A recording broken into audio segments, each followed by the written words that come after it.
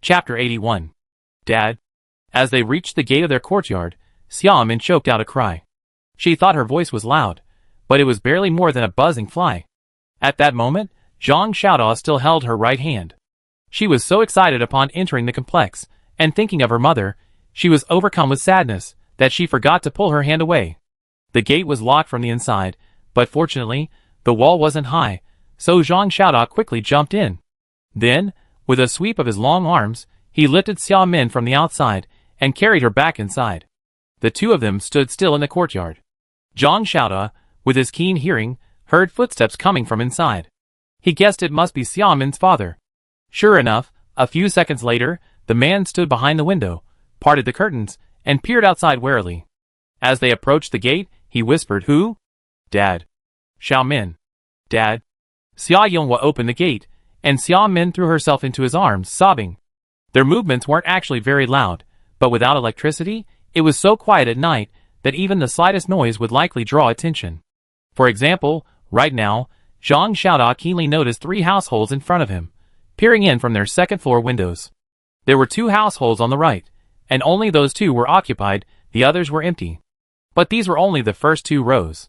Zhang Xiaodao guessed that the people still living in the front were probably the original owners, while the more crowded ones behind them were probably the security guards, and those who had moved in from outside.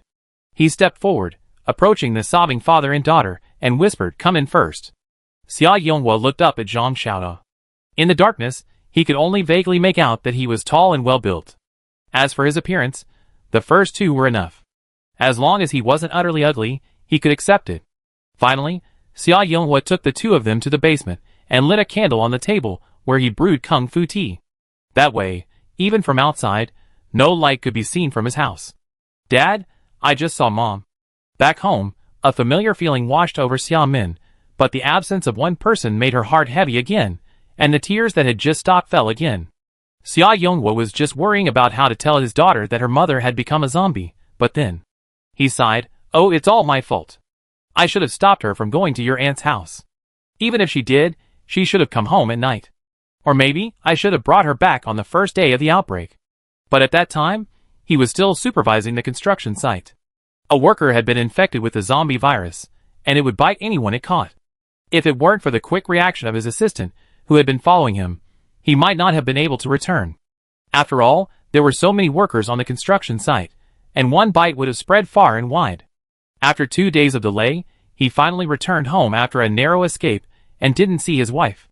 Only then did he remember she was at his sister-in-law's house, taking care of her while she recuperated after her childbirth. At that time, the neighborhood and the streets were teeming with zombies, making it impossible to leave. Later, some of the zombies on the streets were cleared, and the power plant explosion drew away a few more. As soon as the situation improved slightly, he immediately drove out to pick up his wife. But it was too late. "Didn't I tell Mom not to go to Aunt's? Why did she go again?" Although her mother had been bitten and turned into a zombie, Xiaomin wasn't about to give up. She clenched her fists and gritted her teeth, asking, "Is Aunt acting like a tactic again? Is she using a tormenting tactic?" Her aunt had done this kind of thing before. If her demands weren't met, she would threaten her mother with her own body. Because she was the youngest in the family and her mother had raised her since childhood, Xiaomin's mother was particularly tolerant of this youngest. Speaking of this, Xia Yonghua's face darkened. She called her mother in the middle of the night, crying, saying she was feeling unwell, had a fever, and wanted to eat your mother's cooking.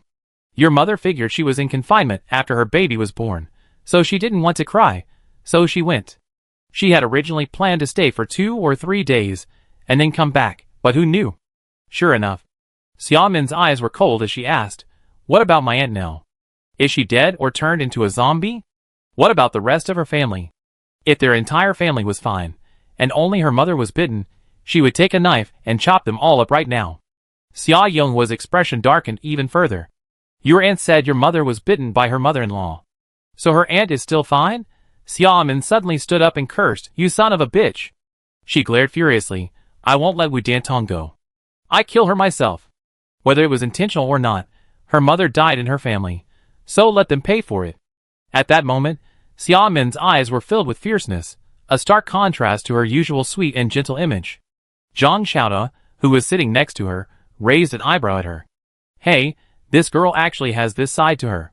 Dad, Where are those knives you collected? Are they sharpened? Give me one. She remembered that even with her powers, Sister Bai still had a knife in her hand when she got out of the car, and she felt an itch to get her hands on one. Open it. I get it for you later. After that, Xia Yonghua turned to look at Zhang Xiaoda and said gently, Xiaomin, we will definitely avenge your mother, but there's no rush.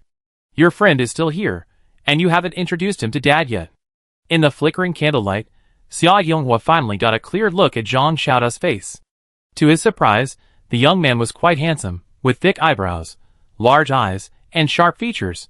He looked very manly. At least much better than his daughter's classmates, who were like pretty boys and weak-looking. After the college entrance examination, one of her classmates pursued her all the way home and applied to a university in Wuching with her. However, his grades weren't as good as hers, so he chose the engineering school.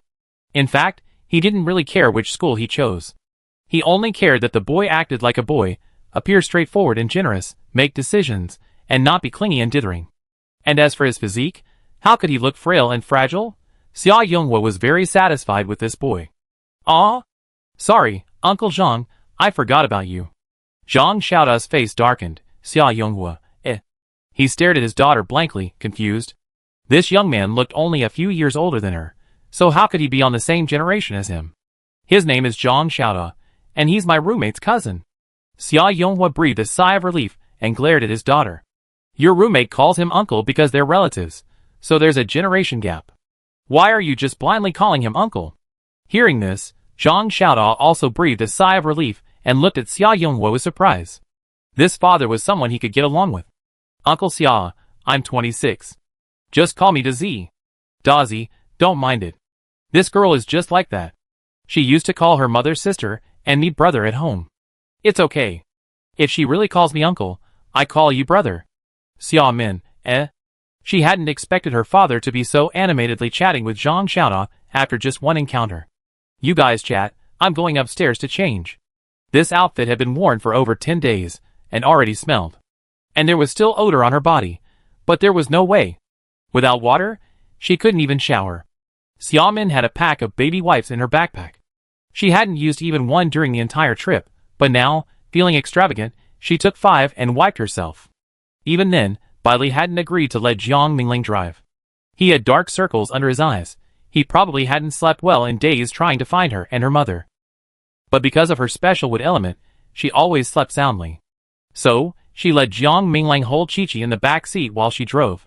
They were already in Pingqing, had walked for decades, and if she still didn't recognize the road, she'd be damned if she didn't have the brains to do it. Jiang Minglang was truly exhausted.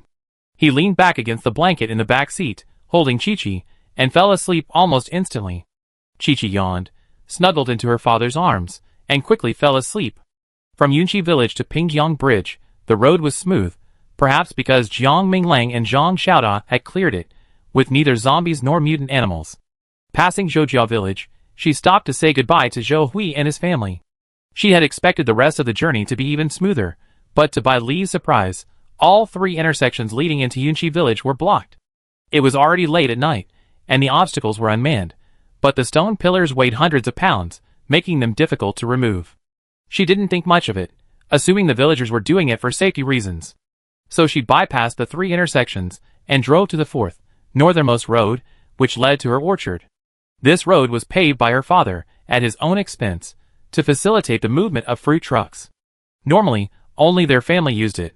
Outsiders didn't need to use it, as it was too circuitous. But when Bailey drove up to this spot, even though there wasn't a roadblock as heavy as a stone pillar, she still stopped. What's wrong? Jiang Minglang was extremely alert, waking up the moment Bailey stopped the car. There are a lot of nails scattered on the ground. Jiang Minglang put Chi-Chi in the back seat, opened the door, and got out. The stone pillars at this intersection weren't absent, they had been moved to the side of the road. Jiang Minglang guessed that his father-in-law had removed them. But the people who had set up the roadblocks were clearly not satisfied, so after he left, they came back and scattered nails. He knew who had spread the nails without a second thought. His father-in-law was usually quite generous, and now that the apocalypse had arrived, he had single-handedly cleaned up the village. So no one in the village, not a fool, would oppose him. There was only Bai Xiangyuan's family. Jiang Minglang knew he had offended him by refusing to pick up his daughter, and he was using this tactic to teach him a lesson. After all, They were the only ones still taking this route. So late at night, he didn't want to say anything to upset his wife, so he simply bent down and carefully cleared the nails from the road. Then, without getting in the car, he walked along, checking everything. Bailey followed in the car, and it took a quarter of an hour to reach home. Before the car even stopped at the door, it was opened. "Lizzie? Dad, why aren't you asleep yet?" Seeing his daughter, Bai Xiangtian breathed a sigh of relief. He walked to the car window, examined her, then peered inside and whispered, "Is Chi-Chi asleep?" "Asleep." Bailey looked at her father. She didn't know if it was her imagination, but after not seeing him for 2 months, the old man's hair seemed a lot grayer. She scolded him, "Jiang Minglang is coming to pick me up. Why are you worried? Besides, your daughter isn't made of clay. Can't she take care of herself and your grandson?" Bai Xiangtian smiled. "Yes, a father likes a daughter. My daughter is amazing." "Are you praising your daughter or yourself?" Father and daughter smiled at each other. Then Bai Xiangtian pushed open the large iron gate and let Bailey drive in. After closing the gate and returning to the house, Jiang Minglang told him about the nails that had been scattered at the north intersection.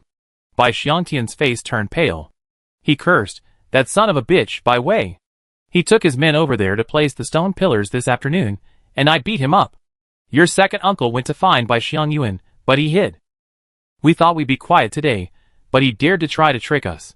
They wouldn't dare to do that to outsiders, but when the Bai Xiangyuan family gets angry with their own family, they're ruthless.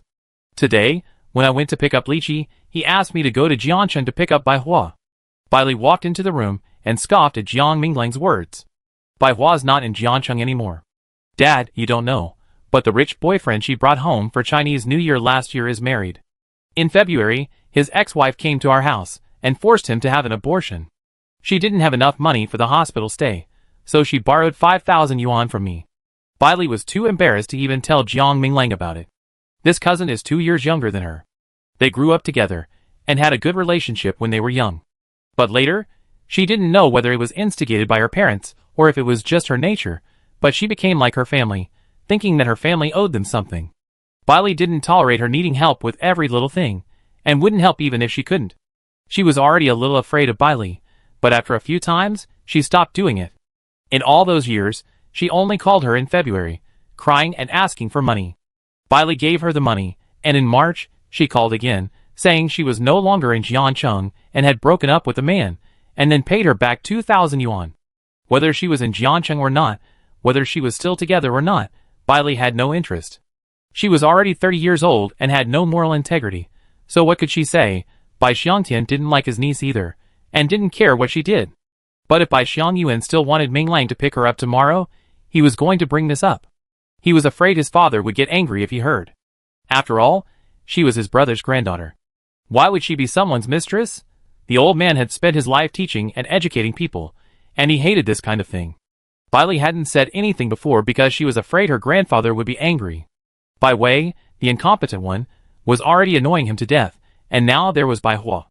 Bailey advised her father, "Forget it, don't use this to provoke him. Don't let it upset my grandfather even more if it doesn't work out for him." Their family had little to do with Bai Xiangyuan, so they didn't think it was a big deal. But it was different for the old man. After all, he was his brother's son, who had saved his life and treated him very well. Putting himself in his shoes, it was understandable that he couldn't let go of Bai Xiangyuan. "Sister, are you back? Liqi?" As the three of them were talking, Bai Yang and Bai Xiangqian noticed the commotion downstairs.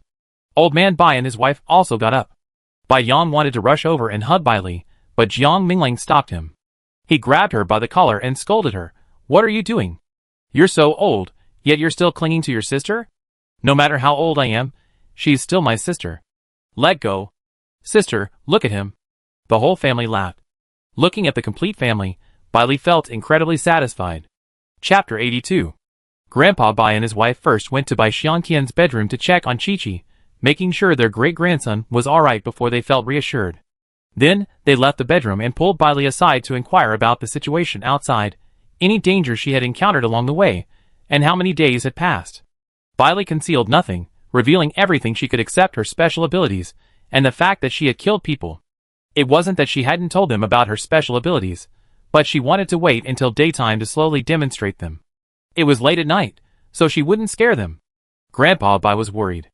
The zombie apocalypse had only just begun, and there was no telling when it would end. Now there were mutant animals, some of which even ate humans. But speaking of mutant cats and dogs, why weren't there any in their village? Not to mention other people's homes. Even their own 3 dogs were still the same, unchanged. And Feng Bao and Xiaowu, they looked normal just now, hadn't they changed at all? Oh, there's something strange. The little teddy that Lizzie just brought back, a tiny little dog, has a rather large horn on its forehead. It looks quite odd. Bai Xiangtian asked, "What's the horn on your teddy's head for? Or is it just an ornament?" Ornament? Bailey looked at her father with a complicated expression. Mutations can actually create ornaments? What a bold idea. But the actual purpose of Qiadan's horn remains to be seen. Alright, let's talk about it tomorrow. Lizzie and Minglang are tired all day, let them rest. Old Mrs. Bai made the final decision, waving her hand for everyone to go back to their rooms and sleep. Bailey asked Bai Xiangtian, "Dad, is there any hot water left in the solarium?" "Yes, go wash up. The water from our pressurized well is usable. I pump it from the solar panel every day." Bailey was delighted. She knew she would have no problems with her life after returning. Her father would surely find a way. As she went back to the bedroom to get her clothes, Bai Yang leaned over and whispered, "Sister, before we came downstairs, were you talking about Bai Hua?" Bailey squinted at him. "What did you mean?" Bai Yang lowered his voice. "I saw her at the Ningxing department store in early April. She was working as a waitress at a counter." Ningxing? Bailey didn't care. Who cares where she goes? It's none of our business. Her grandfather's feelings for Bai Xiangyuan were his business, but she had no feelings for their family, and didn't want to talk about it. After sending Bai Yang back to her room to sleep, she took her clothes and went to the bathroom to shower.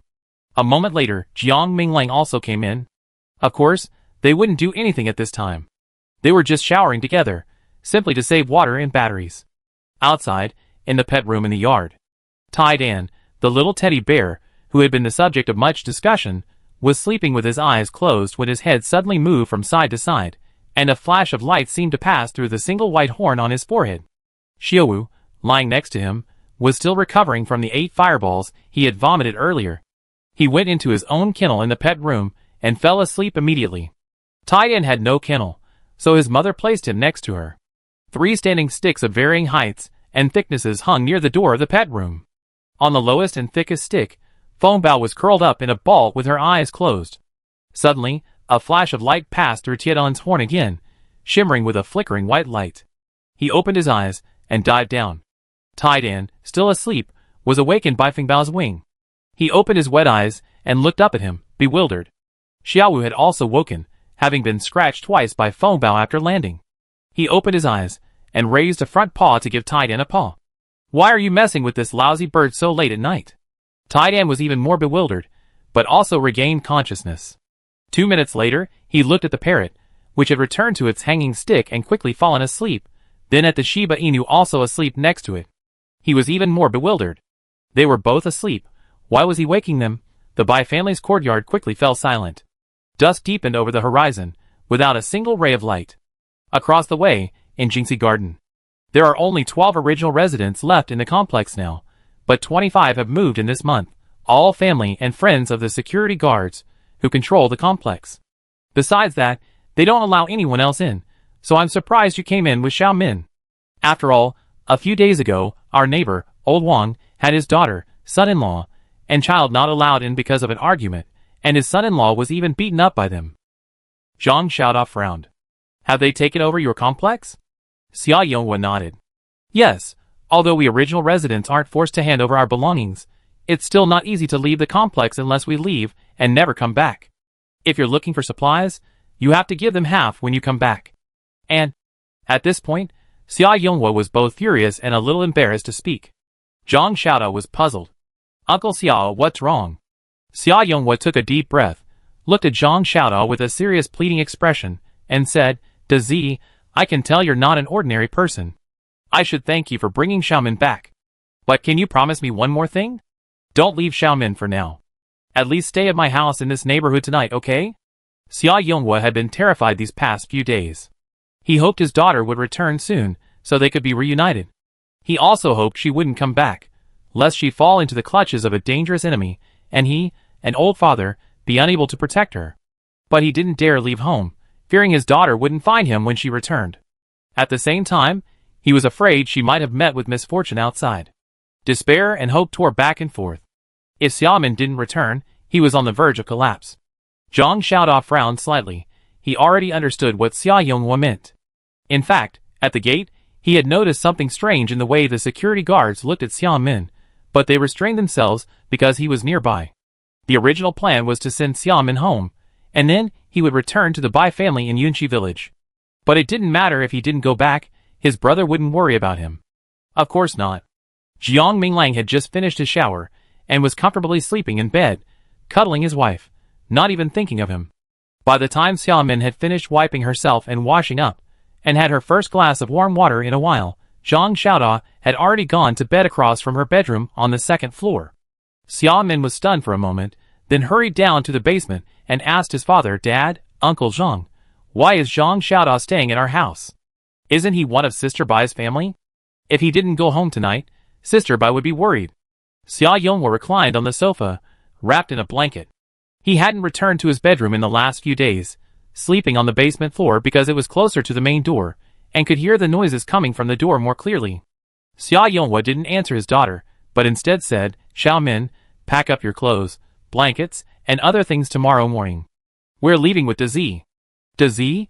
You're calling him so affectionately. Are you two hitting it off right away?" "Huh? Leaving so soon? But Dad, where are we going with him? Does he have a place to stay for us?" Xiaomin didn't ask why they were leaving. She wasn't stupid. As she entered, she noticed the security guards had secured the complex. Although it was her home, it was no longer safe to stay there. She knew her father was hoping to rely on Zhang Xiaodao to get them away, otherwise, they might not even be able to leave. "We discuss this later. Go to sleep. When you wake up, we leave." The apocalypse was upon us, the storm was raging, and the future was uncertain. That night, Xiaomin thought she wouldn't be able to sleep, but perhaps because she hadn't lain in bed for so long, the moment her head touched the familiar pillow, she instantly closed her eyes and fell into a deep, comfortable slumber. Before she lost consciousness, she reminded herself to take her pillow with her when she left tomorrow. At 5 in the morning, Xia Yonghua opened the door to the garage on the second basement floor. His car was parked opposite his front door. He had filled it with gasoline a few days earlier, even taking some from another car and putting it in a drum. Since he was leaving, he had to make preparations before the security guards noticed. Also, his second plan was to drive to Wuchang to find his daughter if she didn't return after this month. So he actually had quite a bit of gasoline on hand. "Uncle Xia." Xia Yonghua lit a candle on the second basement floor and was loading his previously packed luggage and food supplies into the car when he turned around when he heard someone calling out. "Dazi," he greeted him with a smile. "Why don't you sleep a little longer? I was thinking I'd finish moving before calling you in Xiaomin. Do you need help?" "No, I don't have much." "Go wake Xiaomin up. I already packed some of her clothes into the suitcase, and she can pack the rest herself." Zhang Xiaodao turned and went upstairs, pleased with Xia Yonghua's trust in him. Xiaomin was sleeping soundly when she suddenly felt short of breath. She instinctively opened her mouth to take in more air, but her breathing suddenly became easier. She closed her mouth and continued to sleep, but the air disappeared again. She opened her mouth again. After repeating this several times, she frowned and opened her eyes. A large face floated above her in the darkness, 2 eyes staring back at her. Xiaomin's hair stood on end, her scalp throbbing. Just as she was about to scream, unable to, she heard the large face whisper in her ear, "Niece, wake up. Niece, wake up." Why did that voice sound so familiar? She froze for almost 3 seconds, then, after her nose was pinched again and her breath was cut off, she raged. "Zhang. Woo-woo." She had barely uttered a single word when her mouth was covered. Furious, she reached out and strangled Zhang Xiaodao's neck. "Psycho, are you?" A pair of small hands suddenly appeared on her neck. The instant their skin touched, the warmth made Zhang Xiaodao's dark face flush. He involuntarily released his grip, but he didn't forget to warn her, "Don't scream." Xiaomin's face flushed with anger. She tightened her grip, squeezing his neck and growling, "Are you sick? Ah? Are you sick?" Zhang Xiaodao belatedly realized that he might have frightened her. His skin was thick and tough, so this little force felt like a tickle, and it was truly itchy. But he could still bear it, and the touch was pleasurable. To make it easier for Xiaomin to pinch him, he lowered his head, bringing their faces even closer. Zhang Xiaodao's eyes darkened, but he quickly regained consciousness. He quickly moved away, pulling Xiaomin's hand away. He stood up and said to her, "Get up. Your dad's already loading things into the car. Here's a flashlight, pack it up quickly." With that, he fled her room. After he left, Xiaomin sat up, angrily punching the quilt again. This psychopath, is that what you call him? An hour later, daylight dawned. A black commercial vehicle slowly emerged from the underground garage. It stopped at the main entrance, the passenger door opened, and Zhang Xiaodao stepped out. He ignored the two drowsy security guards in the security room and went straight to the iron gate. He pried open the latch and, with a slight effort, lifted it. As the gate was lifted, a sharp, piercing sound startled the two slumbering security guards. The two panicked and rushed out of the security room. Seeing Zhang Xiaodao violently opening the door, they instinctively shouted, "Stop! Who gave you permission to open the door?" Zhang Xiaodao ignored them, opened the iron gate, and then lifted and moved the iron bars blocking the outside to the side. A path was cleared through the gate, and Xia Yonghua was about to open it, but one of the security guards stopped him. "Stop! You can't leave. Go call the team." Before he could even utter the word captain, the security guard's voice abruptly stopped as Zhang Xiaodao pulled a gun from his waist. Looking at the black muzzle of the gun, his heart pounded, and he involuntarily took several steps back. He had seen a head shot through with his own eyes. It was a police officer standing in front of him, fighting zombies. The hole was very conspicuous, and black blood spurted everywhere. But now, the head being pointed it was his own. "Yes, there's something to say. Let's talk it over, brother." Bang! A gunshot rang out, and the security guard standing in front of Xia Yonghua's car fell stiffly to the ground. Puff! Another security guard, still terrified and unable to react, felt a chill on his neck. He clutched his bleeding neck and stumbled back inside, but he fell to the ground before he had taken 2 steps, motionless. What's going on? What's that noise? Several people hurried out of the villa nearest the gate. Zhang Xiaodao squinted at the man in front, who had just put on a coat and was running. He seemed to be the man who had been called the captain last night. So, this was their head? He aimed his gun and pulled the trigger. Bang! The deputy security captain, who had been planning to go to building 15 to lobby him last night, had a hole in his forehead and collapsed backwards with his eyes wide open. Ah! A gun, it's a gun! Run, run! A woman's scream echoed from the villa, followed by several security guards following the deputy security captain, turning and running back in panic. Zhang Xiaodao didn't chase after him. He sheathed his pistol and turned to walk out. The car surrounded by the earthen wall was still intact, but a hole had been poked in one of the 4 walls. As he approached, the wall automatically vanished. Zhang Xiaodao got in the car. "Dad, follow me." Zhang Xiaodao had already driven some distance, and Xia Yonghua was still dazed. It wasn't until Xiaomin reminded him that he finally reacted, quickly releasing the brake and stepping on the accelerator. He hadn't expected Zhang Xiaodao to be carrying a gun, and even less had he expected him to open fire, killing 3 people in a row. Chapter 83. Dad, do you think Zhang Xiaodao shouldn't have killed him? Xiaomin saw that her father was shocked by Zhang Xiaodao's killing of 3 people. She said calmly, "You already said that they'd taken over our community, and even those who wanted to return home can't go back. Shouldn't people like them be killed?" Not really. Xia Yonghua didn't think the security guards were wrong. Since they occupied the community, they'd taken countless lives, and some of them had committed atrocities in secret. For all they'd done, they would have been executed countless times before the apocalypse. He knew Zhang Xiaodao was right. He was simply stunned by his marksmanship and decisiveness. "You don't know, when I was coming back across Pingjiang Bridge, a car was coming from behind. I already pulled over very close to the side, so I couldn't affect it at all, but it still tried to hit me. If it weren't for Sister Bai, you probably wouldn't even have found my body. The apocalypse has arrived, and evil in some people's hearts has been unleashed.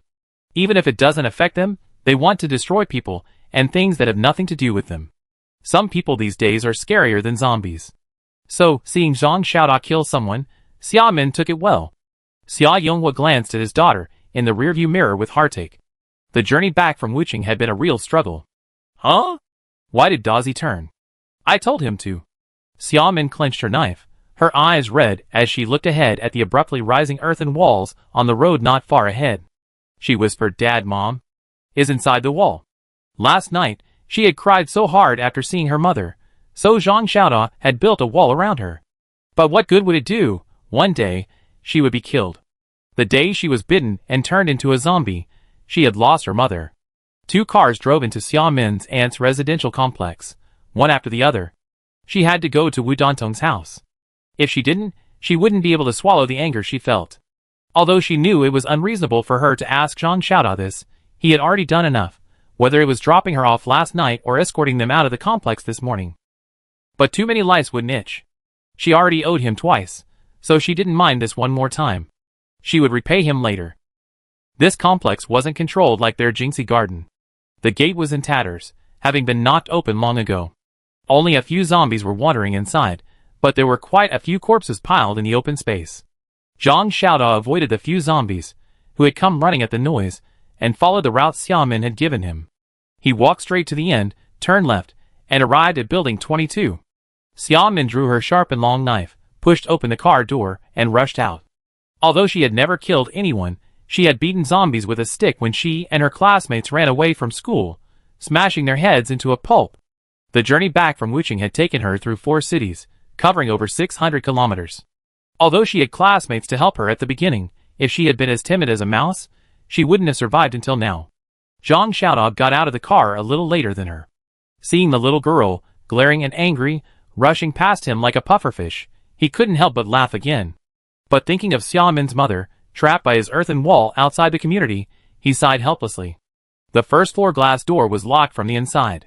Zhang Xiaodao wanted to help her open it, but before he could get close, the girl picked up a brick from the nearby lawn and, without hesitation, smashed it into her. With 2 loud bangs and a crash, the already cracked glass door shattered. Xia Min kept moving, stepping over the remaining bottom of the door and stepping onto the glass as she entered the hallway. Zhang Xiaodao raised an eyebrow, assuming she was so anxious to avenge her mother by killing her own enemy.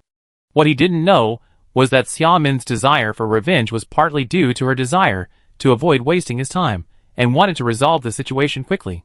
Uncle Xia, don't follow me. Watch the car downstairs. Before entering the hallway, Zhang Xiaodao turned to stop Xia Yonghua, who was following him, and warned him, if there's any unusual situation you can't handle, call me. But that wasn't likely, as he had erected a wall between the front and rear of the 2 cars. When he turned to chase Xia Min, he found she had disappeared, running so fast, but the next moment, Zhang Xiaodao was stunned. Bang, bang, bang. The sound of someone banging on the door was accompanied by Xia Min's angry shout, Wu Dantong, open the door. Zhang Xiaodao's eyes widened in shock. If he remembered correctly, this girl had told him her aunt's house was on the 8th floor. Now he couldn't take the elevator, and he had barely turned to say a word to Xia Yonghua when, in less than a minute, she had vanished from his sight, having sprinted from the 1st floor to the 8th. This speed. Is this evolution? Until now, Zhang Xiaodao had never seen someone with speed abilities. This girl was the first. He rushed up the stairs. When he reached the 8th floor, Xia Min had her knife tucked behind her waist, her hands gripping a fire axe as she hacked at the door. Crack, crack, crack. Let me do it. Zhang Xiaodao saw her chop several times. Although a dent had been made in the gate, she was still breathing slightly and her face was flushed, clearly exhausted. Looking at her hands again, the knuckles of her right hand were clearly cracked, blood seeping out, but she seemed oblivious. Zhang Xiaodao gave her a complicated look, forcibly wrested the axe from her grasp, and then pulled her back 2 steps. Then, aiming his foot at the door lock, he kicked it down. With a bang, the door was kicked open. Besides his strength, forcing a door open requires skill. Xia Min, of course, hadn't anticipated this, but seeing the door open, she didn't care about anything else. She quickly drew her knife from her waist and strode inside. The living room was empty, and 2 of the 3 bedrooms were locked.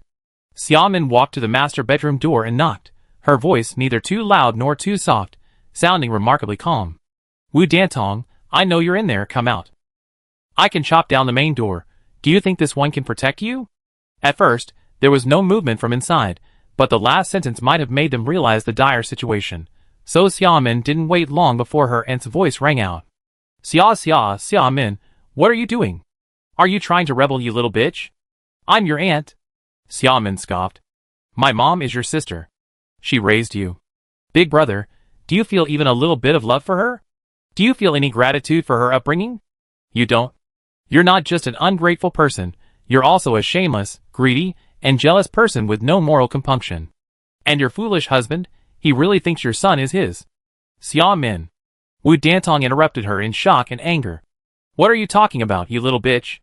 I know you're heartbroken about your mother's accident, but shouldn't I be heartbroken too? You don't even know that ever since she turned into a zombie, I haven't been able to sleep well. I had nightmares every day. I'm just living a life worse than death. Then why don't you just die? Xiaomin said calmly, since life is so painful, why don't you just go out and let the zombies bite you? Become a zombie like my mom, wouldn't that be better? That way, you'd be able to fulfill your sisterly love. Oh, right. You're worried about the child, aren't you? Your daughter is 10 years old. She can take care of herself, and she still has a father, right? What's wrong with a grown man taking care of a 10-year-old? As for your son, just give him to his father. Slap. A resounding slap echoed from the bedroom, followed by the roar of Xiaomin's ever-dominant uncle. Wu Dantong, how dare you cuckold me? Tell me, who's this bastards? What's wrong with you? Can't you tell she's trying to sow discord? Your son has a birthmark on his chest. Your ex-boyfriend has one too. The bedroom was silent, but Xiaomin curled her lips. She knew it was just the calm before the storm.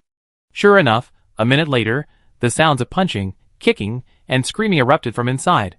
She knew her uncle-in-law all too well. He wouldn't dare say a word to outsiders, but he was unfailingly polite to his family. If they didn't go his way, beatings, scolding, and cold-blooded violence were commonplace. He wasn't exempt from even his own mother. Xiaomin's mother had repeatedly urged her aunt to divorce, but she not only refused to listen, but also wanted to give him a second child. In the end, the second child was born, but it wasn't his. The screams inside the house intensified, but Xiaomin still felt unsatisfied. She was about to ask Zhang Xiaodao behind her to help kick the door open, but before she could turn around, the door opened with a click. Then a figure leaped out and rushed towards Xiaomin. I let you bully my mother. Go to hell. Zhang Xiaodao reacted quickly, carrying Xiaomin to the side. With a loud thud, the girl holding the fruit knife fell to the ground after missing her target. The knife was thrown out of her hand by the unexpected blow and slid onto the coffee table. Xiaomin, enraged, broke free from Zhang Xiaodao, took 2 steps forward, and kicked him hard. Ungrateful bastard. Just like your mother, a bunch of ungrateful bastards. Kicking the annoying child aside, Xiaomin ignored her and went into the bedroom, knife in hand. Wu Dantong's husband, Wang Cheng, seemed to have lost his mind. He was holding her and beating her. When Xiaomin entered, her face was covered in blood. Xiaomin didn't feel much relief. She pressed the knife to Wang Cheng's neck and asked coldly, Your mother turned into a zombie, but your family is fine, only my mother was bitten? Tell me. Wang Cheng didn't look at Xiaomin, but instead stared at Wu Dantong with a sinister smile. Why? It's because you, your good aunt, used your mother as a shield. My mother was originally trying to bite her, but your mother came to her rescue, so she grabbed your mother and pushed her against my mother's mouth. Wu Dantong wanted to argue, but her mouth was covered in blood from the beating, and she couldn't utter a word. Xiaomin withdrew the knife from Wang Cheng's neck and slowly pointed it at Wu Dantong. Wu Dantong's eyes widened in horror, her lips trembling. Suddenly, with a puff, a stream of warm liquid splashed onto her face. Ah! A scream rang out, but it wasn't Wu Dantong's, it was Wang Cheng's. Xiaomin had severed one of his arms with a knife. She raised her knife again, this time aiming at Wu Dantong. With 2 consecutive strikes, she severed one of her legs. After the strike, she sheathed the knife and turned to leave. Killing them outright would have been satisfying, but that would have been too easy for them. She was a medical student, and she knew all too well what the end result would be for ordinary people injured in the apocalypse, with its lack of medical care and medicine. The end wasn't important, the process was what mattered. One was missing an arm, the other a leg, but they were still a couple, making amends. Passing the living room, Xiaomin didn't even glance at the little girl lying motionless against the wall. She and Zhang Xiaodao headed downstairs, one in front of the other. Before 6 in the morning, Mr. and Mrs. Bai, always an early riser, left the main hall and went to the front door to check. Before the apocalypse, they would go for a stroll north, circling their orchard, which refreshed them. But since the apocalypse, they hadn't dared to leave the house. With his old age, encountering zombies would be a dead end, and it would only cause trouble for the children. They didn't go out, but it was okay to check the door. Their house was on the north side, so there were no other houses there. After all, the entire orchard behind them was theirs. Others didn't have land here, so there was no need to build a house there. The nearest house to the south was separated from them by a large pit. It was a bit far, but not completely invisible. At least they could still detect any abnormalities. But today, when the old couple reached the gate, they were both stunned. They stood there, staring at the green leaves through the crack of the door. They looked left and right, and they felt that the leaves and branches were strangely familiar. Before the old lady could say her name, the old man suddenly exclaimed, turned his head, and stared at the wall of his house with wide eyes. He reached out and tugged at the old lady. Old woman, look at our wall. The old lady looked in the direction he pointed and saw vines, similar to the ones in the crack of the door, snaking and climbing along the previously bare wall. The broad leaves swayed in the morning light, glowing green. Call shout Jan over and ask him if he did it. But I don't think it was there at dinner last night. He stayed up all night waiting for lychees and Minglang. Maybe he got bored and put it up there. This eldest son, since returning from his military service 20 years ago, has taken on an orchard and planted vegetables. In his spare time, he also tends to flowers and plants. He's interested in anything that grows from the earth. Huh? That's not right. The old man and his wife walked closer to the wall and followed the vines, finally muttering, they didn't grow out of the soil. They couldn't figure out why these vines were placed on the wall. Could it be that their eldest son saw the high wall was too bare and took some green leaves to decorate it? Finally, with their heads full of questions, the old couple went to pull their eldest son up, but the boy also looked confused, having no idea where the leaves came from. Not good. Bai Xiangtian's expression suddenly changed. He quickly retreated, pulling the old man and the old woman back to the center of the courtyard. He turned, grabbed the stick he left by the main hall door, and stared at the green ivy on the wall with a wary look. Lizzie said yesterday that the animals outside have mutated and started attacking people. Our cats and dogs haven't changed. Could it be that the plants mutated first and are planning to attack us? Mom and Dad, you two should hurry back inside. As if to confirm his words, the green ivy on the wall suddenly moved, rearing up like a snake. Chapter 84. It's still early, sleep a little longer. Noticing the person in his arms stir, Jiang Minglang muttered softly, without opening his eyes, then pulled her into a tight embrace. Bailey half closed her eyes, watching her father thrashing the green ivy against the wall with a stick, unable to help but laugh, her shoulders shaking. Jiang Minglang sensed something was amiss, opened his eyes, lowered his head, kissed her smooth forehead, and whispered, "What are you doing?" "The green ivy I placed on the wall last night." "Minglang, Xiangqian, Baiang, come out quickly, something's happening." Before Bailey could finish her words, Bai Xiangtian's voice suddenly rang out from the courtyard, eager and anxious. Jiang Minglang raised an eyebrow, instantly understanding what was going on. Last night before bed, he come out of the bathroom with his wife in his arms, and she said she was going to perform a magic trick for him, so he had to look outside carefully. He held her in his arms, standing on the balcony. In the darkness, he saw several sections of green ivy, which had been limply resting on the roof of the car, swooshing down from the car. One section went to the main gate, and two sections each went to the walls on either side. The one that went to the main gate was fine. Once there, it squeezed itself into the crack and stopped moving. The ones on the walls on either side, however, grew with the wind, reaching as tall as the walls in a second. Their leaves were broad and emerald green, unlike the delicate, tender green ivy they used to grow at home. Impressive. Jiang Minglang's eyes flashed with amazement. Even though he had seen his wife create several vines by grasping a branch on Pingjiang Bridge, this was a far cry from the situation before, where she was controlling them through the air. Although he wasn't very familiar with wood-related abilities, he felt that achieving this level of skill was truly impressive. Although he himself was an offensive metal type, he sometimes felt overwhelmed and his control was unstable. The only thing he was comfortable with was bullets, which might be related to his identity as a sniper. After all, before the apocalypse, the things he handled most were guns and bullets. Minglang, Jiang Minglang. Bai Xiangtian saw his second brother, who had escaped, being bound by vines that had crawled to the main hall doorway before he could even reach for his knife. He panicked. He had never touched this thing before, and there was no telling what would happen if it touched someone. How could his son-in-law, who was always quick-witted and skilled, still not show up? Bai Xiangtian shouted upstairs again in frustration. Jiang Minglang, helpless but also amused, pulled Bailey out of bed. They each put on a sweater or cardigan over their pajamas before leisurely making their way downstairs. But a little creature had already scurried into the yard before them, and the old man and old woman inside had no chance to stop it. "Grandpa, this is Mom's green ivy."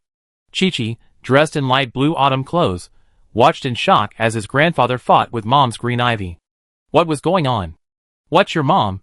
What did you say?" Bai Xiangtian stopped his stick, and the green ivy that was tangling with him wrapped itself around the stick and stopped moving. It didn't seem like it was trying to get to him at all. When she saw Bai Li and Jiang Minglang emerge from the main hall, the little girl, for some unknown reason, all the vines, including the ones wrapped around her second uncle, scurried off like puppies and crouched at her feet. The old man and his wife standing at the main hall door, Bai Xiangqian and his wife in the yard, and Bai Yang, who had just retrieved a sickle from the tool shed, were all stunned. 5 minutes later, the family sat on the sofa in the living room, watching in amazement as Bai Li transformed a small piece of green radish into a long string, as if by magic. So, humans can mutate too? Grandpa, I have one too, I have one too. After watching his mother's performance, Chi-Chi couldn't help but jump to the coffee table. Seeing his father's surprised look, he felt even more proud. His little black eyes rolled as he looked at Bai Yang. Uncle, come here. I show you a magic trick. Bai Yang excitedly walked over, found a small stool, and sat down in front of him, eyeing him at eye level. He asked expectantly, what are you doing? Bai Li quietly pulled Jiang Minglang back 2 steps. Jiang Minglang turned to look at her, confused. Looking back at her son, she noticed a hint of malice in his smile. What are you trying to do, little rascal? Grandpa, Grandma, Grandpa, Grandpa, Grandma, and Dad, watch this. Chi-Chi half crouched, waving his tiny hands at Bai Yang's curly hair while shouting, flood the lion's head. With a splash, 2 streams of water burst out, spraying Bai Yang's head and face, drenching him to the bone. The room was silent, save for the dripping sound of water dripping down Bai Yang's face. Including Bai Yang himself, who was stunned by the cold water, for no other reason than it was just too cold. Chi-Chi looked at everyone's stunned and incredulous expressions, feeling even more elated. He puffed out his little chest and asked, am I really that powerful? You are? The voice came from Bai Yang. He gritted his teeth, wiped his face with his hand, and slowly stood up and walked towards Chi-Chi. Jiang Chi-Chi, if I don't teach you a lesson today, I'm not your uncle. Ah, Grandpa, help me. Get out of here. Bai Yang and Chi-Chi's commotion dispelled some of the shock of the others about superpowers, and also made Bai Xiangqian forget to ask Jiang Minglang if he had any. Mainly, it was because they didn't have time, because an uninvited guest had arrived, interrupting the family's joyful moment. It's Uncle. Bai Li turned toward the door and said calmly. The old lady tugged at old man Bai and said unhappily, why don't you come with me to the backyard and cook? We helped as much as we could before. We don't owe him anything anymore. Besides, we didn't owe him anything in the first place. We owed your brother. The world is tough now. The children are finally back. Isn't it good for our family to live our own lives together? She didn't dare to say it to the children in front of him. He couldn't help Bai Xiangyuan on his own. Wasn't he just bossing his eldest son around? The old man knew he was in the wrong, and his heart grew colder and more disappointed with his nephew. So, the old lady pulled him to the backyard. He would no longer be involved in household matters, leaving it to his son and granddaughter to handle. Bai Li had no complaints about her grandfather. His kindness to Bai Xiangyuan was simply out of love for his family, and because of his deep affection for their great-grandfather, he was also tolerant of his children. It was only natural. The problem was that the object of his affection had grown up to be a crooked tree, greedy and unbridled, with insatiable demands. Bai Li rushed to open the door before her father. She opened the small door in the middle of the large iron gate, then stepped out and blocked Bai Xiangyuan and Bai Wei at the door, making no attempt to let them into the yard. Uncle, what's the matter with you coming here so early? Lizzie's back? Bai Xiangyuan knew Jiang Minglang had gone to pick her up yesterday, but he hadn't expected her to return so quickly, arriving last night. Soldiers are truly skilled. Even in such a dangerous and chaotic environment, he still managed to navigate the situation with ease, finding and bringing her back quickly and safely. He was truly impressed. Minglang is truly capable. With all the chaos out there, he not only brought Bai Yang back, but also found you and your daughter so quickly. Bai Li interrupted him. No, he's been looking for us for over 20 days. He wasn't going specifically to pick up Bai Yang, he just happened to run into them on the way. This was the truth. Bai Li knew her uncle's plans. Although selfish and greedy, he truly loved his 2 children. It's just that he only cared about his own children. The fate of others was none of his concern. For example, now, he couldn't bear to see Bai Wei take such a risk, but he also wanted Bai Hua to return safely. He was completely unscrupulous in his pursuit of their family, asking her father and Jiang Minglang to help him find his daughter. Lizzie, you're back. Xiaohua is your sister. She interrupted him impatiently again, saying bluntly, Uncle, I tell you the truth. We come back after so much hardship and risk of death. We can't go back out again. I'm sure you heard what's going on out there right now. There are zombies everywhere, man-eating mutants, and people are dying almost every day in every city and town. You're afraid of danger and don't want to go out, yet you're asking us to take the risk to help you find someone. Uncle, if you're sure you're going to behave this way, then there's no need for our two families to have any more contact. Bai Xiangyuan's expression darkened, and he glared at Bai Li with a fierce look. Bai Li, you're over 30 and a mother now. Don't you know what to say, and what not to say? And who has a say in this family? Where do you put your grandfather and your father? That's right. You're already married, but you're still the boss of your family. Who gave you that power? Who gave you that face? Bai Wei, listening nearby, was furious. His father couldn't help but interrupt Bai Li after he finished. Bai Li turned her head and stared at him, unblinking. Bai Wei's scalp tingled at her gaze, and he couldn't help but take a step back. Although this cousin was 3 years younger than him, he had never been able to defeat her in fights since they were little. The damn girl was merciless, vicious, and ruthless. He and his sister were both afraid of her. Bai Xiangyuan ignored his son, even though he knew that once his niece returned, not only his two cousins but also his second uncle would probably obey her. But the damn girl was so hard-hearted that she showed no affection for him, her uncle. He hadn't even articulated his request before she'd been rejected, and she even said, with such rebelliousness, "We're not going to have any contact." A young girl, how could you decide whether to have any contact or not? With a sullen face, he shouted into the courtyard, "Bai Xiangtian, come out." Although this eldest cousin wasn't exactly obedient, he was at least under the thumb of his second uncle, so he wouldn't ignore him like Bai Xiangtian did. Not to mention, he helped him out when he previously contracted the orchard. In short, even if he was reluctant and unenthusiastic in most cases, he at least helped out, as long as the result was what he wanted. Bai Xiangyuan planned to follow his previous approach and start with Bai Xiangtian, forcing him to force his son-in-law to help get Xiaohua back. But Bai Xiangyuan hadn't expected his eldest cousin, who he always thought was easy to bully, to slap his son the moment he appeared. Although Bai Wei was plump, he was weak. Bai Xiangtian's slap sent him spinning in circles, and he stumbled a few steps before falling to the ground. The scene fell into a deathly silence for 2 seconds. Then Bai Xiangyuan reacted and roared, "Bai Xiangtian, what are you doing?" "What?" Bai Xiangtian sneered and tossed a bag in front of Bai Wei. The bag opened, revealing a string of iron nails of varying thickness and length, their sharp ends gleaming coldly.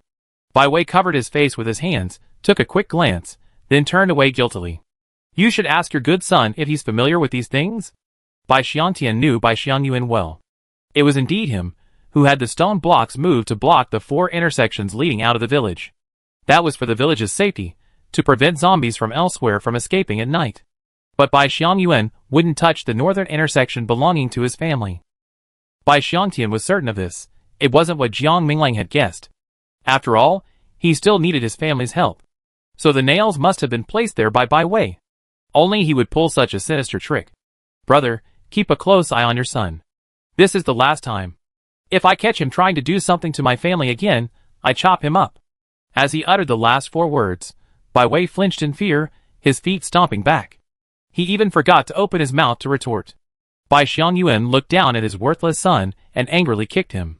"Your second grandfather and second grandmother are still alive. What are you trying to do with this shady business?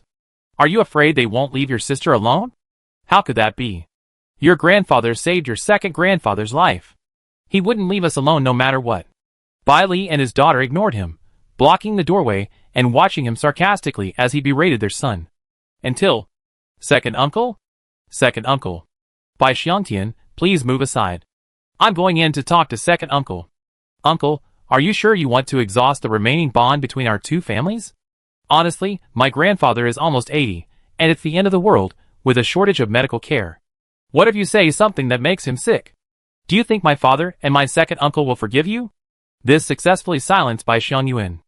Ironically, he probably wanted old Master Bai to live longer even more than the rest of his family.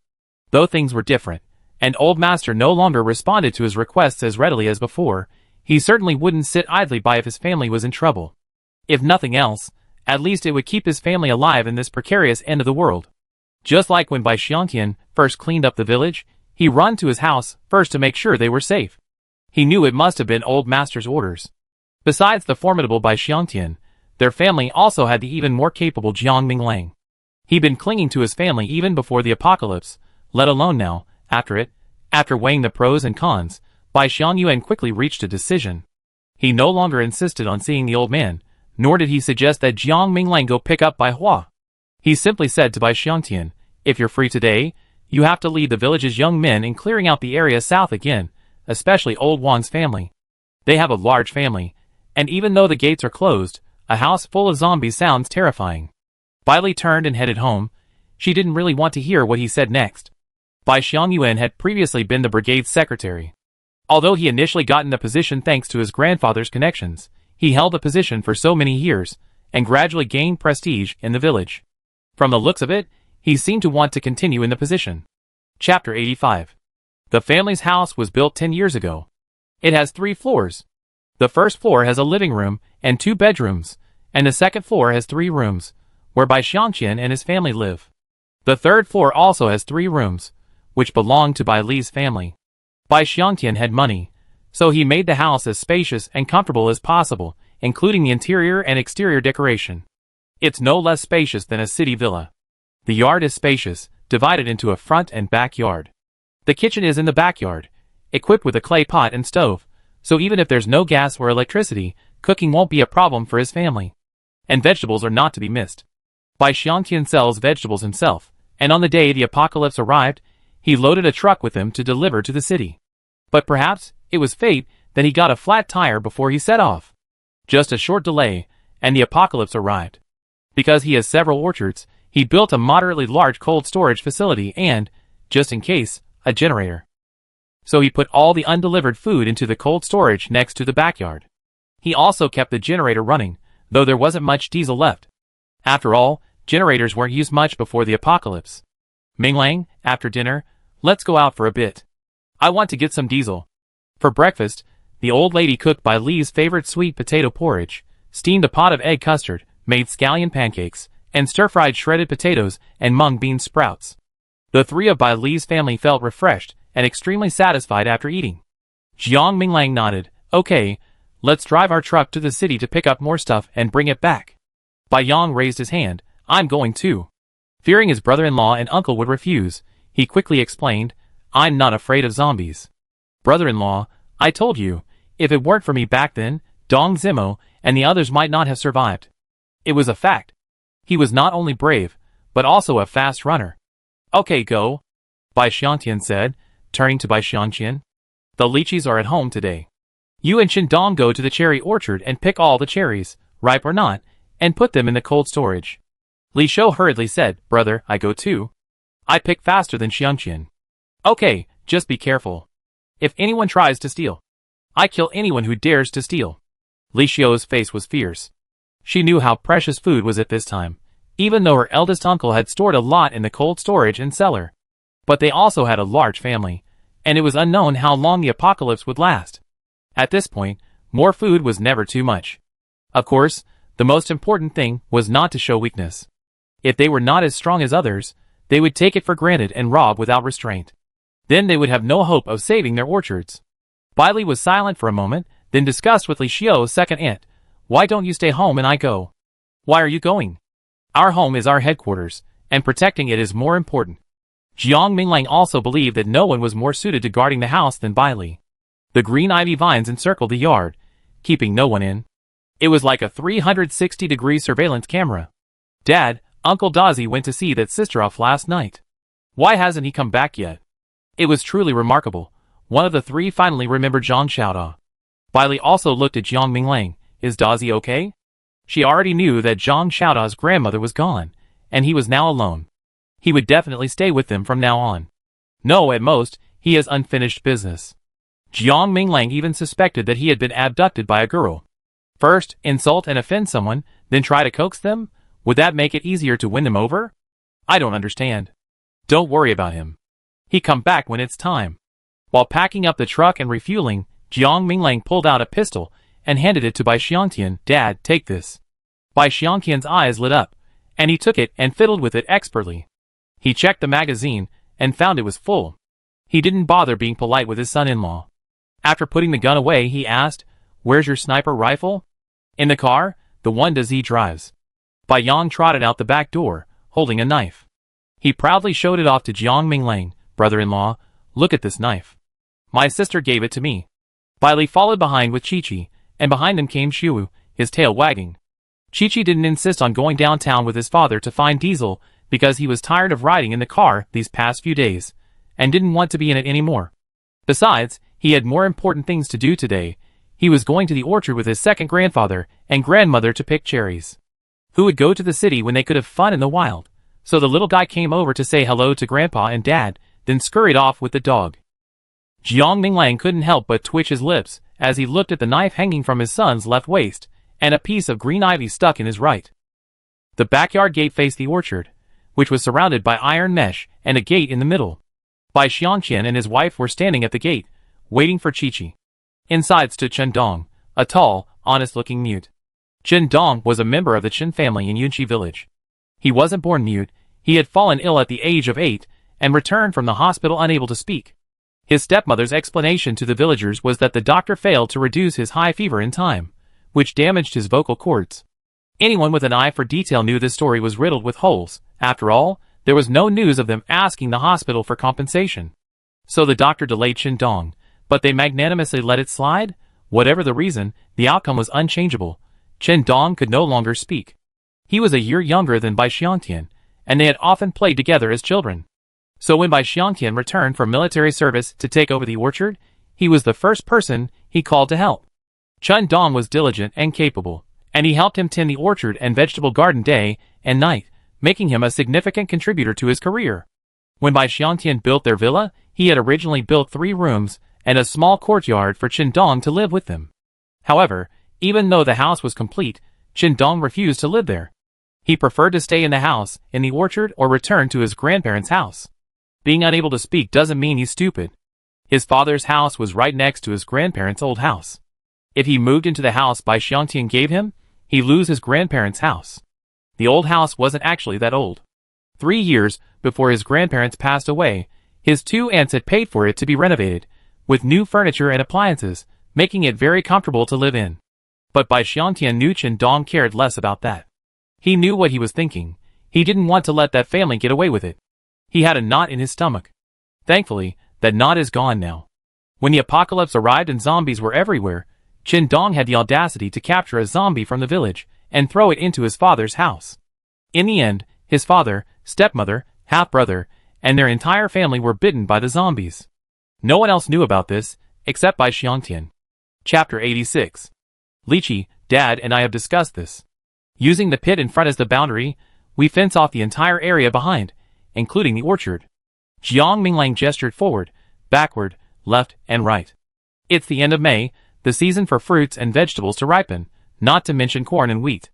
If we don't fence it off, we'd be hard-pressed to protect ourselves from the survivors in Yunqi village, not to mention those outside. In fact, Bai Xiangtian had already come up with this plan before they returned. At the time, he didn't know about animal mutations, but he felt the zombie crisis alone wouldn't be resolved overnight. For the sake of his family, there was nothing wrong with enclosing his orchard, vegetable patch, and fields. Last night, his daughter and her family returned, solidifying his resolve. Coincidentally, Jiang Minglang shared the same sentiment. It's only the first month of the apocalypse, and everyone's still hungry for food and vegetables. We haven't felt the effects of our crops yet, so we should protect what we can. Most of their village's land is located in the southern part. It used to be used for growing vegetables and crops, but in recent years, it's been rented out by some people to build factories. Although the factories process agricultural products, some of the land has been ruined, which is quite a shame. Another part was trampled to pieces by zombies at the beginning of the apocalypse, and is basically destroyed. Bai Xiangtian reminded Bai Xiangyuan today to organize people to protect the remaining land. We might have to rely on these fields for food in the future. Whether he listened or not was up to him, but he had said what needed to be said. The wall is a large project. While we are looking for diesel, we go to the steel, cement, and brick factories to take a look. If we're going to build it, we need to make it as sturdy as possible. As for the manpower for the wall, I go find the old craftsmen I know and see if they're still around. Bai Xiangtian then instructed Bai Li, we might be back late today, so keep an eye on the house. If anyone's, forget it, you know what to do anyway. His expression was a little blank as he spoke the last sentence, clearly recalling how he'd been harassed by Bai Li's green ivy that morning. Stinky girl, so disrespectful, he thought this, but the corners of his mouth curled up, clearly showing his pride in his daughter's abilities. Bailey glanced at his father, and ruthlessly poured cold water on him. Where's Bai Xiangyuan? If you build the wall and keep him outside, won't he make a scene?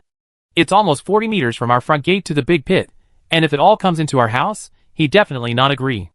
Of course, we don't need his agreement now, but isn't he the village party secretary? You haven't fallen out with him yet. What will we say when the time comes to start construction? Although the village party secretary is no longer useful, he still thinks he's useful. She was sharp-eyed and perceptive. Even though she left later that morning, she still heard her father promise her good uncle to help clear the zombies from the 10 or so yards on the southern side of the village the next day. She knew that with her grandfather around, her father was unlikely to fall out with her uncle. I have my own way. Don't worry about it. Bai Xiangtian had his own considerations, and he didn't really want his daughter to interfere in their affairs.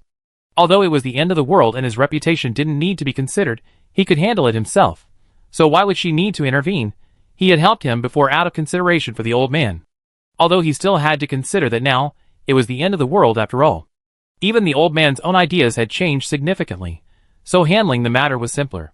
Before getting in the car, Jiang Minglang instructed Bailey again, when Dazi comes back, have him build a simple earthen wall around the big pit ahead to test the waters. Test the waters? Bailey understood and nodded. Okay, I help him build it when Dazi arrives. That would be great. Once the wall was built, it would be easier for them to bring anything back from outside without having to constantly be on guard against outsiders.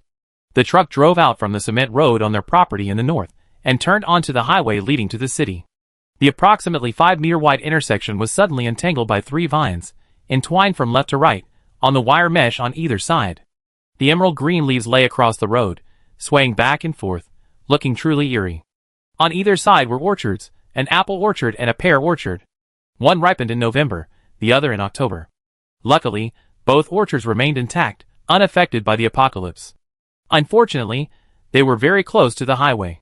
While not building a fence was definitely not an option, a fence had its own drawback. It would be incredibly conspicuous. Bailey only considered this question briefly, not for long. After all, her father and Jiang Minglang were there, they could handle any difficult problem, and she didn't need to worry about the easy ones. She just regretted returning a little late and missing out on strawberry picking. Although there were plenty left for her in the cold storage, ready-made ones were no match for those she picked herself. Bailey turned her head to look at the apple tree within the wire mesh and blinked. These were red Fuji apples. When they ripen in November and are then frost-damaged, they become incredibly sweet and delicious. The apples at home now are from last year. While still fresh, they're not as crisp and sweet as freshly ripened ones. So, before Bailey's brain could react, she had already bypassed the barbed wire and entered the apple orchard. She then placed her hand on the nearest tree. The apple tree had already blossomed and been pollinated, so it bore fruit faster than Bailey could have imagined. In less than 3 minutes, the tree was already full of bright red apples. The entire tree was filled with them. Bailey withdrew her right hand, wiped the sweat from her forehead, and grinned at the sight of the apples filling the tree. Did she achieve early fruit freedom? She plucked an apple, wiped it with a tissue, and then took a bite. As the juice splashed out, Bailey's eyes lit up. Crisp and sweet, the sweetest she ever tasted. She plucked a few more and hugged them, then turned and excitedly headed to the cherry orchard to join Chi-Chi and her uncle and aunt. But before she even reached the orchard, another uninvited guest arrived. Bailey stopped, turned, and walked home with a sullen expression. In the Bai family's front yard. Oh my! Whose parrot is this? It's so clever. It can even crack sunflower seeds. What a talent! The old man was sitting in the yard, handing sunflower seeds to Fengbao. He praised her with each crack, and Fengbao cracked them with great enthusiasm. Crack, crack. Soon, the yard was littered with sunflower seed shells. The old woman was peeling peanuts nearby, preparing to cook salted peanuts for lunch. Just then, someone knocked on the locked door. Uncle and Aunt, I see you. Open the door. The old man and the old woman exchanged glances and sighed in unison. They had seen their eldest son leave, so they had hurried over. The visitor wasn't Bai Xiangyuan, but his wife, He Hua. Hua, what's up? The old woman didn't get up, but the old man, carrying Fengbao, turned around, facing the door. He Hua, standing at the doorway, caught sight of their attitude through the crack and couldn't help but mentally curse them, old fools. But with a pitiful, almost heartbroken expression, she said. Second aunt, do you and second uncle look down on us so much now? You won't even let us in? Old Mrs. Bai still didn't get up. She simply said, Hua, your second uncle, and I are already in our 70s, almost 80, and there's nothing we can do to help you. So if you're okay, you should go back. It's different now than it was before, and it's quite dangerous out there. Second aunt, I'm fine. I'm just a little nervous, and I want to talk to you. Will you open the door? Chapter 87. No matter how pitifully Hua spoke or how helplessly she cried, the old lady remained calm, head bowed, sitting on a small stool, slowly and leisurely peeling peanuts, with no intention of opening the door. She seemed heartless. But perhaps it was also because she had been hurt by that family, and the accumulated disappointment had made her unable to soften. Last year, Hua was taking the old lady to town for shopping when they were accidentally hit by an electric scooter. The old lady felt a little dizzy, but her mind was still clear at the time, only her eyes were blacking out, and she felt like she couldn't stand. She grabbed Hua's arm and urged her, hurry, take me to the hospital. At the time, the two of them were standing at the entrance of a supermarket in the middle of town, only 200 meters away from the town hospital. Hua was strong and could carry her there quickly.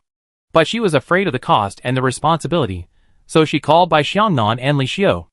Only after they hurried over did she tearfully help the old lady to the hospital. Afterward, she still argued, I'm just my niece's wife. Second aunt's face was so pale she looked translucent, and she was barely breathing. I was so scared, I didn't dare touch her. At the time, she truly believed the old lady was dying. If she had been taken to the hospital and died, not only would she have spent money, but that scoundrel Bai Xiangtian would certainly not have forgiven her. But if Bai Xiangtian had taken her to the hospital, the outcome would have been none of her business. What she didn't know was that, despite being dizzy, her face pale, and her eyes black, the old lady had been able to hear, and was lucid the entire time. But it was precisely because she was lucid that she felt even more heartbroken. She had thought she had been kind to their family, having helped raise Bai Wei and Bai Hua, but she hadn't expected this to be the outcome. From that moment on, the old lady's heart was completely turned against their family. The old man also stopped supporting Bai Xiangyuan privately, gradually distancing himself from them, maintaining only a superficially acceptable relationship. So why did Bai Wei place nails at their intersection and vandalize their orchard? It wasn't just because Jiang Minglang refused to look for Bai Hua, but primarily because second grandfather's family had treated them less well over the past year, leaving him angry and resentful. Of course, he didn't think his mother was wrong. In a life or death situation, how could she just send her own children to the hospital without them? Whose fault would it be if something happened? Besides, the old lady was fine in the end. How could he blame them? Seeing no response, Hua grew exasperated and banged on the door. Her tone lost its previous gentleness, and her target shifted. Second uncle, this morning, Xiang Yuan came looking for you, but you avoided him. Now you're treating me like this, refusing to even let me through the main door. What's going on? Are you really planning to sever ties with your nephew's family? Have you forgotten how my father-in-law paid for your education and saved your life? You've been a teacher your whole life, educating people yourself, but... Ah! Following Hua's scream, Feng Bao in the yard suddenly raised its head and let out two short chirps, flapping its wings. The old man quickly got up and took it to the pet room, shouting angrily outside, Why are you banging on the door? You scared my bird. Feng Bao, don't be afraid, we're not afraid, she can't get in. Cockatiels are timid. Don't let such loud banging scare it. It's hard to find a doctor these days, let alone a bird. The old man was so preoccupied with the birds that he paid no attention to Hua's screams outside. They were two jet-black crows, their beaks sharp as knives. As they swooped down on Hua, they pecked a piece of her scalp. Hua jumped in pain, waving her arms to shoo the birds away. She reached up and touched her head, only to find it bloody. She was terrified, and when the birds swooped down again, she turned and ran. As for her purpose today, she'd only been looking for some rice, flour, and oil, so how could she care? It was at this moment that Bailey turned from the back door to the front, watching Hua flee in panic. The two crows cackled in midair, and one, seizing the opportunity, swooped down and pecked at Hua's head again. Ah! Help! Because Hua's hand had covered her head in time, the peck didn't break her scalp, but it did break her hand. Bailey even saw the crows open their mouths and sip blood as it splattered. She looked at the two crows with a complex expression, remembering the familiar ah cry from before. It was undoubtedly the little bird's call. How amazing! Even a crow, considered the smartest bird by scientists worldwide, could make this call. So the little bird's special ability really must have given it a new brain. Lizzie, is he Hua gone? The old woman, who had been peeling peanuts, initially ignored Hua's screams. It wasn't until her cries grew louder and farther away that she realized something was amiss. She saw her granddaughter appear through the crack in the door, and then walked over to open it. She glanced at the path where Hua was no longer visible and said, "Don't worry. Grandma promised you not to open the door, and she definitely won't. Go to the fields and look after Chi-Chi. Your grandfather and I are fine." Bailey was truly relieved. The old man always doted on Phone Bao. As long as the little bird was there, the old couple would be safe at home. After speaking to the old lady for a few words, Bailey turned her head and looked up at the sky again, only to find that the two crows had disappeared. She watched her grandmother enter the yard, close the gate, and then quickly walk towards the cherry orchard. The weather was beautiful today, with bright sunshine and a gentle breeze. Compared to 2 weeks ago, the temperature had risen by almost 10 degrees. So Chi-Chi didn't wear much today. She wore a gray hooded sweatshirt over her autumn clothes, and then a vest. It was a very cute and refreshing outfit. It wasn't hot to begin with, but he couldn't resist running around happily after entering the orchard. He even found a pile of dead branches and stuffed the 2 fresh sweet potatoes Grandpa Dong had given him under them. Soon, a plume of green smoke rose into the sky. Thankfully, the cherry orchard was in the center, far from the main road to the east, with mountains to the north and fields to the west, apart from fruit trees. So even if the sweet potato fragrance wafted from here, it wouldn't be easily noticed. But Bailey still walked around cautiously, checking to make sure there was no danger, then turned and returned to the cherry orchard. Chi-Chi, give second grandpa the lighter. After picking a basket of cherries, Bai Xiangqian realized that the little guy had actually run outside the cherry orchard and was playing with fire. What's going on? Does he think he's not afraid of fire just because he can spray water? He's even daring to light a fire himself. He taught him, you can roast the sweet potatoes, but you can't do it yourself. Ask second grandpa to help you. It's dry today. What if the wind blows and sparks fly onto you and burn you? Be good and take out your lighter. Chi-Chi blinked and honestly said, I don't have a lighter. Afraid his second grandfather wouldn't believe him, he grabbed Xiaowu and was about to show him off when he saw his mother coming from the nearby peach orchard, smacking her lips as she walked. The crisp sound made his mouth water. Mom, I want an apple.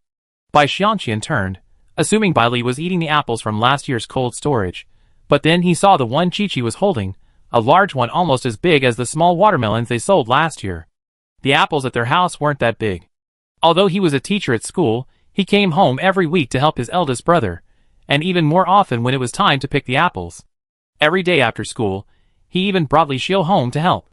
Even though he hired people, they had to help keep an eye on the fruit. So Bai Xiangqian shouldn't get too familiar with the various fruits at his house. Not to mention the size of the apples, just the fact that they'd been in the cold storage for 6 months meant their skin couldn't possibly be that bright, let alone so juicy that you want to ooze juice when you took a bite. Only freshly picked ones look like this. Lychees. Uncle, try one too. With that, Bailey handed Bai Xiangqian a large, bright red apple. Chi-Chi couldn't wait to bite into it after holding it. The crispness of the apple was evident from the sound of the crunch, not to mention the little one's exclamation of so sweet. Bai Xiangqian wiped it casually, and after taking a bite, his eyes lit up. He asked his niece, where did you get this apple? He was certain it wasn't from their own cold storage. He knew their household's inventory, and its condition better than his brother. These days, the two brothers worked together, one taking care of the interior, and the other the exterior. While his brother and Chen Dong were out sniping zombies for food, he and Li Xiu went through all the household supplies, and gathered what needed to be harvested. For example, early sweet potatoes, winter wheat, and various vegetables. While others were still terrified of the impending apocalypse, with zombies everywhere and wondering how they would survive, his family endured the same panic. While anxiously awaiting the children's return, they tried to calm their nerves, harvesting what crops were needed and making every effort to prepare for and protect themselves. After all, they had to fill their bellies. The children needed food even more when they returned. Uncle, bring a basket. Bailey put out the fire that Chi-Chi had lit. She didn't want to dig out the sweet potatoes yet, they would be almost ripe by the time they returned. Then she took a basket and headed to the apple orchard with Bai Xiangnan, Chi-Chi, and Xiaowu. The apples were so large that she was full after eating half. She gave the remaining half to Xiaowu and the other half to Daolong, who was guarding the cherry orchard. Dalong is her father's border collie, 5 years old and incredibly intelligent. The other 2 local dogs obey him, and the 3 of them are excellent guards for the orchard. Bailey observed carefully, and Dalong, Erlong, and Sanlong remained exactly the same, unchanged. Of course, it's possible that, like Xiaowu and Fengbao, they undergone changes that aren't apparent from appearance alone. That would require more careful observation. When did this fruit ripen? Bailey led her second uncle and Chi-Chi to the apple tree she had helped to plant in the orchard. Looking at the branches laden with bright red apples, Bai Xiangqian's eyes nearly popped out of his head in amazement. How could this be possible? Red Fuji apples don't bear fruit until November, so what month is it now? So, the apple tree mutated? Bailey was speechless. Why was everything abnormal always attributed to mutation?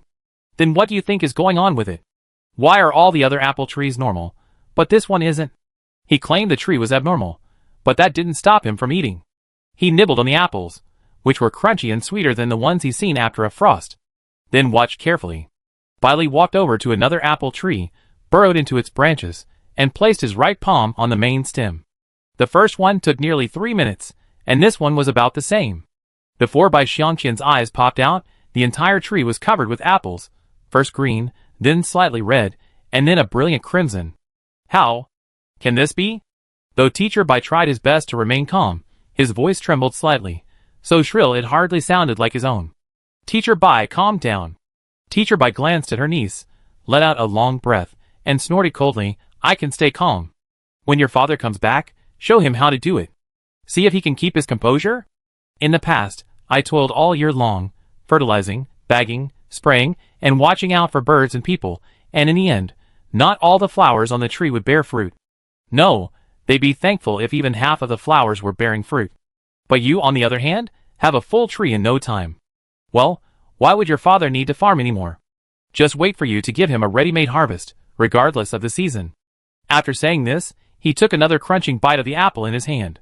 It was truly so sweet, even sweeter than the ones his brother had watered with manure. Bailey stretched her forehead in front of her uncle, letting her see. I'm sweating profusely just to get this one tree to grow. If it were all up to me, do you think your niece would still be alive?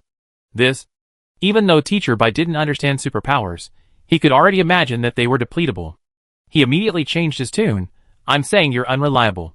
Farming still requires a down-to-earth approach. Young people shouldn't always try to take shortcuts. Produce what's in season and follow the laws of nature. That's the long-term, scientific approach. Look at you, you're so cocky just because you have a little superpower. Have you forgotten all the lessons your uncle taught you? Go, plant a pear tree for me in the pear orchard over there. My throat's been a-biting lately, so ask your second aunt to make me some pear soup. Bailey, Chi-Chi, After scolding his niece and chewing on the apple in his hand, Teacher Bai happily began picking apples. Because the 2 trees were so overloaded with fruit, he felt he wouldn't be able to pick them all in a short time, so he called Li Xiao and Shendong, who were already picking cherries. Thankfully, due to the weather, not many cherries were ripe, and Shendong was very skillful, so he had already picked most of them. When the 2 of them came over and saw the 2 apple trees, their surprise was no less than Bai Xiangqian's. He felt much better, but with a hint of disdain, he said, it's not a big deal. It's just that this girl has some wood-related abilities, and she ate apples, so she gave birth to 2 trees. All right, stop standing there and pick them.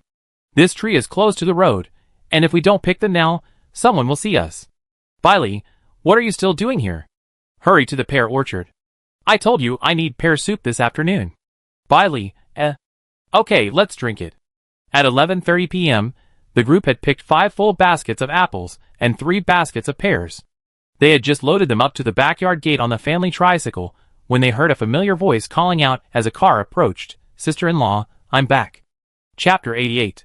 Bailey turned and saw Zhang Xiaoda, who had disappeared for a night and a half, peeking out of the car window. Zhang Xiaoda pulled into the parking space beside the courtyard gate and got out. Surprise crossed his face when he saw the fresh apples and pears on the tricycle. Sister-in-law, you just picked these? Bailey nodded, picked up an apple from the basket, and handed it to him. Want to try it? Zhang Xiaoda hurriedly took it, but didn't rush to eat it. Instead, he hesitantly asked Bailey, if I remember correctly, it's not apple and pear season now, is it?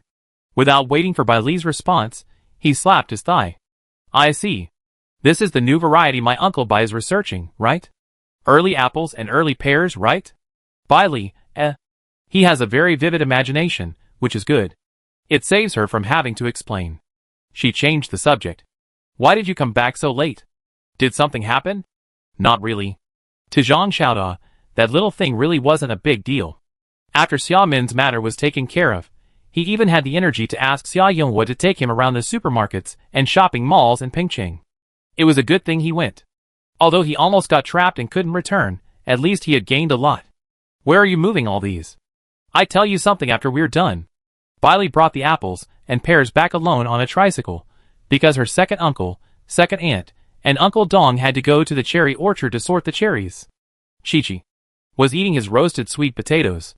After the items were moved and sorted, Zhang Xiaoda said, there are 2 shopping malls and supermarkets in the city center that have been left untouched.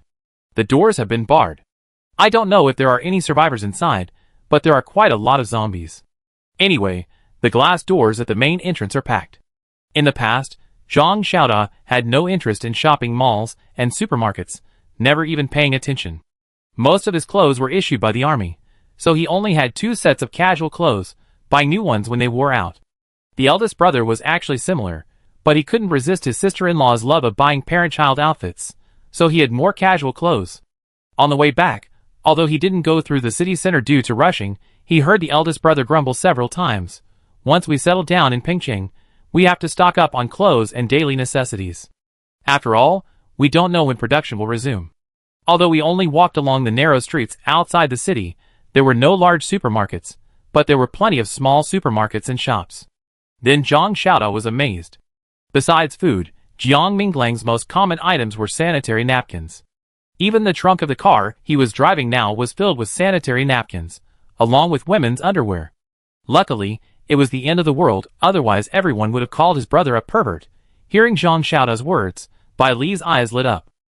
Ever since her father suggested they fence off their house that morning, she'd been thinking about how to find clothes and daily necessities. Clothes were primarily for Chi-Chi. Kids grow fast, so she needed some larger sizes. Secondly, she needed consumables like paper towels, dish soap, and cooking ingredients. The more of these, the better. Even though she could survive without them, who would want to settle for something if they could live more comfortably, like Zhang Xiaoda, she didn't think the zombies were a problem. Their sheer numbers were a nuisance, but they weren't insurmountable. Compared to the post-apocalyptic human nature, zombies really weren't a big deal. Your brother and my father have gone to look for Diesel. They might not be back until this afternoon. When they come back, we discuss how to get to the 2 supermarkets you mentioned. Have you eaten yet? If not, I make you some noodles. I have something to do for you later. I have. Sister-in-law, there's another matter I need to discuss with you. Zhang Xiaoda hesitated, glancing at the intersection from time to time, as if he was having trouble speaking. Bailey had never seen this boy like this before, and she found it strange and curious.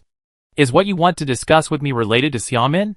The girl had thanked her solemnly last night, and she remembered her name. She was pretty, with a round face and eyes, and looked very pleasant. Sister-in-law, did you guess? Yes, it's related to her. Zhang Xiaoda raised his hand and pointed at the intersection, whispering, her neighborhood has been taken over by a group of security guards. She can't stay there anymore, so I brought her and her father here. Look! Can we find them a place to stay in Yunqi village? They were brought here, but Zhang Xiaoda hadn't considered letting them live with Bailey. There were many empty houses everywhere, and he thought he'd do his best to help them find a place not far from Bailey's house. They'd definitely be able to find their own way in the future. He also decided to bring them here, because he thought Xia Yonghua was a good person.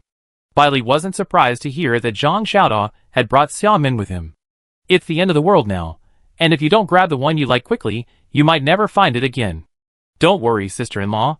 Xiaomin's father is a very down-to-earth man. He can definitely take care of himself, and won't cause us any trouble. Bailey smiled at his anxious explanation and said, I'm afraid not. Zhang Xiaoda, ? Sister-in-law. Bailey raised her hand to interrupt him, pointing forward. Your brother told you to build a dirt wall along this stretch of land after you return, using this pit as the boundary. To the north, it includes my family's orchard and vegetable patch, as well as the land to the west. This way, we be separated from Yunqi village. So, It's inappropriate for you to let Xia Min and her father live in the village. Since we're going to build a wall anyway, why not find a way to build them a new house next to Uncle Dong's? The only problem is that the work will be a bit large. Not much. No, I mean, Xia Min's father used to work in engineering. He has a construction team. He might not be familiar with other things, but when it comes to building houses and walls, he's incredibly knowledgeable. Although they had only known each other for a short time, Zhang Xiaoda and Xia Yonghua had a heart-to-heart talk for almost 2 hours last night, so he knew exactly what his previous occupation was. Bai Li's eyes lit up at this. This was truly a pillow for someone who's just falling asleep. Then why are you still standing there? Get someone over here. Zhang Xiaoda turned and ran toward the intersection, but after a few steps, he turned back. He asked sister-in-law, "Did you put the vines at the intersection?" On his way here, he had seen several green ivy vines dangling harmlessly from the fences on either side. He didn't dare to crash into them. Instead, he got out of the car and carefully removed one vine, then hung it on the other side before driving back in. Bai Li, of course, saw him as he moved the vines. She reminded him, "Help me hang them up again after you come over." It wasn't that she couldn't control them, but she was a little tired after helping 3 fruit trees grow that morning and didn't want to use her supernatural powers again. Zhang Xiaoda ran over to pick up Xia Min and her daughter. After their car pulled in, he reattached the 3 vines. Then he looked again and again, wondering if his sister-in-law was using them to block the intersection. Could there be something else going on? He had heard Xia Min tell him how Bai Li had saved her with the vines, so he didn't dare underestimate them. This wasn't a vine, it was a goalkeeper. Seeing Bai Li again, Xia Min gave a shy smile at first. "Sister Bai, thank you again. No, we're short on help here, so it's perfect for you to come." Knowing that Bai Li was his daughter's savior, Xia Yonghua was naturally grateful to her profusely. When she mentioned the need for help, she immediately asked, "Is there anything we can do?" Zhang Xiaoda quickly outlined the plan. Xia Yonghua's eyes lit up when she heard they were building a wall and a house. He's so professional, he's so knowledgeable. Before even entering the courtyard, Xia Yonghua had Bai Li take him to the site for an inspection.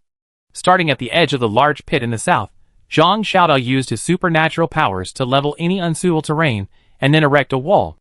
There was no water in the pit, so Bai Li instructed Zhang Xiaoda to use the mud at the bottom to build walls, thus deepening the relatively shallow pit considerably. Since it would be separated from Yunqi village in the future, the pit had better be deep enough to be impassable. When they reached the cement road leading to the village, Bai Li glanced at a household to the south, who had noticed the commotion, and was peering over their back wall to check. She ignored him, and instructed Zhang Xiaoda to erect a wall to block the road. Then they dug up that section of the road, merging it with the large pits on either side. This completely separated them from Yunqi village. The reason their family had built their new house in the northernmost part, with its own entrance and separate house, was firstly because of the orchard and vegetable plots his father had contracted, and secondly because his grandparents preferred quiet, and didn't interact closely with the villagers. Except for the family of Bai Xiangyuan, her great-grandfather's son, there was no alternative but to interact. Over 100 years ago, the Bai family was one of the most prominent families in Yunqi village. Their descendants engaged in business, politics, and various other fields, making a name for themselves in both Kyoto and Jiangnan. The Bai family in Yunqi village became their ancestral home, renowned throughout Pingqing. After dynasties shifted and time passed, some of the descendants in Kyoto fled abroad for refuge, while others died or were injured. Eventually, only Bai Li's great-grandfather remained, the sole descendant of the main lineage. Later, Bai Li's great-grandfather and grandfather were born, but not long after her grandfather was born, her great-grandmother was murdered. His great-grandfather raised the 2 brothers with great difficulty, but unfortunately, he passed away before his grandfather reached adulthood. Therefore, Bai Li's grandfather was raised by her great-grandfather. Because he had to support her grandfather's education and medical care, her great-grandfather married relatively late. He later had a son and a daughter. The son is her uncle Bai Xiangyuan, while the daughter passed away from a terminal illness a few years ago. The Bai family's decline from a prominent family was ultimately due to the changing times, but it also had something to do with certain families in the village. Some people are masters of kicking someone when they're down, and if they can't crush you to death, they do it. Old Man Bai has always been resentful about this, and has stopped interacting with those families in the village. But Bai Xiangyuan believes that the grudges of one generation are one generation, and shouldn't involve the next. Besides, he's the village party secretary. He can't just pick on someone just because their ancestors did something, right? That's unfair. Old Master Bai thought he had a point, but he couldn't get over the hurdle in his heart. In the end, he simply decided to turn a blind eye and move north to find peace and quiet. At this point, it's worth mentioning the Bai family mansion. After all, it's a wealthy family, with a century of history and heritage. Even after being vandalized and hammered down, the main house and gates still stand strong, retaining their antique charm and grandeur. It's rare for Yunqi village to have such an old family. After rectifying the situation, the government returned it to the Bai family. Bai Li's great-grandfather regretted not being able to restore the mansion to its original state before his death, but her great-grandfather and grandfather did. Although it wasn't completely restored, the heavy gate and tall walls are definitely a safe haven in this end times. Yes, the mansion now belongs to Bai Xiangyuan. As the eldest son and grandson, it's understandable that it belongs to him. Besides, Bai Li's grandfather never considered competing with his eldest brother's descendants. So as long as the old house was there, and as long as Bai Xiangyuan didn't act recklessly, their family could easily survive in this apocalyptic world. As soon as the ground and earthen walls on one side of the pit were erected, Zhang Xiaoda's supernatural powers seemed to be exhausted, and sweat covered his head and face. Bai Li skillfully handed him the bag she was carrying, which contained beef jerky and pork jerky. Want to get some sleep? I take Uncle Xia for another walk west, and then we be back. The land to the west wasn't all hers, but her father had told her that morning that those families were gone, so it was now ownerless. Since that was the case, let's include it all. There happened to be a man-made pit in the middle, separating the area from the neighboring village. A wall was erected along this pit, and from now on, they only had to defend their own territory. It's okay, sister-in-law. Bai Li? Bai Li, are you there? Before Zhang Xiaoda could finish his words, he heard a fierce roar from the other side of the wall. What's the point of building a wall here? Where's the road? Who told you to destroy it? Bai Li, get out here. The one yelling was Bai Wei, accompanied by a few others, presumably workers from their flour mill. After graduating, Bai Wei was neither high nor low, and his attempt to invest in Bai Xiangtian's orchard was unsuccessful, so Bai Xiangyuan helped him build a small flour mill. It wasn't very profitable, but it wasn't losing money either. At least it was a decent job. Bai Li clenched her fists. She had wanted to hit him since morning, but she was afraid his screams would disturb her grandparents, so she held back. With Zhang Xiaoda's help, a small door opened automatically in the earthen wall. Bai Li exited the small door and coldly looked across the pit at Bai Wei, whose eyes widened in shock. He had just gone to call his companion, Qin Feng, and told him that a wall had been built there, that it had simply appeared with a wave of his hand.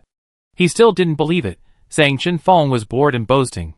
Qin Feng swore and swore, so anxious that he finally bet all his food on Bai Wei's family before he agreed to bring someone over to take a look.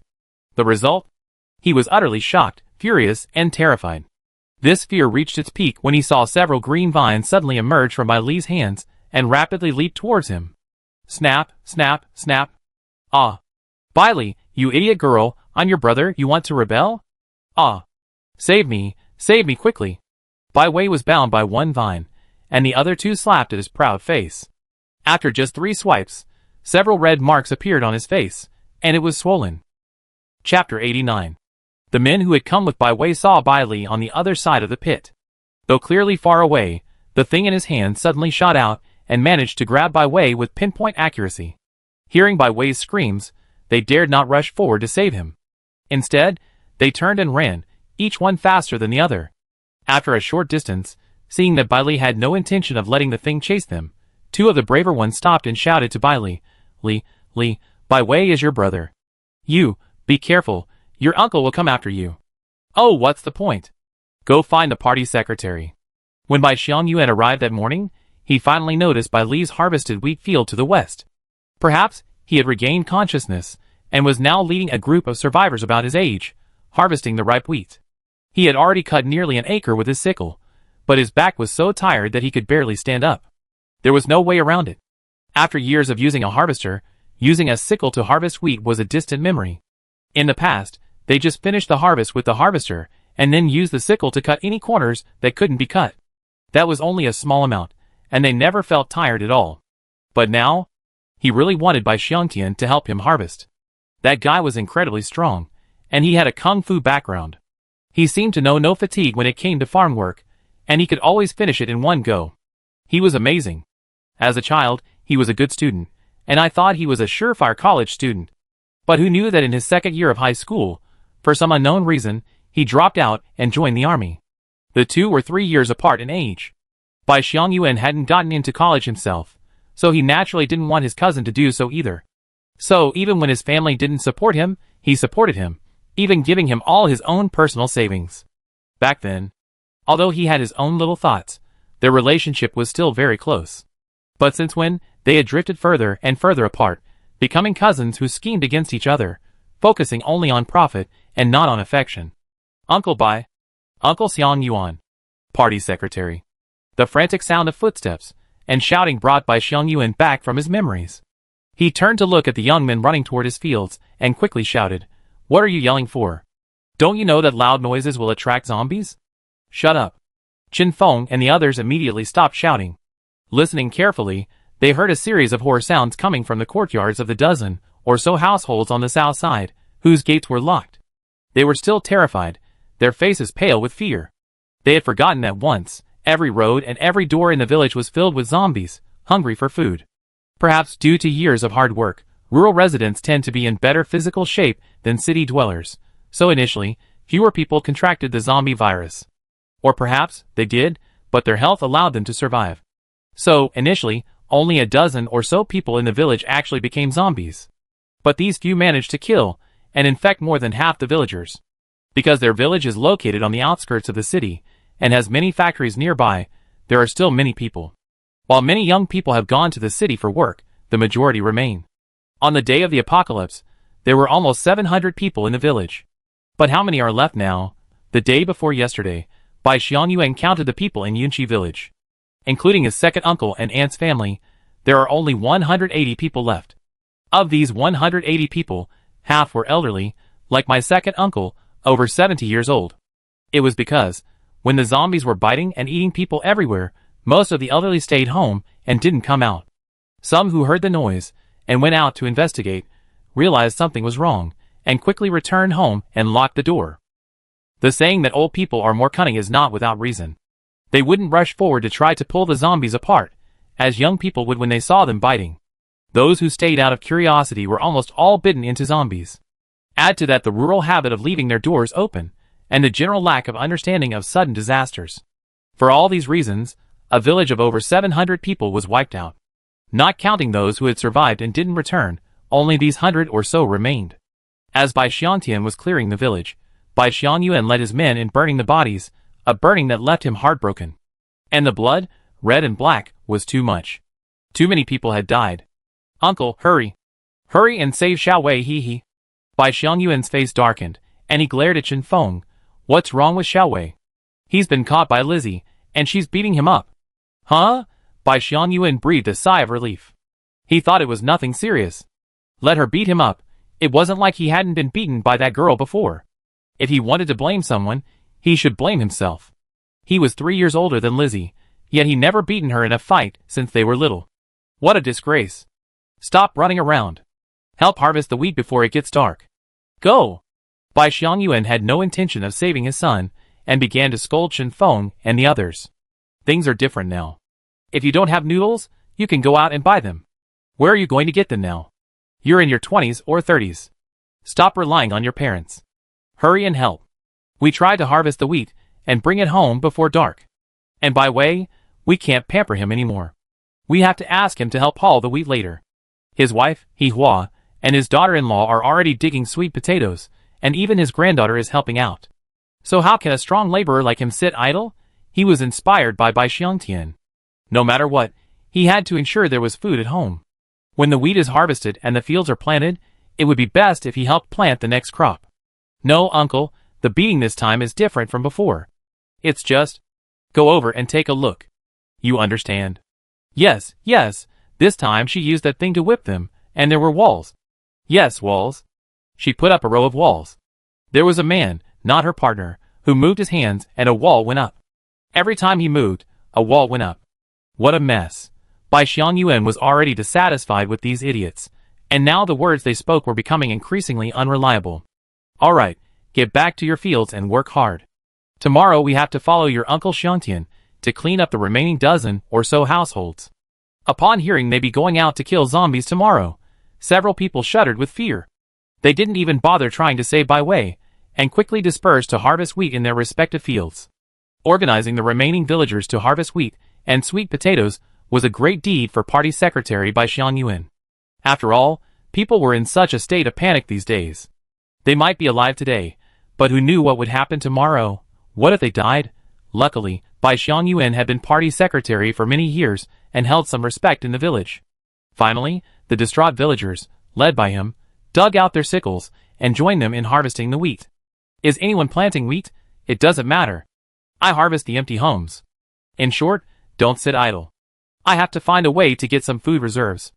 After all, people like them wouldn't even dare to chop down the zombies in their own village, let alone go out and steal food from others. Since there's nothing to steal, I just have to figure it out myself. After beating up Bai Wei, Bai Li felt much better. Zhang Xiaoda and Xia Yonghua, who had been watching the whole thing from behind, were both gaping in laughter. Especially Zhang Xiaoda. When he first learned his sister-in-law's ability was wood-based, he thought it would contribute to the future greening of the country. Who would have thought she could achieve such a high level of offensive prowess? She truly could attack and defend from a distance. Much better than him, a mud-playing idiot. Xia Yonghua, he didn't have any ideas, and it wouldn't have mattered if he had. Does Z block it? Bai Li entered through the small door, and the three of them went to the west to inspect. Xia Yonghua had marked the line for the wall, and once the cement workers arrived, they get to work.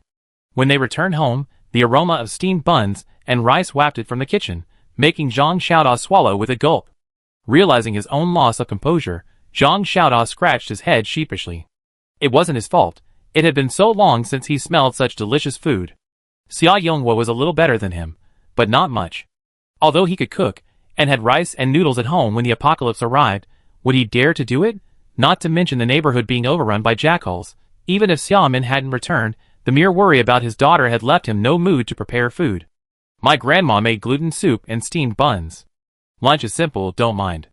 Oh, my dear sister-in-law, it's been ages since I had a warm meal. Grandma, you worked so hard. I go help you. Zhang Xiaoda rushed to the kitchen impatiently and saw Xiaomin sitting on a small stool in front of the stove, chatting with the old lady while she worked on the fire.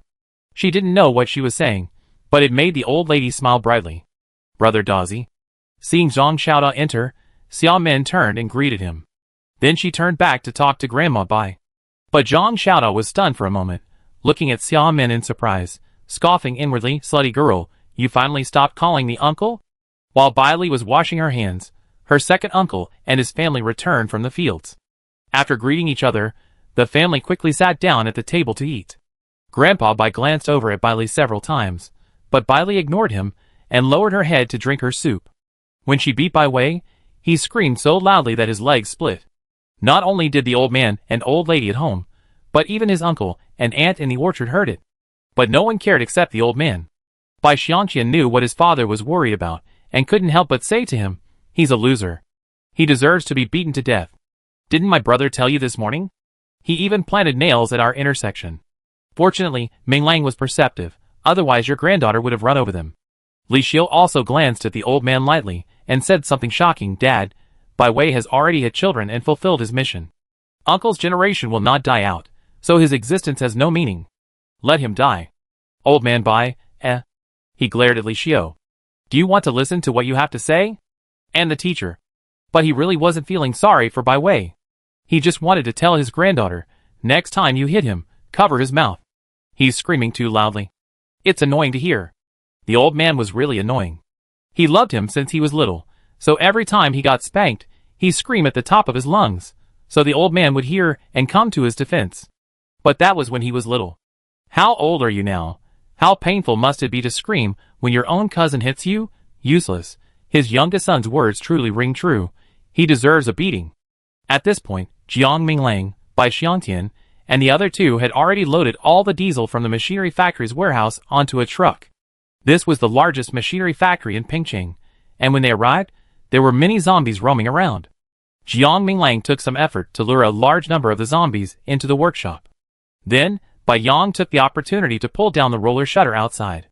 Jiang Minglang then went up to the second floor and jumped out of the window there. He didn't kill the rest himself, but used them to train Bai Yang. Bai Xiangtian didn't help either. They both sat in the car, watching Bai Yang kill. Then Jiang Minglang noticed something. Dad, Xiao Yang seems to be running really fast. He's been a fast runner since he was a kid. Otherwise, he wouldn't have won first place in both the long-distance and short-distance races at the school sports meet every year.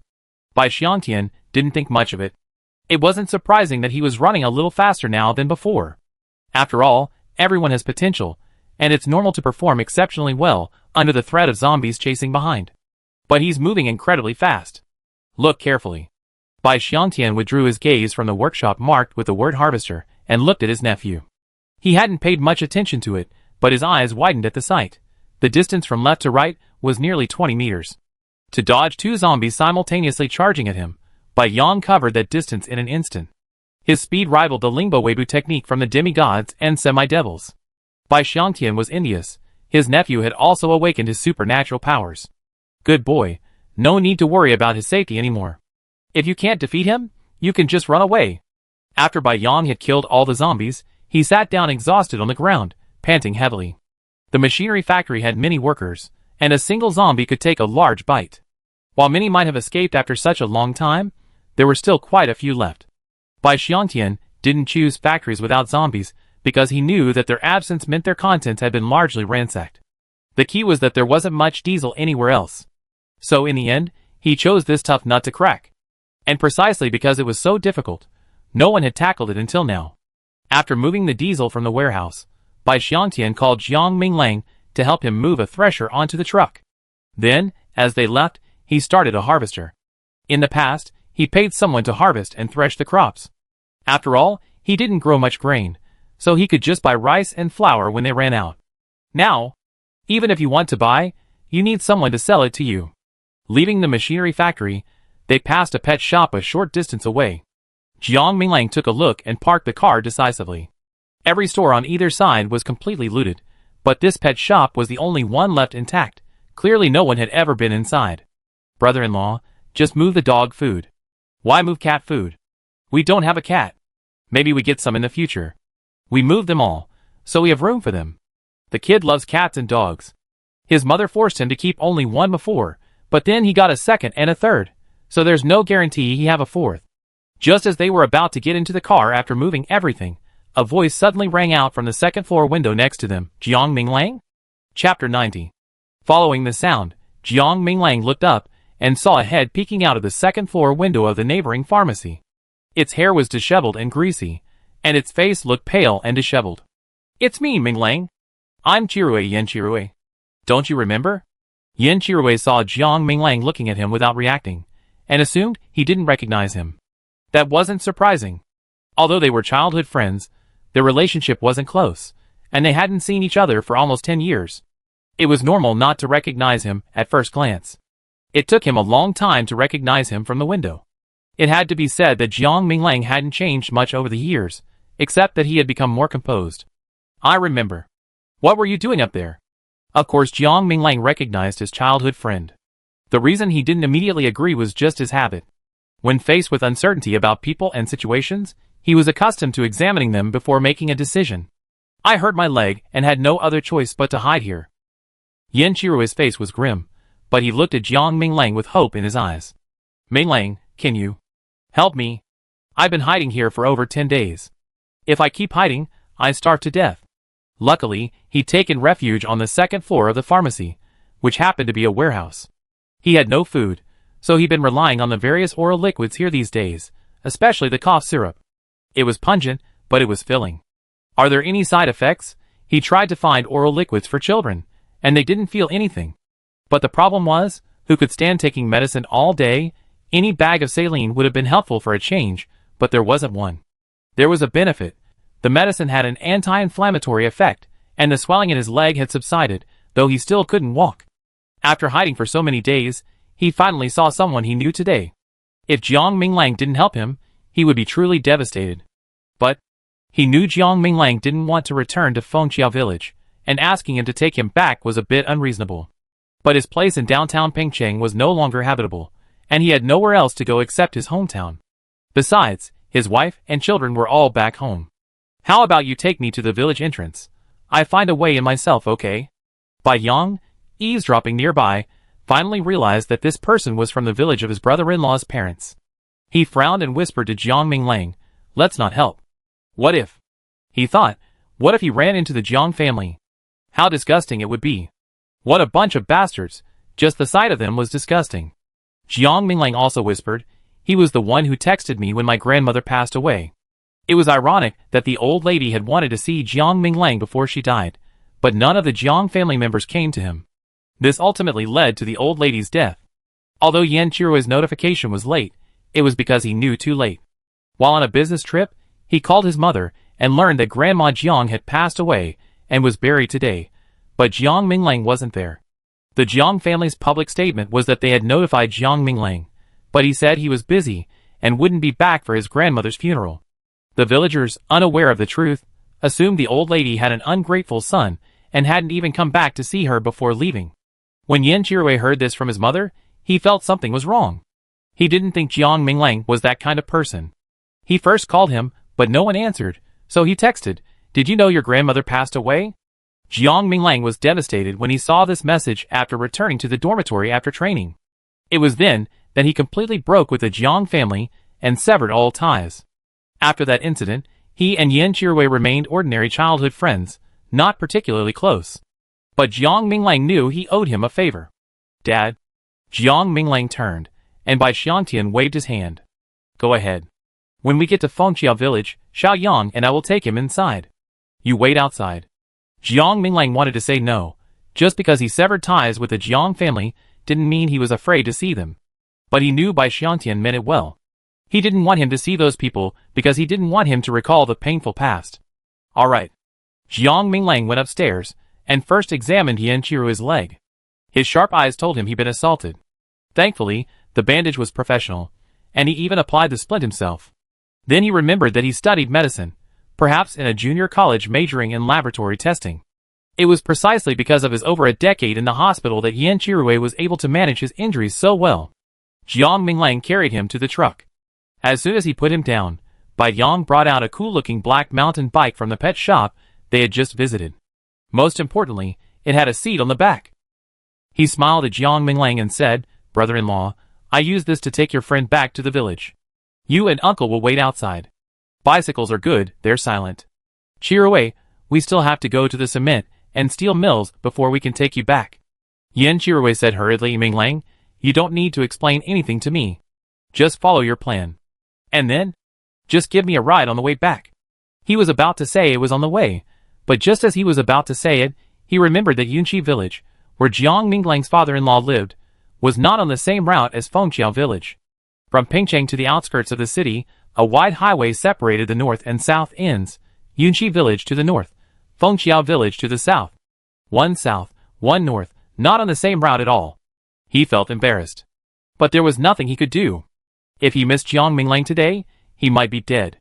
Bai Xiangtian knew the approximate location of the cement factory, but he had never been there. When his family built the house and cold storage, they had contracted it out to someone else. The contractor was introduced by Xiang Qian. He was a trustworthy man, someone he could trust. Who knew if they were still alive after the apocalypse? Perhaps people really couldn't help but wonder. When Bai Xiangtian found the cement factory and arrived at the gate, he saw a dozen zombies staggering inside the closed gate. Among them was a short man with ragged clothes and a pale face. He was the contractor who had helped him build the villa. "Sai, let's go back today." Since he was driving the harvester, he couldn't drive the cement factory's truck to haul cement, so he could only come over today to take a look and come back tomorrow to haul more. His own truck was almost full of diesel, and with the thresher and Bai Yang's bicycle on it, it was almost full too. And he wanted to get some more gas. Most gas stations had been looted, but there were always some that slipped through the net. They planned to search one by one along the way. "Minglang, I know a place with gas. I take you there." Yan Qirui then spoke up. "The head of our hospital department and his brother-in-law have teamed up to run a fleet of large trucks specifically for hauling hazardous materials, and they use a lot of fuel. So he stockpiled gasoline every few months, saving his trucks the expense of refueling at the gas station. I remember he just refueled 3 days before the apocalypse." Led by Yan Qirui, they successfully located the director's fleet and the gasoline warehouse. Finally, Bai Xiangtian drove off with one of the large trucks, piling his harvester, and the gasoline from the warehouse onto it. The two trucks rumbled out of the city, one behind the other. When they reached the intersection leading to Yunqi village, Jiang Minglang changed his mind. "Chirui, come back with us. I drop off the truck and get a car to take you." "Sure, whatever you choose." With so much stuff to carry, most people probably wouldn't be interested in what's in his truck. It's just that the truck is so noisy, making it really inconvenient to drive around. Yin Chirui naturally had no objections. He was just a freeloader, so he accepted whatever was offered. What's more, he even ate the 2 pancakes Jiang Minglang had left in the insulated box. Oh, he never knew a simple scallion pancake could be so delicious. It was truly a delicacy, a true delicacy. It must have been lunch his wife had prepared for him. He had heard that Jiang Minglang's in-laws were very kind to him, and Yin Chirui was genuinely happy for him. When Jiang Minglang was young, due to his parents' partiality and disdain, he was somewhat dull and introverted, and he couldn't play with them. Of course, he didn't have time to play. When he was in elementary school, he would go home after school to work in the fields, either helping his grandmother or his mother. Yin Chirui remembered his mother complaining about him when she came home, complaining that he wasn't as good as Jiang Minglang in terms of grades, or as diligent and sensible as him. It was quite pitiful. Because if he made even the slightest mistake while helping his mother with the work, he'd be yelled at so loudly that everyone in the field could hear. You expect a child under 10 to work like an adult? It's good enough that he can help. What other child his age would work in the fields? But Jiang Minglang's mother clearly didn't see it that way. She felt that Jiang Minglang was expected to do his work well, and if he didn't, he should get out. Why was he causing trouble? Some people in the village once suspected that Jiang Minglang wasn't his mother's biological son. Even Yin Chirui asked his mother, was he adopted? Or was he adopted by a stepmother? But the facts proved that Jiang Minglang was his parents' biological son. He resembled his mother 3 points, his father 5 points, and the best qualities of both. It was said that his parents had their reasons for treating him badly. The two families lived not far from each other, and Yin Chirui had heard his mother mention it when he was young, but he was less than 10 years old at the time and had forgotten it. When Jiang Minglang was in high school, his mother went to school and insisted on him dropping out. Not only was the school shocked, but even his entire village was incredulous. Isn't that crazy? People with poor grades still let their children persevere until the college entrance exam. Even if you can't get into a university, you can go to a junior college, or even a technical school. At least a diploma will help you find a job later, right? Even if you don't find a job outside, you should still go to school to gain some experience. Wouldn't that make a difference when you come back? After all, farming now requires education, not just brute force. But Jiang Minglang is in the top 3 in his grade, and he's already in his 3rd year of high school. You're asking him to drop out now? You have to be seriously ill to do such a thing. The high school principal was furious, and went to see the village party secretary of Fengqiao village, who in turn went to see Jiang Minglang's father. But what was the use? They said, I'm taking care of my own child. What's it to you? Finally, Jiang Minglang's grandmother went to his parents' house with a bottle of pesticide and chased his father, trying to force it into his mouth. The old lady argued, what's wrong with me killing my child? You came from my womb. If I don't want you to live, you have to die. At the time, the old lady was still in good health. She chased Jiang Minglang's father relentlessly. No one in the village tried to stop him. Not only did no one try to stop him, but someone even deliberately tripped him as he ran, mocking him, didn't you say whoever gave birth to you should take care of you? Why are you refusing to obey your mother's supervision? Why are you running? Aren't you her biological child? Of course, the pesticide didn't actually get into his mouth, but the old lady still doused him with it. Jiang Minglang's mother didn't dare to cause trouble again, and the incident of him dropping out of school was over. Later, Jiang Minglang took the college entrance exam, and was accepted into a military academy early. Yin Chirui's parents were incredibly envious. Not just his parents, but all the parents in the village, whose children took the college entrance exam were envious. Yin Chirui was envious too, but he also knew that without the brains and unwillingness to endure hardship, he was destined to never achieve the same success and accomplishments as others. So, while he was envious, he wasn't jealous. After all, Jiang Minglang's life was so difficult. If he didn't make a name for himself, what would his future hold? Like Yin Chirui, he studied for 3 years at a junior college and, upon graduation, went to work at the hospital his father had found for him through connections. He even bought him a small 3-bedroom apartment in the city as a wedding home. For many of them, their parents took care of their futures and arranged their marriages, but Jiang Minglang didn't. so he had to rely on himself. Later, he asked his mother again, and she was speechless when she heard the reason. It turned out that the month Jiang Minglang was born, his father was hit by an SUV while delivering groceries to the city early in the morning, breaking a rib. His mother went to the hospital to see his father before she finished her confinement, and was beaten by a group of people. After the beating, the fat woman who led the group realized they had hit the wrong person, not her husband's mistress. But they left without an apology or medical expenses. His mother stayed in the hospital for 5 days before returning home. That night, while preparing his baby's formula, she tripped over a stool and hit the corner of the table, fainting again. She was injured twice and hospitalized twice during her confinement. Finally, after the confinement period, his father had recovered and was discharged from the hospital. However, as he was about to get off the tricycle after arriving home, his hand, which was holding onto the handle, slipped, and he fell headfirst onto the concrete floor in the yard. That fall nearly killed him. So, the person who had just been discharged from the hospital returned to the hospital. For that month, Jiang Minglang was cared for by his grandmother. His aunt, feeling sorry for her mother, and having nothing to do during that time, took him home. After a month of nursing him, his aunt, seeing that his second brother and his wife had fully recovered, planned to send Jiang Minglang back home. But his mother refused to take him back. "Sister, this child is incompatible with us. Look at how much trouble our family has been through since I gave birth to him.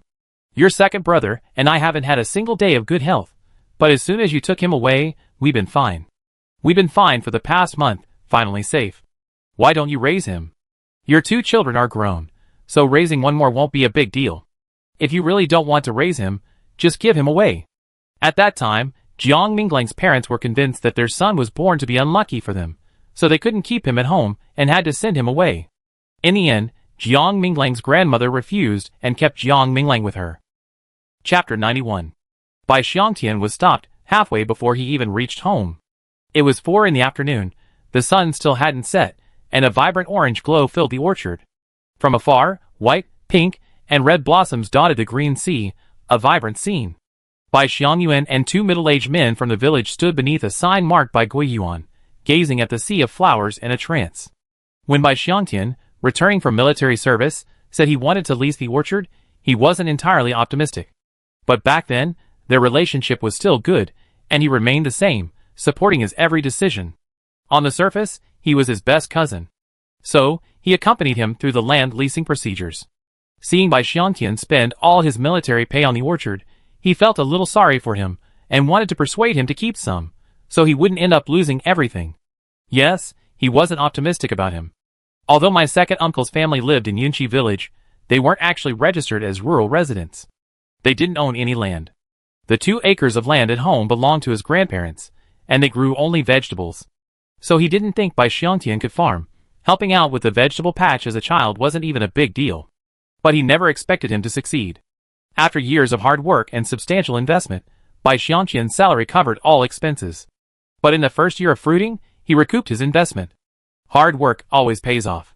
He insisted on using natural produce, even using pesticides to control insects in the early stages, but not after the fruit set. As a result, Bai Xiangtian's fruit sold exceptionally well. After his fame spread, people from Pingqing drove in to pick his fruit. So, he put up a sign that read by Guiyuan to help city dwellers find it. Bai Wei urged him to invest. How? The initial investment had already been made, and the fruit trees were mature. He couldn't do such a shameful thing, so he didn't mention it. Bai Wei also wanted him to tell Bai Xiangtian that he would help him deliver the goods. If anyone called to request fruit, he would deliver it. It was always better to have someone in-house do this kind of work than someone else. At that time, he hadn't yet opened a flour mill for his son. It was actually just a small workshop. So he was tempted. When he went to see Bai Xiangtian, he was on the phone. His second uncle happened to be there. He knew that if he asked his uncle, he would definitely agree. And so he did. Bai Xiangtian agreed. But who could have imagined that his son would be so disappointing? He was fired by Bai Xiangtian after only 2 weeks. The reason was that when delivering fruit to customers, he withheld a few boxes and sold them privately, telling them that there wasn't enough today and they would be replenished in a few days. But after returning, he told Bai Xiangtian that the customer had opened the boxes and discovered some rotten fruit, so he gave them 2 extra boxes as compensation. Bai Xiangtian paid someone to pick and pack the fruit. Some fruit might not appear bad when freshly picked, but might show up half a day later. So, Bai Xiangtian didn't suspect him the first time and believed him. But unexpectedly, Bai Wei was too greedy. After Bai Xiangtian hadn't suspected him the first time or twice, he kept deducting more and more, until he finally claimed 10 boxes of rotten fruit. Bai Xiangtian glanced at him, and called a customer right in front of him. In just 2 weeks, he had secretly sold 30 boxes. He was paid, and immediately fired. Bai Xiangyuan didn't say anything, but his wife, He Hua, went to his second uncle's house and made a scene, complaining that Bai Xiangtian was being ungracious. What was wrong with her nephew taking a few boxes of fruit? It's such a large orchard, and they're not even allowed to eat? So stingy. Bai Xiangyuan had already regretted it. He knew he should have stopped them, instead of letting his wife and son go to their uncle and aunt for every little thing, and start a scene whenever they were unhappy. This quarrel had caused the relationship between the two families to grow increasingly sparse, and their relationship grew increasingly distant. Now, it felt like they were completely severed. If Bai Xiangtian were to fully delegate power to Bai Li now, he had no doubt she would do the same. The rumble of a truck approaching from afar brought Bai Xiangyuan back from his memories. He turned his gaze from the orchard to the road, and saw that Bai Xiangtian had gotten an oversized truck from nowhere, covered with canvas. He had no idea what was inside. He waved Bai Xiangtian to stop the car and asked sternly, "Did you ask Bai Li to erect that earthen wall next to the pit?" When Shin Feng and the others had talked about it at noon, he thought they were talking nonsense. But when he got there that afternoon, he was shocked and angry. Shocked because could someone in this world actually erect a wall with the flip of a hand? He didn't even have time to consider what this ability was, before he was overwhelmed by boundless rage. They were one village, one whole, but what was Bai Xiangtian's intention? What was he trying to do? He wanted to go in and scold Bai Li, but there was a mud wall to the south, preventing him from getting in. To the west were fields, and it took a long detour through the fields to get to his house.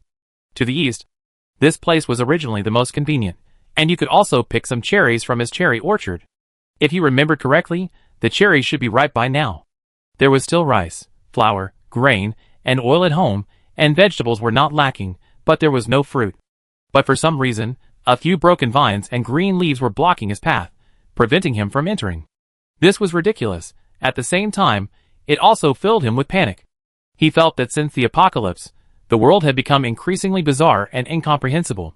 He couldn't figure it out, but the wall issue still needed to be addressed. Unable to find Lizzie, he had no choice but to call 2 helpers from the village to wait for Bai Xiangtian. In fact, even while waiting, he was terrified. Unlike their village, the neighboring village had Bai Xiangtian's help in clearing the zombies quickly and safely. The other survivors in the village had no trouble at all. The other villages started clearing the area much later than they did, often with more than a dozen people fighting a single zombie, then quickly running away before the others caught up. Not only was their speed slow, but some people were afraid of being bitten if they ran too slow, resulting in the loss of some of the zombies. So, don't think that out of over 700 people in their village, only 180 remained. That meant a lot of deaths. But if you knew that some villages were completely wiped out, either by the dead or the zombies, you wouldn't think theirs had suffered a high death toll. For example, Yueha village, across the road from their village, was separated from them by a field, and the road leading there was blocked by Bai Xiangtian using an iron gate he dismantled from somewhere in stone. But standing on the road, one could still vaguely see zombies swaying behind the gate. The hoarse sounds and the bangs of the iron gate made Bai Xiangyuan and the other 2 nervous and a little scared. They weren't free, they all had knives. But even so, they couldn't relax. While whispering about the vines blocking the road, they anxiously waited for Bai Xiangtian. Finally he returned. I told him to stand there. Uncle Bai. Bai Xiangtian was about to say something when a familiar figure ran out from the intersection and waved to him. He called out, "Does Z drive in?" Bai Xiangtian got out of the truck and had Zhang Xiaoda drive it away. Then, Bai Xiangyuan watched as Jiang Minglang's comrade reverently removed one end of the vine blocking the intersection from the wire mesh on one side and carefully hung it on the other. After finishing, he stroked the palm-sized leaves twice, as if petting a dog. He seemed to mutter something, but from the distance, he couldn't hear clearly. Then the rude fellow strode over and quickly drove away in his truck. Jiang Minglang, in a truck behind, approached him and waved, but he ignored him. Then he heard that brat, Bai Yang, yell, "Uncle, is there something wrong with your ears? Didn't you hear my brother-in-law calling you? In that case, I won't have to stop and say hello to you anymore." Bai Xiangyuan's face turned pale with anger. Bai Xiangqian hadn't shown much respect to his cousin, and Bai Yang, his son, was even worse. Perhaps to distinguish him from his own uncle, the brat had been called uncle since he was 10. Lest others know he was a cousin, not a biological son. Not even as good as Bai Li. Xiangqian is a teacher, and you taught your own son this? The two trucks drove by, leaving several people standing by the roadside sprayed with exhaust fumes. Bai Xiangyuan's face was as black as the bottom of a pot. He couldn't tell if it was from anger or the exhaust fumes, but it was a truly unsightly sight. Why are you fussing with a child? Bai Xiangyuan choked, inexplicably remembering that he'd been talking about his cousin because of Bai Wei. What he meant was, how dare you, an adult, argue with a child? Bai Wei seemed to be already 23 when he said this last sentence, older than Bai Yang was now. Let me tell you about the wall, Bai Xiangqian said succinctly, not wanting to waste time. I have a lot of land, and I definitely need to protect my things. So I be putting up walls everywhere. As for the village, that's your business. You have land and orchards too, so it's okay to build walls. It just depends on how you plan it. But you should know that I never felt a strong sense of belonging to Yunqi village, and I feel even less so now. So don't tell me we're one. Since you have time to come to me, why don't you plan yourselves carefully? How to enclose the village and maximize your safety. You can't always rely on others. The only person you can always rely on in this world is yourself. Hearing Bai Xiangqian say he didn't feel a sense of belonging to the village, the three of them looked unhappy. Yes, the Bai family was once targeted by villagers. Even their old house was vandalized. But wasn't that caused by the times? How can you blame the village? And it also affects future generations. But didn't you, the Bai family, become the village party secretary? Can't you just let it go? Xiangtian, we're all from the same village, and most of the land you're contracting belongs to us. How can this be?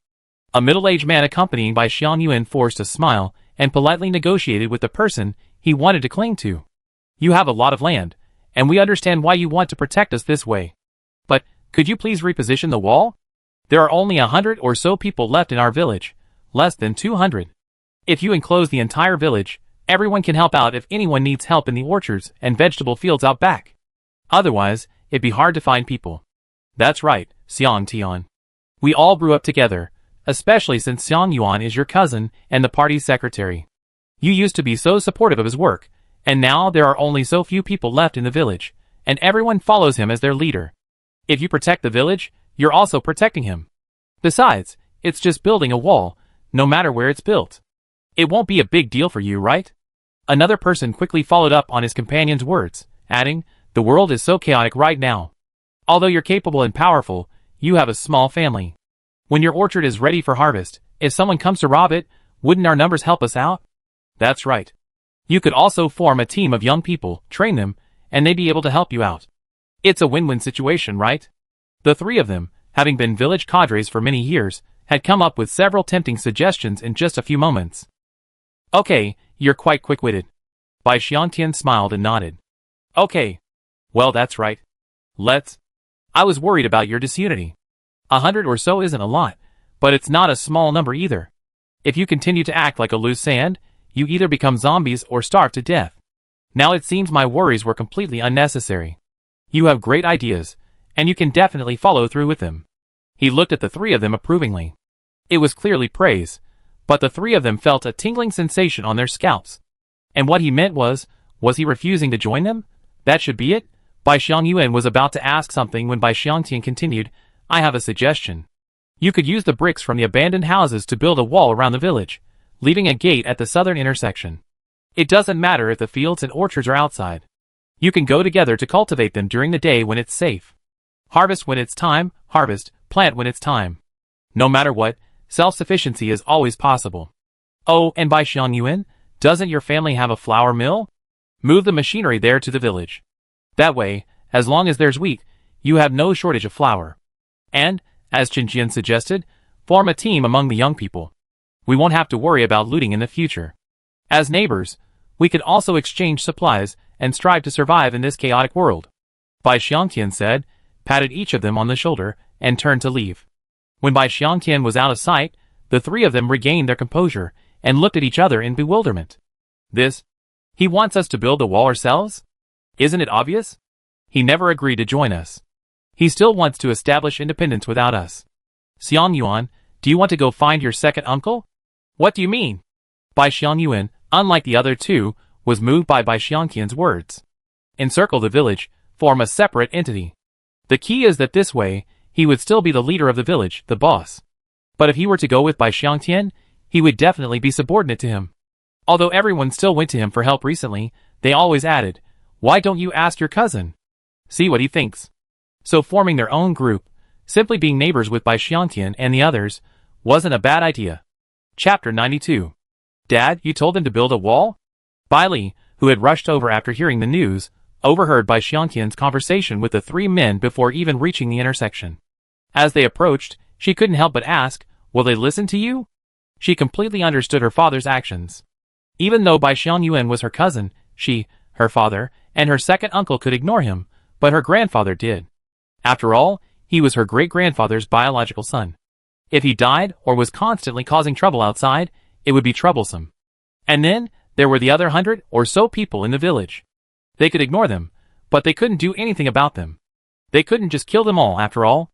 The best solution was for each to take care of their own affairs, and not interfere with each other. Her good uncle was used to relying on her grandfather and father for everything, so he probably wouldn't easily agree to break up with them under these circumstances, right? Even if others aren't happy about it, your uncle is definitely happy about it. Bai Xiangtian said firmly, he's a man who, no matter what the time, no matter his ability, never wants to be outshined by me. Even if Bai Xiangyuan had taken advantage of him before, or because his father had helped him, he hadn't really cared much.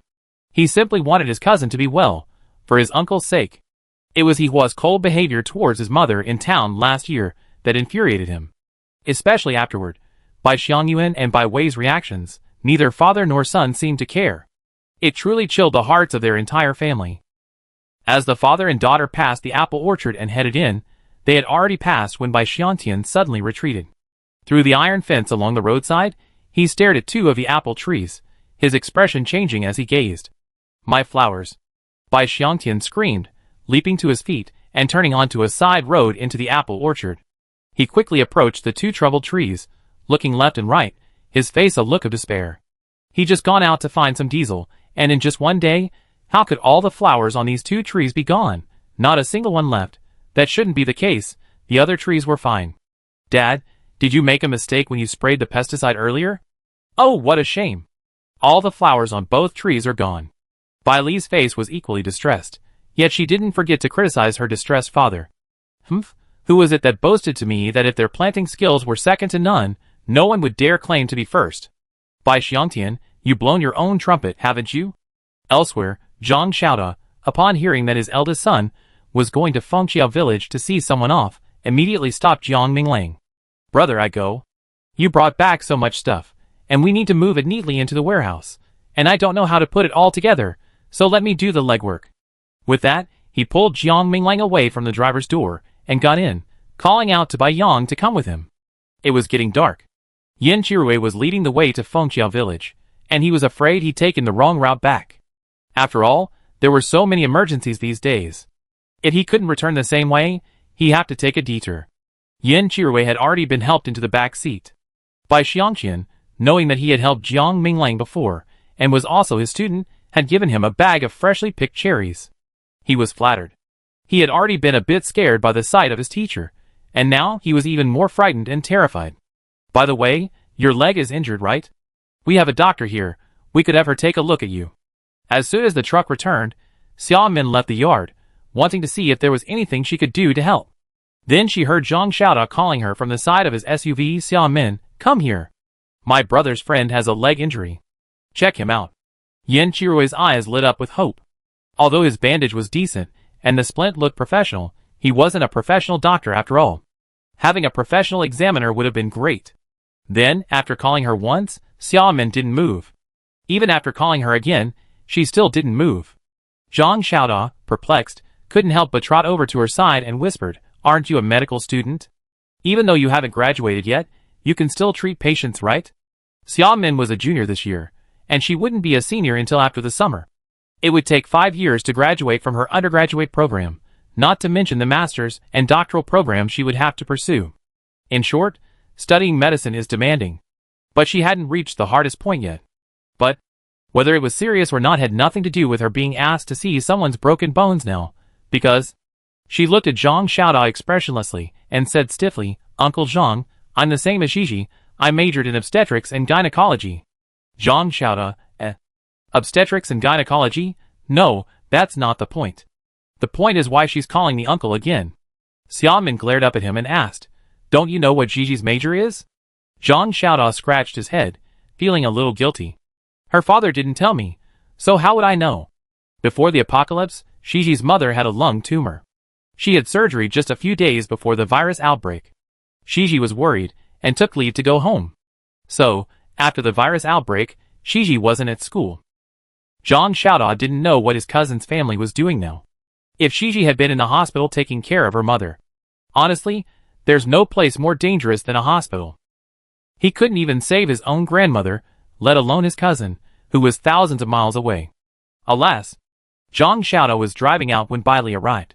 She said hello to Yan Qirui, and as the car passed the intersection, several vines spontaneously spun from left to right, hooking onto the iron fences on both sides. Blocking the middle of the road, Yan Qirui, watching this in the rearview mirror, gaped in shock. Perhaps because of the noise from the two trucks earlier, as Zhang Xiaoda continued along the road, he saw a dozen or so zombies roaming the road, unsure of which village they had come from. Now that he had to send someone off, Zhang Xiaoda ignored these trivial matters and drove in an S shape, bypassing the zombies and heading towards Fengqiao village. Your village. There's a capable person there. Fengqiao and Yunqi villages aren't close, but they're separated by a highway, like a clear line of demarcation, with nothing to do with each other. On both sides of the highway were vast expanses of farmland and vegetable fields, which led to the first village below.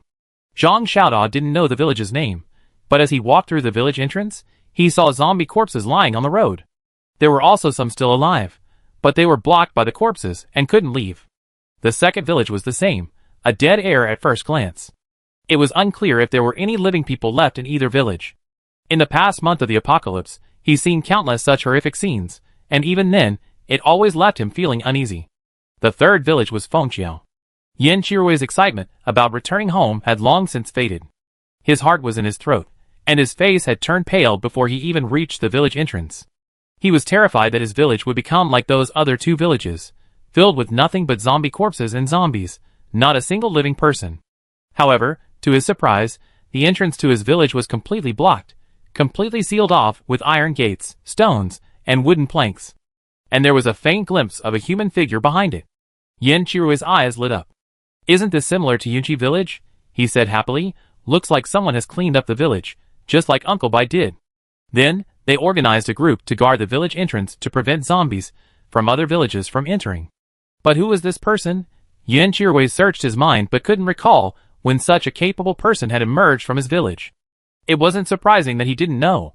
After all, since graduating from high school, he'd only been able to return home on a limited basis each year.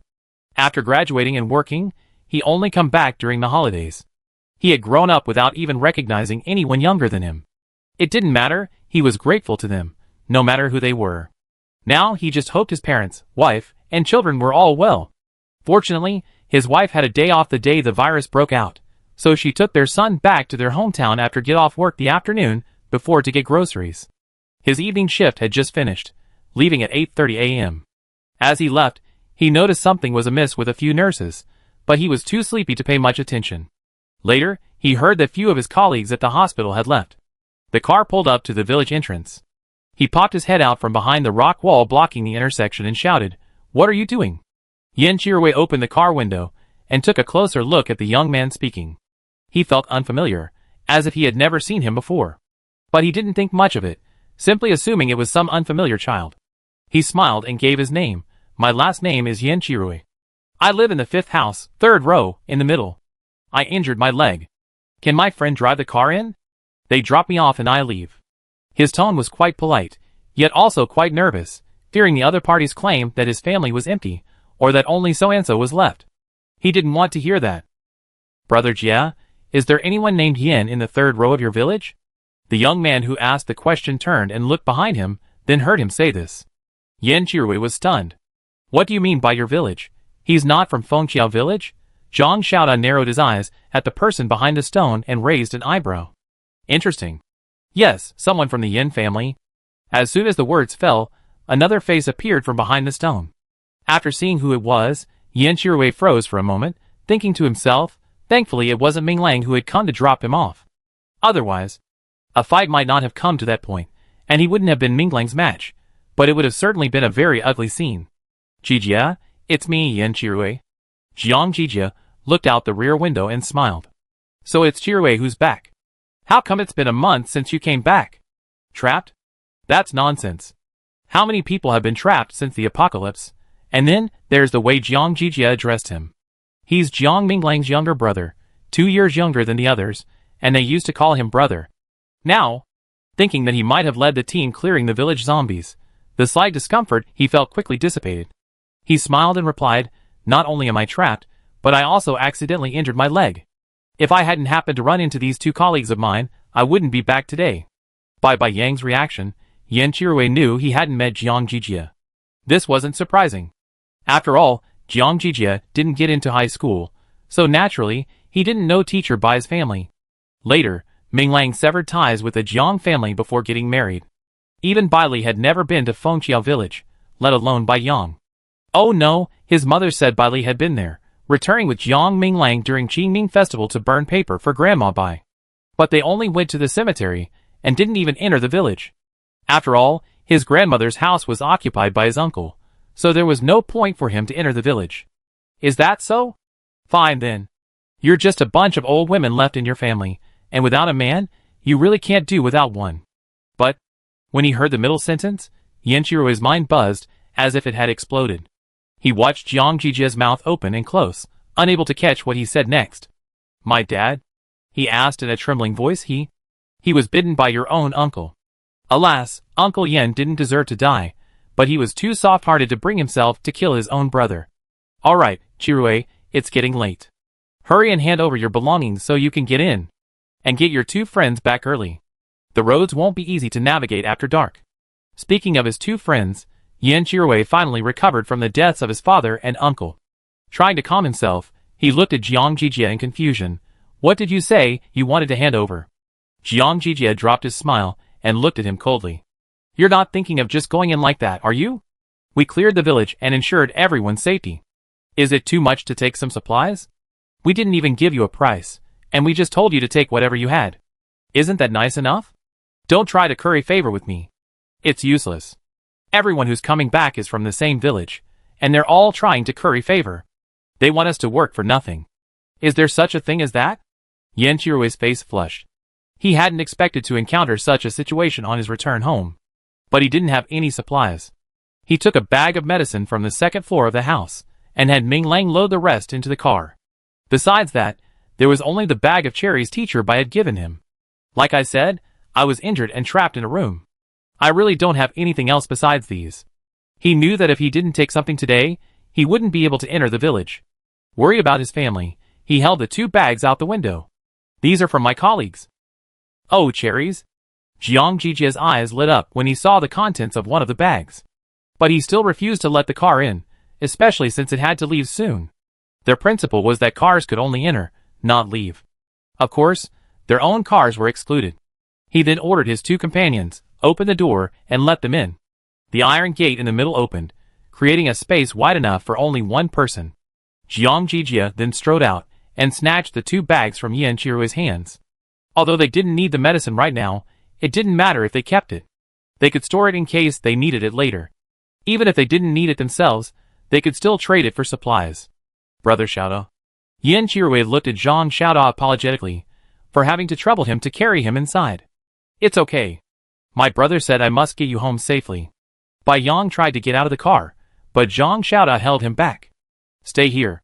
Zhang Xiaoda got out, and carried Yan Qiruwei back to the village. Wait! Jiang Jijia, who was shoveling cherries into his mouth, suddenly stopped the 2 of them. He raised the bag of cherries in his hand, pointed at the 3 words on it, and asked Yan Qiruwei, are these cherries from Baiguan? Chapter 93. The White Orchard is well known in Pingqing, and even more so in Fengqiao village. Everyone knew it was Jiang Minglang's father-in-law's orchard, a large and prosperous business. Jiang Minglang's father-in-law was wealthy, and his wife was beautiful, and crucially, an only child. Even more importantly, his father-in-law's family treated him very well. Even more importantly, Jiang Minglang severed ties with the Jiang family. After the Jiang family's old lady's funeral, Jiang Minglang rushed back from the army, exhausted. The Yin couple's recounting of the truth revealed the truth, and the villagers began to look down on the Jiang family. The old lady was about to pass away, so why bother letting her go in peace? And the families of Jiang Laoda and Jiang Laosan were equally indifferent. So, knowing that Jiang Minglang had found a good wife, and his wife's family was wealthy, the villagers would often mock the Jiang family. Especially when they went to the Bai family to ask for a dowry to buy Jiang Jijia a house in the city, it was even more shameless. Jiang Jijia was furious. He wasn't as good as Jiang Minglang in his studies to begin with, so if he married a woman who wasn't as good as him, he'd rather not marry. So, to this day, Jiang Jijia remains single, unmarried. After graduating from junior high school, he paid to attend a 5-year junior college, but he only lasted 2 years. In his 3rd year, he used the tuition to go on a trip with his classmates. After the first semester, the school called home and his parents realized he hadn't been to school once in the past 6 months. After failing to force their eldest son to drop out, they tried to get their youngest son to study hard, but he dropped out of his own accord. It was ironic. Later, they used their connections to send him to car mechanic school, but Jiang Jijia couldn't handle the hardship and left after just 3 days. Finally, leveraging his height and good looks, he found a sinecure as a security guard at a factory in Pingcheng. This time, the position lasted a long time, and he's been working there ever since.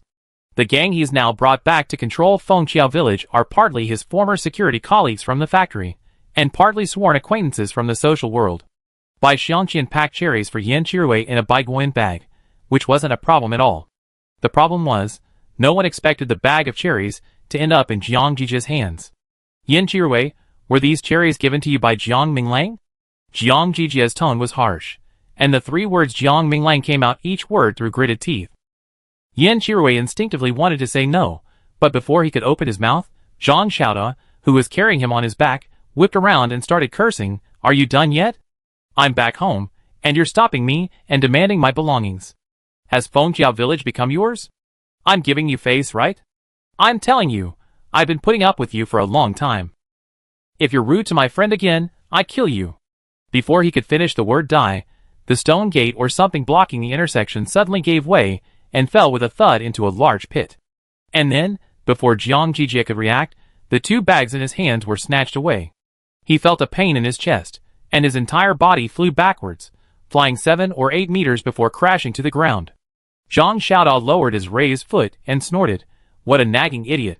He handed the 2 bags he had snatched back to the stunned Yan Chirui on his back and shouted, "Brother Yan, if it weren't for your kindness, I would have attacked you long ago." After saying this, without paying any attention to the 2 young men standing there, he carried Yan Chirui back to the car, stuffed him into the back seat, and returned to the driver's seat. The car restarted, and when it reached the large pothole at the intersection, it didn't stop. The pothole instantly flattened, and the car drove through it smoothly. Yan Chirui's mouth dropped open, and so did several people standing against the wall outside the car, including Jiang Jijia, who had been kicked and still hadn't gotten up. "Brother Yan, what's the relationship between that kid and our boss?" In the car, Zhang Xiaoda asked coldly, looking at the road ahead. Jiang Jijia and Jiang Minglang didn't look very similar, and since they had never lived together, they didn't have the same aura that family members often share.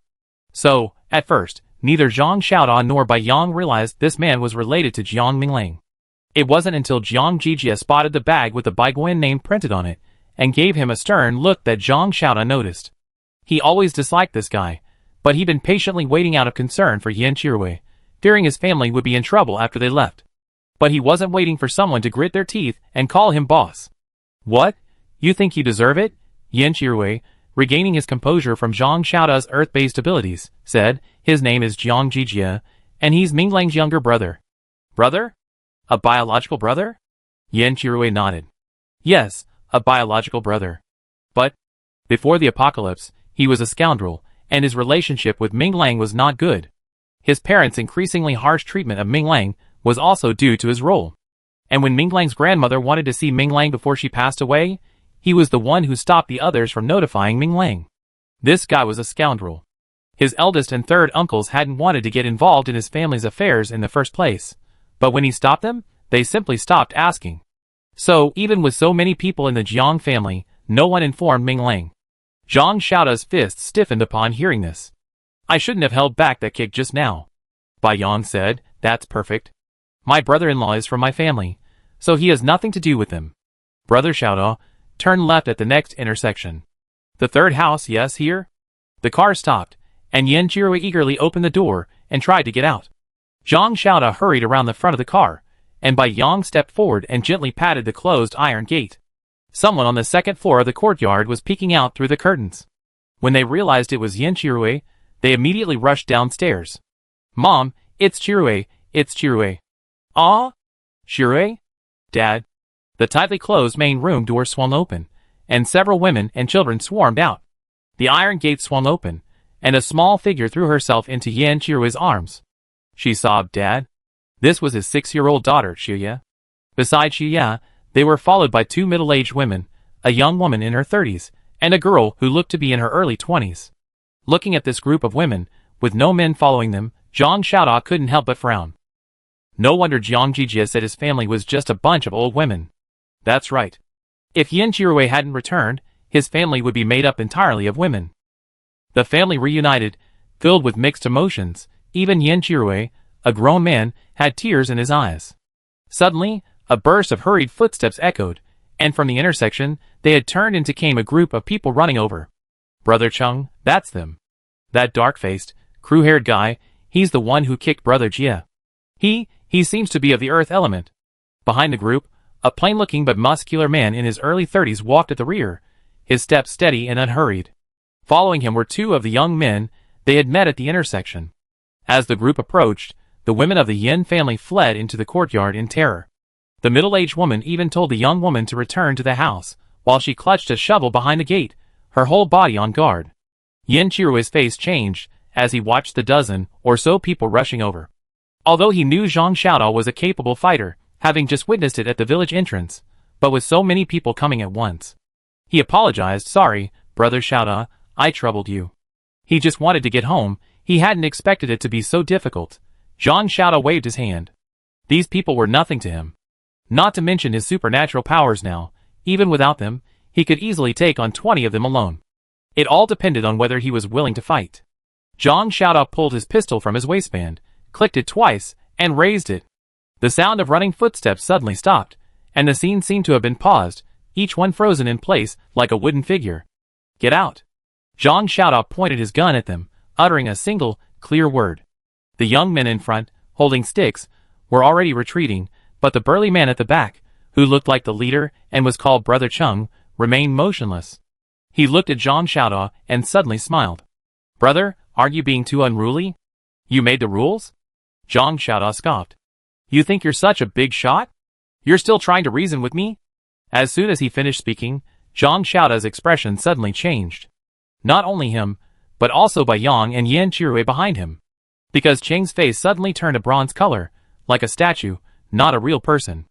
As his face turned bronze, he suddenly rushed towards Zhang Xiaoda. Bang!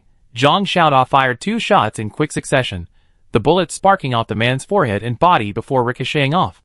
With a wave of his hand, a wall of earth suddenly appeared in front of the man. Then, with a bang, Chung knocked the wall over.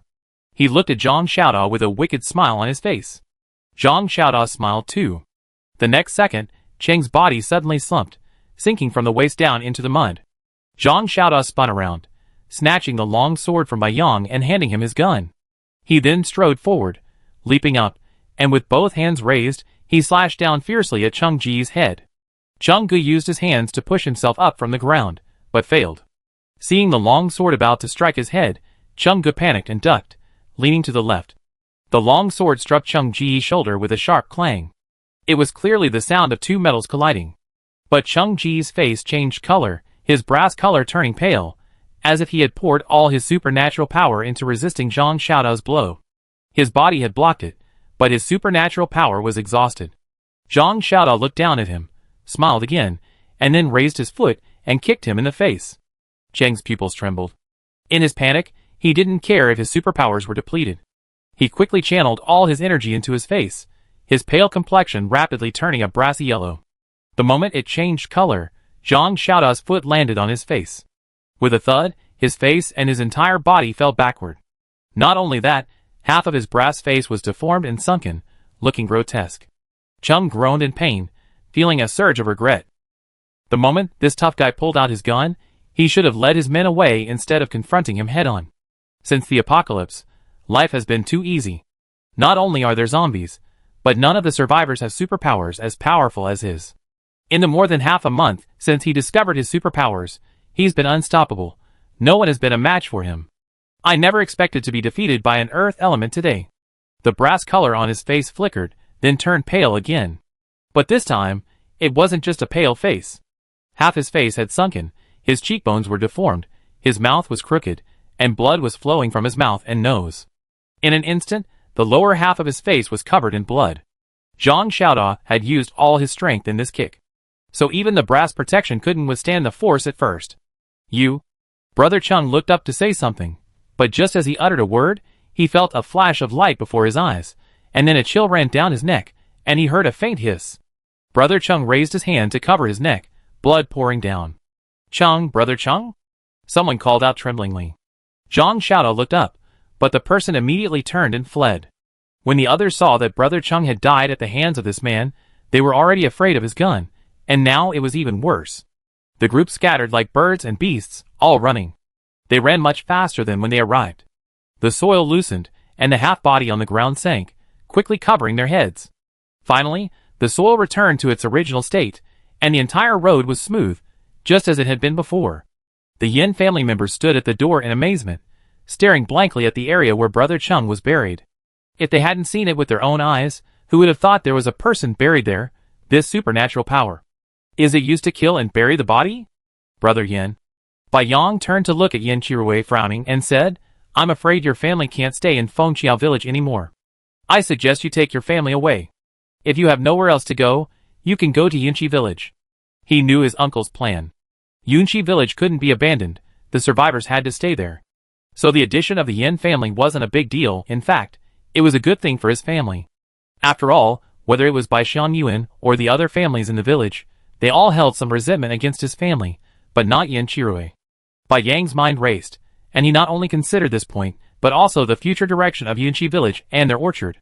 Bai Yang is right. Do you want to leave?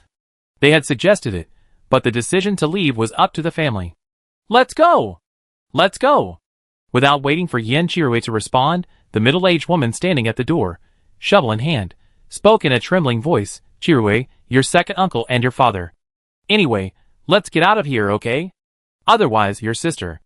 This was Yin Chirui's second aunt. The beautiful girl she had just pushed into the yard was her daughter, Yin Zhu, Yin Chirui's cousin. She was 21 years old and, like Xia Men, a junior in college, not yet graduated. Of course, there was no need to graduate now. Chapter 94. Half an hour later, two cars drove out of Fengqiao village, one in front and one behind. In front was the silver SUV Zhang Xiaoda had driven when he arrived, and behind was a pickup truck. This was the truck Yin Chirui's second uncle used to transport vegetables, and now it was his second aunt who was driving. It turned out that before Yin Chirui returned, the women of the Yin family had already packed up everything they could, ready to flee at any moment. His second uncle's house was originally next door to his, but since both families had lost their husbands, his mother quickly took his second aunt and Yin Zhu back to her own home. Yin Zhu was young and beautiful, which used to be a good thing, but now, she could only tremble in fear, hoping that no one would notice her. Luckily, this girl wasn't a coward. If someone wanted to take advantage of her, she would have dared to fight with a knife. Otherwise, she wouldn't have made it home safely from Pingcheng Normal University. After the car left Fengqiao village, Zhang Xiaoda saw Jiang Jijia in the rearview mirror. He hid behind the wall of a house at the entrance of the village, waiting until they were some distance away before emerging. Jiang Jijia seemed fine. Standing next to him was a middle-aged man, slightly shorter than him.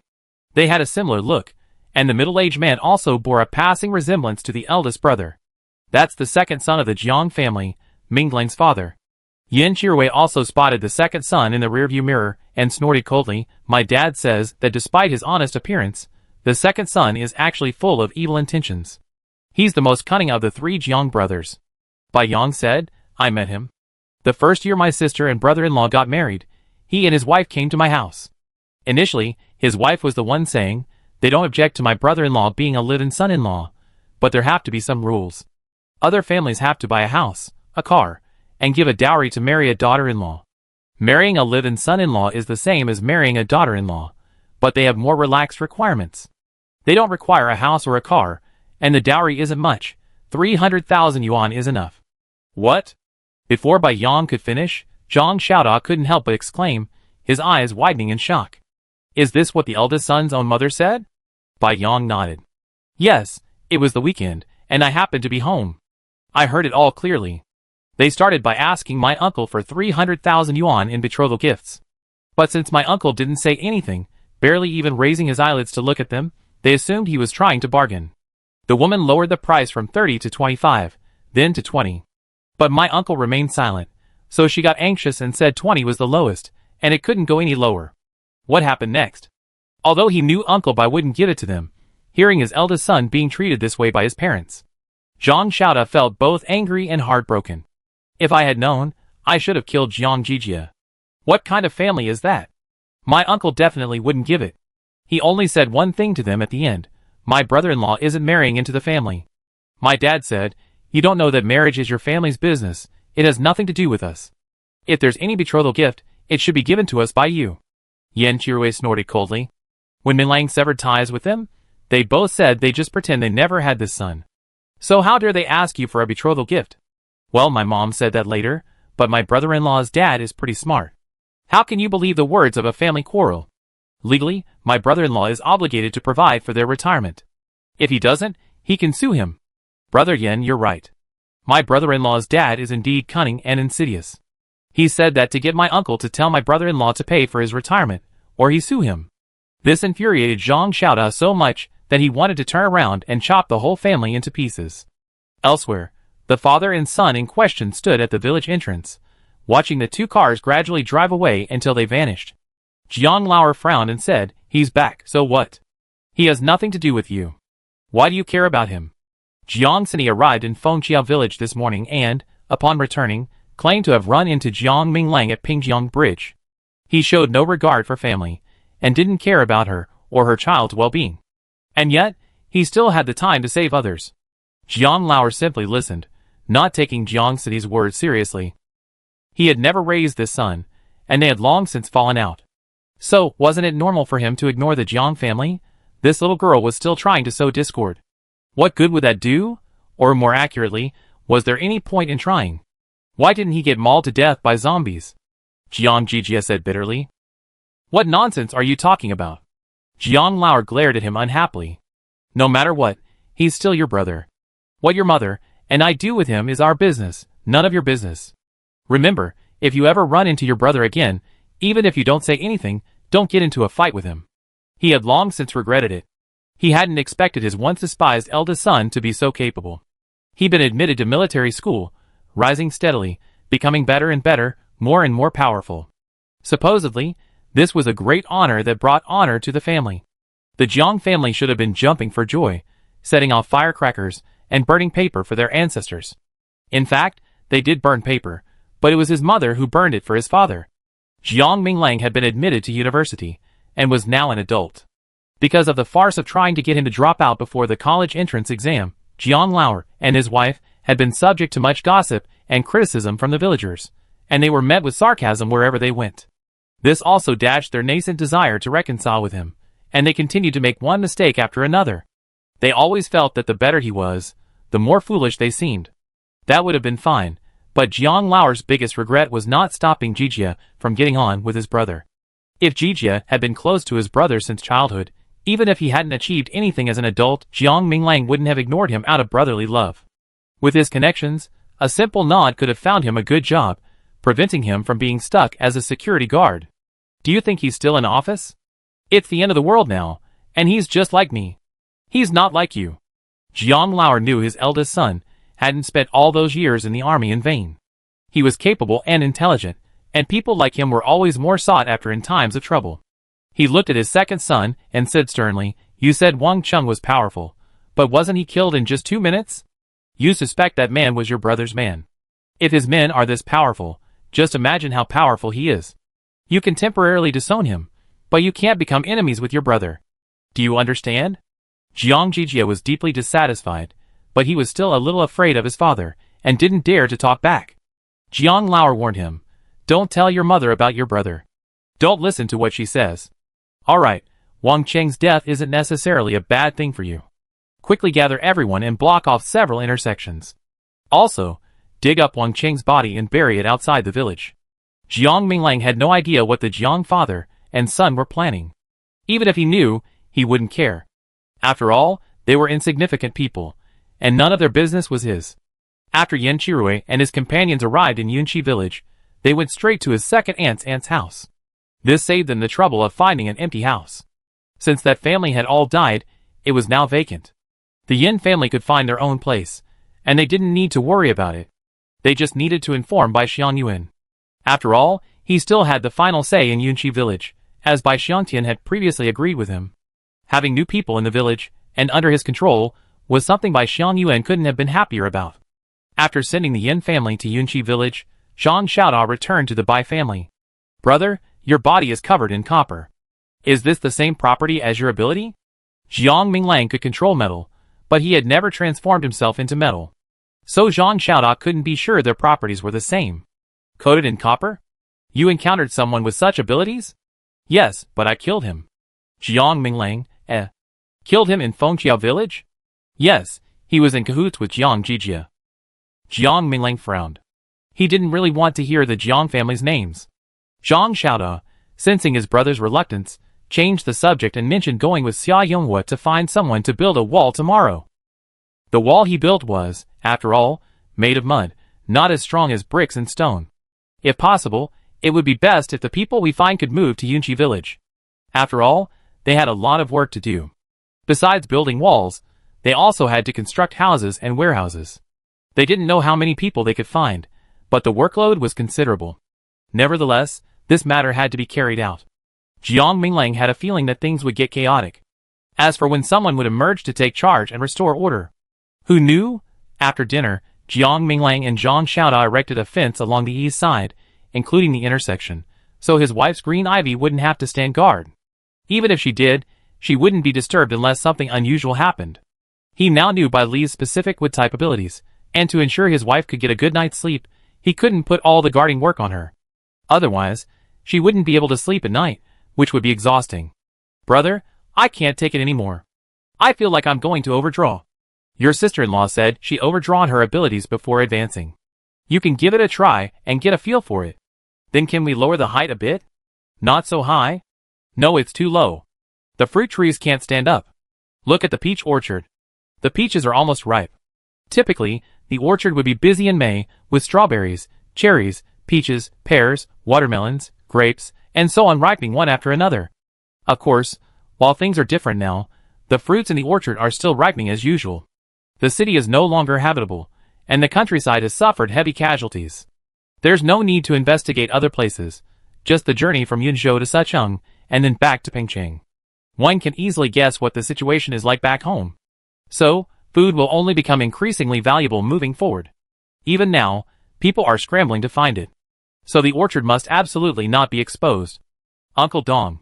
When the wall reached the peach orchard, Qin Dong emerged from the cabin inside and offered the two a simple smile. As in previous years, Qin Dong chose to stay in the orchard. Although Bai Xiangtian had told him to return to his house and not the orchard, he insisted, and no one's advice was enough. Luckily, he had Daolong and Erlong by his side. If anything happened, the two dogs would bark, and they could quickly rush over.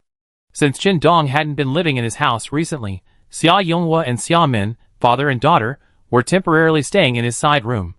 They would move in once their own house was finished. Qin Dong followed the two of them, watching Zhang Xiaodao raise his hand and erect a high wall, his eyes gleaming with wonder. Zhang Xiaodao looked at Qin Dong proudly. "Uncle Dong, do you want me to add an outer earthen wall to your wooden house? It'd be safer." Qin Dong grinned, then waved his hand, indicating no need. He thought the kid was a bit foolish. He lived in the wooden house to watch over the orchard, but if he made the house as thick as a bunker, he wouldn't be able to hear any noise outside, and wouldn't even know if all the fruit had been picked. Then what good would he do? This kid was a bit clueless. It was obvious he wasn't bright and intelligent.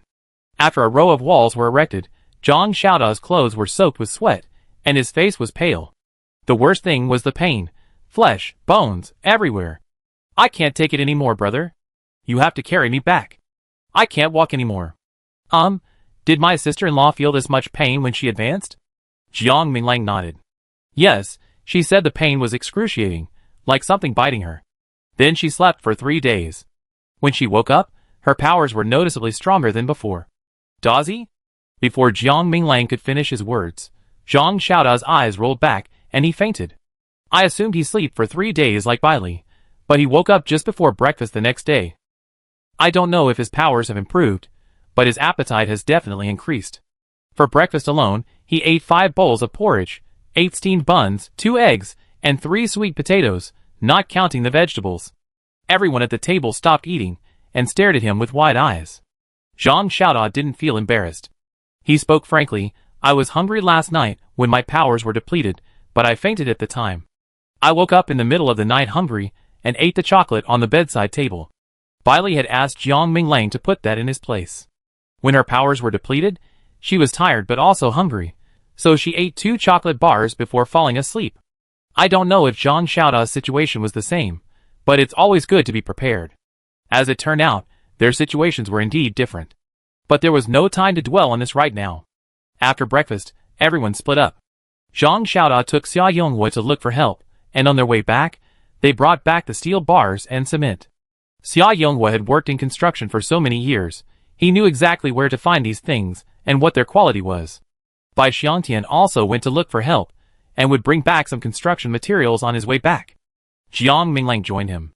Before leaving, however, the two of them went to Yunqi village to clear out the remaining dozen or so zombies, as Bai Xiangyuan had promised him yesterday. He didn't mind helping him again, but he also had to agree to his own conditions. That was, if the people he brought back wanted to live in Yunqi village, he couldn't object. Bai Xiangyuan didn't object. Not only did he not object, he strongly supported it. Because that would force Bai Xiangtian and Jiang Minglang to still take care of them. After all, their people were still living here. He didn't believe they could just bring people here and then leave them alone. They would definitely take care of them. Among the 100 or so people left in Yunqi village, there happened to be 3 bricklayers, all veterans in construction. Although one of them was about the same age as Old Man Bai, that didn't stop him from standing by and giving instructions. So, the construction of Yunqi village's wall would begin today. Chapter 95. Bailey also wanted to take a walk around the city today. Because Zhang Xiaoda had built a perimeter wall around the house, their home was relatively safe for now. She still remembered the 2 supermarkets in the city center that Zhang Xiaoda had mentioned yesterday, and she wanted to go take a look. Of course, the more you stock up, the better, especially when others aren't aware of it. If Bailey was going out, Bai Yang would have to stay home.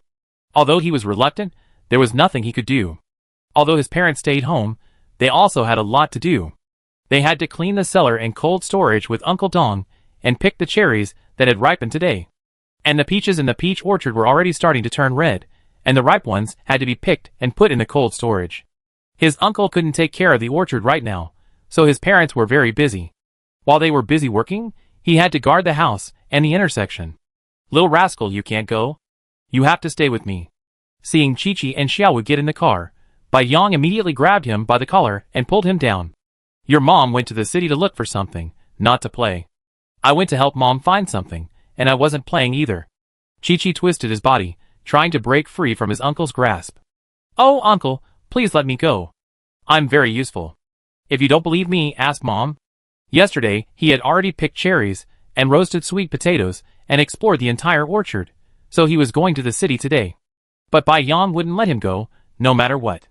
Having Xia Min with his sister was enough. He couldn't let a little brat mess around at a time like this. After their trip to the city yesterday, he knew there were still plenty of zombies. In the end, Chi-Chi could only watch helplessly as his mother filled up the car with gas and then, with Xia Min in tow, drove onto the highway with the empty car. Chi-Chi thought staying would be boring, but he didn't expect that he and Xiaowu would nearly get into a fight with the people from Yunqi village. At 11 a.m., Chi-Chi, a short knife tucked into his waist, was munching on a peach when he heard someone calling him from the intersection. Chi-Chi? Jiangchi? Chi-Chi left the peach orchard, walked along the path to the intersection, and asked Sister Duo, what's up? It was Bai Wei's daughter, Bai Duo, 2 years older than him. They used to play together, and had a good relationship. The child took after her mother's personality, a bit soft, but she was diligent, and studied hard, much to the delight of the old man and his wife. She had been taught calligraphy by the old man himself, and at the age of 10, she had already mastered excellent calligraphy. Bai Wei wasn't a very good person, but he married a good wife. When his wife, Wen Ting, was young, she was a womanizer, and Bai Wei was a bit of a showman. Wen Ting had tricked him into marrying her. When Bai Duo was 3, they were divorcing. They had been married for 4 years, and Bai Wei had spent his days wandering around without a proper job, leaving Wen Ting to work and support the family. Later, he finally settled in and started helping deliver goods at the Bai orchard, but in just 2 weeks, he ripped off the uncle out of dozens of boxes of fruit. Wen Ting was so angry, she almost wanted to fight him. She felt truly humiliated. The uncle was such a kind man, so generous to them, he hadn't asked them to buy fruit since the orchard began bearing fruit. How could he do such a thing? He was so heartless. She felt Bai Wei was hopeless and wanted to divorce him. Bai Wei, of course, refused.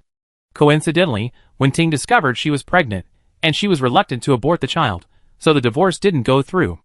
That same year, Bai Xiangyuan helped Bai Wei open a flour mill, finally giving him a proper job and saving his precarious marriage. My mother made red bean cakes, and asked me to bring them over for you and Grandpa and Grandma. I'm not going in, so you can take them there. Red bean cakes were old lady Bai's favorite pastry, and Wen Ting used to make them, and bring them over often. Of course, she couldn't make them again after the apocalypse. Fortunately, things had settled down over the past 2 days. Her father-in-law had stopped making trouble, and Bai Wei had been much more obedient after being beaten up by Bai Li yesterday. He was called away early this morning to help with the demolition and construction of the wall. She breathed a sigh of relief, figuring that life had to go on anyway, so while she still had the time to make cakes, she might as well do it. Don't you want to see Feng Bao? Chi-Chi took the red bean cake and continued to nibble on a peach, mumbling, go see Feng Bao. I get you an apple. Bai Duo's face showed hesitation. It wasn't because she wanted apples. Her family had apples, frozen in her great-grandfather's cold storage, and he often gave them to her. She was hesitant because of Feng Bao. She hadn't seen him eating melon seeds in ages. But I still have to go back and help Mom dig sweet potatoes. We didn't finish digging sweet potatoes yesterday, so we have to continue today. Mom said there's still wheat to harvest too. There's so much work to do. Then just stay 5 minutes. Feng Bao's charm outweighed her need to go back to work. After a moment's hesitation, Bai Duo followed Chi-Chi home. After teasing Feng Bao for a while, Chi-Chi helped her get a few apples and insisted on taking her back. No, it's not safe outside. You shouldn't go out. That's why I have to take you back, because it's not safe. You're a girl. Bai Duo had no choice but to let him do what he wanted. It used to take 2 minutes to get there from the big pit, but now you have to go around a row of walls and across the road to enter the village. Xiaowu continued to follow Chi-Chi, never leaving his side. Woof!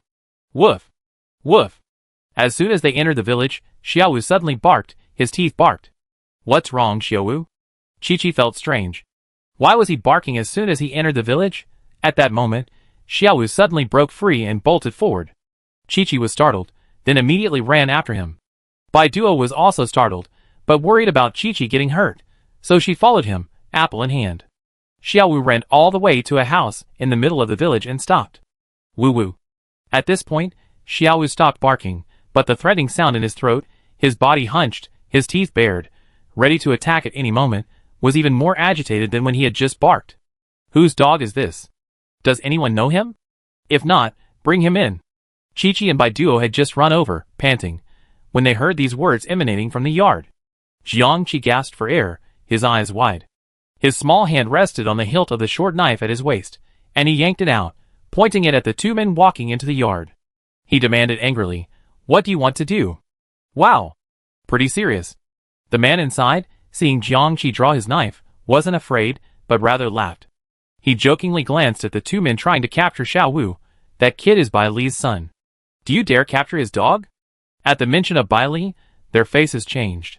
Yesterday, I had the privilege of witnessing her masterful whipping of Bai Wei, and the thought still lingered.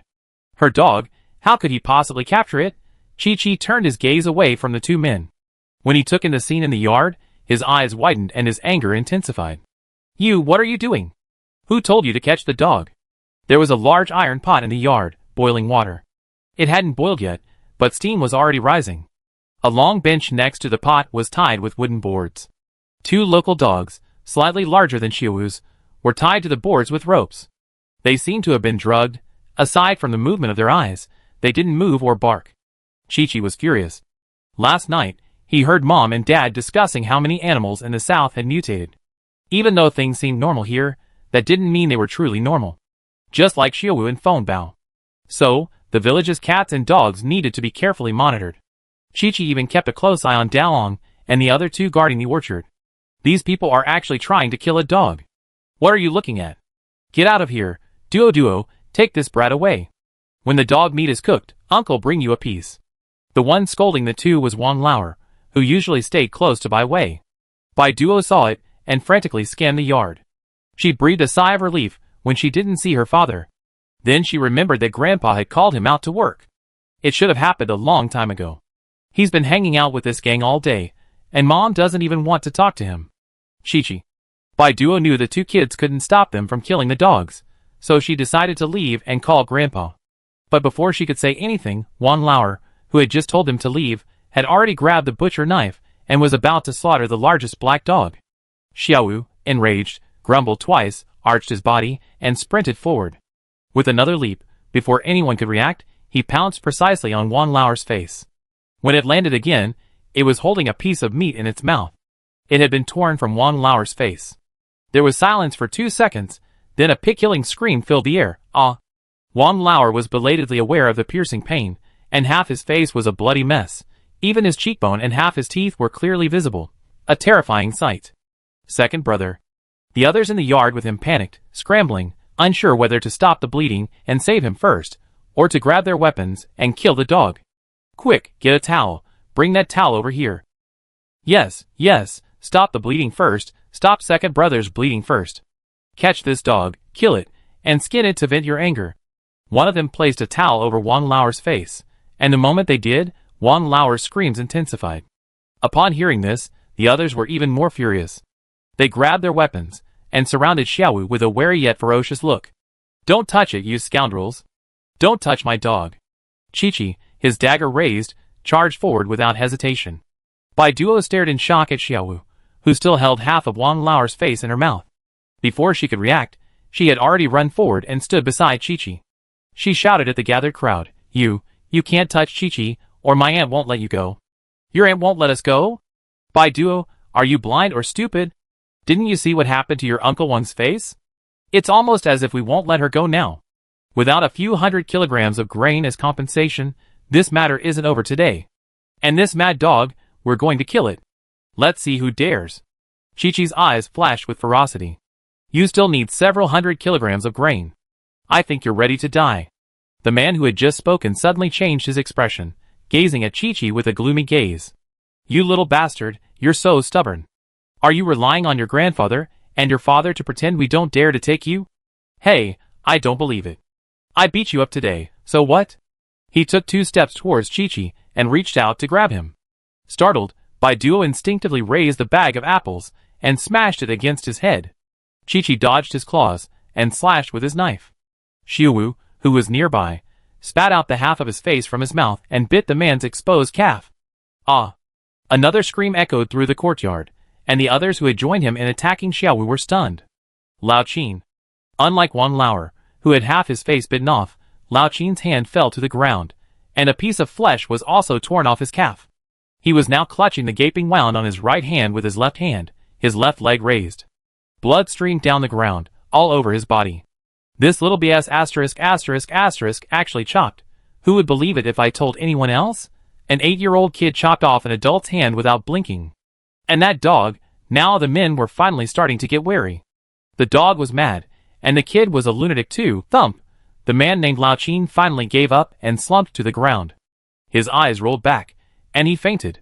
Wan Lauer, who had just been screaming in pain, now stared blankly silent, because of Lao Qin's misfortune. What should we do? One of them panicked. They hadn't eaten meat in days, so they were thinking of killing 2 dogs and cooking them for a treat today. They were all ownerless dogs, so they were eaten, and no one looked after them. How had such a small matter turned out like this? One of them glared at Chi-Chi fiercely, but then he eyed the knife in his hand warily and took 2 steps back. You're in trouble, you know? You're in big trouble. Wait until your grandfather and your mother come back, and we go find them. Just wait, you little bastard. Why are you wasting your time talking to him? First, carry Lao Qin to find Xiaodong's mother, quick. The flesh on his leg was fine, but the blood gushing from his severed hand was frightening. If the bleeding didn't stop, Lao Qin would be dead. There was no longer any concern for killing the dog and eating its meat. The men hurriedly carried Lao Qin away. Wang Lao, recovering his face, walked to the gate and then turned back. As Xiaowu whimpered at him, he picked up a nearby hoe and threw it at him. Chi-Chi's heart skipped a beat. Just as she was about to reach for her knife to knock the hoe away, Bai Duo grabbed her. Xiaowu dodged nimbly. By the time the three of them regained consciousness, Wang Lao had already quickly picked up the severed hand and fled. You think you're so formidable? Look at how big and heavy this hoe is. It could knock you unconscious with one blow. Bai Duo slapped Chi-Chi on the back with lingering fear. You're just trying to show off. She was still a little dazed, her heart pounding. She wondered if what she had just seen was real. But the blood on the ground was real. So, she looked at Chi-Chi in disbelief, her voice trembling. You just chopped off Uncle Qin's hand? Yes, I did. Chi-Chi nodded nonchalantly, turned, and walked over to the two black dogs tied to the stool. She cut the ropes with her knife and carried them down. Chapter 96. The two large black dogs, drugged, lay motionless on the ground. But their eyes turned to Xiaowu and Chi-Chi, wet and filled with pitiful pleading. Chi-Chi reached up and patted each of their heads, whispering soothingly, "It's okay, you're safe." But he was still a little worried, wondering what kind of drug the gang had given them. Bai Duo was 2 years older than him, and more perceptive. She said, "Since they want to eat dog meat, it can't be poison. Chi-Chi, take Xiaowu back first. I watch over them, and make sure no one else kills them." Uncle Qin's hand had been chopped off by Chi-Chi, and the Qin family would definitely not let this go. She was afraid that if they came later, Chi-Chi would be in trouble. Although he wanted to go call Grandpa and Mom, Chi-Chi couldn't stay here. He had to go. Sister Duo, you go watch them at the door. I give them some water first. Drinking plenty of water can lessen the effects of the medicine, he heard Dr. N say before. Bai Duo picked up the scattered apples on the ground, and just as she reached the gate, she saw someone whizzing up from 100 meters away. Duo, where's Chi-Chi? Bai Duo looked up blankly, her eyes wide at the person questioning her. Second uncle? Bai Yang looked up into the courtyard and saw Chi-Chi with his back to him, his butt sticking out, doing something unsettling. Jiang Chi-Chi, he shouted angrily. The little brat had run here without even telling him. Was this the same as before? Running around as he pleased. Originally, Chi-Chi hadn't intended to enter the village. He had simply planned to take Xiaowu with him to drop Bai Duo off and then return. But he hadn't expected Xiaowu to notice someone killing a dog and barge in. Chi-Chi was pinching the dog's mouth with one hand, while inserting a fat finger of his other hand to pour water in. Mother said the water he poured was pure, and seemed better for the body, so he sent Sister Duo away to give the two black dogs some of his own water. He had just fed one dog, and was about to feed the second, when a sudden roar from behind him made him shudder, and nearly stabbed the dog's throat. But he had also pushed his finger in quite a bit, rubbing against the dog's teeth. He turned to look at Bai Yang and said angrily, "Uncle, can't you be more steady? You're so irritable all the time." This was the exact phrase Li Xiao often used to scold Bai Yang. Even the tone was similar. Bai Yang gritted his teeth.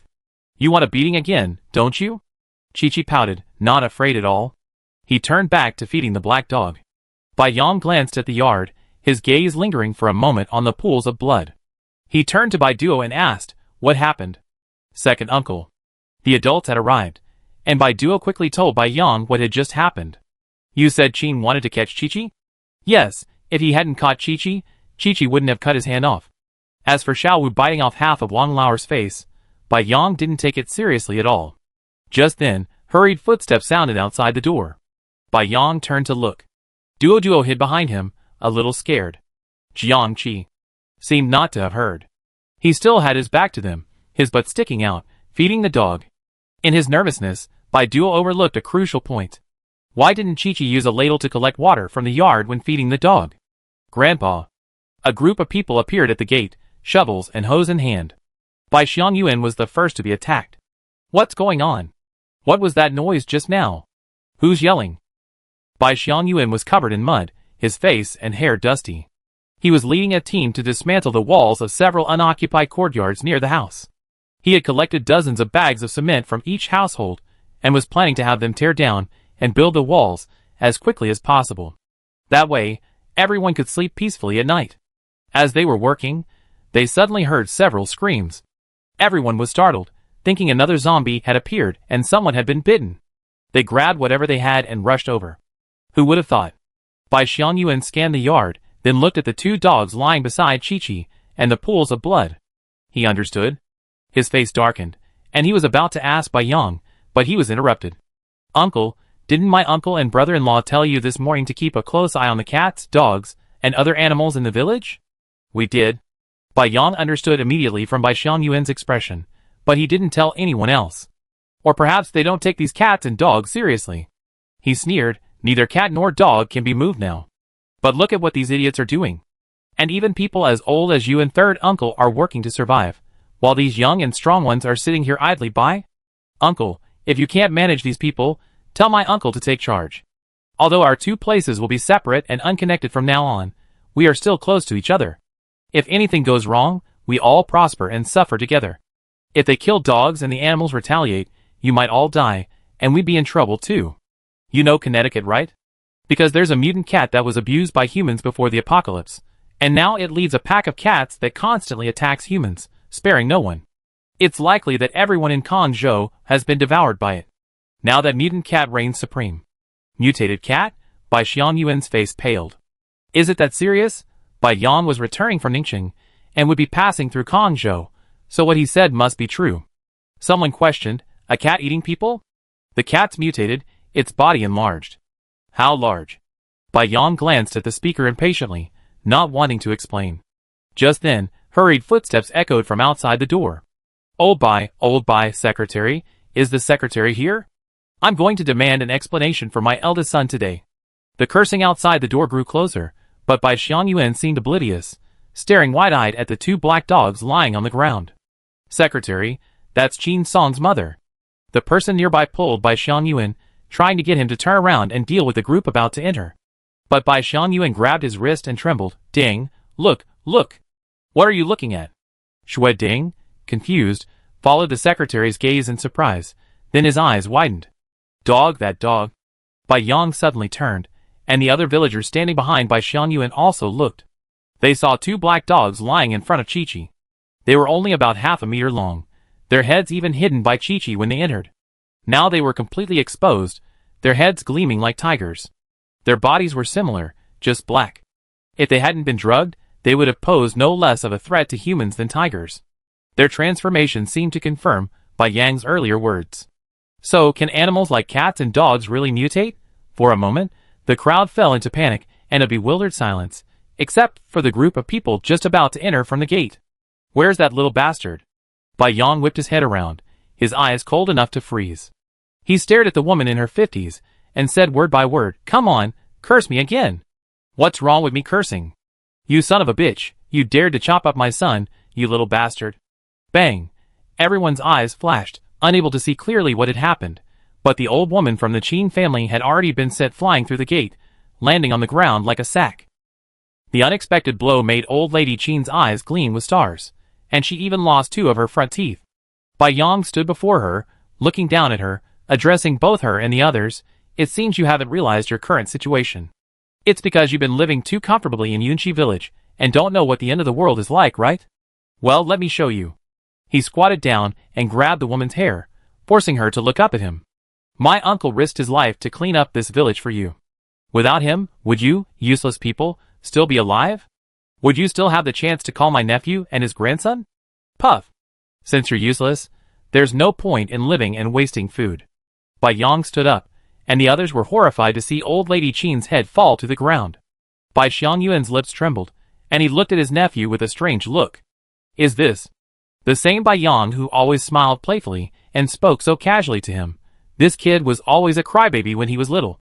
Whenever he got bullied while playing with other kids, he'd go home to his sister. Bai Li was protective of Bai Yang.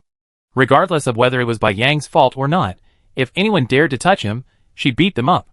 Because of this, for a while, no one wanted to play with him. He became much better as he grew up, but he was still like his father, well-mannered and a good student. I thought he was another weak scholar like Bai Xiangqian, but I didn't expect. Uncle, please take care of the food and supplies at old Qin's house. I go to the clinic. As soon as he finished speaking, he was gone. Everyone was startled again, their mouths hanging open for a long time. Secretary, Bai Yang. Some people hesitated, unsure how to describe this kid. This kid was now evil, powerful, and incredibly cruel. Bai Xiangyuan finally reacted. He glanced solemnly at the old woman from the Qin family, then at Wang Lao's mother, who was hiding in the crowd, not daring to move. Then, facing everyone, he said solemnly, "You all seen the changes in these two dogs today, right? So what Bai Yang said is true. From today on, don't touch any of the cats and dogs we used to keep in our village. If anyone slacks off like they did today, sneaking into an empty house to kill and cook dogs." At this point, Bai Xiangyuan gritted his teeth and pointed at the old woman from the Qin family's head. "This is what she ended up like. If you don't want to live, go ahead and kill them. Also, Shui Ding, take 2 people and bring everyone who's not here to work here. If you don't want to work, just get out of here and don't stay in Yunqi village anymore." He knew that if he didn't seize this opportunity to establish his authority and punish Bai Xiangtian, Jiang Minglang, and Bai Li, he guaranteed that those who tried to eat dog meat today would either be killed or driven out. In any case, no one would end up well. Most importantly, they definitely seize control of the village. Evict or kill anyone who disobeys, and move in some of their own people. Didn't Bai Xiangtian mention the possibility of more people moving in when he left today, like the Yin family who came yesterday, after giving Shui Ding his instructions, and waiting for him to leave with his men? Bai Xiangyuan turned to look at Chi-Chi and the 2 massive black dogs. "I don't know how many drugs they've been fed, but they're still lying there motionless. Duo, stay here with your brother Chi-Chi. Grandpa has to work, so I'm leaving now. Grandpa, don't forget to tell my mom I'm here." "Okay." Bai Xiangyuan hurriedly left with a group of silent villagers, carrying the body of the old Qin woman. He also sent someone to the village clinic. At this moment, he felt a mix of emotions, for he could guess what Bai Yang was doing there. The eldest son of the Qin family is doomed today. That kid was always lazy as shit, and now he's lost a hand and his mother. Even if Bai Yang doesn't kill him, surviving in the apocalypse won't be easy. He doesn't have the time to care for a cripple, so let him go. But I wonder if he spare Wang Lao's life. According to Bai Xiangyuan, they should all be killed, because that kid is the worst of their bunch of scoundrels. He's willing to bet that killing the dog and eating its meat was Wang Lao's idea. Thinking of Wang Lao, he remembered Wang Lao. That old woman seemed to have sneaked away a while ago. He couldn't tell if she went to the clinic to save her son or went back to her own home. The men were primarily involved in the wall building work today, but the women were also busy, mostly digging sweet potatoes and harvesting wheat in the fields. While there were still peace and no zombies nearby, he quickly harvested all the crops he could. Luckily, aside from a group of young thugs, everyone in the village listened to him. Among these thugs, Wang Lao heir and the eldest son of the Qin family bore the brunt of the blame. Thinking of this, Bai Xiangyuan no longer felt any resentment about the Qin family's old woman's murder. After all, the old woman was a troublemaker. Whenever the village was called in for something, she always been incredibly volatile and uncooperative. Oh, his nephew had really helped him out today. His nephew, who had helped him so much, was already at the village clinic. Their village was relatively lucky. On the day the apocalypse arrived, one of the doctors and one of the nurses at the clinic had family matters, so they closed that day. It was precisely because of the closure that the clinic survived. But the doctor was gone, and now only the nurse remained alive, a native of Yunqi village. This incision, I don't know how to sew it. Nurse Jing Lan frantically sprinkled styptic powder on Qin Lao Da's severed hand and inserted in 4 into the other. As she was about to bandage it, she saw Wang Lao heir placing his severed hand on her syringe tray. This frightened her terribly. But when she looked up and saw Wang Lao heir's face, she almost screamed. "What are you doing? How did you get into this? Do you have a painkiller? Give me one first. It hurts so much." Wang Lao heir's blood-soaked face was truly unbearable to look at, but he was in real pain. If it weren't for the fact that Lao Qin was even worse off, he would have screamed all the way. "A painkiller? Okay, I go find one." "Wait." Jinglan turned and was about to go to the pharmacy, but was stopped by a soft voice. "What painkiller? He doesn't need one." Chapter 97. Jinglan turned toward the door at the sound and smiled. "Bai Yang, I heard you were back a few days ago, but I haven't had time to visit you. Is everything alright?" Her brother and Bai Yang grew up together and were classmates, but his grades weren't as good as Bai Yang's. He was admitted to a second-tier university in another province, and she didn't know how he was doing now. But Bai Yang's return undoubtedly gave her hope. Perhaps her brother was doing well, and would return someday. Sister Jinglan. Bai Yang greeted Jinglan, and glanced coldly at Wang Lao, and the others who were glaring at him. What do you mean? Bai Yang, don't think we're afraid of you just because your uncle and brother-in-law are so powerful. Wang Lao was speechless before he could finish his sentence. Bai Yang came in, and stabbed Lao Qin's severed hand with a knife. The tip of the knife pierced the palm of the hand, emitting a cold, white light. And the long knife in Bai Yang's hand looked exactly like the short knife that had severed Lao Qin's hand. It's just one longer and one shorter. My cousin said, since you don't want to work, and don't want to stay in Yunqi village, then get out. He looked at the group, but his words were directed to Jinglan. Sister Jinglan, medicine is precious these days. Use it sparingly. You have to use it where it matters most. How can you waste it on useless people? I suggest you remove that bottle of water. He was referring to the bottle of saline solution Jinglan had just given Qin Lao to reduce inflammation. Qin Lao was still unconscious, his once dark face now pale from excessive blood loss, and he looked as if he would die at any moment. The hemostatic powder sprinkled on the severed hand had only a marginal effect, blood was still oozing out. Combined with Wang Lao's bloody face, the entire clinic was filled with a strong smell of blood. Jinglan looked at Boss Qin, her mind torn. Should I pull it out? On one side was the village scoundrel, and on the other was the younger brother of the Bai family, whom she preferred. Forget it, she better listen to Bai Yang. Boss Qin's bleeding wouldn't stop, his wound couldn't be sutured, and the saline solution would be useless. Thinking of this, Jinglan immediately stepped forward, swiftly removed the bottle of water, placed it on a tray, and then carried it back to the inner room. The whole process took less than half a minute. Wang Lao's eyes were red with anger. What did he mean? You aren't going to give him his painkiller injection, were you?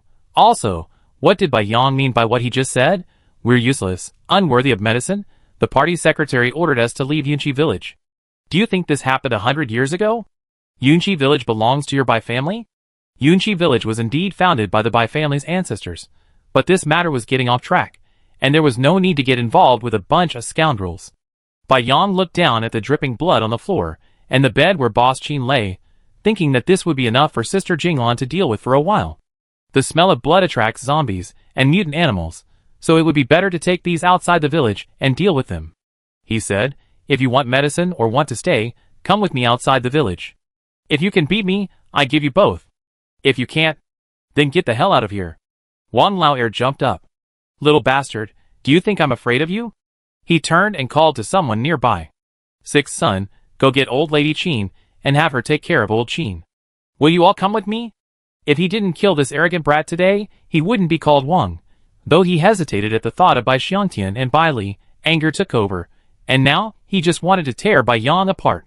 Bai Yang glanced indifferently at Lu Zi as he fled. Without a word, he turned and strode out, snorting coldly, quick and decisive. I'm busy, and I don't have time to waste with a bunch of losers like you. The clinic was originally located at the east end of the village. Outside, a spacious concrete area was reserved for patients to park their cars. Beyond that was the main north-south road, and next to it was a ditch. To the east of the ditch lay the fields of the village across the street. Bai Yang walked about 30 meters south, intending to bury these men in the ditch. Wang Lao had the same idea, to kill them and bury them in the ditch. If Bai Xiangtian came back to settle the score with him, he would have something to say. Bai Yang had started it first, so it wasn't his fault. And with his mother standing in front of him, he doubted Bai Xiangtian and Bai Li could do anything. However, Wang Lao never expected that before he could fight Bai Yang, before he could kill him, he would be inexplicably thrown onto the road. His body flew upward, landing headfirst. A sharp pain slammed through him, and before he lost consciousness, Wang Lao felt only a black screen before hearing a snap and losing consciousness. Uncle Dahe wants to revenge himself. Bai Yang and Wang Lao had just chosen a spot on the road, but before they could make a move, they turned and saw Chi-Chi and Xiaowu, each riding a large black dog, galloping towards them. The black dog under Chi-Chi, before he could even let him down, bared its teeth and lunged at Wang Lao, first sending him flying with a headbutt and then, before he landed, opening its jaws to bite his neck. That snapping sound was the sound of the big black dog biting Wang Lao's neck. This demonstrates how vulnerable ordinary humans are to mutated animals like Big Black. A flash of shock flashed in Bai Yang's eyes. Before he could say anything to Chi-Chi, a foul odor suddenly wafted over. Following the scent, he saw the three men with Wang Lao, two of whom had wet their pants out of fear. Bai Yong curled his lips in disdain. How dare you kill a dog? The three men trembled with fear, unable to scream or run. They stood there trembling with despair. Chi-Chi and Xiaowu jumped off the two black dogs. Then, before they could even regain their balance, the two black dogs charged fiercely at the remaining three. Ah! The last man finally managed to hold back a final scream. The two black dogs dispatched Wang Lauer and the other three, and then turned and ran towards the clinic. Serves him right. Chi-Chi muttered quietly, not at all afraid of the sight of the black dog mauling people. He looked around to see if anyone was around and whispered to Xiaowu, quick, burn them all. Puff! Puff! Puff! Puff! 4 streaks of red light emanated from Xiaowu's mouth, and the 4 bodies were reduced to ashes in the blink of an eye. Bai Yang's pupils trembled. He scooped up Chi-Chi, little rascal. Why didn't you tell me Xiaowu could breathe fire? Chi-Chi blinked and chuckled, impressive, isn't it? Our Xiaowu can not only breathe fire, but he can breathe different kinds of fire. The so-called different kinds of fire mean that burning wood is different from burning people. Bai Yang was about to ask more questions when he heard a scream from the clinic. Bai Yang's face fell. Oh no, he forgot Sister Jinglan was there. He rushed over with Chi-Chi in his arms. Before he even entered, he was hit by a strong smell of blood. A man slumped to the ground at the door, one hand clutching his mouth tightly, his eyes bulging out. Chi-Chi glanced at him in surprise. He remembered he wasn't among the group that wanted to kill Dahe and Ariai. The uncle and nephew ignored him and stepped into the clinic. When they saw the situation inside, they both fell silent. The two black dogs had torn Qin Laoda's body into pieces. That wasn't enough, they devoured the flesh and bones, clearly hating this human to the core, and wouldn't let him go even after he killed him. It was completely different from the killing of Wang Lauer and the others. Bai Yang guessed that Lao Qin had probably fed them the medicine and perhaps even abused them afterwards. Sister Jinglan? Jinglan wasn't visible outside, but the door to the 4-room was closed. Bai Yang knocked gently and said, Sister Jinglan, are you okay? No, I'm fine. Jinglan trembled as she came to open the door, but it only cracked a crack. Her voice trembled as she asked, Xiao Yang, what are those two? They're dogs, mutated. Don't worry, Sister Jinglan, you didn't touch them, they won't bite you. Chi-Chi and I will take them away later. Clean up outside, and try to get rid of the bloody smell, otherwise it might attract zombies and mutant animals. Okay. They had initially thought they would have to wait a while, but Bai Yang and Chi-Chi underestimated the fighting power of the two large dogs. In less than 5 minutes, they devoured Lao Qin completely. When they led Dahe and Ariai out of the clinic, the people outside had disappeared. They didn't care. Bai Yang asked Chi-Chi to take the 3 dogs back while he went to find Bai Xiangyuan. My uncle and brother-in-law are busy every day, so they don't have time to bother with this mess. My sister isn't busy, but if she were to come, I'm sure at least half of the 100 or so people here would get a beating. How tiring, so he better find time to take care of it. After finishing his business in Yunqi village and returning to his home, Bai Yang's eyelids twitched. In ancient times, wealthy families used to place 2 stone lions at the gates of their homes. Their gates weren't finished yet, so he had to do it first. He glanced around at Dahe and Ariai squatting on either side. Hey! They look quite similar to lions, except for the color. Black, lion, dog. Dahe and Ariai, did Chi-Chi ask you two to guard the gate here? Of course, the 2 dogs ignored him. Not only did they ignore him, they didn't even give him a glance. Bai Yang found Chi-Chi in the cherry orchard, grabbed him by the scruff of the neck, and plucked him from the tree. He asked, Little rascal, how did you come up with the idea of having Dahe and Ariai guard the intersection? What a brilliant idea.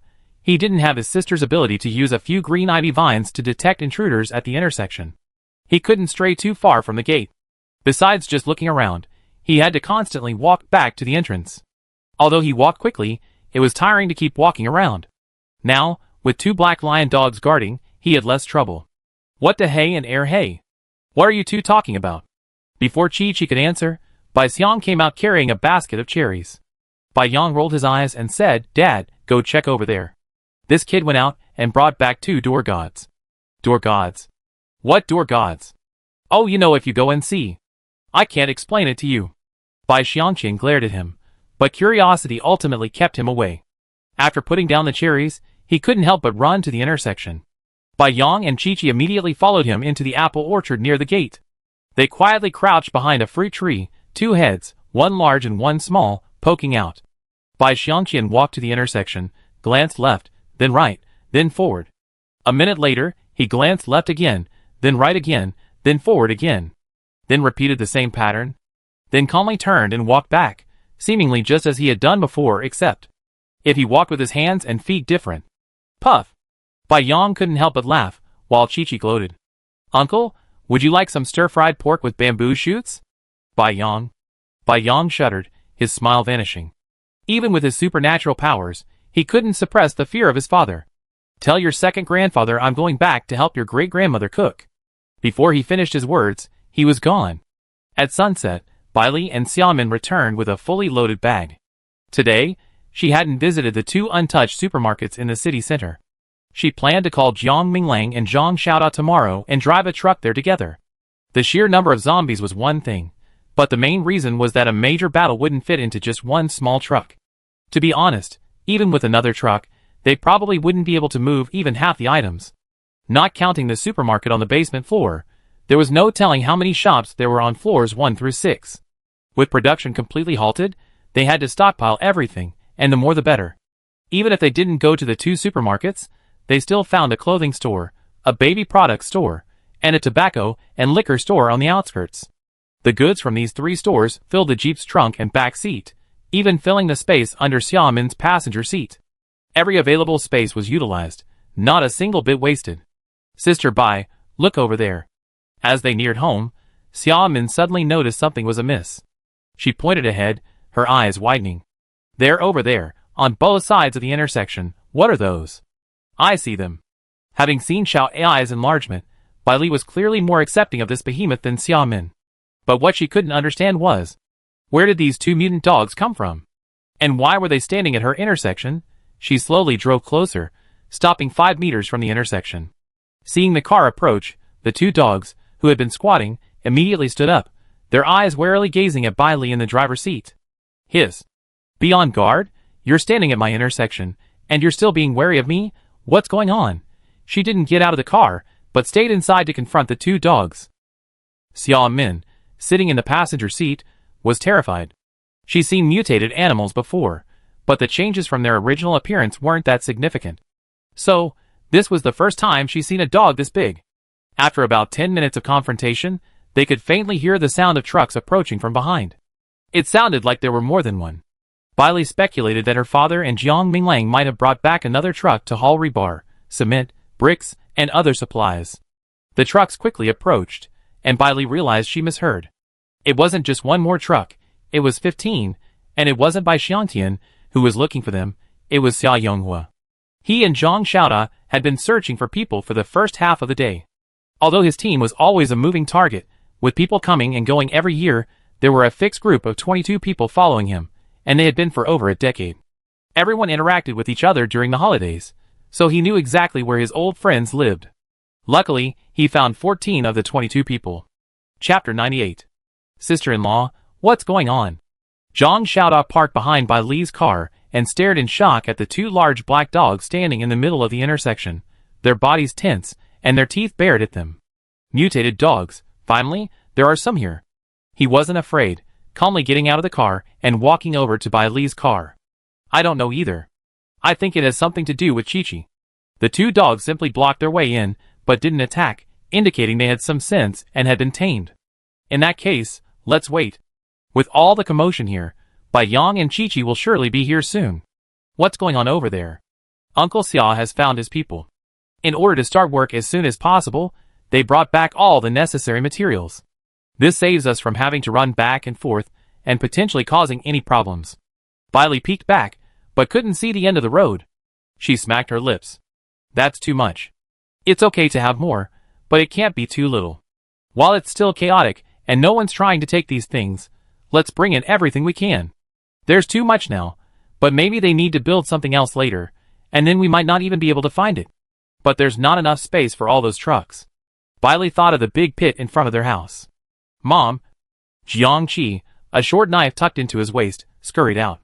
As soon as he saw Bai Li, he excitedly shouted, Mom, do Dahe and Ari look like the 2 generals Hung and Ha? I decided to change their names to Xiaoheng and Xiaohe. Aren't they nice? Bai Li, Zhang Xiaoda couldn't help but laugh, but the next moment, his mouth dropped open in shock. Chi-Chi walked up to one of the large black dogs, and it immediately lay prone on the ground. Chi-Chi then grabbed its head and mounted it.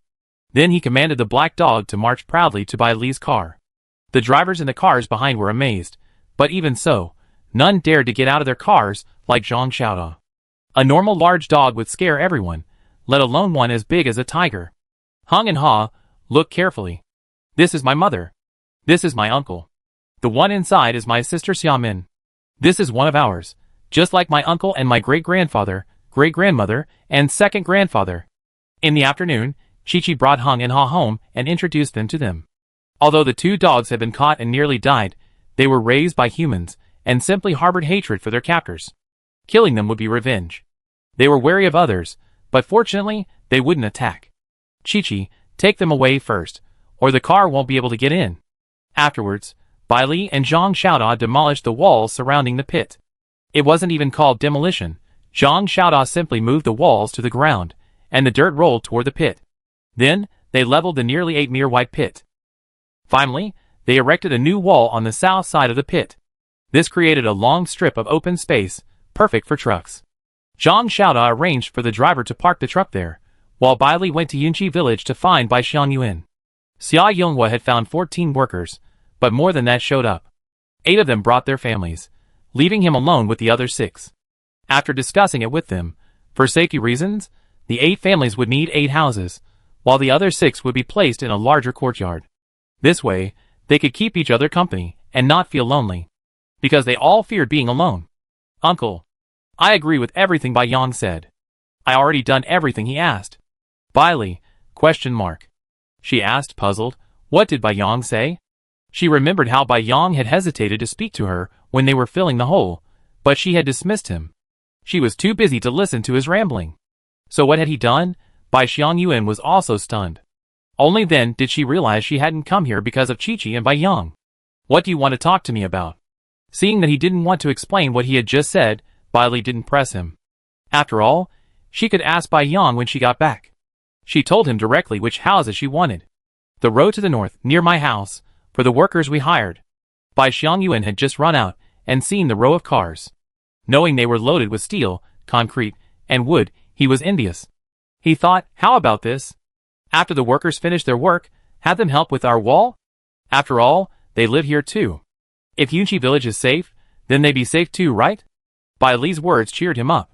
Tonight, we help you block off all the roads leading outside. After all, there are people, so their safety must be guaranteed to the greatest extent possible. Bai Xiangyuan's face froze at this, and he glared at her in dissatisfaction. He thought, you're so concerned about the safety of outsiders, but what about me, your uncle? He felt a pang of bitterness, but he also understood that the current state of the two families was entirely due to his initial selfishness and indulgence. Now, in the end times, he wished nothing more than for Duo and her brother to live healthy and safe lives. Bai Li didn't stay long in the old house. After talking to Bai Xiangyuan, she took a few steamed buns from Wenting and left. The moment Bai Wei saw her enter the house, he darted into the bedroom and was never seen again. He had been afraid of her before, but now he was even more afraid. He Hua was stoking the fire in the kitchen, watching her daughter-in-law bring steamed buns to Bai Li. She murmured in dissatisfaction, "What are you giving her? She's got plenty to eat at home." Wenting ignored him and went about her business. Fearing her daughter-in-law would abandon their son, He Hua didn't dare to turn her back on Wenting. Instead, she usually tried to please her. Bai Li arrived home, eating steamed buns, when Jiang Minglang and Bai Xiangtian also returned. Surprisingly, they brought back a high-powered generator and a truckload of diesel today. That's the good news. The bad news is, a trail of zombies followed the car back, which Zhang Xiaoda and Bai Yang had already dealt with. Where did you go today? There weren't that many zombies following yesterday, even though Pingcheng has a large population and plenty of zombies. But based on their wanderings over the past 2 days, they discovered that many zombies are confined to specific areas, such as large shopping malls, and even supermarkets on basement floors. After all, zombies have no intelligence. Once a door is locked, they won't open it. Originally, there were many zombies on the streets, but over time, drawn to the sounds and smell of blood, they gradually strayed from the streets and headed for more populated neighborhoods. These zombies are coming from the Pingjiang Bridge. Jiang Minglang's expression was somewhat serious. We need to build the walls and houses as soon as possible. While the zombies aren't difficult to deal with, their numbers can be troublesome. And the road at the gate? I just told Dazi to block it off. Leaving the orchard is a north-south highway. There are other villages on either end, but the only villages along this stretch are Yunshi Village and the Bai family orchard. A blockage wouldn't be a big deal. Did you go to the south of the city today? Yes, we got the generator from there. Are there many people coming back from the Pingjiang Bridge? Not many, but there are still quite a few zombies. In other words, the zombies from the south are heading north. Zhang Xiaoda had previously erected a mud wall on the bridge, blocking the road, but now it was clearly torn down. Bai Li watched her father and Xia Yonghua discuss the wall and the house foundation over steamed buns. They planned to start tonight. Now that we have a generator, lighting isn't a problem. Xia Yonghua was even more proactive than Bai Xiangtian. After all, besides building the wall, he also had to work on his house. Determined to have a home here in the future, he didn't want to waste a single moment. Bai Li tugged at Jiang Minglang's sleeve and whispered, "When I went downtown today, I made a point of stopping by Cheng Xiyun's neighborhood, but no one was home. On the way back, she couldn't stop by without thinking about her good friend. She had a day off yesterday, so she made a point of checking on her while she was downtown today." Before she even went upstairs, Bai Li's heart skipped a beat. The curtains in her living room and bedroom were wide open, and one window was even half open, clearly for ventilation. This situation only suggests two possibilities. One is that Cheng Xiyun left the house on the day of the apocalypse and never returned. The other is, she turned into a zombie. Undeterred, Bai Li lured the zombies downstairs away and climbed to the 8th floor to enter her home. The smart lock still had power, and Cheng Xiyun had recorded her fingerprint, so it was easy to open the door. She hadn't heard any groaning from outside, and sure enough, inside, there was no one or zombies inside, and dust everywhere. Clearly someone hadn't been home for some time. Her house was untidy. It was obvious she left on a whim. And then the apocalypse arrived, and there was a massive riot. Sadness welled in Bai Li's eyes. Cheng Xiyun had been her best friend since middle school. They shared everything, and she had no scruples in her presence, doing whatever she wanted. She was both a close friend and a family member. Jiang Minglang reached out and pulled her into his arms, whispering, "It doesn't necessarily mean an accident. Is it possible?" "No." Bai Li knew what Jiang Minglang was about to say, and she shook her head firmly. If she couldn't stay in her house, she would definitely come here. She definitely wouldn't go to her father's house. Even before their divorce, Cheng Xiyun had already fallen out with her father. Both sides had vowed to never see each other again. Even if her father died 100 years later, she wouldn't go back. Bai Li knew Cheng Xiyun hated her father so much she wanted to kill him, and no matter how desperate she was, she wouldn't go back to him. Cheng Xiyun was weak in academics, and didn't perform well on the college entrance exam. In the end, she didn't even get into junior college and stayed home. Her mother felt sorry for her, but also felt sorry for her. After all, the red mole on her forehead had been there since birth, and had grown larger and larger, eventually covering her right eye. So her mother thought, if she didn't go to school, she'd just stay home and raise her. After all, their family was well off, so what was wrong with raising a daughter? However, 2 years later, Cheng's mother was diagnosed with cancer and passed away 6 months later. The following year, her father married a widow. At the age of 21, Cheng Xiyun was introduced to the son of her father's classmate, and they married at the end of the same year. Bai Li hadn't even graduated from college at the time, and because she was busy with school exams, she didn't get to attend her wedding. The following year, Cheng Xiyun gave birth to a son. When Bai Li visited her, she discovered that her mother-in-law had taken the child away, leaving her alone at home to recuperate. Because her mother-in-law believed the red mole on her forehead could be contagious to the child, it was better for her son to stay with her, and she could also rest and recuperate peacefully. They did this out of consideration for her. She should be content and not ungrateful. To this day, Bai Li still remembers the look on Cheng Xiyun's face when she saw her. She lay flat on her bed, her eyes staring blankly at the ceiling, lifeless. Bai Li was so heartbroken that tears fell. She asked her if her father knew about the way her in-laws treated her. How could he not know? Not only did he know, but he also blamed Cheng Xiyun for being too much trouble. Wouldn't it be better if you didn't take care of the child after it was born? Why did she have to make such a fuss? Even her brother had the same excuse.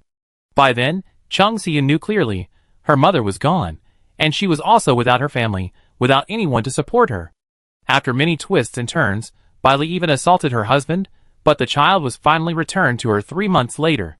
Bai Li wanted her to divorce, but she wasn't Cheng Xiyun, nor was she the child's mother, so she naturally didn't consider as much as she did. But the marriage, after 5 years of bumpy times, ultimately ended with one sentence from her son. "You're so ugly. Everyone else's mothers are beautiful, not like you, who's a freak. I don't want you to be my mother. Get out. Get out." After 5 years of raising a child like this, Chung Si-in felt like a failure. She finally gave up her hesitation and decisively divorced the man. Before this, Bai Xiangtian had someone investigate her husband and captured evidence of his infidelity, including his 3-year-old daughter. Thanks to this evidence, Chung Si had received a substantial compensation. But the setbacks and obstacles along the way were immense, all from her family. Her father told her to divorce if she wanted, so why would she ask for money and a house from someone else? It was a complete disgrace to him. Even her brother ran over and pointed his finger at her and cursed her. Chung Si-in went all out. She found a loudspeaker and placed it at the entrance of her father's residential complex. His father had moved to the city when he married a widow, no longer living in the countryside, repeating the words her father had said on the phone. She also put up posters with photos of the man and his mistress at the entrance. She knew it was her in-laws putting pressure on her father, and since he was too lazy to side with her, she had no choice but to compromise. Compromise. Why must I always compromise? Because of a large mole on her face, she had rarely appeared in public since she was a child. She always had a piece of hair hanging down over her right eye to hide the mole. But that time, she wasn't afraid anymore. She pulled her hair aside, pointed at the mole, and told everyone that it was there at birth and couldn't be removed. There was nothing she could do. She talked a lot. Her mother's death, her stepmother's marriage, her biological father becoming her stepfather, her in-law's seizure of her child, her husband's infidelity. Bai Li was already working by then, and by the time she took leave and hurried back to Pingcheng, Chung Si-in's story had spread online. Thankfully, she eventually received compensation and a divorce certificate. Chapter 99. Bai Xiangtian and Xia Yonghua, along with 14 workers, worked tirelessly all night, stopping only at 4 in the morning to rest and eat. Qin Dong's old home had 2 large iron pots, which he had moved last night and placed in the yard of his house. He slept for 3 hours, then came over to help Bai Xiangtian and, by the way, to cook and boil water for everyone. The good thing about this place is that there's a pressurized well in the yard, and the water is crystal clear and drinkable. Okay, after dinner, everyone go back and get some sleep, and come back when you wake up. Their home had already been settled last night. The houses they found were all previously occupied, and after cleaning, they were ready to move right in. As for someone dying in the house, is that a big deal? People die everywhere these days. I'm not tired. I can still work after a break. I'm not tired either. Me neither. Let's get on with it. The sooner we finish, the sooner we feel at ease. Everyone spoke one after another, their spirits high and their spirits high. Bai Xiangtian looked at the weary faces, his eyes sparkling with a longing for life and a hope for a renewed future. He was deeply moved. He wasn't familiar with these people, but after spending an evening with them, he discovered that most of them were honest and straightforward. They didn't talk much, but they worked very hard. Xia Yonghua said that the youngest among them had been with him for 10 years, and none of them were cunning or dishonest, otherwise he wouldn't have risked bringing them in one by one. But he also made it clear up front that their character was before the end of the world. Things change, and people are likely to change too. If anyone shows selfish motives and breaks the rules, he won't have to give him face, he can just kick them out. After all, when he went looking for them, they were all in dire straits, many of them practically starving for food and water. Bringing them out meant he saved them. Letting them trade their labor for food was more of a way to survive.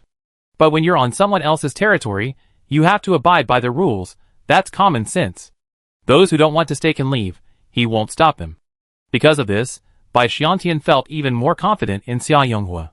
He's decisive, that's good. Besides building the walls and houses, he also needs help with his orchards and vegetable plots. So, if these people are needed, he welcomed them to stay. Besides, they have plenty of farmland here, and so many people have died. Giving each household some land and vegetable plots, apart from anything else, as long as they're not lazy, self-sufficient is a sure thing. As for the indigenous people of Yunqi village, originally, he wanted to ignore them, but after hearing what Bai Yang said last night, Bai Xiangtian knew he couldn't. My cousin has a thirst for power, but lacks both ability and charisma. Although he gained some prestige after serving as party secretary for many years, he was reduced to his old ways once the apocalypse arrived. There's no time to lose. We go clean up Yunqi village at daybreak. If there's one, there's another. Since the 2 black dogs mutated, The other cats and dogs in the village are likely to have other mutations as well. Before heading to the city today, Bai Li and Jiang Minglang gave their son a big task. Find the other mutated cats and dogs in the village, and take in any owners who don't want them. Little Jiang Qi happily accepted the task, and rode Xiao Heng to the village with Xiao Ha and Xiao Wu. Bai Yang twitched his lips, thinking, so they're dismissed? Not going to the city with them? Bai Xiangtian was at home today, so to raid more shopping malls and supermarkets, Bai Li, Jiang Minglang, Zhang Xiaoda, and Bai Yang planned to drive an off-road vehicle and 3 trucks. Xia Min was also coming along, as they wouldn't have enough people to move the items, not to mention someone would have to watch the cars. The 4 vehicles exited the intersection and turned onto the highway. After they left, Zhang Xiaoda erected another earthen wall on the highway. At first glance, such a wall on the straight road looked out of place. But with so many unexpected events since the apocalypse, and survival being so difficult these days, who would care about a wall? At most, they assumed there were survivors in the village behind the wall, perhaps quite a few, and quite resourceful. The wall was erected partly to keep out the zombies, and partly to serve as a warning. Those who force their way in are most likely malicious. Won't it rain today? Xia Min, sitting in the passenger seat of Bai Li's car, looked up at the gloomy sky and said worriedly, my dad said they laid the foundation last night, and the wall will be built soon, but it'd take at least 3 days to complete. If it rains, it'd be delayed, which is really troublesome. It's okay. We have Dizzy here. His earthen wall, while not very defensive, will definitely provide some protection. Bai Li added, unless there's a massive zombie siege, but that's unlikely. After all, the countryside isn't the city, fields and homes are spread out, not concentrated. Yunqi village isn't far from Pingcheng, but it's not the first village you encounter after leaving the city, so the possibility of a siege is unlikely, unless someone is deliberately directing them towards Yunqi village. Bai Li narrowed her eyes at this thought. Currently, this possibility wasn't real, and whether it would arise in the future was hard to say. After all, her family's Baigua garden was a truly blessed location. Occupying it meant they would have no worries about food and clothing. As soon as this thought occurred to her, she felt foolish. If even she could think of it, how could Jiang Minglang and her father not? Both they were more expert in defense and attack than she was, so she didn't really need to worry about it. 40 minutes later, they arrived near the first supermarket. Looking through the glass doors at the main entrance, they saw a sea of zombies. Bai Li frowned. The virus outbreak occurred between 9 and 10 in the morning, so logically, the mall shouldn't be crowded with people besides the staff. Sister Bai, there's a supermarket underneath this mall. Many elderly people and housewives nearby like to come and buy things the moment it opens in the morning. My mom used to like coming early too. Besides, there's a May Day event, and people with nothing to do probably come to watch the fun. In the end, she didn't get to see the fun, but she stayed. The noise of the truck caused a stir among the zombies inside, and they piled up at the gate. If they squeezed any further, the tempered glass would probably crack. Bai Li had checked the route with Xia Min yesterday, mainly on Xia Min's advice. After all, she was a native of downtown Pingcheng, and while she wasn't exactly familiar with the downtown malls and supermarkets, she was at least more familiar with them than she was. She drove to the back door of the supermarket, where there was a rolling shutter. 10 meters in was the glass door leading to the mall. Perhaps someone had escaped from there, so a steel pipe was inserted horizontally through the door handle of the glass door. Because of the commotion up ahead, there weren't a single zombie here right now. It was also because the mall was quite large, with a long, narrow, and slightly curved path from the front to the back entrance, so the distance wasn't close. Does you stay here? I take your sister-in-law and Bai Yang inside. After all, they were driving 3 trucks, making quite a noise. They noticed strange glances along the way. But there were no zombies in the city center, probably because the surrounding streets were mostly empty, and there weren't many survivors. Even so, caution was still advised. So Jiang Minglang led the team, while Zhang Xiaoda stayed behind. Okay. Zhang Xiaoda nodded and instructed Xia Min, stay close to your sister-in-law. Bai Yang looked at him with a playful expression. Brother to Z, why did you only tell Xia Min and not me? I'm not as powerful as my sister and brother-in-law. Get lost. Xia Min glared at Zhang Xiaoda, her cheeks slightly red, and she turned away. Jiang Minglang walked to the glass door and pulled the steel pipe from the doorknob.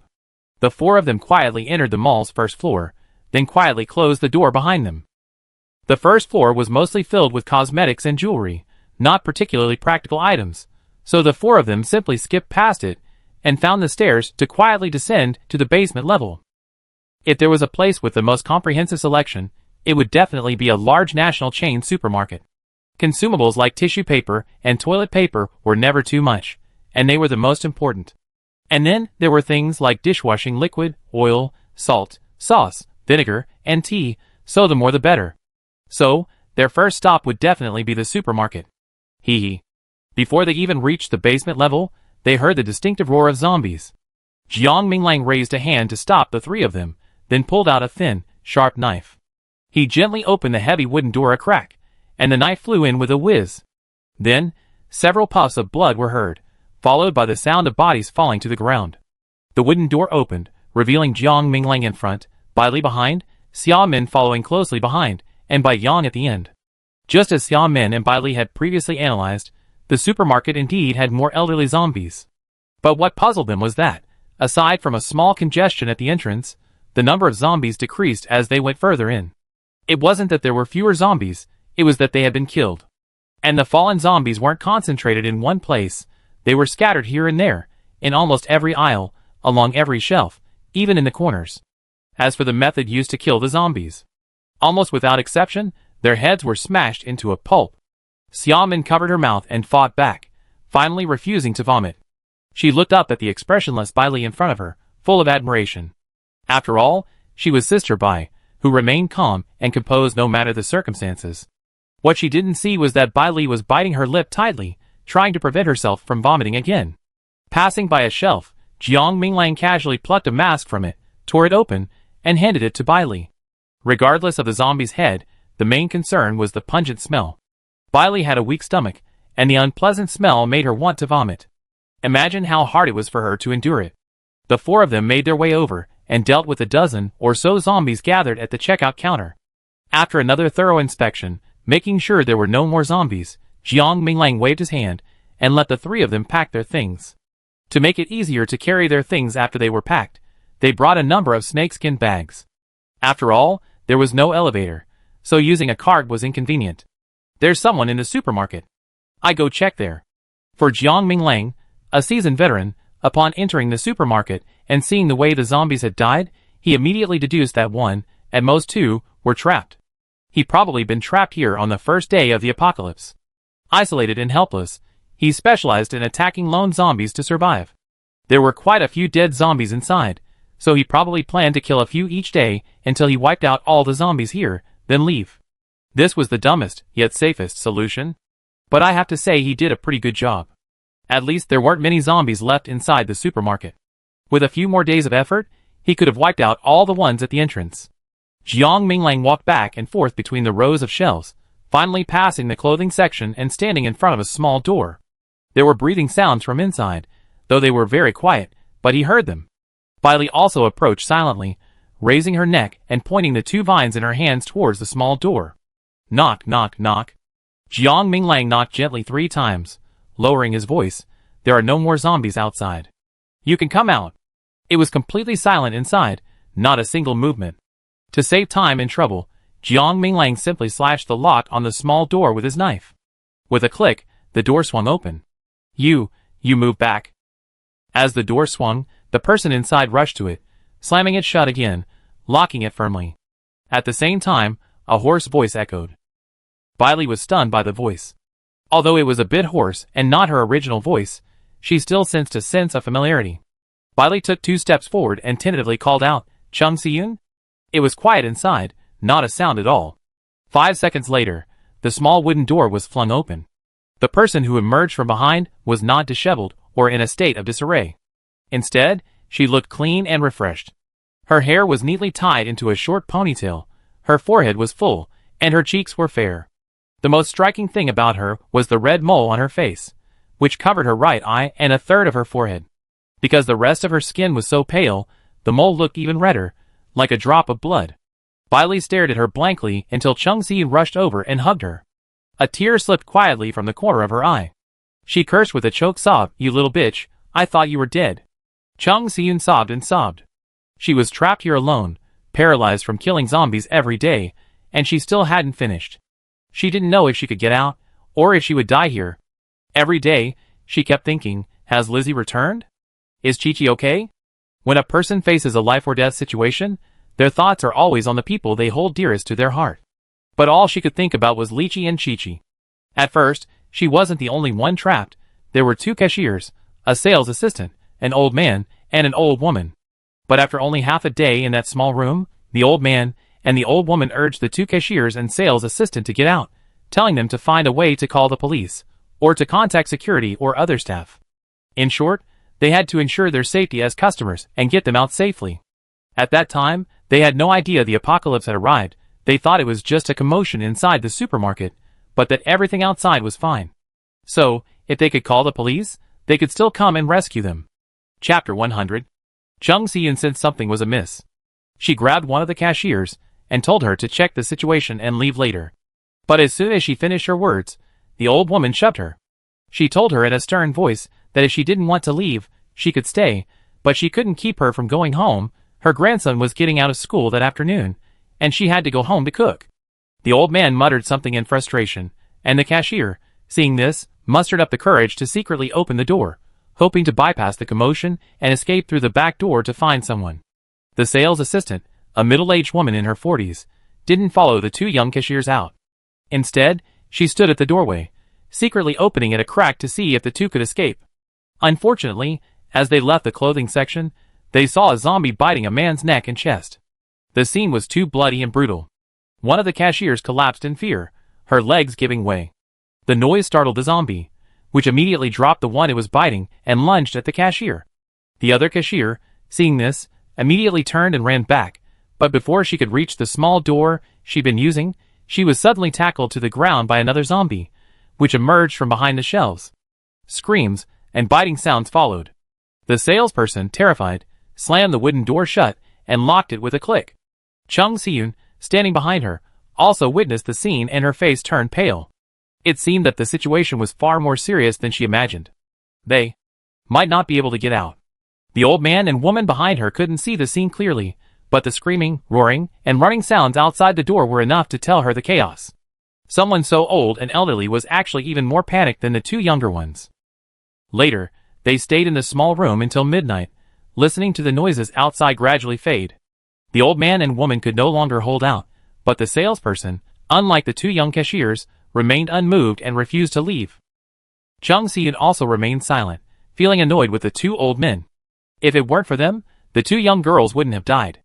After another night of enduring, the old man and woman could no longer hold out. The next morning, taking advantage of the silence outside, they tried to sneak out. As expected, the number of zombies outside wasn't fewer, but more. It was just that they were all huddled at the door because of the noise, and hadn't come into their area. Chung Si-yoon, completely exhausted from hunger, sat on the ground, closing her eyes and counting. When she reached 35, she heard the old man and woman scream. That's when the salesperson suddenly opened the door. Chung Si-yoon's eyes snapped open. She looked in surprise at the sales assistant standing blankly at the door, confused as to what had happened to her. The incandescent light from the supermarket shone on the sales assistant, and as she slowly twisted her neck to the right, Chung Si-yoon saw the veins on her neck. Her eyes suddenly widened, and before her mind could react, her body sprang to life. She took a step forward and shoved the sales assistant out, then immediately closed and locked the door.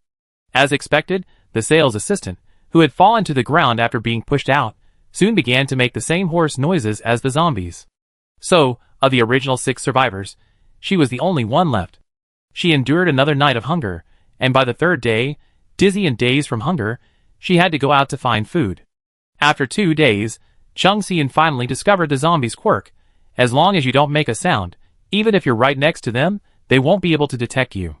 Knowing this, she regained hope of escaping alive. On the 8th day, Chung Si-yoon decided to start killing zombies. Because she was inexperienced, her first target was a short, elderly woman. She chose a long, sharp knife from the kitchen supplies. After 5 or 6 attempts, covered in blood, she realized that only by smashing the zombie's head could she truly kill it. So, she decisively abandoned the knife and opted for a heavy wooden cutting board. 1 hit was accurate, and 2 or 3 hits would crack a zombie's head, much easier than using a knife. At the time, Chung Si-yoon didn't notice her increased strength until the 20th day, when her 3rd cutting board broke in 2 in her hand, and she could crush a zombie's head with a single blow. Only then did she realize she had changed. Of course, Her state of mind had also changed. She long since stopped panicking. It had already come to this, so there was no point in panicking. She couldn't help but miss Lizzie and Chi-Chi even when she fell asleep. She wondered what the situation was like in Suchong. Would it be the same as here? Chung Seon didn't cry for long. She quickly composed herself and joined Bai Li and the others in packing up. As they were moving things out, Bai Li was surprised to see Chung Seon effortlessly lift 2 snakeskin bags, one of which was filled with detergent and other things. It had been meant for Jiang Minglang, but she unexpectedly taken it first. Seeing her friend's surprised expression, Chung Seon felt a sense of pride, but her expression remained calm. I don't know what happened, but my strength suddenly became so strong. Alas, I can't control it. Bai Li twitched her lips, glancing at her and asking, so when you kill a zombie, you choose to smash its head in? Yeah, that's easy, it just shatters in one go. Bai Li, She knew her friend wasn't very smart, but she couldn't help but despise her. Chung Seon, don't you think chopping off its head is easier than smashing it in?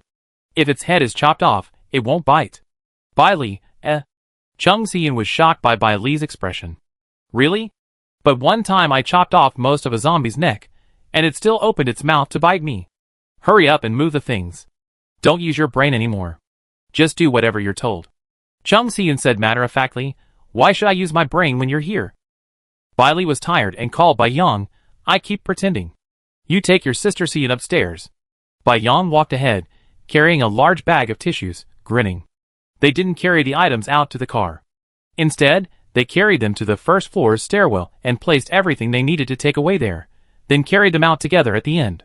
Xiaoyang, don't carry anymore. Go help load the things. I can handle it all by myself. She then turned to Bai Li. The supermarket's warehouse is over there, but it's locked. I didn't open it because I was afraid of making a noise. This was a piece of cake for Jiang Minglang. 2 hours later, they began loading the items into the car. After filling the jeep and 2 trucks, Bai Li began to sweep the second floor. The second floor was filled with women's clothing and lingerie stores. Since sweeping every store was impractical, she took Xia Min and Chung Seon to specifically pick out sportswear and leisure items. She took all the lingerie, regardless of category. Occasionally, they come across 1 or 2 zombies trapped in the store, and they kill them. She and Xia Min packed the items, while Chung Seon carried them downstairs. Bai Yang ran to the 3rd floor alone, where the shoes and bedding were. He decisively chose the bedding, all wrapped up, and carried it off. Jiang Minglang stayed on the 1st floor, partly because some zombies had heard the noise and were heading that way, and partly because he wanted to go to the cosmetics section to get some skincare for his wife. Although Bai Li didn't like makeup, she still needed skincare. The skincare section was closer to the front door, and there were a lot of zombies there. Jiang Minglang moved as quietly as possible, 2 thin, lightweight knives darting through the zombies' heads, sending them crashing down one by one. When he emerged with 6 large bags of skincare products in paper bags, he happened to run into Chung Seon carrying a solar panel down. Jiang Minglang raised his eyebrows and whispered, there are electrical appliances up here? I've been so busy looking for construction materials and generator diesel and gasoline that I put my plans for solar panels on the back burner. I didn't expect to find one today. Brother, this is a shopping mall. How could there be no electrical appliances? Chung Seon rolled her eyes, turned around, and walked out, carrying the solar panel. Sister Chung, take a break. I move it. After countless trips up and down, Chung Seon was truly tired. She took the bottle of mineral water Zhang Xiaoda handed her, and planned to rest against the truck.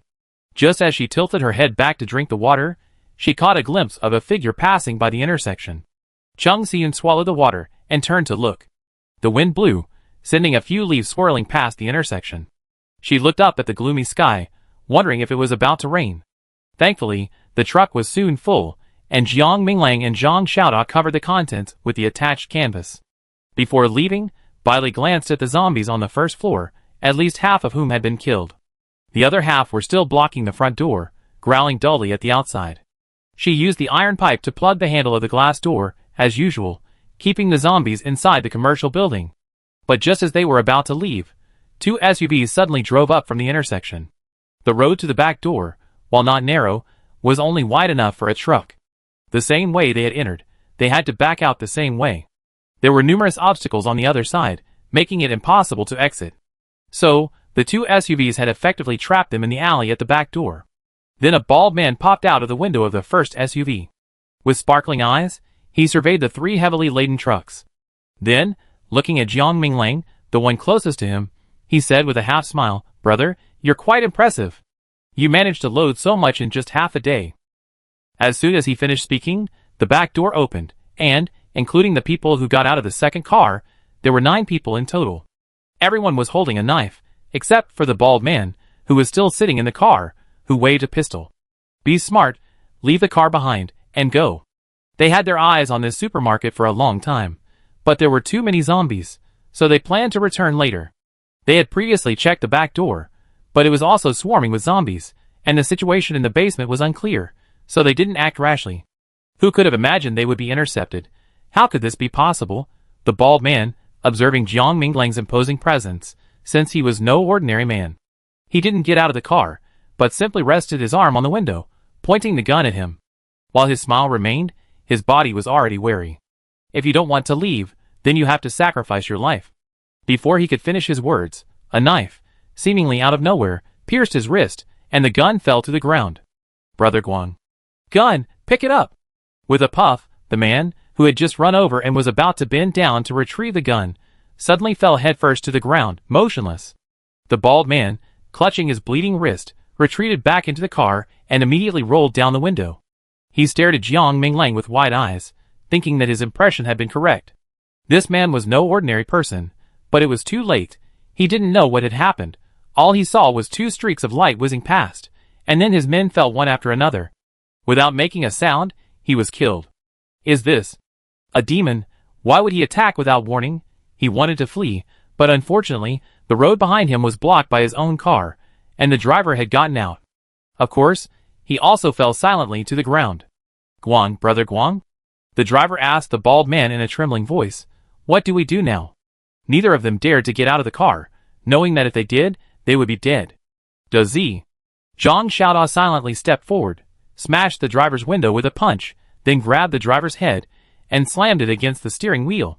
The driver saw stars, blood flowed from his mouth and nose, and then his head tilted and closed his eyes. Seeing this, the bald man hurriedly opened the car door, jumped out, and ran towards the intersection. Zhang Xiaodao watched the man's panicked steps, surprised. Did this man really have no special powers at all? How dare he rob them without any special powers? Why? Oh, now I remember, with that gun he was playing with. Zhang Xiaodao walked over and bent down to pick up the gun. At the same moment, there was a bang from the road ahead, the sound of a head hitting the wall. The bald man had just reached the intersection, about to turn, thinking he had a chance of survival, when a wall suddenly appeared out of nowhere. He was running so fast that he couldn't stop the car, so he crashed into the dirt wall, and was then bounced back to the ground. Zhang Xiaodao dealt with the bald man, and backed the 2 SUVs out of the alley. Surprisingly, he found 2 barrels of oil in the cars. That wasn't surprising. Most people who can still drive these days keep at least 1 barrel of oil in their cars. After all, the car had to be driven back, but there was no guarantee of finding gasoline outside. He pumped out the gas, and then drained the remaining gas from the 2 cars' tanks before returning to the truck he had driven. Yunqi Village. To fulfill his mother's assignment, Jiang Qi styled himself, Xiaowu, Xiaoheng, and Xiuhua before leaving for Yunqi Village. He draped his grandmother's blue apron like a cape, and tied it around his neck. Then he dug out a pair of his own blue long johns, and draped them over Xiuwu, tying the legs around his neck like a rope. He then dug out 2 red scarves. They were the ones his grandfather had bought him last year when he was about to start elementary school. He tied the scarves on Xiaoheng and Xiuhua. He looked them over.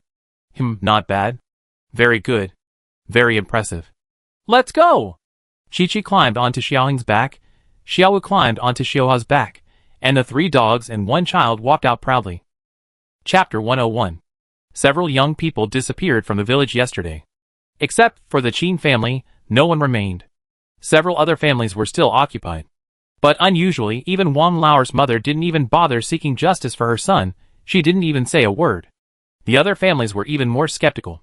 Early this morning, Bai Xiantian ordered Bai Xianyuan and Xue Ding to gather all the villagers, including the newly arrived Yan Chirui family, and the families that had moved in yesterday. Bai Xianyuan had Bai Wei and Xue Ding recount the number of people. Ever since yesterday, he'd been ruthless with his son, forcing him to follow Xue Ding and obey his orders. Before the apocalypse, Xue Ding was the village accountant. He kept a low profile, managing the accounts meticulously, and diligently tending to the 10 acres of vegetable plots his family had contracted. He had assumed he was just an ordinary, down-to-earth young man, usually obedient, but after the apocalypse, his behavior was beyond his expectations. When Bai Xiangtian first began clearing out the zombies, Xue Ding was the first person in the village to leave his home, knife in hand, following him, imitating him. If nothing else, his courage and determination were enough for Bai Wei to learn from. Don't be so unconvinced. Do you think it's shameful to follow Xue Ding, just because he's a year younger than you? Looking at his son, Bai Xiangyuan couldn't even describe his frustration as a failure. He felt both disappointed and powerless. If you keep staying home and doing nothing like before, you won't just be losing your life, you'll be losing your life. Looking at his son's hopeless behavior, he wanted to slap him twice. This isn't the past. You can survive anyway. Your mother and I can still work and support you. When we die, we leave you some money. But is money still any use now? How long can your mother and I support you? We have 2 children. Are we going to have to rely on Wenting forever? No matter how much your uncle hates you, he's still your uncle. As long as you put your head down and work hard, he teach you. Just like when Xue Ding first followed Bai Xiangtian to kill zombies, he was generous with his instructions, teaching him how to hold a knife, how to chop zombies, how to save effort. He taught him meticulously and attentively. If he treated outsiders this way, how much more so his own nephew? Bai Wei wanted to say something, but seeing his father's face, which was as black as ink, he opened his mouth. But in the end, he said nothing, and walked over to Xue Ding with his head drooping. Bai Xiangtian glanced at him indifferently, ignoring him. He first told Bai Xiangyuan and Xue Ding a few requirements for the villagers, and everyone must comply unconditionally, otherwise don't blame him for being rude. Especially with cats and dogs at home. If you don't want to keep them, don't abuse them. You can give them to him. He didn't ask for them, but offering something in exchange would be better. If you find mutated animals. As soon as he said this, the whole place fell silent. Bai Xiangtian and the others noticed everyone was looking behind him, and they turned around, their faces stiffening. This little troublemaker. Chi-Chi was riding Xiaoheng. At first, they couldn't tell which was Xiaoheng and which was Xiaoha, but one of the black dogs had a small tuft of white hair on its forehead, while the other was pure black, without a single speck of color. So, after Chi-Chi's repeated instructions, they knew the one with white hair was Xiaoheng, and the one with pure black hair was Xiaoha. Chi-Chi was wearing a blue apron, with Xiaoheng astride. Xiaowu. Bai Xiangtian had never known a small dog could ride a large one. Looking at it perched on the big dog's back, it looked quite majestic. If only it hadn't been wearing long johns around its neck. Grandpa, continue with the meeting. I just take a quick look around. Little Hum, let's go! Bai Xiangtian's lips twitched, reluctant to say a word to his grandson. He simply instructed, go home after your tour. Did you hear me? I did. Xue Ding had seen the 2 mutant dogs yesterday. Unlike the others, who were terrified, he was envious.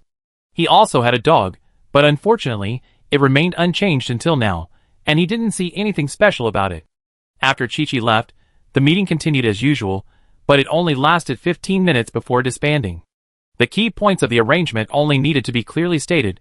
There was no need for further nonsense. Those who understood would understand, and those who didn't could just follow suit. In short, they would bring Yunqi village under their jurisdiction. That was all everyone needed to hear. After all, they had survived those early days of the apocalypse thanks to Bai Xiangtian. Bai Xiangyuan had to admit that even 100 words from him wouldn't be as effective as one from his cousin. Xiangtian, are you serious? Should we also fence off the land in front? The question was from a woman in her 70s. Older people, more than the young, understood the importance of food in troubled times. So, when Bai Xiangtian said not only would their village be fenced off, but all the fields to the south would be too. The old woman felt nothing could be more important. Bai Xiangtian nodded. That's right. So, while there are no zombies around, after everyone has harvested their food, quickly plow and fertilize their fields. Plant whatever seeds you have for next season. Don't wait until we run out of food before worrying. It's only been a month since the apocalypse began, and everyone has food stored. Aside from the lack of meat, everyone's not hungry. But what happens when the food runs out? It's always a good idea to plan ahead. Newcomers, go harvest the land of the families you're staying with. Xue Ding will take you there later. As for the unowned land, which is already ripe, Bai Xiangtian has agreed with Xue Ding to gather a group of young people tomorrow to harvest it piece by piece, storing it in a designated area. The food can be used as wages to pay the workers when the village wall is built. After making these arrangements, he turned back home. But halfway there, he turned back and circled half the village before finding the boy. "Grandpa, I found a hen with a clutch of eggs." In the yard of a house on the east side of the village, Chi-Chi was holding a white hen in his arms and a basket of eggs. The entire row of houses here had vanished, and even after so long, the bloodstains on the cement floor were still clearly visible. The main hall, the east room, and the kitchen were all in a mess, having been ransacked countless times. Bai Xiangyu had remembered that the old lady of this family had raised numerous roosters and hens so her great-grandson could eat eggs, but they had obviously been taken away long ago. "But this hen?" he asked Chi-Chi. "Where did you find it?" "There." Chi-Chi pointed to the shed where the electric bikes were parked. Inside, there was an area surrounded by wood and filled with various glass and plastic bottles. It was clearly a waste area. "So the white-flowered hen was hiding there?" he asked in surprise. "Why would you look there?" "I didn't look for it." Chi-Chi blinked her clear black eyes. "I just asked at the door, is anyone there?" And then it clucked. "Bai Xiantian, eh?" He looked at the plump hen in his grandson's arms and swallowed hard. This chicken was so quiet, it didn't say a word. He took the basket of eggs from his grandson and stroked his head. "Let's go home. Then I take this hen back with me and put it with Grandma's chickens." "Take it back. Whatever you find is definitely yours." This was a fish that slipped through the net. Naturally, whoever saw it owned it. Old Mrs. Bai also raised a dozen chickens. They could still enjoy eggs at home thanks to them. After the hens finished brooding, they had to hatch some chicks. Whether it was for eggs or chickens, the current number was far from enough. Not only chickens, but also sheep and pigs. Chickens were available in the village, but the other two were harder to find. After all, it wasn't like the old days, when every family would raise 2 sheep and a pig. Nowadays, sheep and pigs are mostly raised exclusively by locals, and free-range farming is rare. Like their Yunchi village, there weren't any.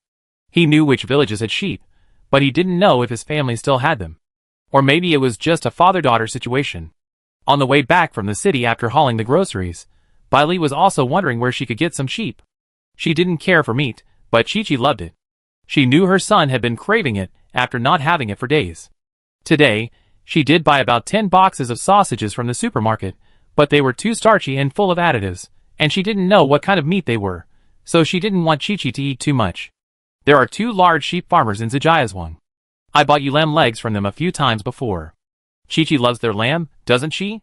It was only 3 o'clock in the afternoon when he got home. Bai Xiantian turned his head and looked in the direction of Zhijiazhuang, eager to go. "How about going over there and taking a look?" Bai Li's eyes lit up.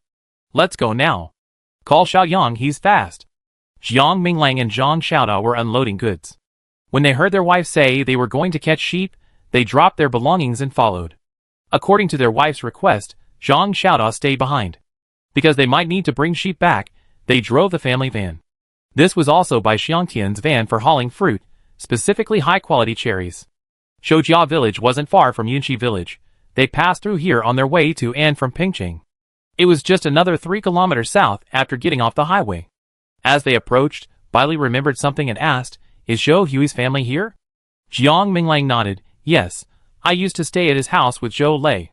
He wondered if his old classmate had returned. However, to their surprise, before they even reached the village entrance, they saw 2 sheep in the fields outside. One was grazing with its head down, while the other looked up warily at them. "This sheep has mutated," Bai Li confirmed. "How did you tell?" "Its eyes are more human-like, gleaming with wisdom." Jiang Minglang slowly stopped the car and, like Bai Xiantian, looked into the sheep's eyes. As they watched, the sheep suddenly bleated, swung its rump to the left, lowered its head, and pointed its horns at them. Bai Yang quietly opened the car door and dove out of the back seat, running so fast his shadow was visible. This was the first time Bai Li had seen her brother display his speed ability, and her eyes widened in surprise. "This kid. He's got something." Sensing someone approaching, the goat, already poised, pawed its hooves twice and lunged headfirst at Bai Yang. Unfortunately, it was too slow. Bai Yang had already reached it, dodging its imminent charge with a sideways movement. Then, with a single thrust, he slung his long legs onto its back, wrapping his arms around its neck. Bai Li also stepped out of the car. 2 vines whizzed towards another lamb, still grazing, and tied it up in the blink of an eye. Sister. Bai Li tied the lamb and was about to pull it over when Bai Yang, who was already riding it, lost control. The lamb leaped and shook its head violently, determined to throw the human off its back. It's so strong. Sister, help me. Bai Li yanked the lamb toward the front of the car, then tore through the vines and shoved the bound lamb inside. In a split second, another large goat, unable to shake off the human, actually carried him to the nearest house in the field. What an idiot!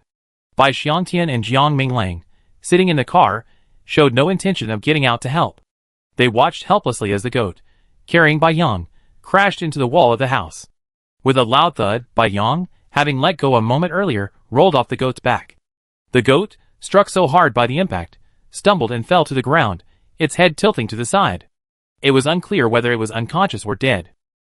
Bai Xiangtian looked at the fallen goat with a complicated expression, then leaned over and asked his daughter, "Are you sure there's wisdom in this goat's eyes?" Jiang Minglang's lips curled up slightly, and he couldn't help but laugh. 2 minutes later, the goat, which had knocked itself unconscious, lay in their van. The family near the field was the one who previously raised goats, but this was actually a sheep pen, with 2 adjacent rooms built specifically for sheep care. Their house was in the 5th row of the village. There was no one in the yard, and no sheep either. This meant that these 2 were most likely the only sheep left. Of course, it's also possible that the others had been moved home. This little one is a ewe, a male and a female, just perfect. Do you still want to visit the village? They had brought some fruit specifically to exchange for the goats. Now they save some money. Bai Xiangtian looked at Zhijiazhuang and sighed, "It's so quiet. I wonder how many people are still here." Silence isn't a good thing. It either means no one's alive, or the living aren't working, just waiting to die. After all, the wheat here is ripe too. You can even see a fenced-in tomato field. The tomatoes there are red and green, each as big as a fist. It's a shame no one's picking them. Pick some green tomatoes? I'm craving fried green tomatoes. Okay, I picked them. Bai Xiangtian was about to get out of the car when he turned and asked Jiang Minglang, "Didn't you say your classmate lives here? Do you want to go check it out? Since we're here, let's go take a look. Xiaoyang, come with me to pick some vegetables. You two should be back soon." Jiang Minglang drove Bai Li into Zhijiazhuang. From north to south, they found the 5th house in the 4th row. They parked at the gate and didn't get out, but simply opened the window to reveal their faces. "Shit!" A man muttered a catchphrase from behind a 2nd-floor window. Then the window opened, revealing a haggard, faintly agitated face. He looked at Jiang Minglang with red eyes, then turned and sprinted downstairs. Chapter 102. Jiang Minglang and his companion drove from the north, entering the village from the back. Shortly after leaving the village to the south, there's a main road leading to Pingjiang Bridge. That was the same road they took when they exited Pingjiang Bridge that night. When I said goodbye to Zhou Hui, the village was pitch black, but thankfully, there were no zombies. I could see many gates were closed, and the curtains of the 2-story buildings were tightly drawn. That was good. It was the middle of the night, so I didn't come to Zhou Lei's house. But if he came back, Zhou Hui would definitely tell him. Now, only 2 days had passed, and Jiang Minglang hadn't moved forward. He hadn't realized that the southernmost row of their village had been fenced with wooden fences and barbed wire. Minglang. Zhou Lei quickly ran down from the 2nd floor, opened the gate, and looked at his old friend with an excited expression. He almost gave him a hug.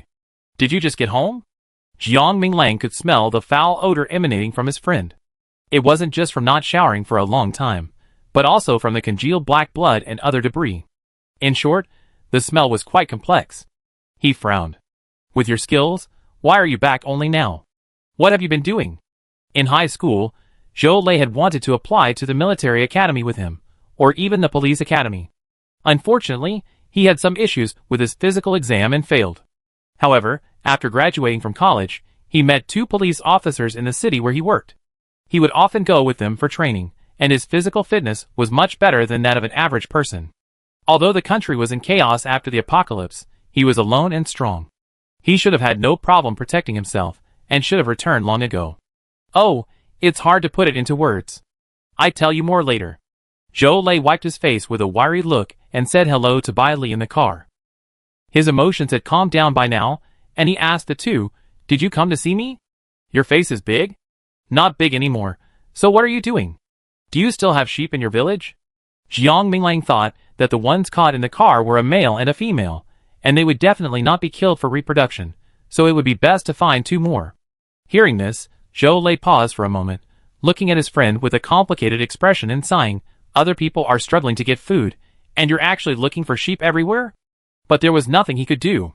He had the ability. Not only could he protect his wife and children, but he also ensured they had a good life. Back when they were dating, he had urged Jiang Minglang to give up. It wasn't that Bai Li wasn't good enough, but that the Jiang family was unkind. So, it would be best for Jiang Minglang to find someone from another place far away. But there was no other way. Bai Li took Jiang Minglang home, and he was determined to be with her. How could he never have such a good opportunity? Why didn't anyone pick him up? Wait a minute, I asked my dad. Zhou Lei turned around just as his father emerged from the house. Uncle, I'm Minglang. How could I not recognize you, kid? Father Zhou forced a smile, looking at the tall Jiang Minglang with admiration. Bai Li got out of the car and handed him a bag of fruit. From my orchard, please try. Zhou Lei exclaimed in surprise. Your orchard is still there. Without waiting for Bai Li to say anything, Jiang Minglang, with a look of disdain, said, Since you're back, can you take a good look around? There's a small peach orchard just east of the way we came here. The peaches are ripe, but no one's picking them. It's already June, and while the temperatures are still a bit off, the fruit crops are still quietly growing according to the season. There's an impact, but it's not significant. Zhou Lei scratched his head sheepishly. I got home at 5 p.m. yesterday and fell asleep right after I hit the bed. I was just waking up when you came over. Otherwise, he wouldn't have come out to see them, smelling so bad. Jiang Minglang stopped laughing and said seriously, Zhou Hui's back too. You two can discuss the next steps later. We're building a wall around the entire village, and we almost harvested the crops in the fields, but you guys don't seem to have moved. For some reason, even Zhou's father was stunned when he said this. How could he still be in the mood to harvest wheat when he didn't know what would happen next? Jiang Minglang felt helpless. He couldn't really blame them, after all, most people were thinking the same way. No one knew what would happen next, what to do, whether anyone would step up to take charge, or whether this place would still be habitable. Everything was uncertain, and everyone was at a loss. In this situation, let alone daring to go out, even if someone dared, who would have the energy to go to the fields to harvest the crops? Bai Li thought to herself, so what if I don't dare? It won't change anything. What's more, for small people like us, if we want to survive, we can only rely on ourselves. No matter what, managing our own little piece of land and storing food is crucial. If we end up with nothing to eat, how can we expect others to provide for us? Or will the country restore its status quo and provide for your retirement? It's obvious, under the current circumstances, is that even possible? She actually admired her father. Even when she and Chi-Chi weren't home, he'd been worried and couldn't sleep all night, but he didn't delay harvesting the crops, vegetables, and fruit. While investigating the situation, she went about her business. It seemed like an eternity, but in reality, only 6 or 7 minutes had passed between the time the car arrived and the time Zhou Lei came out to talk. Next door was Zhou Hui's house, a 2-story building like Zhou Lei's. Bai Li faintly heard a child's voice, Mom, I saw Aunt Bai. It looked like Siyu. Bai Li turned her head and met Zhang Sujia's gaze, who had opened the car window and was looking over. A flash of surprise crossed her face, and she waved, not daring to shout, only whispering her name. A moment later, Zhang Sujia ran over from their house with Ji Feng and Jinyu. Bai Li, Aunt Bai. The two children shouted in unison, then asked, Where's Chi-Chi? Chi-Chi is at home. Bai Li patted their little heads, then pulled out a bag of fruit from the car. She smiled at their surprised expressions. Jiang Minglang had already gone with Zhou Lei's father to the family with the sheep. He didn't let Zhou Lei follow, telling him to hurry and wash up. The smell was truly unbearable. How's things at home? Luckily, my parents-in-law aren't seriously injured. Zhang Sujia sighed. Luckily, I met you on the way, otherwise none of us would have made it back. When we got home, my parents-in-law were incredibly anxious. If the Pingjiang Bridge hadn't been blocked, they have wanted to go out and look for us. My dad was the same. What about your family? Have you been back to check? Zhang Sujia's parents' home is also in Pengcheng, a county below, a bit far from here. She shook her head, her tone somewhat indifferent. No, Zhou Hui's leg isn't healed yet. I plan to wait until he's fully recovered. She was the middle of 3 sisters in her family. Before she got married, she was the one often ignored at home, and even more so after she got married. Even if she didn't call her parents for 6 months, they wouldn't even think to call her, or they might remember to, but they were too lazy to do so. After having children, they treated the siblings, Ji Feng and Jinyu, differently than they did their older and younger sisters' children. She felt sad, but she just thought that after all, they were her parents. Even if they neglected her, they had raised her, right? At first, after the apocalypse, she was actually quite worried about them. But a few days ago, after returning to her in-law's house, she saw her mother-in-law crying while hugging her, then hugging the children, and suddenly felt relieved. She remembered that whether she was away at college or working after graduation, no matter how long she returned home, her parents had always been indifferent to her. They never made their beds early, bought their favorite dishes, or made them comfortable whenever they came home, letting them enjoy the meals they longed for. Life is short. Why waste time and energy thinking about someone who doesn't care about you? So it didn't matter. She didn't want to see them anymore. Whatever happened to them, she didn't care. The two chatted casually for a moment, and Zhang Sujia suddenly said, "Bailey, what do you think about me harvesting those ownerless fields?" Bailey looked at her in surprise. Zhang Sujia said sheepishly, "Isn't this inspired by your experience digging for shepherd's purse? It would be such a shame if no one harvested it, and it rotted in the fields." "That's right," Bailey nodded. "If your village has no leader and no one is looking after the fields, I think you could just harvest all the ripe crops, including the wheat." Zhang Sujia's eyes lit up. "Is that right? I told you my idea was feasible, but Zhou Hui was worried about the danger and wanted to wait until his leg healed before taking care of him. A broken bone takes 100 days to heal, so how long should I wait?" "What do you mean by how long?" As they were talking, Zhou Hui emerged from the yard, leaning on a cane. He looked around, but didn't see Jiang Minglang. Curious, where's Brother Lang? I just heard his voice. He went with my uncle to my third uncle's house to look after the sheep. Half the families in Zhijiazhuang had the surname Zhou. Even if some were 5 generations apart, they were still members of the same clan. The family raising sheep belonged to his third uncle, who was 5 generations apart. After walking together, Zhou Hui had come to understand Bai Li's personality. Coupled with her and Jiang Minglang's abilities, he wasn't surprised by their desire for mutton. It was just a pity. His father told him that his third uncle's family didn't have many sheep left, and they were almost all lambs, because the older ones had all fled when the apocalypse arrived. Ran away. Bai Li thought of the 2 large sheep caught in the car and opened the door to show Zhou Hui and his wife. "We caught these in the fields. Are they your third uncles?" "Whatever. If you catch them, they're yours." Zhou Hui waved her hand, motioning for her to close the door. He whispered, "My third uncle and his third aunt are the only 2 people in his family. They can't protect the sheep at a time like this. I hope you can take all his lambs away. Keeping these sheep would be a nuisance, perhaps even fatal." He asked Bai Li, "Can you take them all?" "There should be 7 or 8 lambs." Bai Li nodded, "Sure. Only 7 or 8. They can afford to keep them. It would be a good job for Chi-Chi. Cutting grass and feeding the sheep would be his job from now on." Zhou Hui hurriedly said, "Then I call my dad and have him tell my third uncle they really can't keep these sheep." Before the apocalypse, Zhijiazhuang's location was ideal, nestled between downtown Pingcheng and the Pingjiang Bridge. It was convenient for everyone, with major roads in front and behind, and well connected. But after the apocalypse, the situation was quite the opposite. Not to mention the survivors in their village, even people passing through Pingcheng and the Pingjiang Bridge, if they heard sheep bleating in the village. Well, if they encountered someone with some reserve, it would be fine. If they didn't, the sheep could be snatched away and killed. Zhou Hui hadn't been idle in the past 2 days since returning. He occasionally go out for a walk on his crutches, checking out the people, zombies, and animals passing by on the north-south highway. People were easy to talk about. They were all in a hurry. Some looked toward their village from a distance, probably noticing the large population and staying away. The zombies were generally coming from the south, presumably from the Pingjiang Bridge.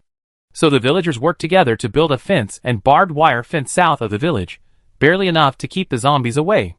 But the good thing was that, because it was close to the highway, the occasional passing people or cars would draw the zombies away. The reason their village had so many survivors was actually related to its location. His father said that, aside from those who had become zombies at home, many outside had fled because the sheer volume of cars passing on the highway and the noise lured the zombies away. So, in the end, only about 140 households remained in Zhoujia village. But the village secretary and his colleagues were gone, leaving the village without a leader and in disarray. Zhou Hui actually wanted to move his family to Yunqi village. And since his brother had returned, and given his relationship with Brother Lang, he believed he'd want to go too. Unfortunately, his parents and uncle couldn't bear to leave their home, and wouldn't leave unless absolutely necessary. Well, let's get his leg healed first. 20 minutes later, Jiang Minglang returned. He told Bai Li to get in the car and headed straight for Uncle Zhou San's sheep farm. We already agreed with him. We're taking all his 7 lambs and 2 older sheep, a male and a female. What does he want? 50 kilograms of rice and 50 kilograms of flour, plus 5 bags of salt and 2 barrels of salad oil. I take them. The barter hasn't started yet, so it's hard to say whether it's a good deal or not. It doesn't really matter. You get what you want, and you also get what others want. That's all that matters. Of course, they didn't bring any of these things with them today, but because Zhou's father and his brothers acted as guarantors, Uncle Zhou San let them take the sheep first. The van wasn't small, but with these 9 sheep, no, the 2 we caught too, for a total of 11, it was packed to the brim. It looked like Bai Yang and her father would have to sit in the back seat, holding the sheep. Having agreed to come back tomorrow to deliver the gifts, Jiang Minglang and the others said goodbye to Zhou Lei and Zhou Hui and drove out of Zujiazhuang. Outside the village, Bai Xiangtian and Bai Yang were already waiting by the roadside, boredly counting ants on the ground. Seeing the car approach, Bai Yang patted his butt and asked Bai Li, "What took you so long?" As he spoke, he reached out and opened the back door. Me. The moment the door opened, a little white sheep, unleashed, cried out and dove headfirst into Bai Yang's arms, catching him squarely. Chapter 103. When Bai Li returned to Baigu Garden, Chi-Chi was catching bugs in the vegetable patch with a plastic bottle. She always stood at the edge of the field, wagging his tail and watching with a wide grin. Because second grandfather said that chickens lay more delicious eggs when fed bugs, he had asked him to catch bugs for the chickens. After all, he had brought the old hen home, so he was responsible for raising it. Chi-Chi was even happier because Grandma said they were picking eggs tonight, and the hens at home were about to brood, perfect for hatching a clutch of chicks. The thought of soon having a flock of tender yellow chicks to play with, and most importantly, watching them hatch, delighted him. Hearing his mother calling him, and the bleating of a lamb, his eyes lit up, and he immediately darted out of the vegetable patch, running in a hurry. "Mom, are there any lambs?" Bai Li turned, and only when her son reached her did she see the plastic bottle in his hand clearly. It was almost full of green, fleshy bugs, huddled together and squirming, making her scalp tingle. Take it away now." She had been afraid of it since she was a child, and she hadn't changed. She pulled Jiang Minglang in front of her, and held him in front of her, then turned and ran home. What's there to be afraid of? Bugs? Ouch. He looked up at his father, angrily saying, "Why hit me? I didn't mean to scare Mom, she just. Go cut some grass for the lambs before it gets dark." After saying this, Jiang Minglang paused, remembering how his grandmother would buy 2 lambs every year, and tie them up in the yard. Every day after school, he'd go cut some grass with his basket, raise them, and save the money from the sales at the end of the year. Initially, both lambs could be sold, and the money was indeed saved. But later, he had to sell only one, because his eldest uncle and third uncle would always find one excuse or another, and kill one of the sheep, sharing it with relatives or eating it themselves. He remembered his grandmother's heartbreak and helplessness. She touched his head and said, "Minglang, I'm sorry. I didn't raise my son well, and you suffered." He was initially furious, but his grandmother's words calmed him. He didn't want to upset her. The old lady had lived a kind and upright life, yet none of her 3 sons resembled her. As a child, Jiang Minglang didn't understand it, but as an adult, he overheard others discussing his grandfather, whom he had never met, and realized that the 3 of them resembled him. He was so grateful that his grandmother had raised him, grateful that his grandfather had passed away the year before he was born, grateful that those 2 men had never tried to take him back, and now even more grateful that he had severed ties with them early on. There's a piece of wasteland in the far west. I can just take them there and eat. Chi-Chi had barely finished his words when a loud bang came from the van, shaking the entire vehicle.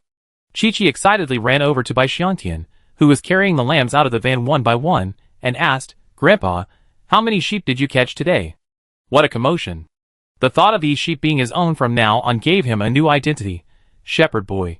He was even happier. "Ah, this little white goat is so cute, its fur is so soft."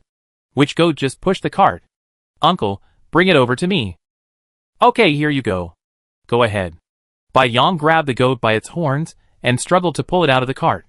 Before the goat could even stand, he scooped up Chi-Chi and placed him on its back, forcing him to lie down and hug the goat's neck. Then, he patted its butt. Meh. I expected the goat to charge forward with Chi-Chi on its back, but it actually stood still. Not only was it motionless, but its legs were trembling. "Hey! Is it scared of something else?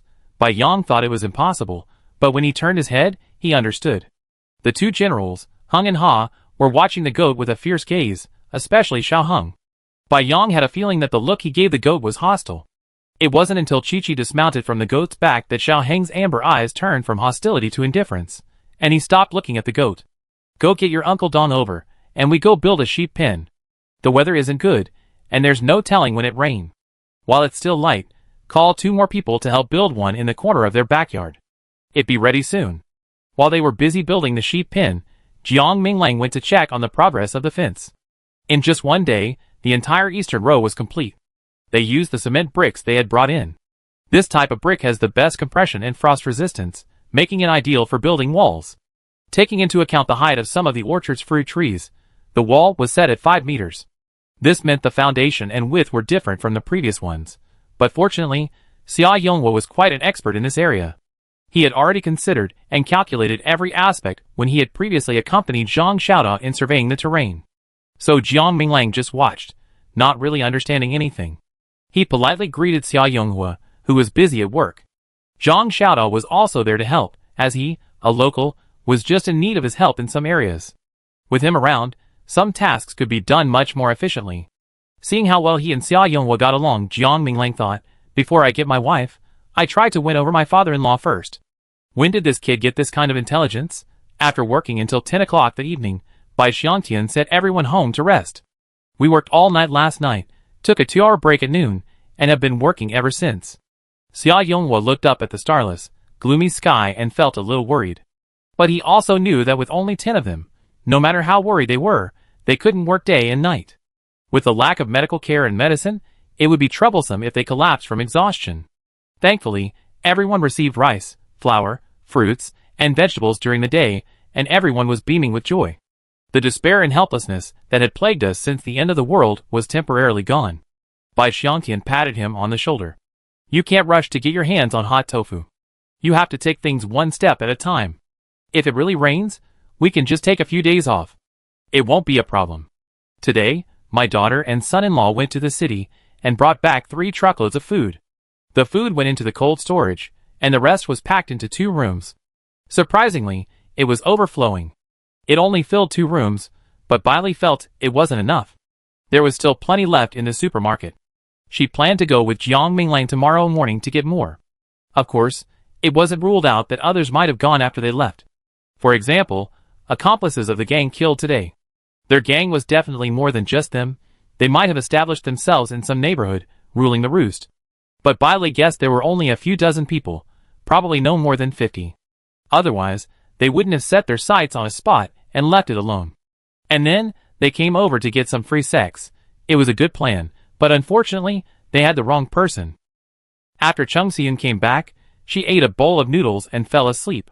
She hasn't woken up yet. During dinner, Bailey went to her room and put her finger under her nose. She was breathing. Then she quietly walked out and closed the door. Her house had quite a few rooms, so Chung Siyun and Zhang Xiaodan naturally lived inside. Before bed, Bailey and Jiang Minglang walked from east to west, flashlight in hand. The intersection no longer needed Zhang Xiaoda's mud wall to block it, as 2 heavy iron gates had been installed. This was all thanks to Xia Yonghua, as he had pulled the gates. Bailey placed a piece of green ivy on the gate, and after a short walk, the 2 of them went back to bed. Chi-Chi, who had been clamoring to sleep with his parents tonight during dinner, was now snoring softly in his grandfather's bed. The little guy had been busy all day and must be really tired. Bailey went in and kissed him on the cheek. Jiang Minglang patted his head. His tough face, his eyes looking at his son, were so tender that tears could well flow. Perhaps because he had never received fatherly love, he couldn't be called a doting father to Chi-Chi, but he wasn't a strict father either. I always express my love and fondness for him fully. The same goes for my wife. I made love twice last night, but I couldn't express my love fully. I continue today. In the middle of the night, the sky was as black as ink, without a single ray of light. Dark clouds were moving in from the north, about to reach the border of Pingcheng, when suddenly a flash of light streaked across the sky. Then, with a crackling sound, a dark shadow emerged from the clouds, hurtling south at breakneck speed. If anyone in the city was still awake at this time, they would be horrified to find that the famous Fountain Square was crowded with zombies, each one with their heads tilted back, staring blankly at the sky. In the Bai family's pet room, Feng Bao, who always disliked being disturbed at night, suddenly opened his eyes. His little head tilted, his dark eyes peering through the window at the sky.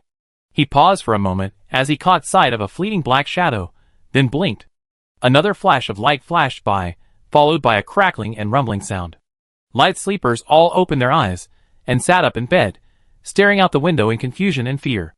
Lightning flashed again and again, the crackling and rumbling sounds continued, but until the sky brightened, the rain didn't fall. Those with keen eyesight would have noticed that it wasn't the rain that hadn't fallen, but the dark clouds that had chased the shadow from north to south. When they reached Pingcheng, the clouds could no longer hold back, and the rain poured down in torrents. On the Pingjiang Bridge, the people crossing were in chaos, but some were smart enough to climb to another lane and take shelter in a relatively safe car with open doors among the many abandoned vehicles. Those who didn't have time to hide were drenched by the downpour, and now they ran even faster. In the end, they were all crammed together, and no one could cross the bridge. By daybreak, those who came down from the bridge were nothing but zombies. Zujiazhuang wasn't far from Pingjiang Bridge. Brothers Zhou Lei and Zhou Hui chatted until 11 o'clock before going to bed, and were both awakened almost simultaneously by thunder.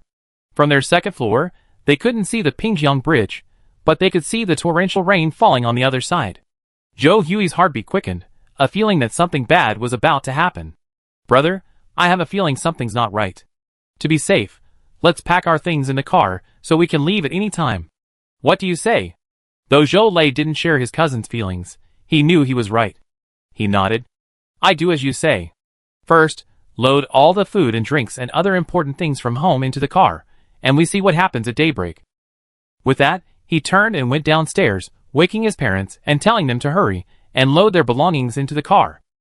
He then climbed over the wall to his second uncle's house and gave them the same instructions. Afterward, he told Zhou Hui to go to bed while he sat on the second floor, his eyes fixed on the direction of Pingjiang Bridge. The visible rain fell only over there, not a drop fell here. The downpour lasted for 2 hours before it finally stopped. As dawn approached, Zhou Lei, his eyelids drooping, suddenly stood up. He stared southwest toward the Pingjiang Bridge, his clenched fists trembling. Then he turned and woke Zhou Hui, who was still asleep. "Shall we? This is bad. There are so many zombies swarming over from the Pingjiang Bridge. We can't hold this area. We have to leave quickly." Zhou Hui jolted awake. He sat up, grabbing his cane, and said to Zhou Lei, "Brother, just call out to the others. Those who want to leave can leave. There's nothing we can do about those who don't." "I understand."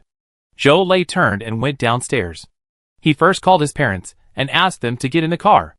Then he ran out, calling out to the villagers door to door. The problem was that he couldn't bang on doors or shout loudly. Thankfully, everyone was more alert after the apocalypse, and they came out immediately when they heard him knocking.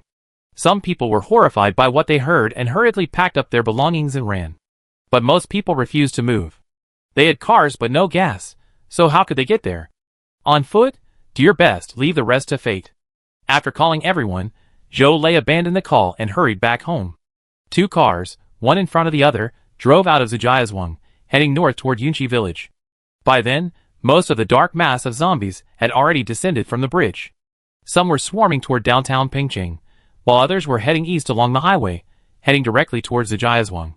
By the time Zhou Lei and his brother's car reached the Yunqi village intersection, a swarm of zombies had already swarmed the entrance to Zujiazhuang village.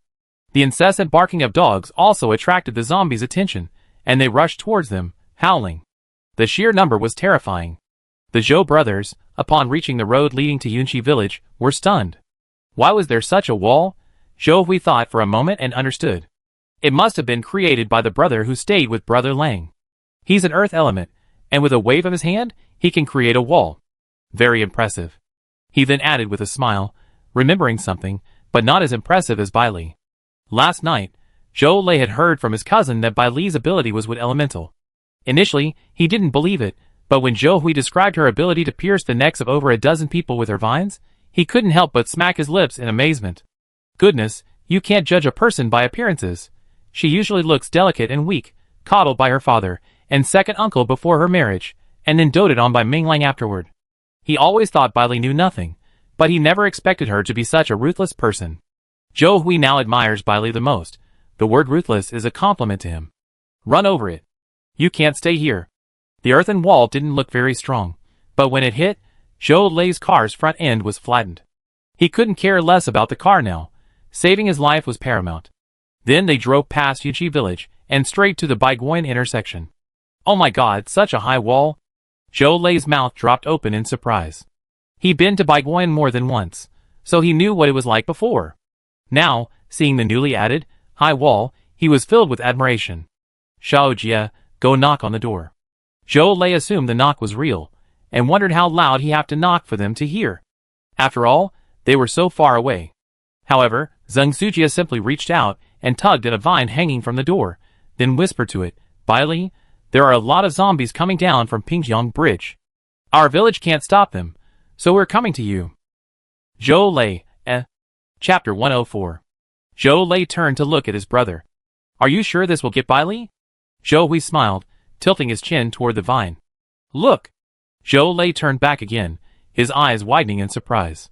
The vine seemed to come alive, moving on its own, and then it grew significantly longer before clinging to the very top of the large iron gate.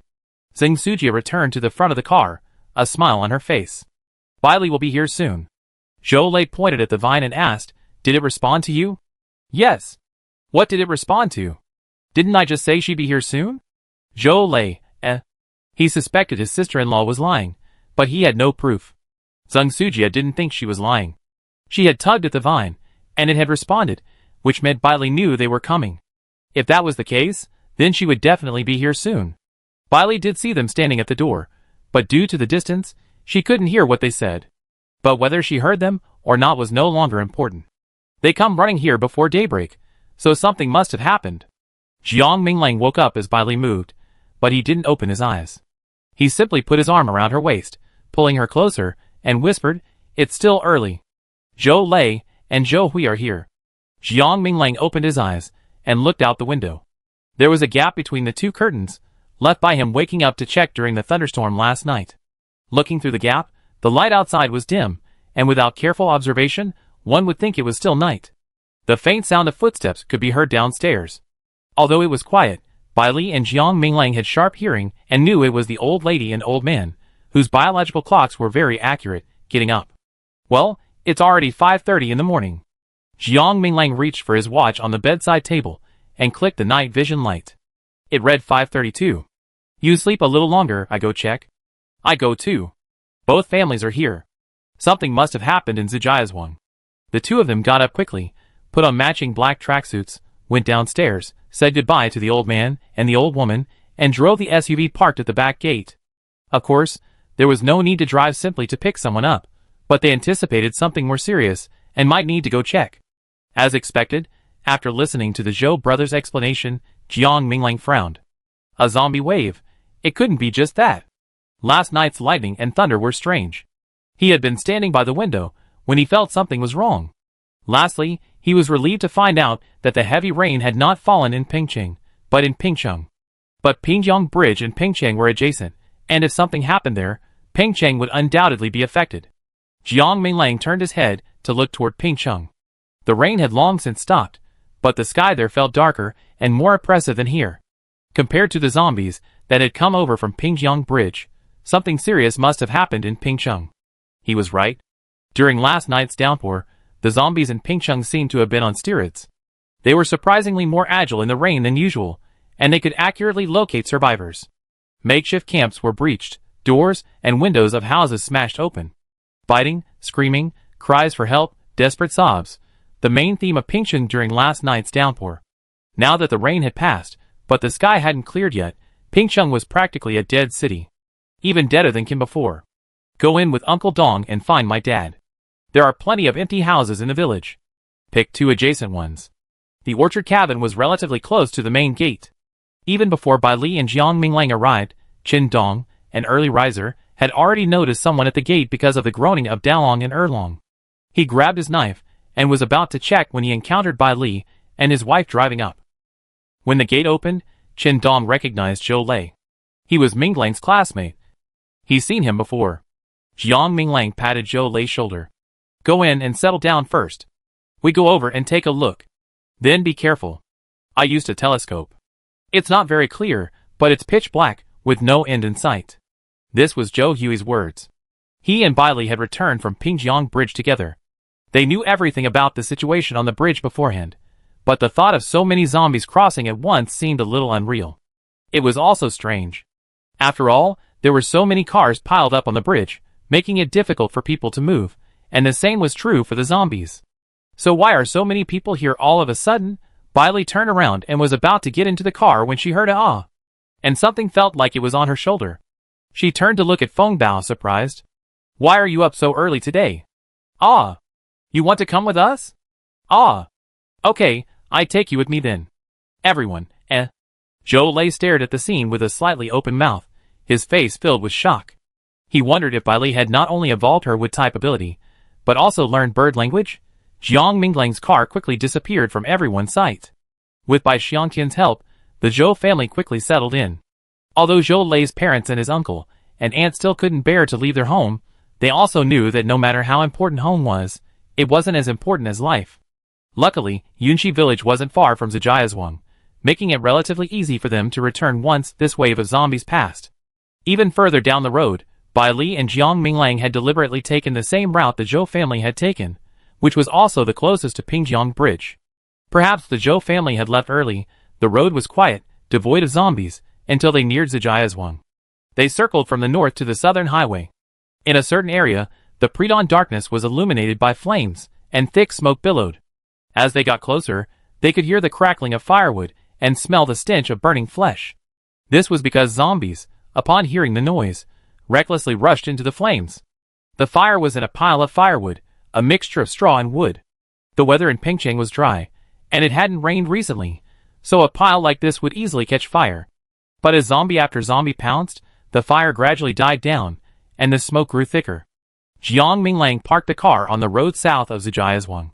Besides the zombies surrounding the fire, they saw even more banging on the doors of houses, a constant banging noise punctuated by the barking of dogs.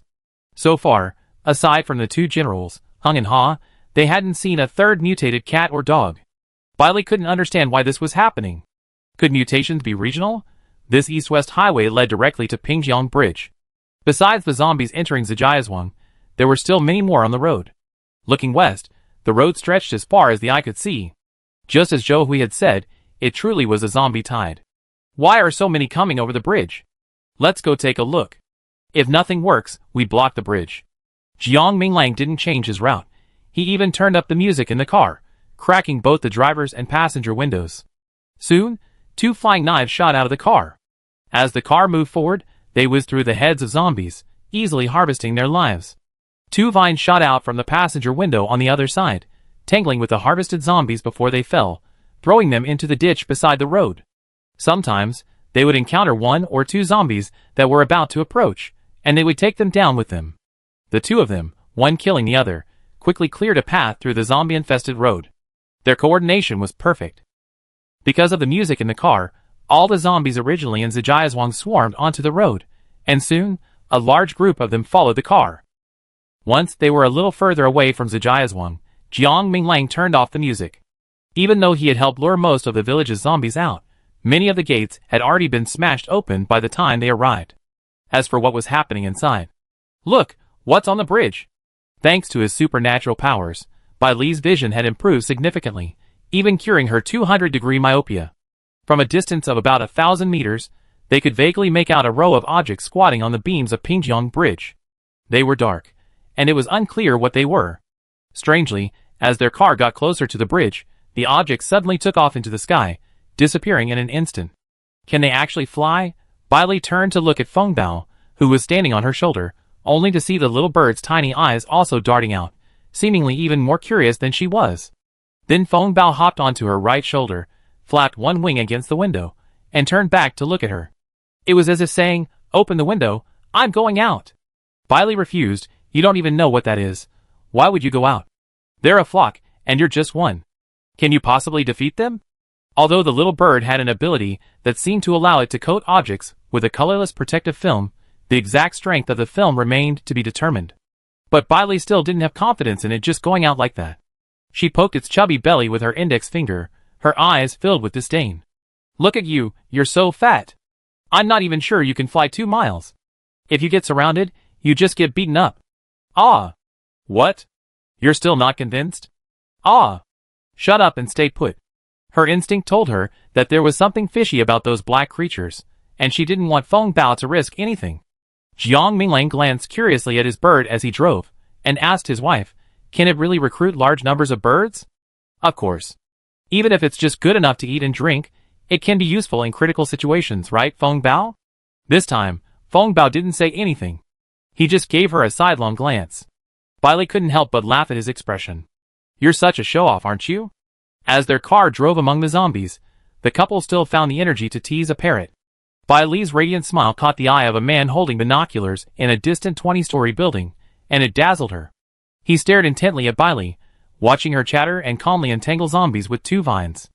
Her movements were fluid and effortless, sending a scorching heat through the eyes of the beholder.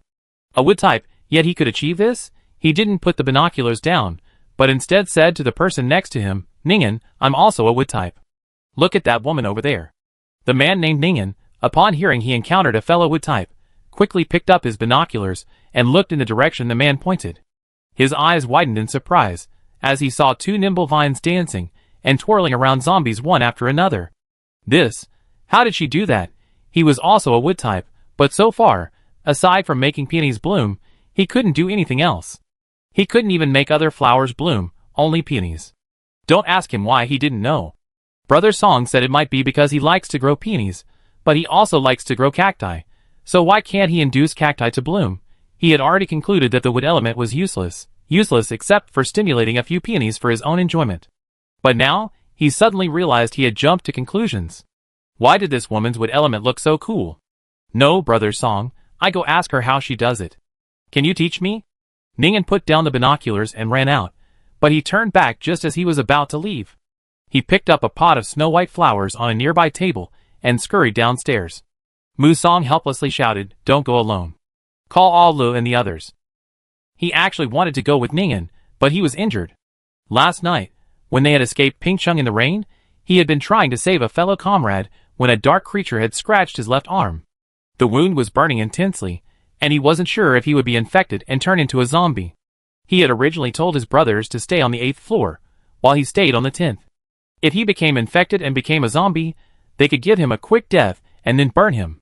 But Ningen insisted on staying with him, even prompting a pot of white peonies to grow. Was this a wreath prepared for him? It was a close call that he hadn't kicked this life-or-death brother out. Now, he'd taken the wreath. Musong couldn't help but smile at the thought. He wondered if this woman, upon seeing the wreath, the peony, he had sent, would answer his questions. Bailey and Jiang Minglang gradually approached the bridge.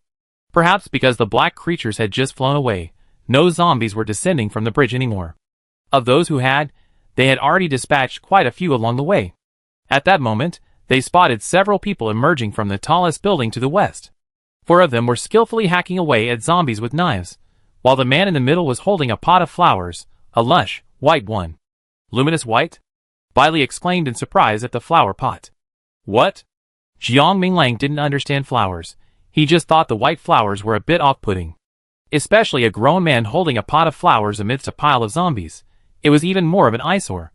Bailey pointed to the white peony in the man's arms and explained, "He's holding a peony called Night Glowing White, which blooms in winter." With that, Bailey understood. The man was a wood element, or someone around him was, otherwise the flowers wouldn't bloom so beautifully. But she hadn't expected the man holding the flowers to actually want to give them to her. Jiang Minglang's face darkened at that. "What the hell? Do we know you?" They came to investigate. They waited for those men to arrive simply to ask what had happened at Pingjiang Bridge last night. From the looks of it, they either had been in the building near the bridge or had just crossed, so they probably know something about the situation there. Chapter 105. Bailey and Jiang Minglang fought their way from east to west, leaving countless dead zombies piled on the roadside or in the ditch. They were exhausted by the time they reached the foot of Pingjiang Bridge. It wasn't that they were saints, but they were worried that if they didn't eliminate these zombies, they would eventually make their way to Yunqi village. They parked their car under the bridge and sat in the car to rest, strangling the few zombies that jumped in front of it. Bailey looked coldly at the 5 men approaching them, killing zombies. Actually, there were 4 of them killing zombies. She had no idea what the man in the middle, holding the flowers, was doing. Holding a pot of gorgeous white flowers amidst a pile of zombies. She had a feeling this man was a little mentally ill. However, at least 2 of the other 4 had special powers, because if they surrounded a large number of zombies, they could easily knock down a whole bunch with a single kick. As they approached their car, the young man holding the flowers smiled at Bailey, causing Jiang Minglang to frown. Where did this fool come from? He turned to his wife and asked, "What's wrong with this guy?" Bailey also looked puzzled, but she was a little jealous of the pot of glow-in-the-dark white he was holding. She enjoyed growing flowers, but she lacked patience. Otherwise, they wouldn't be planted everywhere in her house, because they thrive and require little attention. "Hello, my name is Ningen. Can I meet you?" Protected by his 4 companions, Ningen walked to the front of the car and gave Bailey a brilliant smile. He then raised the white peony in his arms and said bluntly, "I helped this peony grow myself. Isn't it beautiful? How about giving it to you?" Women all love flowers, and such a beautiful peony is even rarer. It's a fitting gift for him to give her. But just as he finished speaking, Ningen felt a chill run down his spine. He shivered uncontrollably, then realized the driver in the driver's seat was looking at him coldly. He was just here to learn from others, nothing else. "Hey, brother, don't get me wrong, I don't mean anything else. I just wanted to ask this beautiful woman how she controlled the wood element so coolly." Jiang Minglang wanted to ask, "Can't you figure it out yourself?" But before he could say anything, Bailey placed a hand on the back of his and winked at him. Bailey turned to Ningen and said, "There's no technique. Just practice." "Practice?" Ningen was still bewildered. "How do you practice?" "It's just about inducing the growth of the green ivy, and then controlling it to move as you wish." But he couldn't induce the growth of the green ivy. Ningen scratched his head and asked a difficult question. "For example, if it's a peony, can I also make it fight like your green ivy?" "Bailey? ? Are you kidding me?" She looked at Ningen like he was stupid. Then she took a deep breath, decided to skip the subject, and asked, "Were you here before, or did you come from Pingcheng last night?" Ningen answered without hesitation, "We escaped from Pingcheng last night." "Alas, you have no idea how awful that heavy rain in the middle of the night was. Those zombies have become more alert than usual and can find people by scent. That wasn't a big deal. After all, it's been over a month, and I've gotten used to killing these things. The problem is, out of nowhere, these black creatures appear, like enlarged bats, suddenly pouncing and biting. Our brother Song was bitten by this thing. The wound is a little inflamed now, and we don't know what will happen next." He spoke so quickly that his fellow zombie killers didn't have time to stop him. But he still called out helplessly, "Ningen, do you know him?" He just revealed everything about his family right away. Ningen seemed oblivious to his companion's warnings and continued to talk. "I'm telling you, after last night's rain, Pingcheng is now a dead city. Those who could escape have all fled, and those who couldn't. I bet they're all dead." "All dead?" Bailey and Jiang Minglang exchanged a look of shock. "Pingcheng is much larger than Pingcheng, so there should be more survivors than here. But now, this city, barely smaller than a second-tier city, has become a dead city? Just because of that rain?" Ningen saw the 2 men were silent after he finished speaking, but he didn't mind the awkward silence. He curiously asked, "I see you came from the east. Are you living over there? Are there many survivors in Pingcheng now?" Bailey only answered the last question. "We just got back a while ago, so I don't know how many there are." "Just got back too. Where did you come from?" Jiang Minglang, not wanting to have his wife deal with this chatterbox any longer, backed up and prepared to leave. Hey, flowers, I'm sending you flowers. Really for you." Looking closer, Bailey felt the peony was too gorgeous, and didn't want it anymore. But still curious, she asked Ningen, "You can't only help peonies grow, right?" Ningen's face froze, and then he asked in surprise, "How do you know?" Without waiting for Bailey's response, his eyes widened in shock. "You can't help other plants grow besides potatoes, right?" Bailey didn't say anything, but the look she gave him clearly conveyed her feelings. Ningen stood there, holding his peony, dumbfounded. He didn't move even after the car drove off and disappeared. "Why are you still standing here when there's no one around?" Several of his companions were frustrated with this brother. One of them said, "Even though you can only make flowers grow, at least you're better than me, who has no special abilities at all, right?" "That's right. Maybe making flowers grow is just temporary, and you'll be able to make other things grow later. Don't forget to make a tomato plant grow first. I haven't had one in so long, I almost forgotten what it tastes like." All right. Let's go back and see how Brother Song's injuries are. We need to find a place to resettle afterward. Bailey and Jiang Minglang passed by Zhujiazhuang and stopped by Uncle Zhou's house. "We agreed yesterday to deliver food for the sheep today, so we needed to make sure they were safe. The gate was closed, but there was blood at the entrance, and the two men could hear intermittent crying coming from inside. The two exchanged glances, then exited the car and walked to the main gate. Through the crack, they saw Uncle Joe and Aunt Joe squatting in the yard, with what looked like a dog lying on the ground in front of them. Jiang Minglang raised his hand and knocked gently on the door. Uncle Joe and his wife, knives in hand, whirled toward the gate, their faces wary. "Uncle Joe, it's me, Jiang Minglang." Having just seen the voice yesterday, Uncle Joe breathed a sigh of relief and turned to Aunt Joe, saying, "I'm Xiaolei's classmate who bought the sheep yesterday." He stood up to open the door, but perhaps because he'd been squatting for too long and stood up too quickly, he stumbled and nearly fell. Aunt Joe-san hurriedly supported him. "I'm fine." Uncle Joe-san opened the door, and by Lee's first sight fell on the brown-yellow dog in the yard. Its neck had been bitten off, and its stomach had been ripped open, exposing its intestines. Looking at Uncle Joe-san and his wife, their eyes were red, and Aunt Joe-san's eyelids were even swollen. Even now, in front of them, tears were streaming. "I raised it for 10 years. Uncle Joe-san sighed, calming himself down, and then asked Jiang Minglang, "Xiao Jiang, why are you here at this hour?" Luckily, they didn't come an hour earlier, otherwise it would have been too dangerous. Jiang Minglang got straight to the point. "Uncle San, Zhou Lei and Zhou Hui are both in Yunqi village. Do you want to go too?" They could give him the food for the sheep, but the question was, could they hold on to it? He didn't want to give him the food one moment, and then have it become a death warrant the next. "But our child hasn't come back yet." Uncle Zhou's face was hesitant. Zhou Lei and Zhou Hui had already returned home, and perhaps his son was on his way as well. He and his wife were reluctant to leave home. Besides being reluctant, they were mainly waiting for their son. The return of his two nephews gave him hope. He felt his son would surely return safely. "Uncle San, if you want to wait for your son, you must first be alive. Zujiazhuang is too dangerous. It's no longer suitable for living." Zhou Lei had said this earlier, but Uncle Zhou hesitated for a moment, then gritted his teeth and said, "Okay, let's go. I leave a note for my son at home." "Old woman, go pack your things." Jiang Minglang and Bai Li didn't wait for them.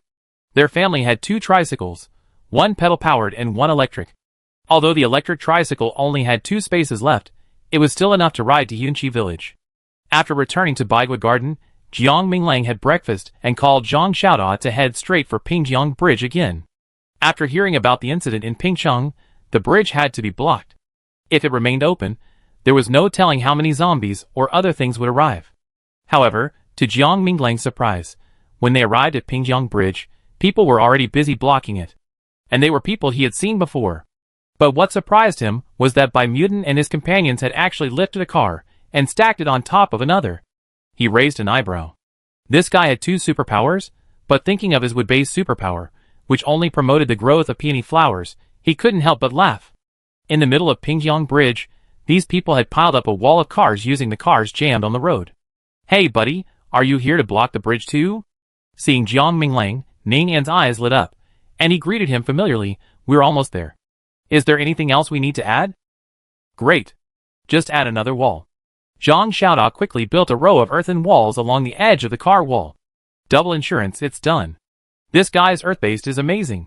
Ning praised, then patted his companion beside him and curled his lips. "We're both earth-based, but look at you. You can only manage a few small earthen clods. How come you're so bad?" His companion's face darkened, and he retorted, "My earthen clods can at least be used as weapons." "What about your peonies? Are they edible? You can eat them if you want."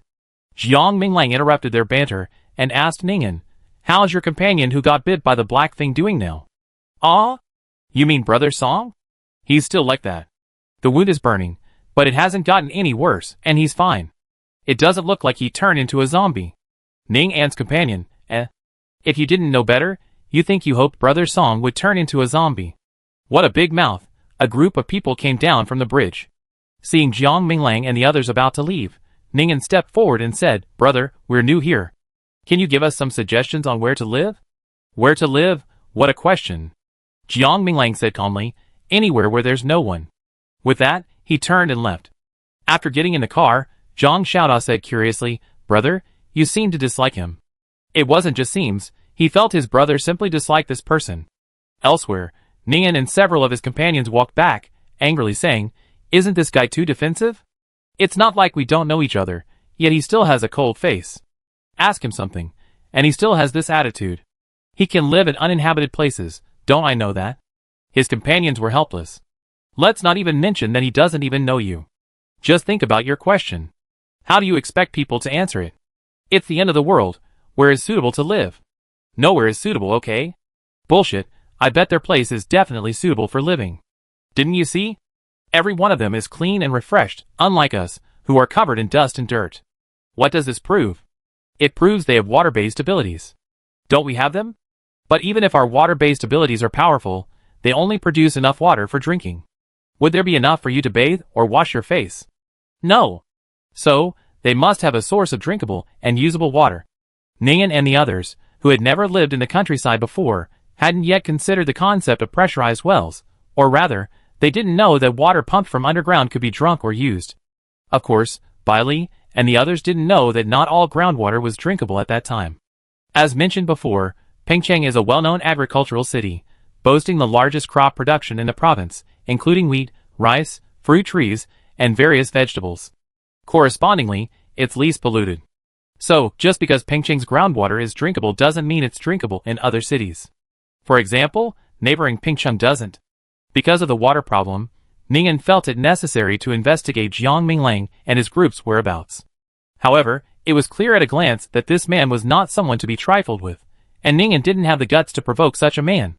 He simply wanted to find a place nearby with a water source. Ningen had two of his brothers watch over Songke, then called two others into the car and drove east to see if they could find the two men who had recently left. Fortunately, after wandering for half an hour, they suddenly spotted the familiar silver SUV on a highway bordered by fields. Then, they cautiously followed it all the way, seemingly into the city, until it finally stopped in an alley behind a shopping mall. Why are you here? Ningen looked at the parked car in the alley in surprise, then looked up at the mall. Something seemed off. He couldn't possibly live here, could he? That didn't seem likely. Bang! He and his two companions were just pondering this when a loud bang was heard. Their car jolted, and before they could react, a dozen or so people suddenly appeared from nowhere and surrounded their vehicle. Get out of the car, get out quickly, and tell me, did you kill Brother Guang? Chapter 106. Bailey was pining for the things she hadn't picked up from the mall, especially a children's shoe store she hadn't visited. Chi-Chi's feet grow so fast that a pair of shoes often outgrows them within a year, so she wanted to stock up on larger sizes. After finishing his business with Zhang Xiaoda, and before reaching Baiguan, Jiang Minglang simply made a detour to the city. Partly to pick up the children's shoes, but also to see how many zombies had swarmed into the city after last night's heavy rain, and to see if there were anything else besides zombies. Especially the black, unidentifiable thing Ningen and the others had mentioned. Compared to yesterday, there were indeed many more zombies in the city. The two of them made many detours, killing some and walling off others before finally arriving at the supermarket they had cleared yesterday. They parked the car, and Jiang Minglang got in first. Zhang Xiaoda sat still in the car, his seat lowered, half slouched. Looking out the rear windshield, the car looked empty. What a joke. He'd been following them all the way. If they hadn't discovered them, he and his brother would have been discharged long ago. About 10 minutes later, the car behind them cautiously pulled up to the intersection across the alley and stopped. But before it had stopped for 3 minutes, Zhang Xiaoda heard a familiar gunshot. He didn't move, but he already knew the tires of the car following them had been shot out. The third party had taken action. Yes, even on the way here, they had noticed someone watching from a nearby high-rise building, and they were certain that no one was there yesterday. As planned, they drove to the back door of the supermarket. Jiang Minglang then went upstairs alone to get some shoes from the children's shoe store, while Zhang Xiaoda waited downstairs.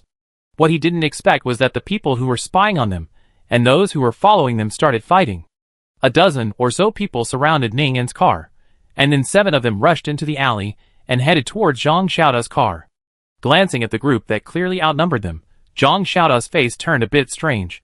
When they approached the car, he opened the door and stepped out. Seeing someone get out of the car, the group that was walking quickly paused, as if they hadn't expected anyone to be inside.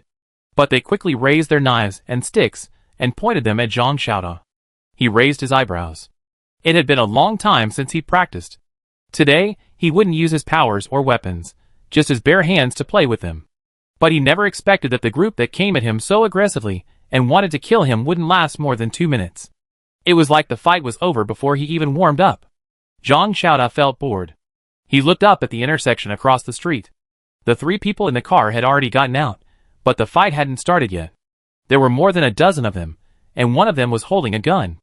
This reminded him of the bald man he killed yesterday. He had a gun too. For someone like Zhang Xiaoda, who was always handling guns, it was immediately clear where they came from. The police station. Or perhaps they'd taken from the bodies of the police officers who had transformed into zombies. They certainly didn't have many guns, otherwise they wouldn't always come out in large groups with only one person carrying a gun. But the one with a gun was truly foolish. How could he open fire here at this hour?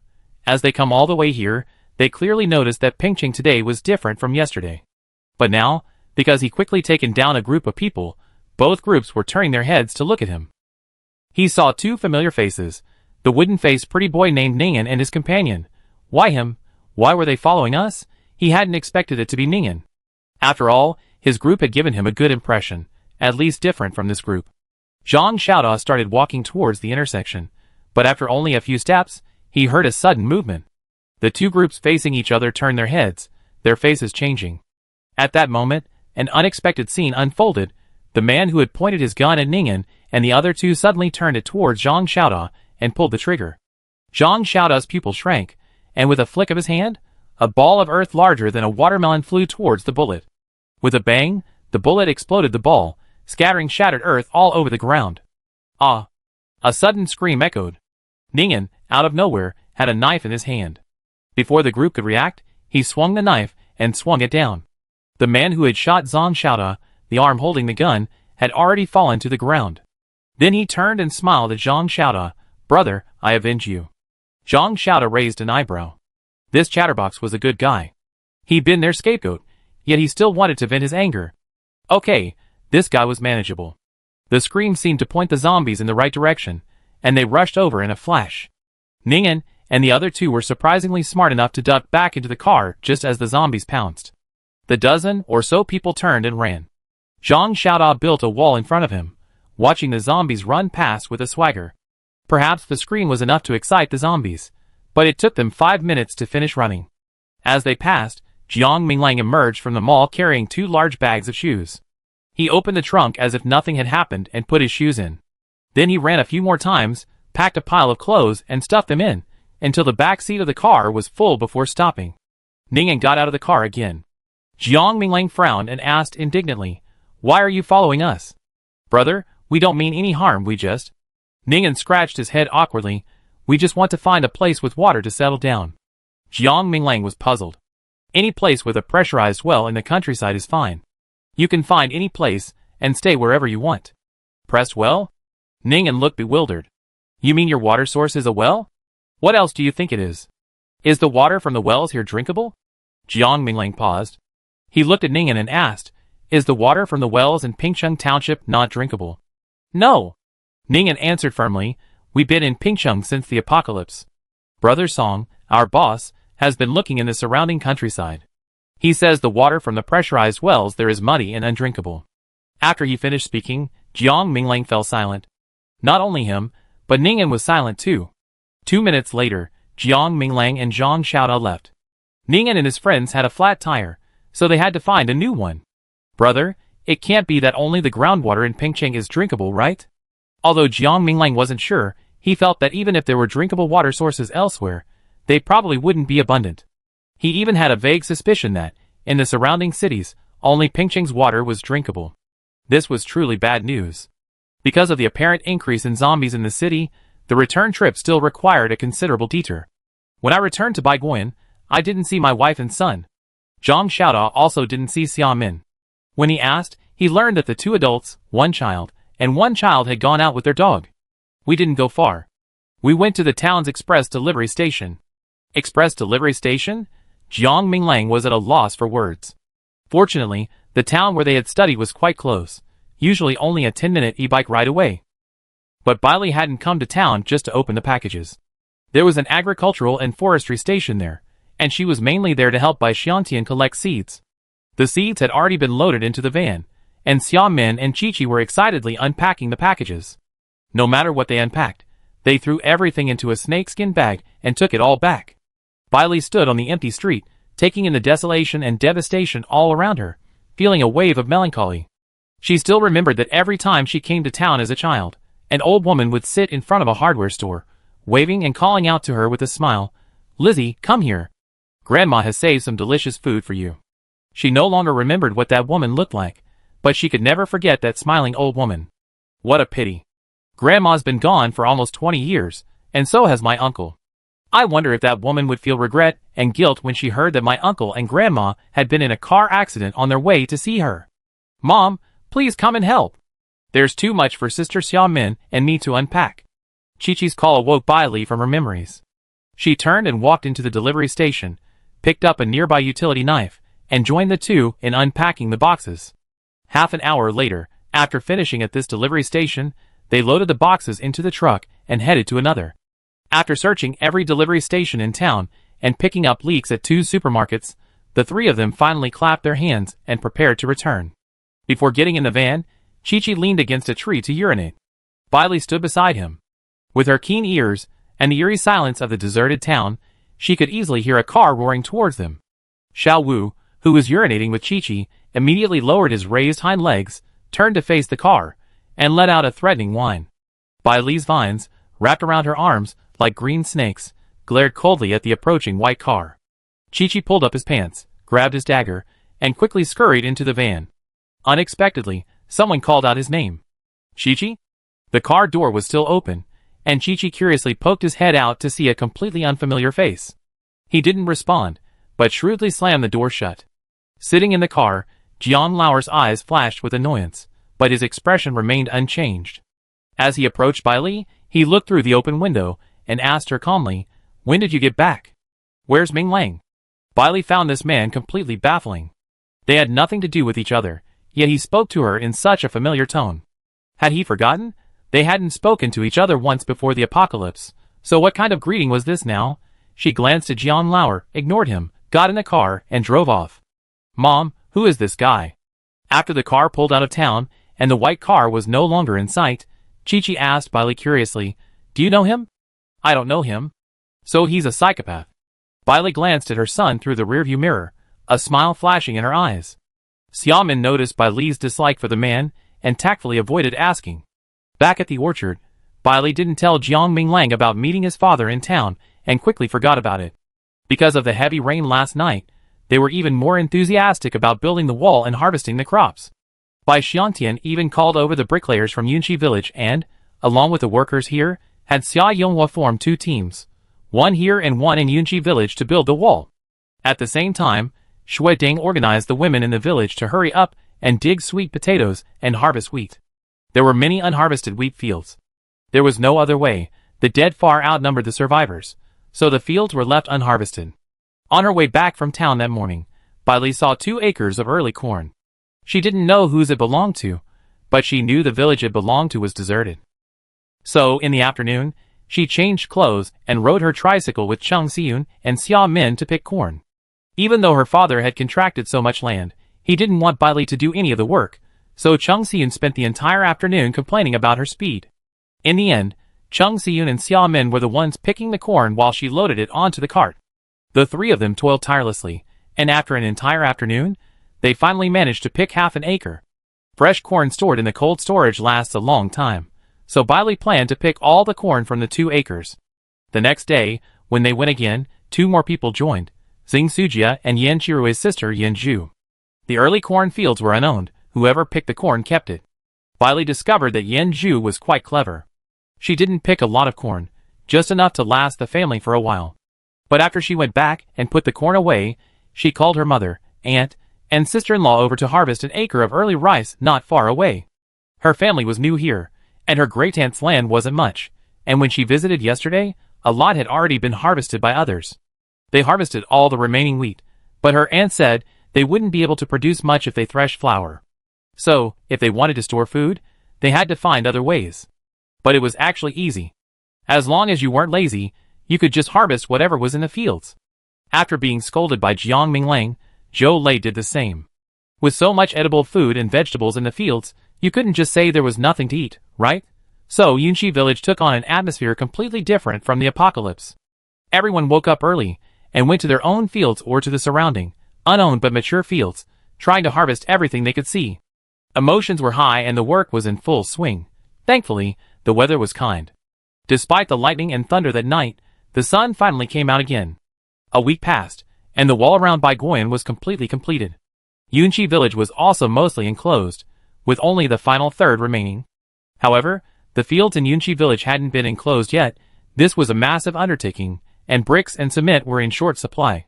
Finally, for safety reasons, Zhang Xiaoda built a dirt wall.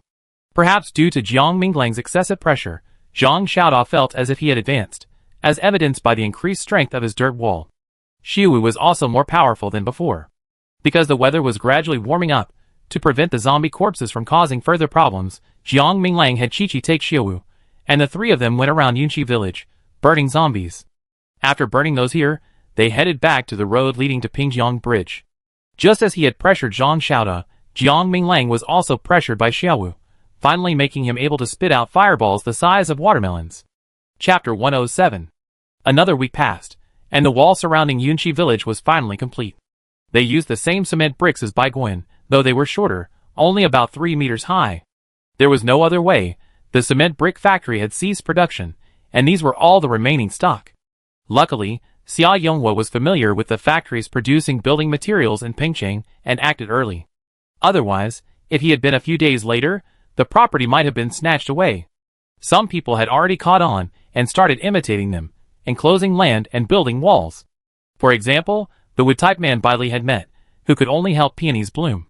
The group ultimately chose Yonglu village, east of Yunchi village, across a field. Like Zijiazhuang, Yonglu village was relatively small, with only about 200 households. Their houses were relatively new and neatly arranged, all two-story buildings with green bricks and tiles, a truly pleasing sight.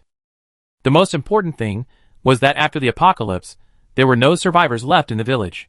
So, after 2 days of scouting in Pingcheng, Ningen and his group finally settled in Yonglu village. It became a neighbor of Yunchi village. They really knew how to pick a location.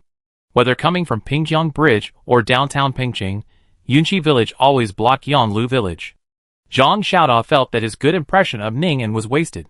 He had initially thought he was a good person, but he hadn't expected him to be so treacherous. Not only had he chosen a small place to hide behind them, but he also took advantage of their every move and even hired their workers to help them build a wall. Thankfully, Uncle Bai didn't agree. Of course, the main reason was that everyone was unwilling, because my sister-in-law took everyone to harvest crops from the abandoned, ripe fields outside Yunchi village. Everyone frantically stockpiled food, trying not to waste a single bit, harvesting everything they could. Bailey had recently become obsessed with searching the fields for ripe wheat and early rice, but she wasn't much for hard work.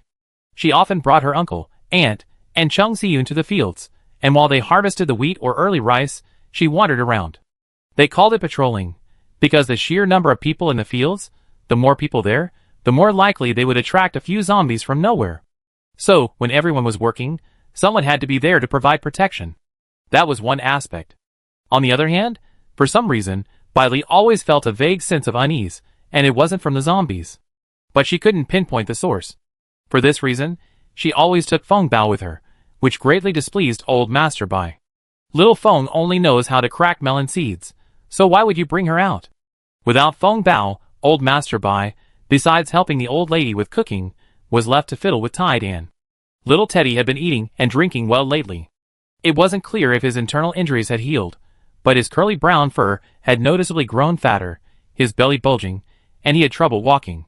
Grandpa Bai saw that this wasn't going to work, so after feeding him, he forced him to go for a walk in the orchard. Afterward, worried he might be hungry, he gave him some more food. Bailey realized what was happening and looked at Tai Dan again, only to find he become a fat egg. His head hadn't changed, but his body had become more than twice as fat as before, round like a ball, making the small bump on his forehead look ridiculous. Bailey didn't know what to say, so she sighed and said, "Never mind, let Grandpa do what he wants." In the blink of an eye, it was the end of June. 2 months had passed since the apocalypse. Because of the low temperatures at the start of May, June, while warmer, wasn't particularly hot. The temperature, just over 20 degrees Celsius, was just right for everyone, comfortable yet refreshing. During the rest period after the busy farming season, everyone couldn't help but sigh, how wonderful it would be if it could always be like this. Although it was the end of the world, the village was surrounded by a solid wall, with a thick iron gate at the exit. Daytime work, though reverting to primitive labor, was exhausting every day. But the nights were peaceful. However, their peace of mind didn't last long. During the last 2 days of June, the temperature suddenly soared over 30 degrees Celsius, and the weather suddenly changed, from bright sunshine to a blanket of dark clouds in an instant. Bailey stood under the eaves of the gate at the intersection, looking up at the suddenly darkening sky and frowning. "It looks like it's going to rain soon, Sister Bai. Is Brother Jiang still here?" Ningen had come here today to exchange rice for various daily necessities he found in the city. These grown men had no idea how to work in the fields. They were good fighters, but they couldn't handle sickles. So they could only trade what they found for food with Bailey. Bailey handed 2 bags of rice to Ningen and asked, "Is Mu Song awake?" Mu Song had been bitten by a black creature that appeared in Pingcheng. The wound had initially burned, and Mu Song thought he was going through a strange transformation, but it healed within a few days. He was grateful to have made it through. But for some reason, he suddenly fell unconscious the day before yesterday, and the wound on his arm, which had healed, had turned black. Since Pingcheng is so close to Pingcheng, Bailey was worried that those mysterious black creatures might come over, so she was very concerned about Mu Song's injury. She wanted to know what would happen if the black thing bit someone. Not yet. "I'm so worried." Ningen was genuinely worried. After all, with Brother Song asleep, they were left without a lighter. After all, with Brother Song, a fire enthusiast, around, they could save on lighters whenever possible. Crack! Boom! As the two were talking, a flash of lightning suddenly lit up the sky, followed by a loud bang. Bai Li's face paled, and Ningen grabbed Demi and scrambled onto her bicycle. "Goodbye, Sister Bai. You should hurry back. Remember, if it rains, don't get caught in the rain." In fact, Ningen and the others were even more frightened of thunder than Bai Li. After all, they had experienced the nightmarish sudden change in Pingcheng during the rain. They were terrified that another downpour would cause the same thing as in Pingcheng. The difference was that they were now far from the city, so they didn't have to worry about a combined attack from zombies and the black thing. More importantly, they had reinforced a building and its walls. If it rained heavily, everyone would stay in one building, on high alert. Ningen was a chatterbox, so he naturally shared their strategy for dealing with heavy rain with Bai Li and the others. At this moment, thunder roared, and Bai Xiangtian and his wife, who were weeding in the vegetable patch, hurried back inside. Bai Xiangtian and Shindong, who were tidying up the fruit trees in the orchard, also walked back slowly, carrying baskets on their backs. "Go back to the village, go back to the village. Stop working. Go home. Hurry, hurry!" Xue Ding, holding a loudspeaker, shouted loudly and repeatedly at the villagers working in the fields at the village entrance. "Hurry, hurry! Heavy rain is dangerous. Heavy rain is dangerous. We emphasized this before. Close doors and windows after the rain. Close doors and windows. Hurry, hurry! The gate is closing." Because Zhang Xiaoda had surrounded the fields of Yunqi village with a mud wall, it felt safe, whether for harvesting or fertilizing. So some people walked slowly, not taking Xue Ding's words seriously. This infuriated Xue Ding, whose voice was hoarse from shouting. Bai Wei took over his loudspeaker and shouted twice more. As dark clouds gathered and thunder roared again, he dragged Xue Ding into the village. "No more waiting, no more waiting. This one after another is too infuriating. You go back first. There are only about 10 left. I wait a little longer." Bai Wei looked up at the completely dark sky, swallowed, and trembled. Xue Ding, you better hurry. Hurry! I feel like there's something in the sky." With that, Bai Wei turned and ran for home. As a timid wimp, he had survived to this day by being cautious and obedient. Bai Li said rain was dangerous, and it definitely was. Why stay outside when you can stay home? Hearing Bai Wei say there was something in the sky, Xue Ding couldn't help but look up. Just then, another flash of light flashed across the sky, illuminating half the sky. He clearly saw a dark figure darting in and out of the dark clouds at breakneck speed. Xue Ding's eyes widened, and his hand holding the loudspeaker trembled. But he wasn't Bai Wei after all, and he was much braver. He quickly closed the 2 large iron gates, leaving only a small door open. Then, holding the knife in front of him, he silently waved to the villagers, who were still walking slowly towards him. "Hurry up! Run!" "Hey, Xue Ding, the rain hasn't even started yet. What are you afraid of?" A villager, about 40 years old, was still joking with him. "You're a cadre now, so why are you so timid?" "Damn you, cadre! If I hadn't wanted to defend the village, And if Uncle Xiang Tian hadn't asked me to, do you think I care about you? He cursed inwardly as he nervously glanced up at the sky again. And just as he looked up, a scream rang out from a nearby field. Ah! Xue Deng's eyes widened suddenly. The middle-aged man who had been joking with him spun around. They both watched as a dark shadow tackled a villager emerging from the field, then quickly fluttered its wings and soared into the sky at breakneck speed. The woman who had screamed lay motionless in the ground. Everyone who hadn't yet entered the village stood there, stunned, watching the scene unfold. Finally, Xue Deng was the first to react, growling anxiously, "Come in." Standing there like an idiot, waiting to die, the few people who were already near the door were startled awake by his roar, and hurriedly scrambled through the gate, their legs shaking. Bailey hadn't returned yet. She was still standing under the eaves of the main gate at the intersection, frowning in the direction of the screams emanating from Yunqi village. Why wouldn't they obey?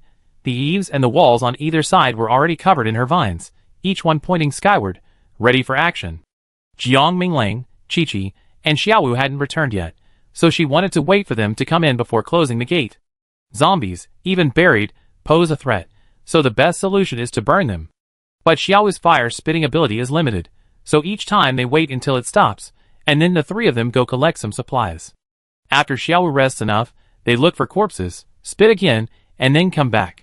It's not that they're too eager to eliminate all the zombies in Pingcheng. But if they don't eliminate the hidden dangers posed by the corpses, they won't be able to live in peace here. Fire-related abilities are probably very rare, at least, Bailey hasn't seen any so far, except for Xiaowu. Chi-Chi's water-related abilities are unknown to everyone except her family. The child is too young to be exposed. "Sister, my brother-in-law and Chi-Chi haven't returned yet?" Bai Yang had just arrived, and before he could finish his words, he heard another scream from the direction of Yunqi village. He frowned. Why haven't these people gone home yet? After thinking for a moment, he said to Bai Li, "I'm a fast runner. Should I go check on Brother Yin and Brother Zhou?" Bai Li shook her head. "No need. This is the first time we've seen weather like this, and we don't know what's hiding in the clouds. You go home first and protect Grandma, Uncle, and Aunt." Although her father, Chung Xiyun, and Zhang Xiaodao were all home, Bai Li still didn't want Bai Yang to take the risk. She decided to wait and see what the situation was. She felt that since Mu Song was worthy of being the leader of Ning'an and the others, he must have some skills. But even he could be injured, which meant that Black Thing was no ordinary creature. Okay, then be careful. Bai Yang knew his sister's abilities, and was confident she could protect him. "Xiao Heng and Xiao Ha, you two go back too." The two large black dogs were very dedicated, diligently guarding the gate every day. But today, the situation was unclear, so Bailey wanted to send them home for the time being. Pa pa pa. After another burst of lightning and thunder, the rain poured down. Bailey sniffed, noticing an unusual smell in the air. Having never seen acid rain before, she wasn't sure if it was acid rain. But the smell was truly unpleasant. She leaned closer to the eaves to avoid being splashed by the rain. At this moment, the father and his three companions, whom Bailey had been concerned about, were on their way back from downtown Pingcheng. It wasn't that Jiang Minglang wanted to take his son on a risk, but rather that the weather had changed so quickly, from overcast skies to downpours in less than a quarter of an hour. "It's raining so hard, Dad. Should we find a place to stop and wait until the rain subsides?" "No, your mom will worry if we don't go back." Hearing that his mom would worry, Chi-Chi fell silent. But the father and his two companions soon realized that the road they had cleared on their way here was now filled with human figures through the rain. Chi-Chi's eyes widened. "Dad, don't say anything, son." The road ahead was difficult to bypass, so Jiang Minglang turned off the headlights, slowed down, and stared sternly at the figures ahead. At first, they stood motionless on the road, but soon began to move slowly, and finally broke into a sprint. The direction they ran wasn't towards them, but towards a nearby residential complex with a metal gate. The car's engine noise wasn't noticeable in the heavy rain, and Jiang Minglang continued driving slowly. As he approached the gated complex, he was surprised to see the zombies pounding against it with frantic force. It felt like less than 2 minutes, and the gate was broken open, and a swarm of people rushed in. At that moment, a flash of lightning flashed. Jiang Minglang looked over, and saw that this was the townhouse complex where Xiaomin lived. Zhang Xiaodao had killed several security guards before, and it was unknown whether the rest had escaped. But they had passed by this area when they were heading into the city to search for supplies, and noticed that compared to the surrounding communities, it had the most people living here. But now, the car flashed past the gate, and Jiang Minglang keenly heard several screams. At the same time, a dark figure, as fast as lightning, slid down from the sky and headed towards his windshield. Chapter 108. Bang! Chi-Chi wasn't paying attention to the front. He was leaning against the backseat window, straining to keep his eyes open as the zombies rushed into the neighborhood amidst the heavy rain. A sudden, loud bang startled him. Sit tight, buckle up, and put Xiaowu down. Jiang Minglang whispered to his son, not slamming on the brakes because of the sudden change. Instead, he continued driving slowly. The shadow didn't hit the windshield. He used a fallen metal billboard to block it, and then the billboard crushed the shadow as it slammed against the building wall on the left. This was all thanks to his years of combat experience. Whenever he arrived at a place, he would unconsciously keep his eyes and ears open. So, even in the heavy rain that made it difficult to see, he could still spot useful objects nearby. But Jiang Minglang didn't stop to check what was trapped under the billboard. Unsure whether it was dead or not, he just let it be. Besides zombies, mutated creatures have always been unpredictable since the apocalypse. He wouldn't be so arrogant as to think he was invincible. His son was in the car. The car continued to move forward cautiously and slowly.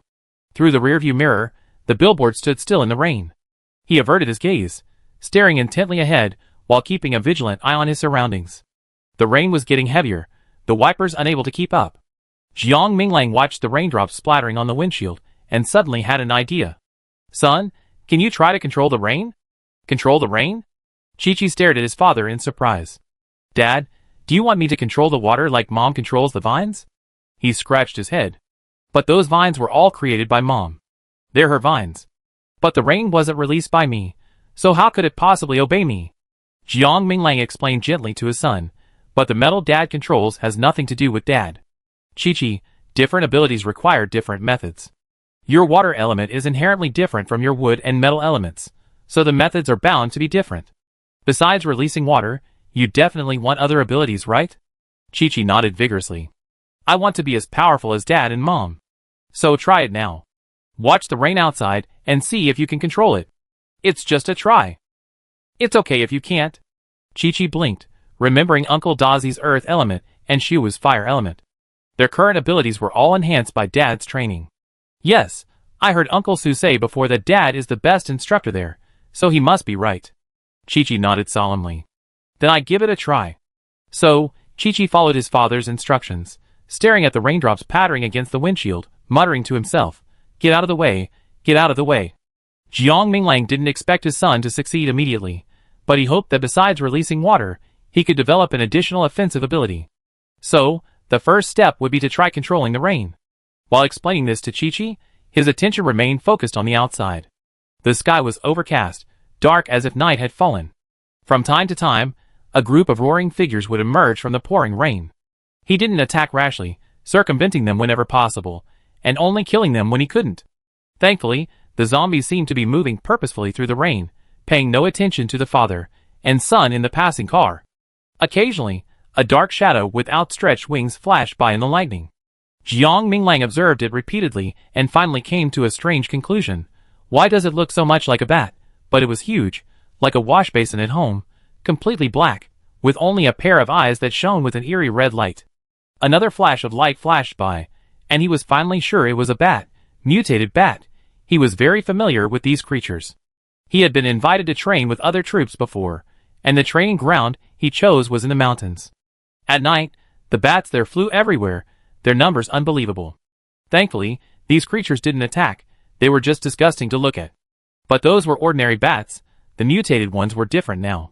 He knew that there were at least 2 pairs of red eyes in the sky, watching their car. Although they hadn't attacked yet, he suspected they were watching for an opportunity.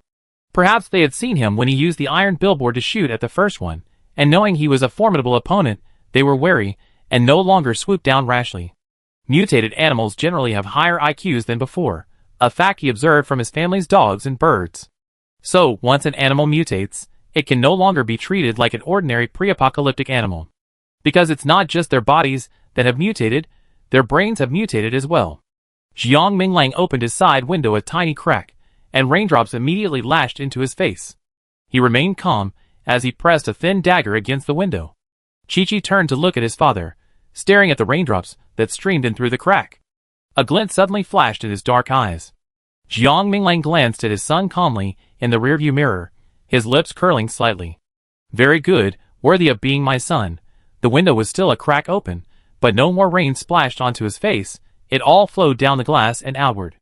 Another flash of lightning flashed, and a bat, even larger than the previous one, swooped down silently and with incredible speed.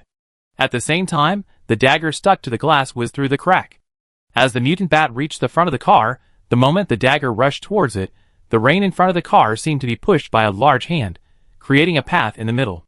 The windshield instantly stopped, and the wipers swept across it with ease. But then, with a puff, the dagger pierced the mutant bat's body, spilling bright red blood. The mutant bat's body paused in front of the windshield, then with a thud, it fell to the front of the car, rolling down as the car moved forward. The dagger spun several times in the rain, washing away the blood before flying back into the car. Son? Huh? Chi-Chi let out a long breath and wiped the sweat from his forehead.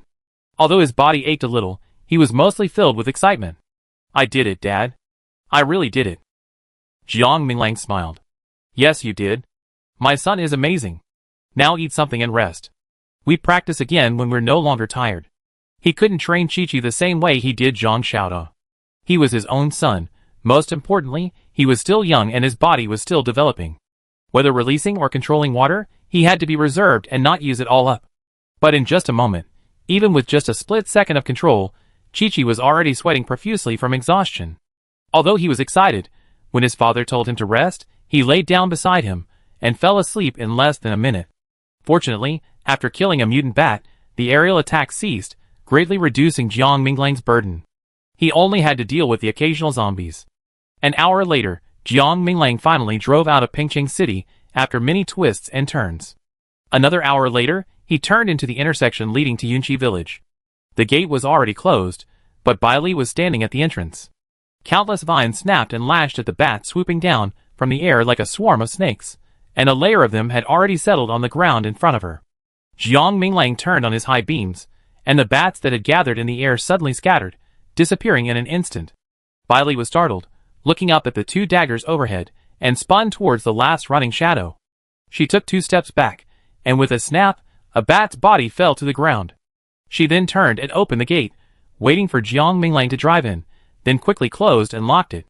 As she opened the passenger door and got in, Jiang Minglang quickly wiped the water off her head with a towel and couldn't help but scold, "Why are you waiting at the door?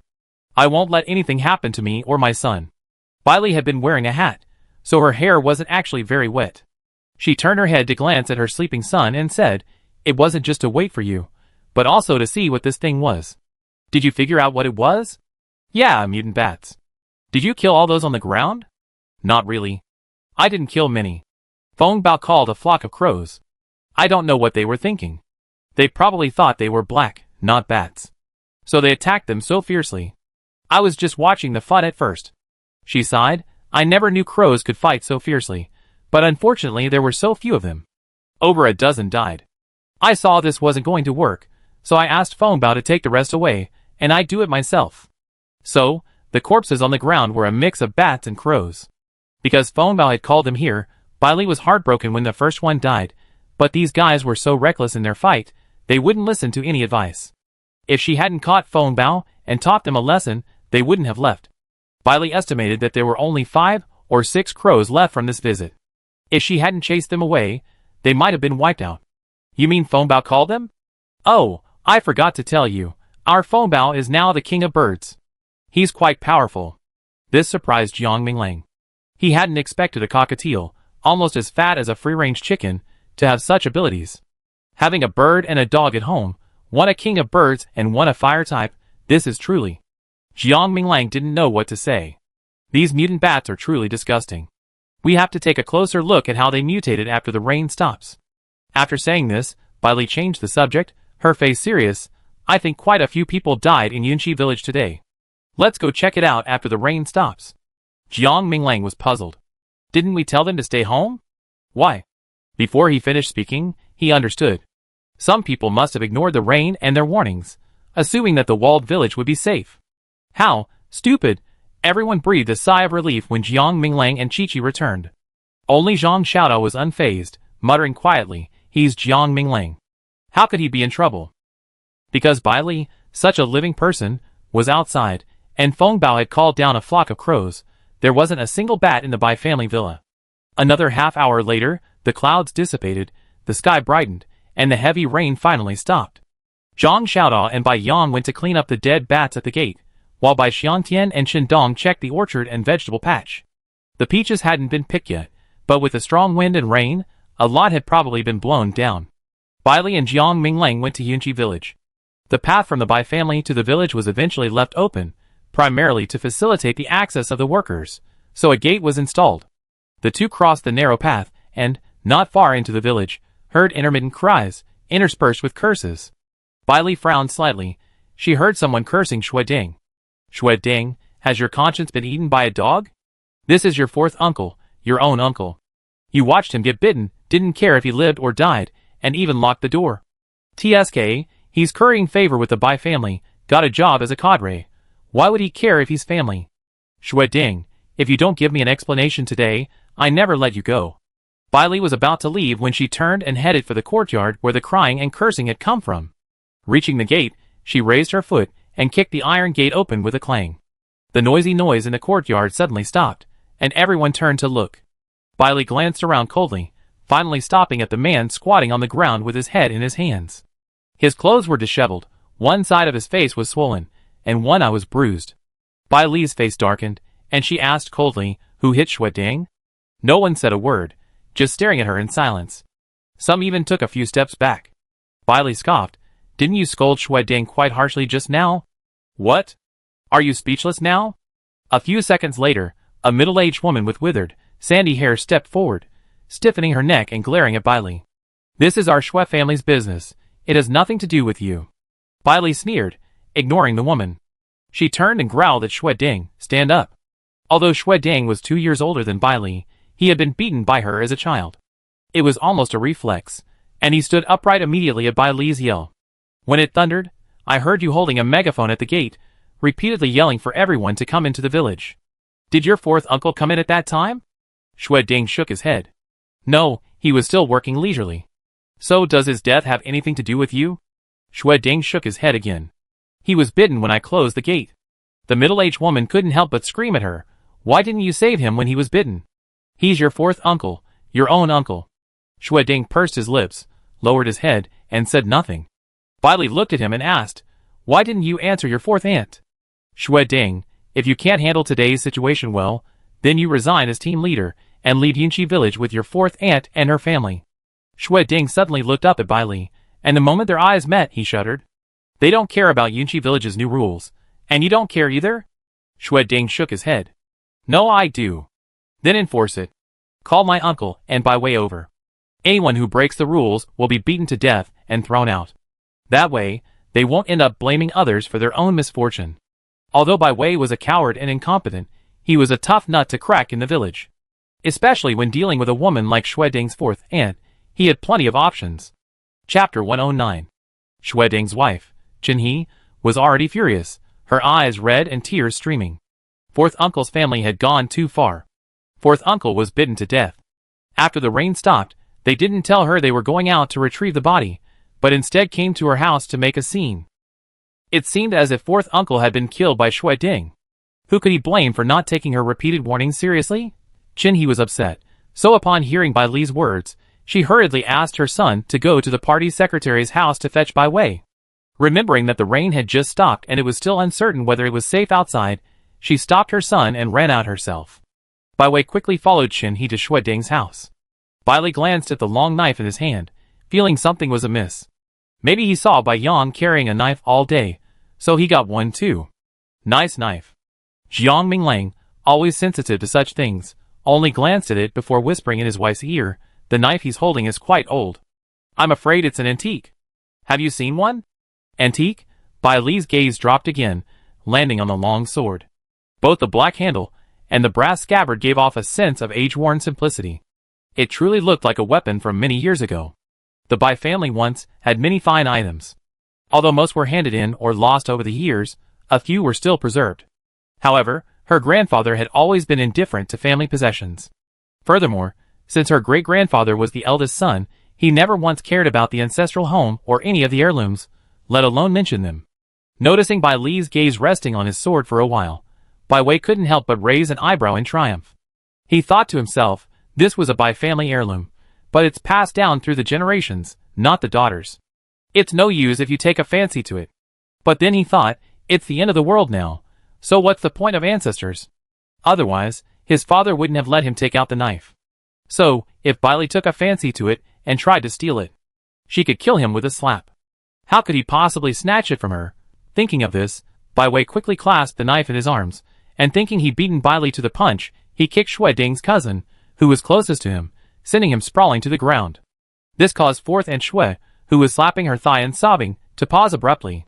She raised her tearful and snot-soaked face and looked at Bai Wei. He wanted to go back home and cry while he was at his funeral. During the thunderstorm, Xue Ding and I risked our lives, taking turns yelling at the top of our lungs at the village entrance. Did you hear that? Did you all hear that? Now he's dead, who do you blame?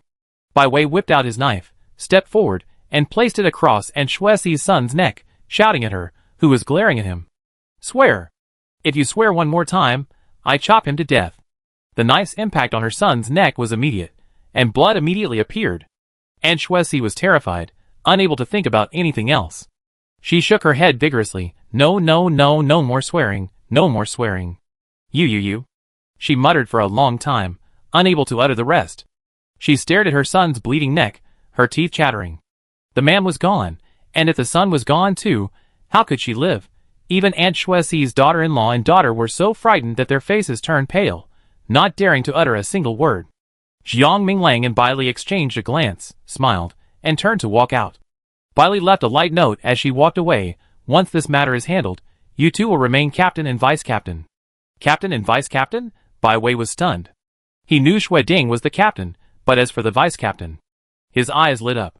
It was him? He holds an official position? Uncle. As they were leaving, Bai Li ran into Bai Xiangyuan, who had arrived shortly after, at Xue Ding's gate. After a brief greeting, the couple turned and headed for the Zhou residence. Although they had initially promised the indigenous villagers they would provide them with protection to the best of their ability, it was only a matter of effort, not absolutes. So, whether it was the wall surrounding Yunqi village or the fence surrounding the field south of the village, they had helped build it. Isn't that enough? How else could they protect you? Don't these villagers understand? They all understand. Precisely because they understand, they dare not go after the Bai family, and can only bully their own people. After all, it was Xue Ding's uncle who died. Watching his uncle get bitten to death while standing still at the gate, who else could he blame but him? But after Bai Wei arrived, Fourth Aunt Xue and her family dared not say these words again. The houses Zhou Lei and Zhou Hui chose happened to be right next to Yan Qirui's, and all three families were fine, with no losses. Even when Bai Li and Jiang Minglang arrived, they were nervously and carefully checking the base of the courtyard wall and every corner, fearing that something had sneaked in during the rain. The danger now came not only from zombies, but also from unknown mutant animals. For example, bats flew in the sky during lightning and thunder. This caused everyone, who had just felt at ease for a few days, to panic again. But panic aside, the response still had to be dealt with. After all, who wants to die when they can live? Bai Li looked at the Zhou and Yin families and thought, this is the normal state and attitude we should have when facing the end of the world. This is fucked. How could the apocalypse happen out of nowhere? Zhou Lei, cigarette in hand, and a sharpened sickle in hand, repeatedly examined a bat he had killed in the rain. Before the apocalypse, his cat had just become pregnant and had given birth to kittens a few days earlier. Cats are bats' natural enemies, so bats should be afraid of him. But this mutant did the opposite, bursting into his house and trying to catch the cat. Zhou Lei chopped it down with his sickle. In the month since he came to Yunqi village, he spent his days either working in the fields or heading downtown to collect supplies or help repair the fence. His already robust frame had grown even stronger. The bat, nearly the size of an eagle, was cleaved in half by his sickle. The blood spilled all over the yard, a truly disgusting sight. Bats were already terrifying to begin with, and the mutation, aimed in who knows where, had transformed them. Not only had their bodies turned pitch black, their eyes bulged, their mouths wide, and their fangs brimming with chilling fangs. Zhou Lei tapped the bat's fangs with his sickle, finding them incredibly hard. He couldn't help but hiss and asked Jiang Minglang, who was watching from the front, "What's this?" Zhou Lei used to work in a northeastern city. After the apocalypse, he'd been traveling north all the way home without encountering any mutated animals. It was nothing like those cities in Suchong. When Zhou Hui had previously described a hairless cat, he thought it was an exaggeration. Now, looking at this bat, it's no wonder everyone's panicking. This bat is leaving absolutely no hope for human survival. You ask as if I know everything. Who hasn't experienced the apocalypse for the first time? Burn it! If you look at it any longer, you have nightmares. Zhou Lei turned to get some straw and matches when Zhou Hui walked in from outside. His leg had almost healed, and walking normally was no problem now, but he couldn't run or exert himself too much. Brother Lang. Jiang Minglang turned to greet him. As they were talking, Zhou Lei suddenly yelled, Xiao Bai. Jiang Minglang turned and looked over, his eyes suddenly widening. A pure white kitten, only the size of a palm, appeared out of nowhere, and was lying on the ground, devouring bat meat with huge mouthfuls. Zhou Lei's hair stood on end. He rushed over, grabbed the kitten, and held it in his arms, saying, What's wrong with you? You're eating this even though you know what it is? You're vomiting. You're about to vomit. He was so anxious that he wanted to pry the kitten's mouth open and pull out the meat it had swallowed. At the same time, he felt incredibly distressed. Xiaobai was still so young, clearly still nursing. How could he have let such disgusting bat meat into his mouth? But it was too late. Despite its small size, the little creature ate incredibly quickly. Seeing a piece of meat near its mouth, Zhou Lei was about to pull it off, but it swallowed it whole. You swallowed it without even chewing? What a silly cat. Zhou Hui stared at the kitten in shock, and after a moment, he finally uttered a question. Brother, isn't your cat only 4 days old? Zhou Lei and Jiang Minglang were both stunned, then looked at the kitten. Only 4 days old, and it's already crawling and growing teeth? And now, it's even eating raw meat. Brother, put your cat in its cage right now, and stop holding it. Don't be fooled by his brother's burly, manly appearance. He's a cat lover. The mother of this little kitten is a female cat he's raised for 5 years. Living alone, he spends every day after work running for exercise and petting his cats. He truly treats cats like his own children, meticulously and attentively.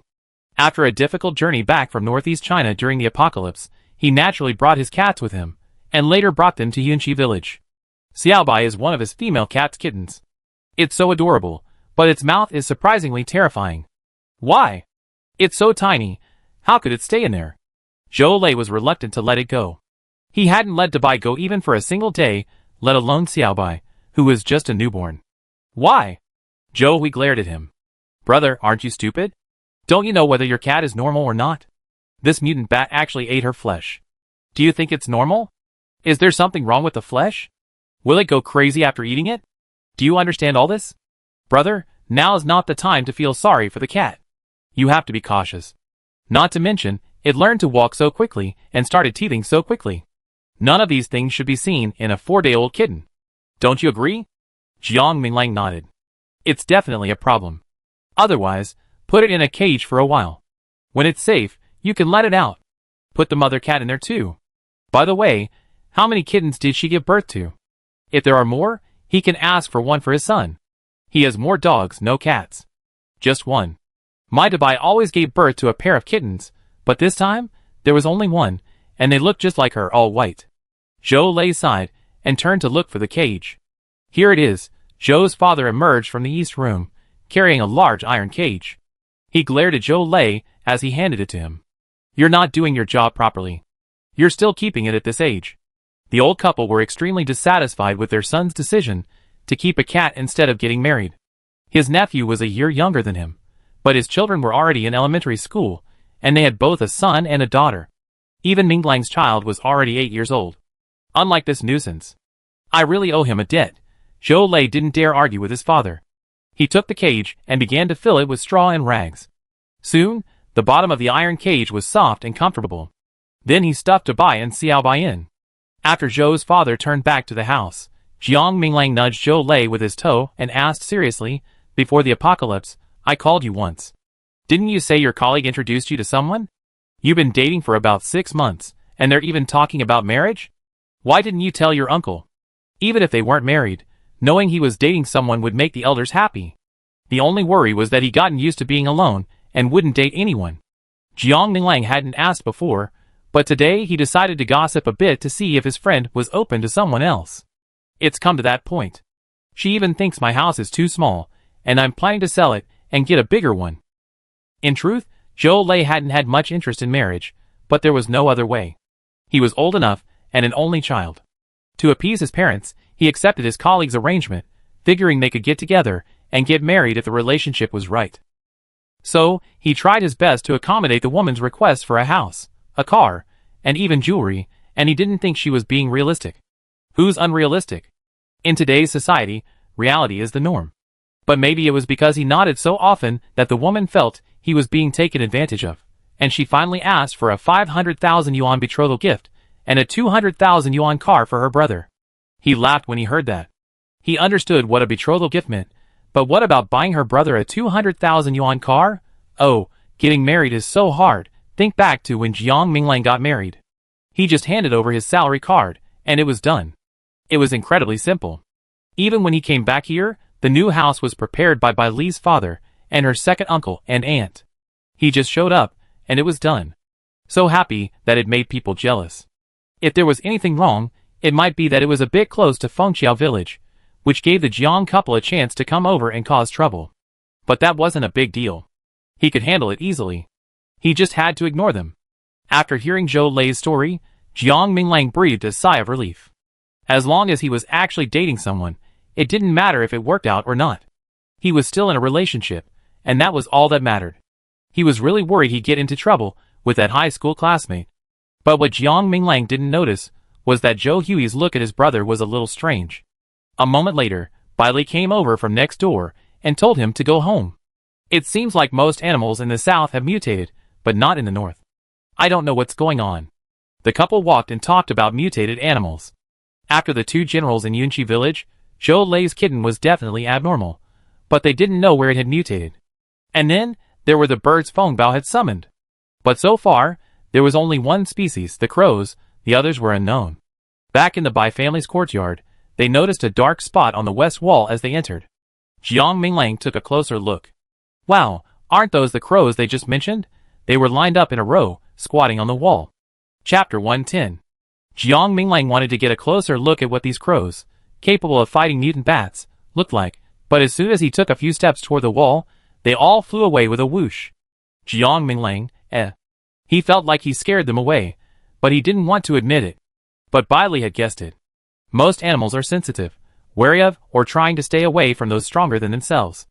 For example, Feng Bao, whether before or after the apocalypse, this bully was always very well behaved in front of Jiang Minglang. Not only did he never dare to bark in his presence, he never dared to step on his head. When he changed its water and food, it was as quiet as a quail. So the crows must have flown away because they were afraid of Jiang Minglang.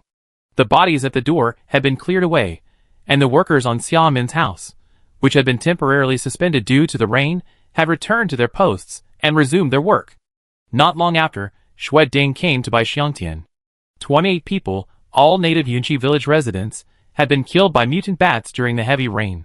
The outsiders were cautious and obedient, doing what they were told, so no one was killed. 28 dead. Bai Xiangtian said to Xue Ding, "You and Bai Wei, get a few people, and carry these 28 bodies to the pit in the south. Just place them there. I deal with them later. You don't need to worry about anything else." Xue Ding agreed without question. He trusted Uncle Xiangtian anyway, whatever he said would be done. The weather was getting hotter, and if the bodies weren't burned completely, it would be unsettling. And the only person who could burn the bodies to the ground was Xiaowu. Chi-Chi hadn't woken up yet, so Bai Li took Xiaowu and her father to the pit south of the village. They thought it would just be a simple matter of burning the bodies, a painstaking task. 28 people might not sound like a lot, but the sight of the bodies piled together, especially with some familiar faces, was unsettling.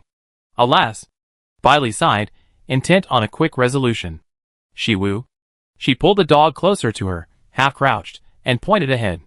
You. She uttered only one word before her outstretched hand abruptly retracted, her eyes widening.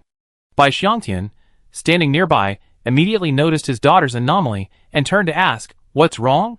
Bai Li didn't say anything, only two ho-ho sounds in response. The father and son looked toward the source of the noise. They saw an arm, pinned down by two bodies, struggling. Its head was buried, invisible, only the ho-ho sounds could be heard. The father and son exchanged a solemn glance. Being bitten by a mutant bat could turn you into a zombie. In other words, any bite from a mutant animal could be fatal. No wonder Musang's wound turned black and burned after being bitten. He briefly thought he was infected, but thankfully, he was fine. But today, Ningen said he inexplicably passed out, and he wondered if it was related to the bite. If it were truly caused by a bad bite, would the incubation period be so long? Xiaowu, burn it. Xiaowu opened his mouth and spit out 2 large fireballs. The corpses piled up, like a small hill in front of him, were soon reduced to a pile of ash. The wind blew, and everything was gone. What they didn't know was that the death toll in Yunqi village was actually quite small. Other villages and gathering places for survivors were already in mourning, with countless casualties. For example, in Zhujiazhuang, only 2 families remained alive, with fewer than 10 people. Fengqiao village also suffered the majority of casualties, with fewer than 100 people. The main streets of the city were filled with zombies, and shadowy figures dangled from unnoticed eaves. Boom! After burning the bodies, Bai Li and Xiao Wu had just arrived at Zhou Lei's house, intending to take another look at the kitten that had eaten bad meat. But then, a sudden, muffled sound rang out. It was deep and loud, but because of the distance, it sounded more like thunder. Zhou Lei and his companions, whose hearing wasn't as good as Bai Li's, thought it was actual thunder, signaling another rainstorm. But Bai Li could tell it was the sound of something heavy collapsing, not thunder. She looked in the direction of the sound, towards Pingjiang Bridge. Jiang Minglang and Zhang Xiaoda had already gone to investigate, scanning the surroundings for anything unusual. Because Yunqi village and its fields were completely enclosed by a wall, and the surrounding area was regularly cleaned, the area was relatively clean. Aside from the mutant bats that flew by, there wasn't even a zombie outside the road leading out of Yunqi village. It was too clean, which was both good and bad. Oh my god! As the car approached the Pingjiang Bridge, Zhang Xiaoda glared ahead, cursed, and called out to Jiang Minglang, "Brother, look." "I see." The two parked the car under the bridge, and looked at the giant black python in the middle of the Pingjiang Bridge. It appeared injured, with a streak of red on the tip of its pointed head. Perhaps in great pain, it was frantically ramming against the car walls and earthen walls of the bridge. The occasional rumbling noise was the sound of cars being knocked over and slamming against the bridge. Compared to this, the collapse of the earthen wall seemed silent. This thing. Should we kill it? On their way back from Sicheng, they saw fewer mutant animals than Bai Li. Because Bai Li's routes were all directed by Chi-Chi, he loved going to the zoo. Whenever he traveled with his parents, the first stop in every city was always the zoo.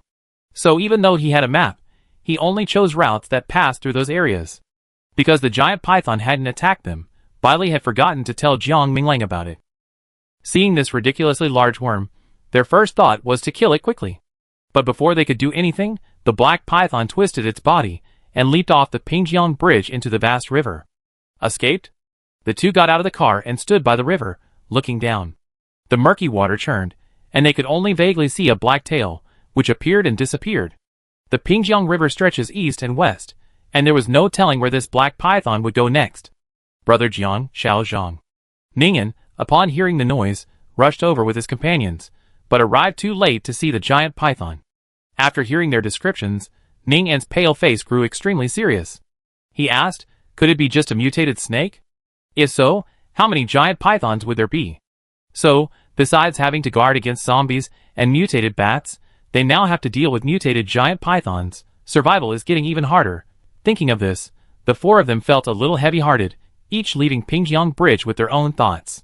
What they didn't know was that less than half an hour after they left, 6 off-road vehicles crossed the Pingjiang Bridge and slowly drove into Pengcheng.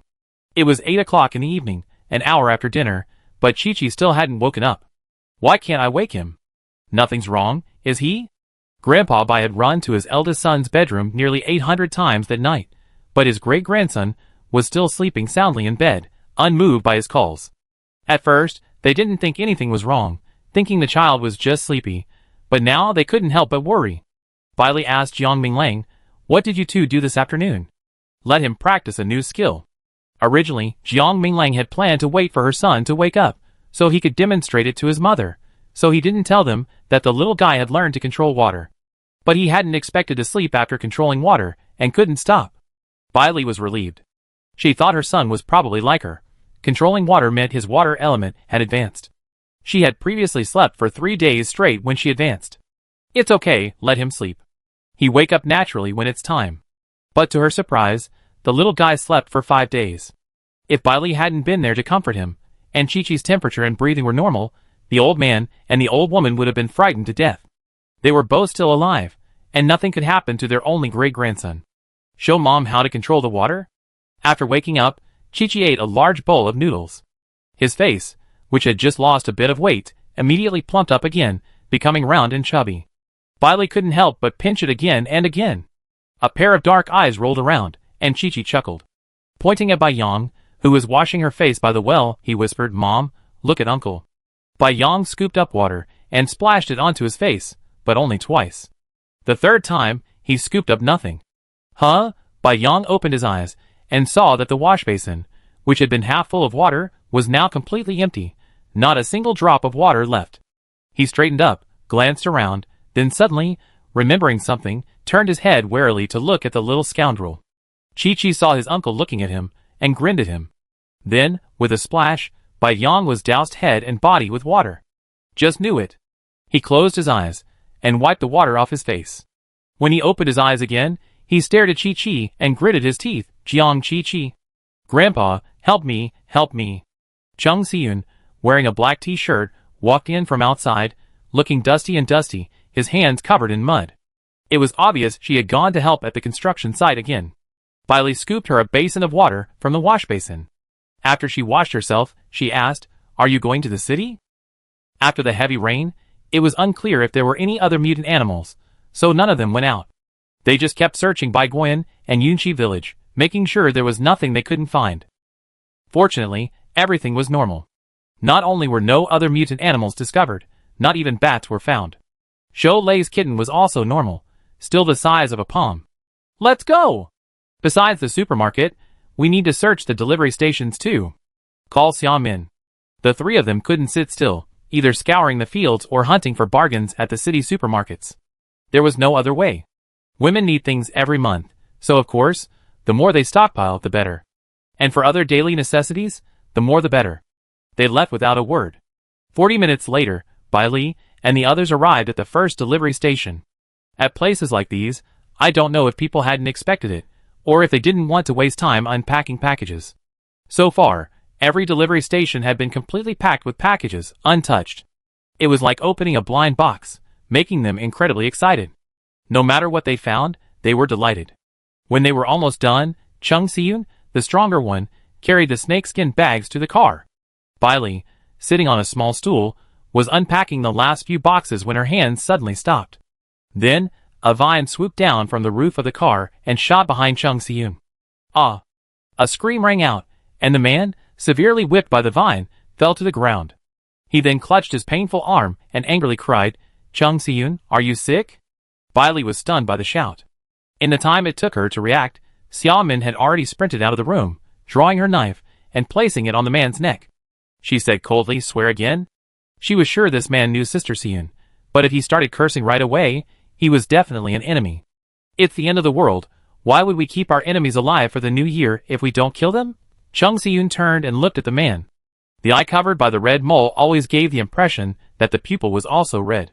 Perhaps she hadn't noticed, but the red mole on her face was even redder than before, making the rest of her skin look even fairer and smoother. Yes, although Chung Si-yun had facial imperfections, her skin had always been excellent, and it had become even better after the apocalypse. "Sister Si-yun, should we chop him off?" Xiaomin glanced disdainfully at the man, who was as thin as a rib and smelled foul, as if he hadn't showered in a long time. In fact, after the apocalypse, most people couldn't afford to shower. Just having water to drink and being able to meet basic needs was considered good. We weren't like them, who had endless water. When Wang Yunyang heard that the woman wanted to chop him off, he was terrified and hurriedly explained, No, I'm Chung Si-yun's husband." "TSK." Chung Si-yun burst into laughter and couldn't help but curse, "Wang Yunyang, are you shameless? Whose husband are you? What's my relationship to you?" Normally, anyone would be embarrassed by such remarks, but Wang Yunyang was no ordinary man.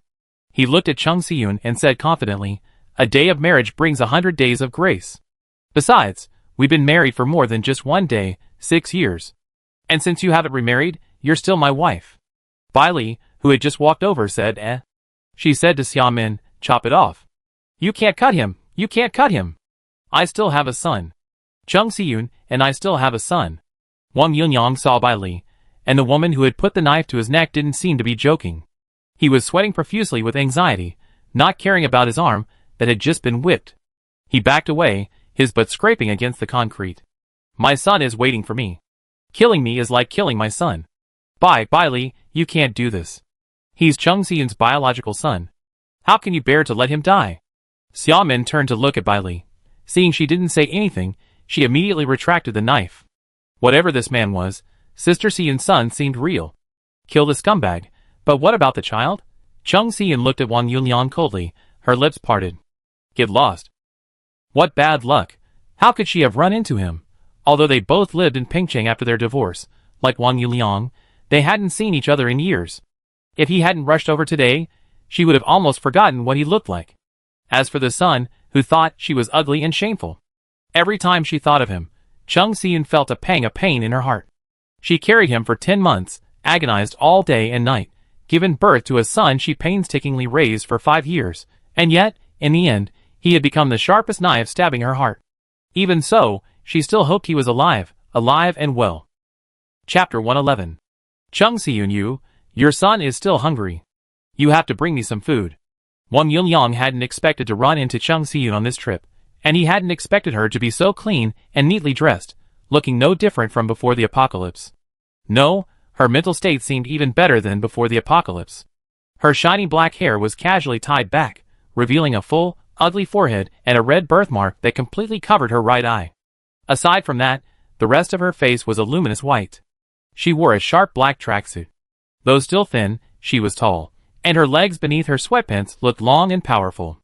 Her slender waist, perky hips, and voluptuous torso, in short, she was in incredibly good shape.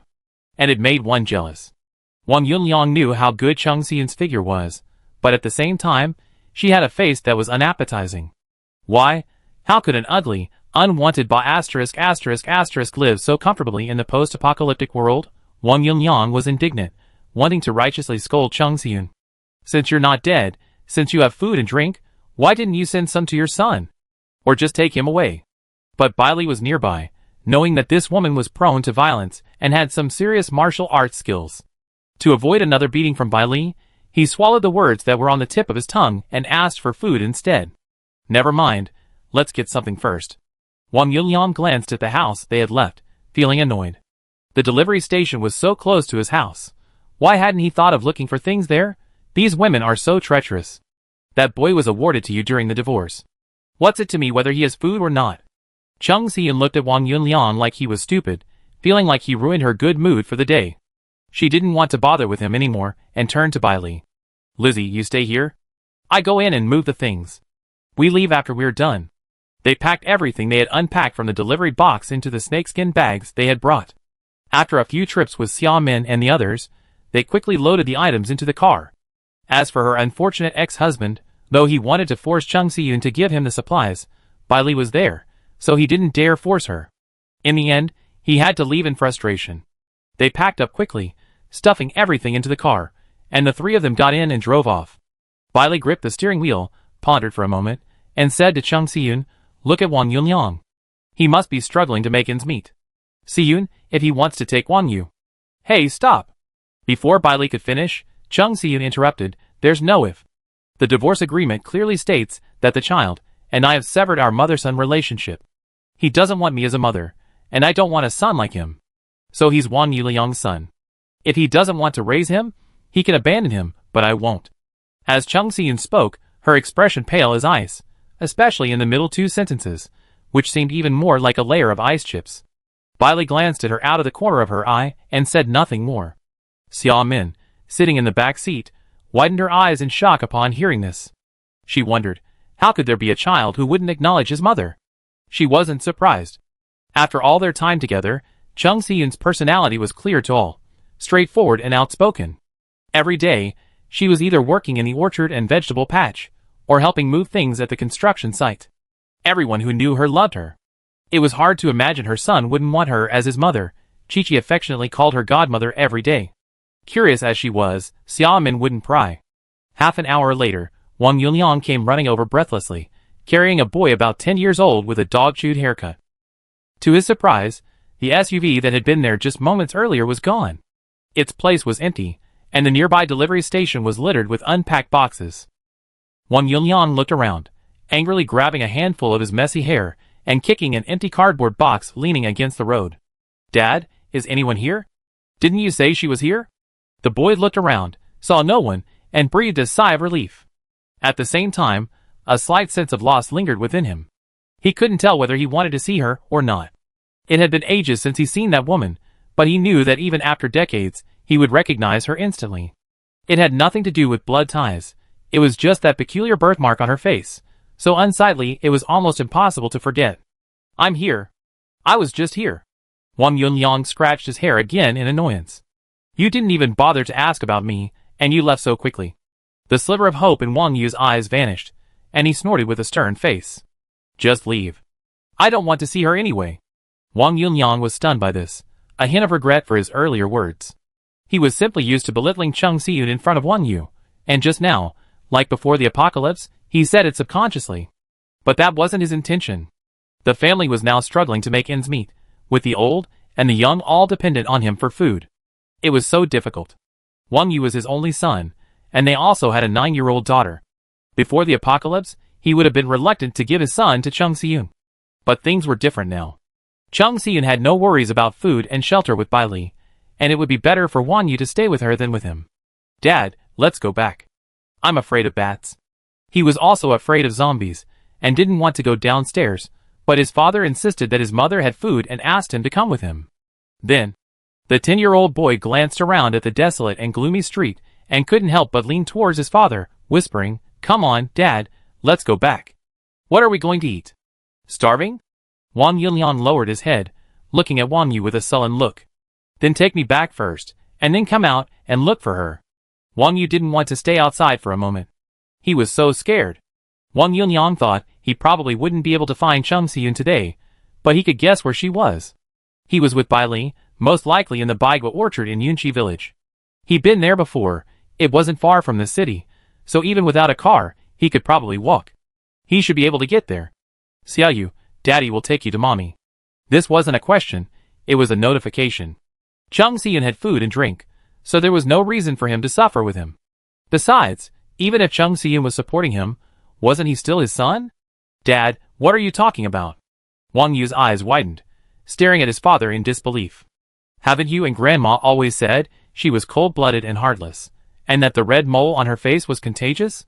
Didn't you forbid me from seeing her? Why are you asking me to go find her now?" Wang Yunliang's face froze, and then he said awkwardly, "The mole on your mother's face was there from birth and isn't contagious. That's what your grandma said on purpose to get you to live with us. Actually, your mom isn't cold-blooded, she loves you. It's just that Dad and Grandma are afraid she'd fight for custody of you, so... Anyway, Wang Yu, your mom should be living much better off now than we are. So if you live with her, you won't have to fight with your sister for food every day. She's the one fighting with me." Wang Yu curled his lips in displeasure. "Grandma always says I'm the older brother, so I should eat more. But your daughter is fighting with me. Do you blame me?"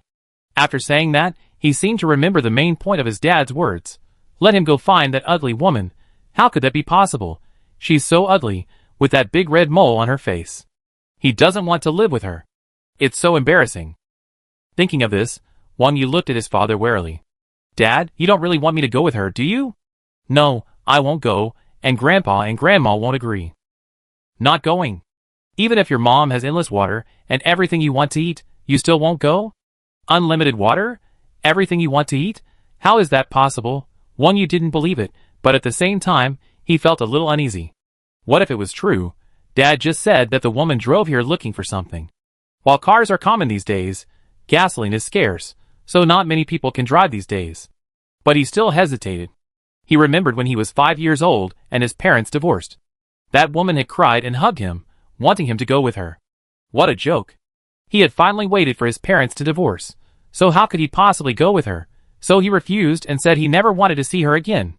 Maybe to keep her promise, but in the past 5 years, the woman hadn't come to see him once. His grandmother was right. She was truly cold-blooded and heartless. She didn't even want her own son, and she was so cruel she didn't even come to visit him. Perhaps only an ugly woman like her could do such a thing. It was so annoying. Why did he have to be her son? But the situation was different now. She had plenty of water and food, so... Wang Yu wavered, but still looked at his father firmly and said, Grandma won't agree. She said I'm her life, so she won't let me go. I tell your grandmother. It's not that I'm cruel, but life is tough these days. For your future, I have no choice but to send you there, even if I don't want to.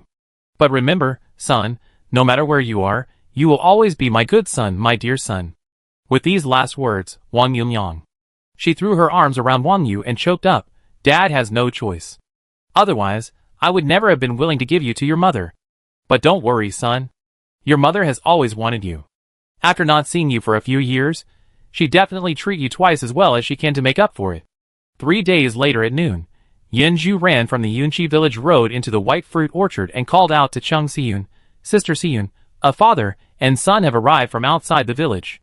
They say they're your husband and son. Chi-Chi tilted her head in surprise. My godmother's son? That's not right. Am I not my godmother's son? I'm clearly here, so how could there be another one out there? Chung Siyun was delighted, reaching out an arm and scooping Chi-Chi up. You're right. My only son is right here. The one out there must be a fake. Chi-Chi's eyes lit up. Godmother, let's go check it out. We're going to expose the fakes. Chung Siyun smiled and kissed Chi-Chi on the cheek, her eyelids lowered to hide her contempt and disdain. She really didn't want to see those two people, but since they were here, Wang Yunlong wouldn't let her off if she didn't leave. After all, she knew how shameless he was. Lizzie had guessed correctly. He actually sent Wang Yu here. To expose the fakes, Chi-Chi followed Chung Siyun and Yanju out of the village. Wang Yunlong rode his bicycle with Wang Yu, trembling all the way to Yunqi village. When he arrived, he was stunned, and a glint of greed flashed in his eyes. They actually surrounded the entire village with a wall, especially around the white fruit orchard. The wall was so high, it looked incredibly safe, not to mention the orchard and vegetable garden within it. Wang Yunlong was moved, incredibly moved. Originally, his words about having enough food and drink were just a way to fool his son, but he hadn't expected Chung Siyun to not only have enough to eat and drink, but also live in safety. There really couldn't be a better place than this. So could their family move in too? Not only was Wang Yunlong shocked, but Wang Yu was too. He hadn't expected his father's words to be true, that woman actually lived inside.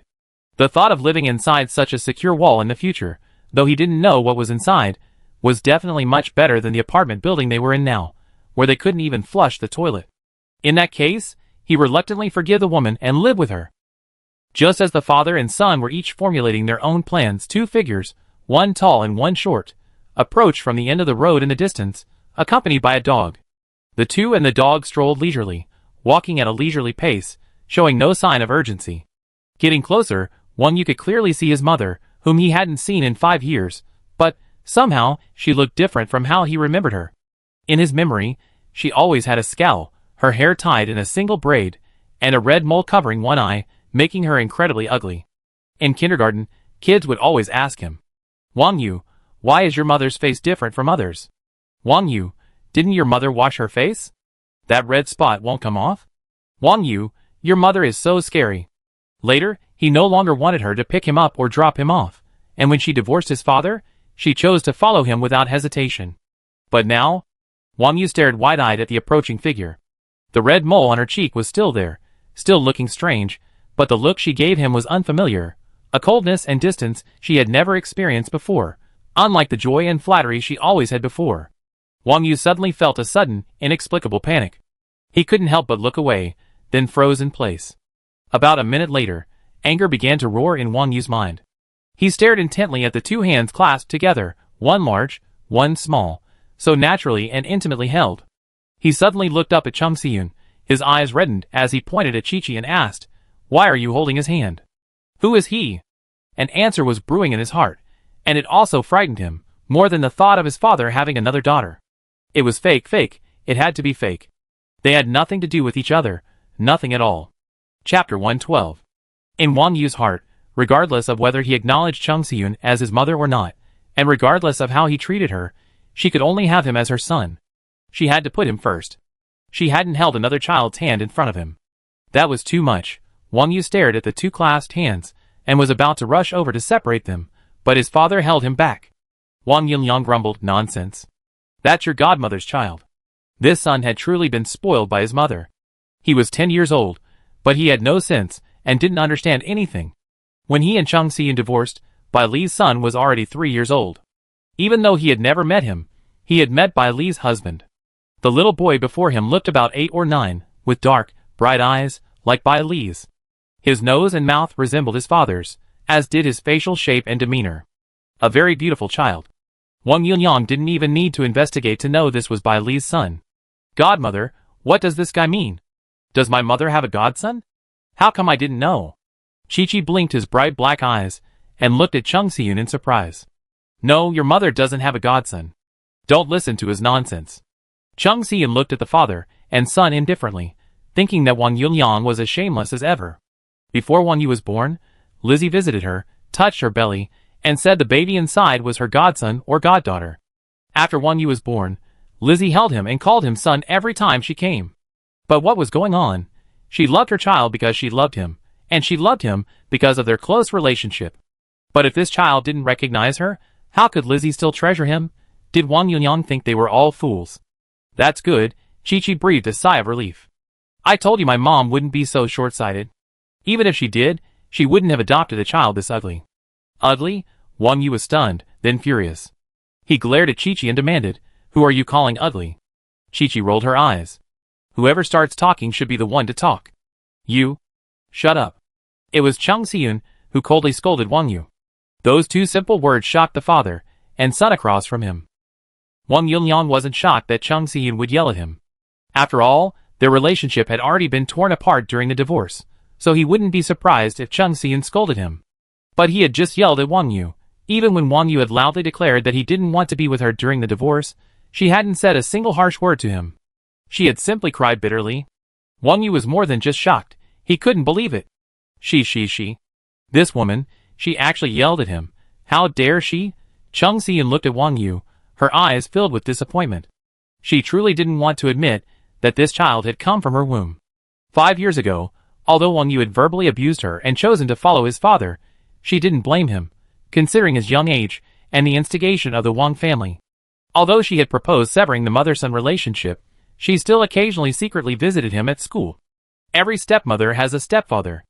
Even though Wang Yuliang's mistress had 2 daughters, and his parents favored boys over girls, there was no guarantee that he wouldn't be goaded by that woman into abusing Wang Yu.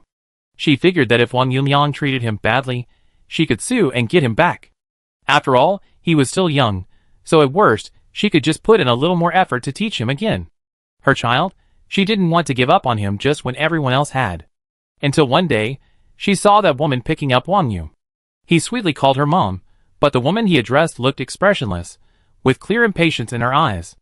At that moment, Chung Si-yoon felt her blood run cold, as if a hole had opened in her heart, a gust of wind gushing in, just like when he accused her of being ugly before their divorce. Chung Si-yoon chuckled to herself. You're such a forgetful person. You're such a heartless person, and you're still worried about him being abused? She hadn't seen Wang Yu since then. Counting carefully, it had been almost 3 years. 3 years ago, Wang Yu had been a child, but now he had grown into a young man, tall and slender. Looking closely, one could still see a hint of her in his features. If possible, Chung Si-yoon would have wanted to remove the parts of his face that resembled her. I'm so annoyed. Go wherever you need to go. Stop bothering me here. Chung Si-yoon said, then turned and left with Chi-Chi, not even glancing back at the father and son. Wait, Wang Yunyang said, recovering from his shock. He hadn't expected Chung Si-yoon to react this way upon seeing his son. He quickly pulled Wang Yu forward. Chung Si-yoon, didn't you always want custody of our son? Now I'm giving it to you. Wang Yu will be with you from now on. Chung Si-yoon suddenly turned around, her eyes, one black and one red, startling Wang Yu, who was about to reach her. He stopped and took 2 steps back. At this moment, Wang Yu was flustered and bewildered, especially when he met his mother's eyes. He could sense the warmth in them as she looked at him. He had never seen a mother like this before, and he was scared. Thinking of this, Wang Yu took 2 steps back, but his father stopped him when he tried to retreat again. Wang Yu, call me mom. Wang Yunyang was furious with his son's reaction. He had warned him beforehand. When he saw his mother, he must immediately hug her and burst into tears. He told him that his mother was soft-hearted and would definitely keep him if he cried. He could eat and drink whatever he wanted after that. But Bai Li's plan was completely ruined by his son. Upon seeing his mother holding hands with another child, he launched into a rage without any reason. Really? How stupid. Whose mom are you calling? I heard him call your mistress mom so affectionately. I'm so ugly, I don't deserve a son like that. Chung Si-yoon's lips curled slightly, her words dripping with sarcasm. Wang Yunliang, if you have any shame, take him away now, or don't blame me for being rude. Wang Yunliang frowned. Chung Si-yoon, Xiaoyu is your son. My son is here, right, Chi-Chi? Little Jiang-Chi nodded heavily. Yes, I'm your godmother's only son, no one else. Nonsense, you're not her son. If you keep saying that, I beat you up. Being rejected by his own mother was already embarrassing for Wang Yu, and now hearing this little brat brazenly trying to steal this woman away from him, he was even more furious. Beat me? Chi-Chi's eyes lit up. He let go of Chung Si-yoon's hand and rushed towards Wang Yu like a cannonball. When he was almost in front of him, he jumped up and kicked him in the stomach. With a bang, Wang Yu, who was half a head taller than him, flew backwards and fell to the ground 5 or 6 meters away. He didn't move for a long time. Chi-Chi was startled. He opened his mouth, then lifted one of his legs, carefully examining the sole of his shoe. He then looked at Wang Yu, still motionless on the ground. He turned to Chung Si-yoon and said sheepishly, Godmother, I didn't use much force. Honestly, I didn't know he was so vulnerable. It's really not his fault. He's just a kid, only 7.5 at best, not even 8. How much strength could he possibly have? He couldn't have died from a single kick, could he? He was faking it, for sure. He took 2 steps forward angrily, about to yell at Wang Yu to get up quickly, but Wang Yunliang, having reacted, rushed towards him with a ferocious expression. You little bastard. Bang! Another crash of a body hitting the concrete floor, even louder than the previous one. Wang Yunliang screamed, feeling as if his tailbone had cracked, the pain piercing his bones. He propped himself up with one arm, glaring at the ugly woman, who had just put down her foot, and said word by word, Chung Si-yoon. Chung Si-yoon glanced indifferently at the father and son lying on the ground. Chi-Chi's kick had knocked Wang Yu unconscious. It was unclear whether Chi-Chi was too powerful, or if Wang Yu simply couldn't handle a beating. If it was the former, Jiang Minglang would have to examine him thoroughly later to see if he used too much force. If it was the latter, then it wouldn't matter. At that moment, Chung Si-yoon realized that perhaps due to the accumulated disappointment, she had truly let Wang Yu go. Watching him get beaten, watching him faint, she felt no emotion at all, as calm as if he were a stranger. There was even a faint sense of relief. I say again, I don't want to see you two again. Don't hang around me anymore. Chung Si-yoon called out to Chi-Chi, Let's go, Chi-Chi. Bai Wei emerged from the village with a knife tucked into his waist, followed by 4 men. They were on patrol. Who are they? Seeing Chung Si-yoon and Chi-Chi, Bai Wei glanced at them curiously and asked, Captain Bai, please get these 2 out, and don't let them into the village. In fact, the place where Wang Yunliang and his son were was still some distance from Yunqi village, at the intersection of Zhang Xiaoda's fenced land. A large iron gate had also been erected there, and the ditches on both sides had been paved over. The 3 earthen walls effectively enclosed Bai Guan, Yunqi village, and all the land within the village. This provided maximum protection while everyone worked. Of course, this excluded any danger from the sky. So, after discussing with Bai Xiangtian, Xue Ding established 2 patrol teams. One consisted of 10 people, led by Bai Wei, split into day and night shifts. The other consisted of 5 girls, including Yen Zhu, and primarily worked during the day. Yen Zhu had just gone to call for Chung Si-yoon, the same Wang Yunliang and his son she had encountered while patrolling outside the village. The village had a strict ban on admitting outsiders. But the person they were looking for was Chung Si-yoon, Bai Li's friend. So Yen Zhu had gone to call her in person.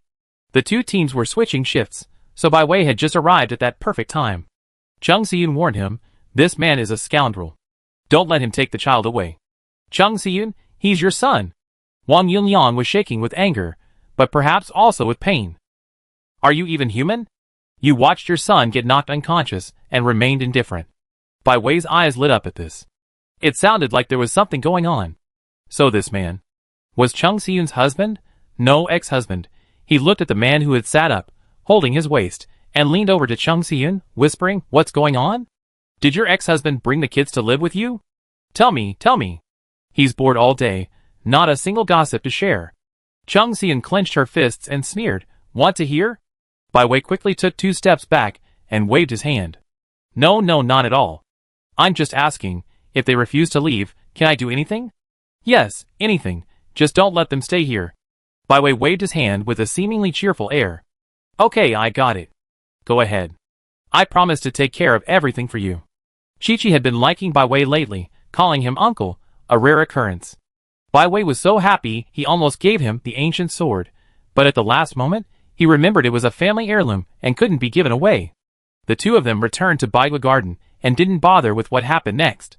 In the end, neither Wang Yuliang nor his son stayed.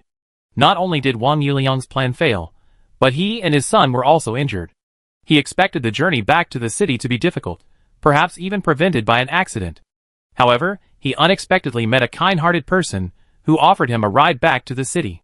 Are you from Pingcheng? Wang Yuliang nodded quickly. Yes, I'm a native of Pingcheng. My last name is Wang. You can just call me Old Wang. The man questioning him sat in the passenger seat. He looked to be about 30 years old, dressed in a murderous manner, and exuded an awe-inspiring aura. He had only met one such person before, Bai Li's husband, Jiang Minglang. When he divorced Cheng Xiyun, she had successfully taken 2/3 of the family fortune. He had been very unhappy about this, and wanted to create trouble for her, or find a way to get her to transfer the house to his son's name. Later, Jiang Minglang came to see him, and the man sat across from him, unspoken, but exerting immense pressure on him. Afterward, he simply gave in and let it go. And the man before him gave him a very similar feeling to Jiang Minglang. Thinking of Jiang Minglang, Wang Yuliang, holding his son, casually glanced outward. Then, his pupil shrank, and he slumped down, tucked into the space between the back seat and the front driver's seat. The man, about to ask him about Pingcheng's situation, turned his head and raised an eyebrow. What's wrong? He then turned back and glanced back, seeing a car parked not far ahead. A tall man was filling up with gas with a drum. He quickly reached the man, who continued to pump gas without even glancing back at the passing car, appearing nonchalant. Of course, the man knew he wasn't indifferent, he was confident and capable. Know him? As the car passed, Wang Yunyang stood up from the empty space, his face awkward. Yes, there was a little conflict. Do you know what's going on in Pingcheng right now? Which survivor base was that guy from just now from? What's his name? I think I saw that Wang Yuliang. Bailey opened the passenger door and got out, squinting at the departing car. Did that go to our place? Who are you talking about?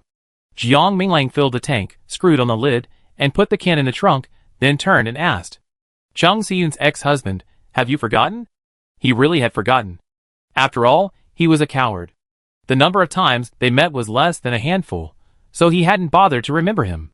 As for finding Wang Yunyang and threatening him, to be honest, he didn't take that to heart and had long since forgotten it. But no matter who Wang Yunyang was, the man who had just passed by in the car was not to be underestimated.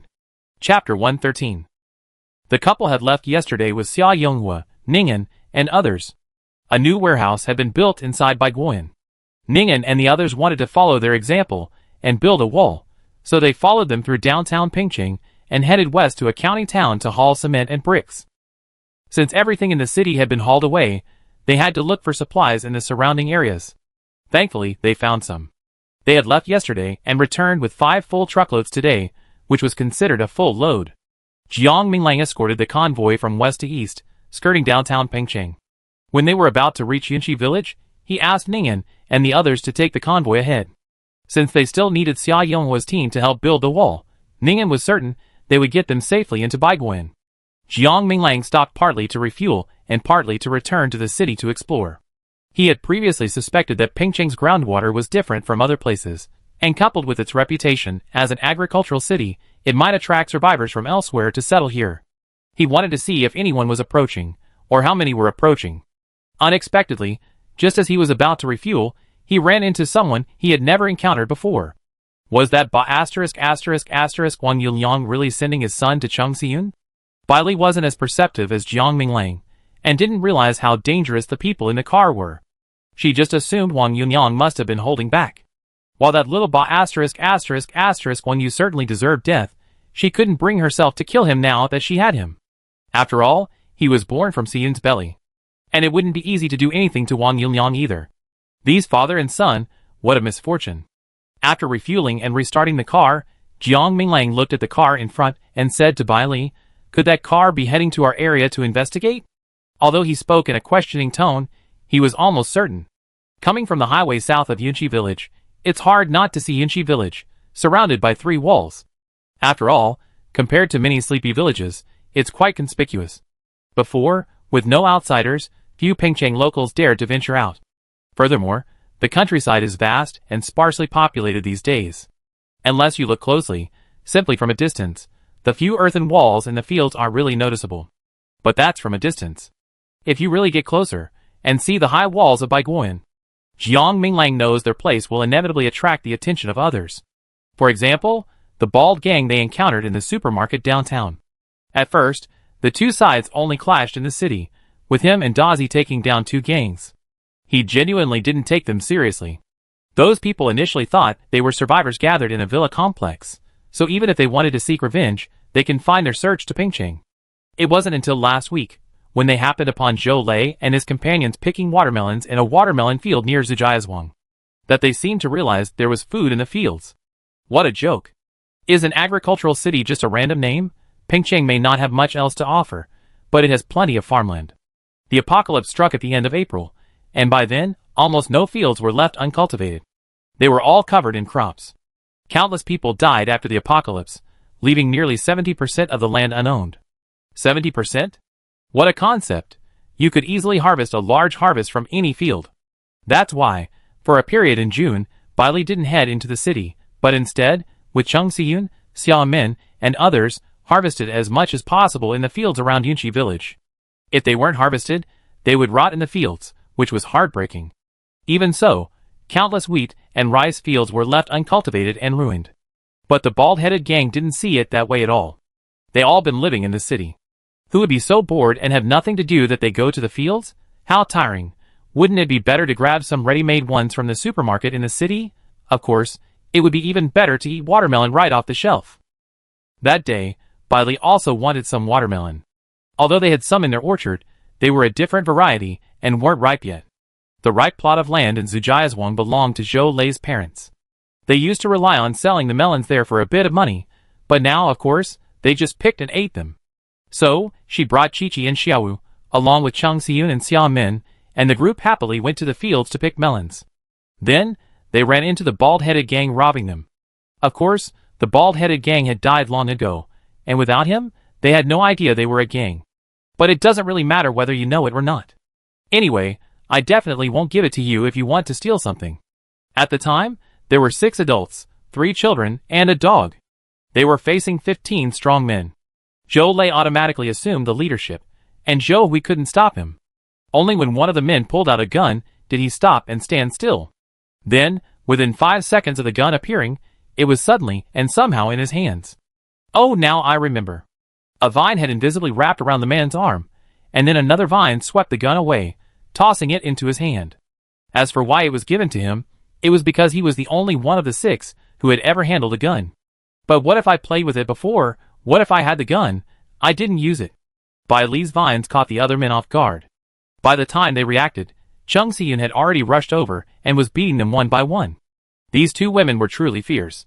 One vine could pierce a man's neck, and one powerful punch could send him flying. In less than 3 minutes, all 15 strong men were lying motionless on the ground. The gun reminded Bai Li of the bald man she had killed earlier. Later, after discussing it with Jiang Minglang and Zhang Xiaoda, they decided that it was better for such gangs that survived by robbing others to not exist. It only took them a day to find a so-called gathering place for survivors, an upscale villa complex in the Pingcheng development zone. The leader was a powerful person who had been a teacher at a youth martial arts school before the apocalypse and had some serious kung fu skills. Zhang Xiaoda had been itching to spar countless times, but he usually didn't dare to spar with Jiang Minglang. After all, he was afraid of getting beaten up. But beating others was another matter. He assumed this man had martial arts skills and supernatural powers, so he had to fight for several rounds. Instead, he fell in 3 moves. What a disappointment. Furious, Zhang Xiaoda beat the man up mercilessly. Just as he was about to kill him, a girl who looked only 18 or 19 ran up and stabbed him in the stomach. There wasn't just one girl, 3 more came out from behind, but only the first dared to stab him directly. Bailey had freed the group from the basement of a villa, 12 in total. They confiscated all the gang's guns and some of their supplies, leaving the rest for the 12 girls, who could stay in the villa or go home. After following the car ahead for a while, Jiang Minglang randomly turned at an intersection. The road was nearly empty now, so following so blatantly was definitely out of the question. In the car being followed, the man in the passenger seat asked Wang Yunliang expressionlessly, "You said there's a wall around the village inside the mud wall over there?" Wang Yunliang nodded vigorously. "Not only is there a wall around the village, but there's also a white fruit orchard over there. Since you're not from here, you might not know about the white fruit orchard. It's an orchard owned by a family surnamed Bai. They grow all kinds of fruit, apples, peaches, pears, cherries, and so many varieties. Most importantly, the Bai family, who own the orchard, are very skilled at caring for the trees. When the season arrives, the trees bear so much fruit that you'd be surprised how popular their orchard is here. It's July now, so peaches and watermelons are bound to be plentiful." The man turned his head and glanced at Wang Yunliang, his expression expressionless, making it impossible to tell what he was thinking. "Are there only fruit trees?" Wang Yunliang was stunned, then immediately shook his head. "How could that be? There are also vegetable plots and fields. When I went over today, I took a quick look and saw many people working in the fields. I farmed before, and I could tell at a glance that the land they were tending had been harvested before.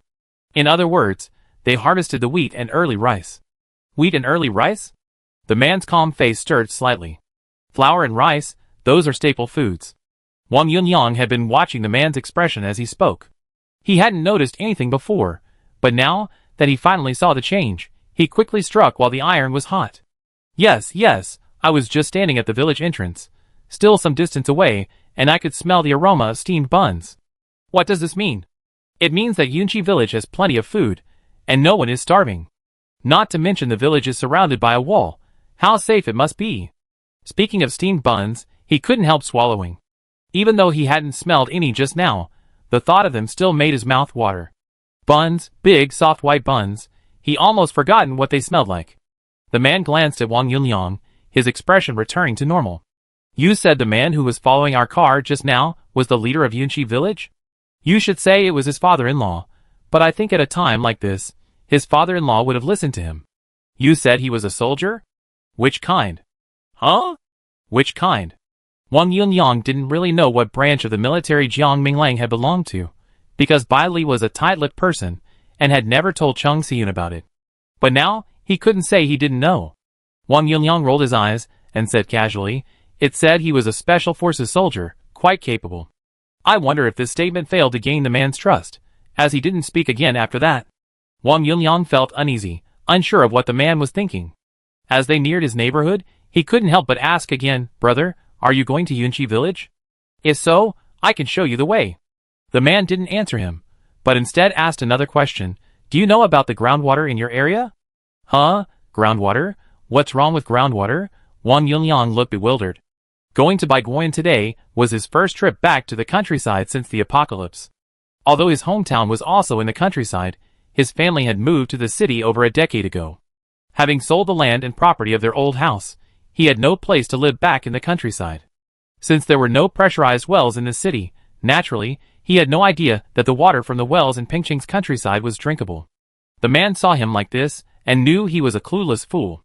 As agreed, they dropped Wang Yunliang and his son off at the entrance to the residential complex, and quickly drove away, not giving Wang Yunliang a chance to inquire further.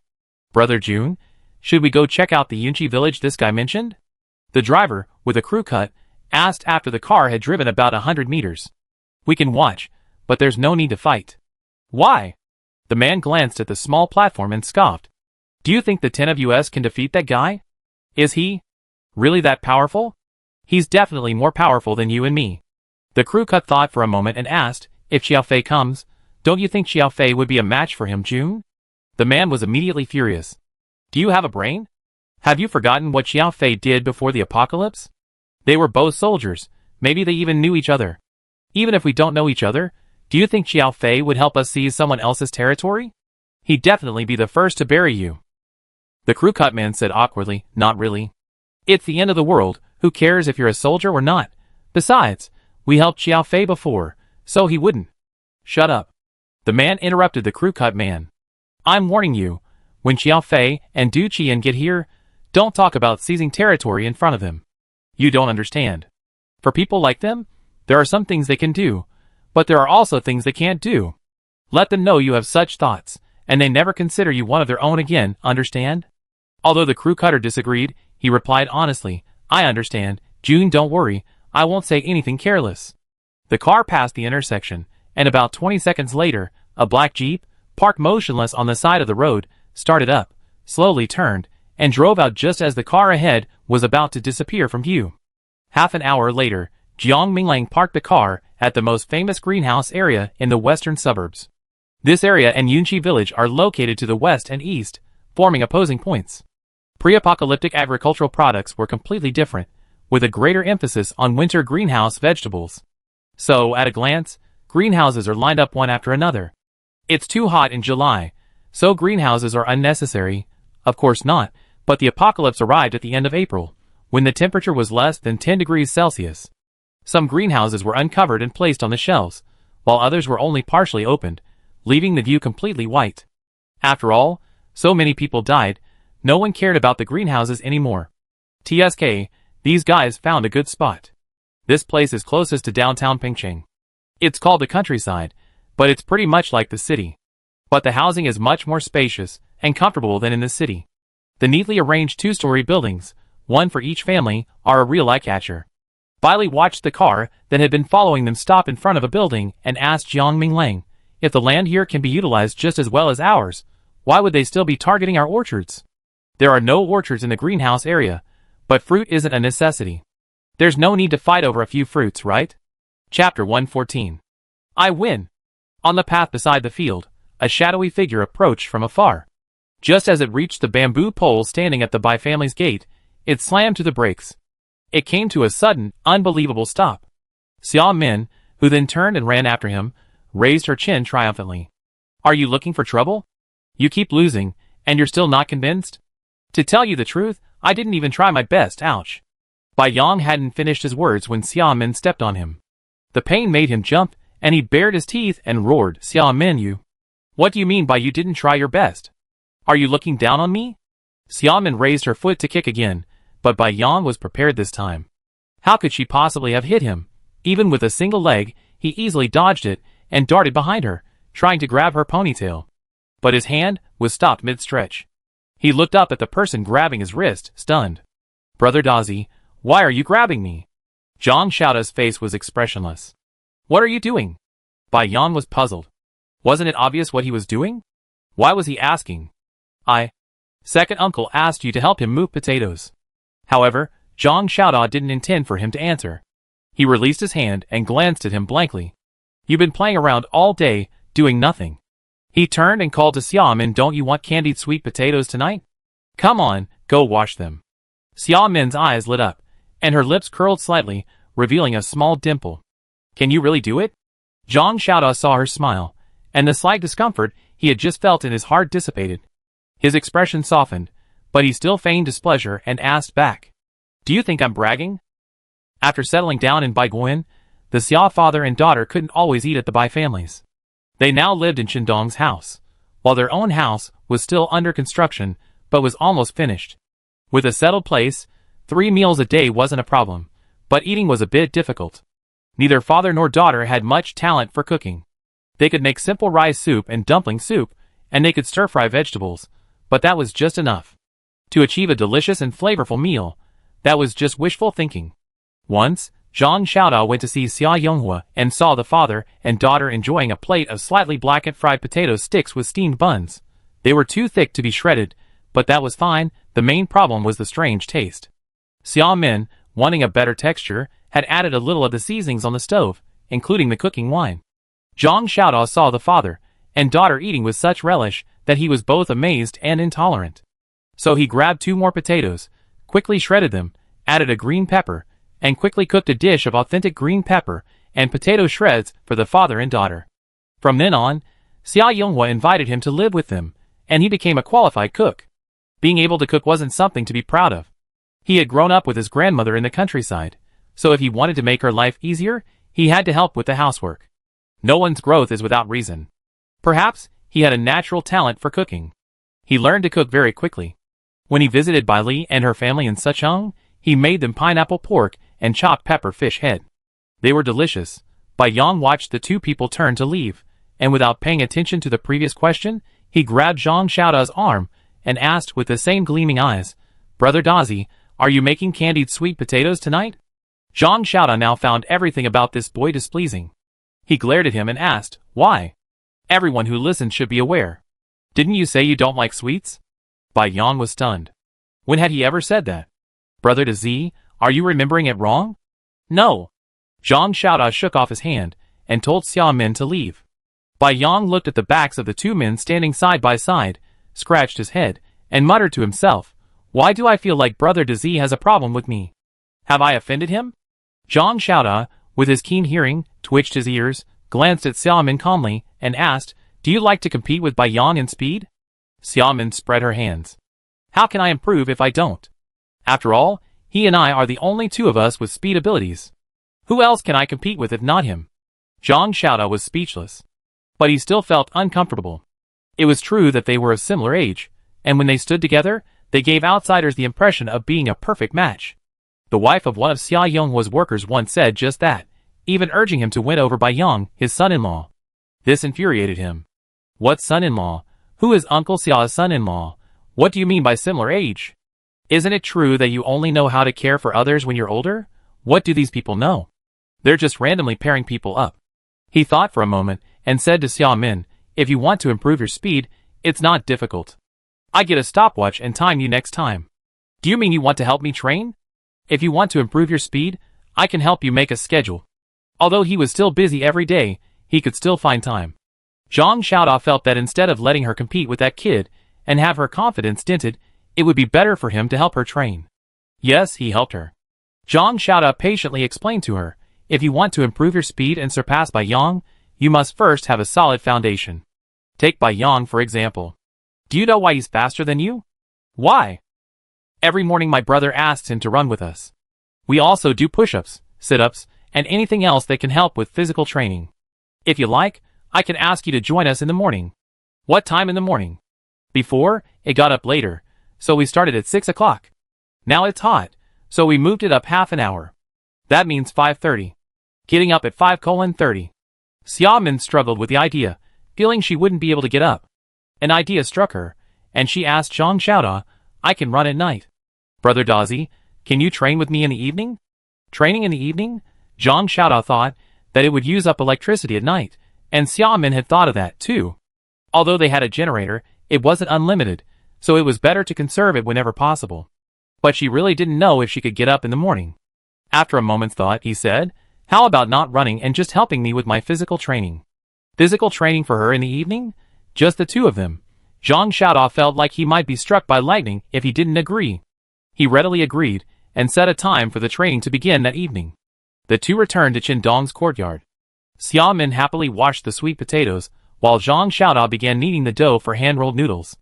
Naturally, hand-rolled noodles are best enjoyed with a spicy vegetable dish, but Xia Min suddenly lamented that she hadn't had candied sweet potatoes in ages.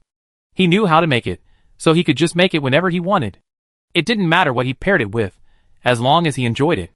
In the modest courtyard, in the clean and tidy kitchen, a man and a woman busied themselves with their duties, occasionally exchanging quiet conversations, creating a sense of peaceful tranquility. Zhang Xiaoda looked at Xia Min and sighed softly, wishing it could always be like this. Like his brother, he had always longed for a family of his own. His brother was lucky enough to travel to Suzhou City on vacation 10 years ago and bump into his sister-in-law, who was studying and about to graduate from university there. The two had been high school alumni, and it was said that his sister-in-law had helped his brother out. After not seeing each other for several years, they unexpectedly met again in a different place. Was it truly a long-distance reunion? Zhang Xiaoda had suspected his brother of planning his trip to Suzhou City, but he denied it and had no evidence. In just a few days in Suzhou City, the two quickly became romantically involved, obtained their marriage a year later, and had Qiqi a year after that. The key point is that, 10 years after their relationship, they remained as loving as ever, a love that makes one envious and jealous. It wasn't just Zhang Xiaoda who was envious. In fact, the one who envied them the most was Deputy Captain Su Bo. After all, his wife divorced him because they lived apart, and the divorce was a bitter one, a bitter one. My sister-in-law said she ran into Su Bo on the way back, and he found his daughter, and was bringing her with him. Since he brought his daughter with him, what about his ex-wife? Did her family die, or was his daughter abandoned? How big do you want it cut? Xiaomin's words interrupted Zhang Xiaoda's thoughts. He put down the dough he needed and, while washing his hands, said, I cut it. You wash those vegetables over there. Okay. Half an hour later, a sweet aroma wafted from the kitchen, tempting the child who had just reached the door and swallowing. Chi-Chi rushed to the door. Uncle Dazi, are the candied sweet potatoes ready? Are they ready? Bai Yang walked to the back and peeked into the kitchen with Chi-Chi. You can't blame them for being greedy. The main thing is that this dish can't be left out. It has to be eaten while it's hot, otherwise it gets hard. Xiaomin greeted them with a smile. It'd be ready soon. Please sit down for a moment. When Xia Yonghua returned home, the kitchen was bustling with activity. Hearing his daughter and Dazi's voices, his lips curled slightly. But then his face turned serious again. What's wrong with Dazi? He brought us, my father and me, to the Bai family orchard, and he didn't even bother to tell his daughter. At first glance, this guy seemed quite clever, but now that we've been together for so long, how come he's not as smart as he seemed at first? It's just pursuing a girl. Can't you just be straightforward and make it clear? Stop dithering. It's the end of the world. Are you still planning on pursuing her for a few years before confirming a relationship? Thinking about Xia Yonghua makes me worried. They're the girls, so I can't just rush in and make it clear with him, right? That would be too unreserved. Dad? You're back. Seeing Xia Yonghua, Xiaomin happily ran over to him, looking him up and down. Seeing her father safe and sound, she felt relieved. Did everything go well? Fortunately, Ming Lang and Lizzie were able to handle the zombies and bats. I just didn't expect there were more zombies in the county town than in the city. Talking about his trip to the surrounding area to find construction materials, Xia Yonghua sighed. You wouldn't have known until you went out. Only then did you realize how few survivors there were in the surrounding towns and counties. Just like when we went to West County this time, the suburbs were completely silent, not a single soul in sight. I don't know if this was the case from the beginning of the virus outbreak, or if the subsequent rain was the cause. In short, no one can be seen. Huh? So serious? Xiaomin thought of a high school classmate who had moved from Shi County to the city. It used to be very prosperous, the most developed of the 4 counties surrounding Pingcheng, and therefore had the largest population and the most factories. But now, are they all dead? Xia Yonghua didn't know exactly whether they were all dead, but when they searched for cement factories and other places, they didn't see a single living person. Not only that, due to the rising temperatures, the streets of the county were filled with corpses, and the stench was almost suffocating. So even if there were any survivors, they wouldn't survive more than 2 months in such an environment. Fearing a corpse plague would break out in Shi County. I don't know if that's the right word, but if corpses were left to stink for too long, there would definitely be something wrong. So Bailey used vines to roll the bodies together, and they burned most of them. If they hadn't had to deal with the bodies, they wouldn't have waited until now to return. It's not surprising that a county has become a dead county. Bai Yang thought of their school during the outbreak. The new campus had over 5,000 students. It seemed like zombies were everywhere they went, and there were only a few survivors. The university was full of young and middle-aged people, and it was still like this, let alone the county town. This unexpected catastrophe claimed countless lives. At 8 o'clock in the evening, the workers, who had been busy all day, went home to rest. All the gates, whether at the village entrance, Yunqi village, or Baigoyan, were locked. A few lights were still flickering in Baigoyan, but Yunqi village was already plunged into darkness. Jiang Minglang called everyone to a meeting in the Bai family's living room, including little Jiang Qi. Today, Lizzie and I passed a car on our way back. I suspect they're coming to investigate our area.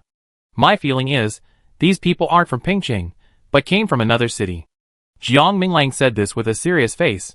There's something I haven't told you all. Ningen and his group came from Pingcheng. You all know this, but the groundwater in Pingcheng is different from ours. It's undrinkable. Do you understand what I mean? Even though water-based psychics have appeared, water can't be solely reliant on water. If you can't rely solely on water, and you want to survive, you have to find a safe, drinkable water source. Besides Pingcheng, they don't know much about other places. Suppose that only Pingcheng or a few other cities in the country have undrinkable groundwater. That's a good thing. What about the bad? Will the water in Pingcheng or a few other cities be drinkable? Is it possible that the water in other places is not drinkable? If it's the first scenario, they don't have to worry. They can just stay home and live their lives, quietly waiting for the country to restore order. But if it's the second scenario, Jiang Minglang was worried about the second scenario. Truth will inevitably come to light. Sooner or later, some powerful organization will come to Pingcheng to carve up territory. For example, Ningen and Musong's group. Although both sides have been cooperative and supportive so far, Ningen and his group came here to take advantage of their proximity. Furthermore, after weighing the pros and cons of Musong's attack, they decided it was safest to stay. That was true for them. But what about the second group? Although they hadn't gotten close, Jiang Minglang was certain they had migrated to Pingcheng from another city. Chapter 115. Another question. I told you before about that giant python at Dazi, and I saw at Pingjiang Bridge. Seen it again? Before Jiang Minglang could finish, Chi-Chi, sitting in by Xiangtian's arms, couldn't help but interrupt his father, his eyes shining. Where did you see it? Bai Yang raised his hand and patted his head. Seen it somewhere again? What's the matter? You want to run over and take a look? Can't you? Chi-Chi was unconvinced. My mom and I have seen it before, and it always gave way to us. You have seen it too? Bai Xiangtian was startled. He looked at Bai Li. Why didn't I hear you mention it before? Bai Li said, I said. All the animals in the south have mutated, including this snake. I just didn't point it out specifically. She frowned slightly. Before, I couldn't understand why some animals in the south were turning into zombies, and others were mutating. Now I know the reason. It must be related to the water. After all, when people have no water to drink, they will try every possible means to find drinkable water. But what about animals? As long as they're thirsty, they don't care whether the water is safe or not, or what will happen if they drink it. As for why some animals are turning into zombies, and others are mutating, it may be related to their physical constitution. But that's not the problem.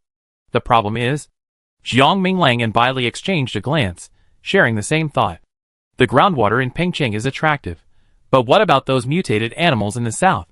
My green ivy has a limited range of sensing. It can protect the white fruit orchard, but it won't work any further. In other words, she couldn't take care of Yunqi village at night. If they can't take care of it, then so be it. Bai Xiangtian didn't want his daughter to worry about that. It was made clear from the beginning. They would help them build the walls around the village and the fields, and install the gates. If danger arose, they would provide appropriate assistance, but only appropriate, not constant protection. Jiang Minglang pondered for a moment and said to Bai Xiangtian, Dad, I don't think Yunqi village needs night patrols. Tell everyone to keep their doors and windows closed. No matter what's going on outside, don't go out at night. Yunqi village is mostly populated by ordinary people, including his classmate Zhou Lei.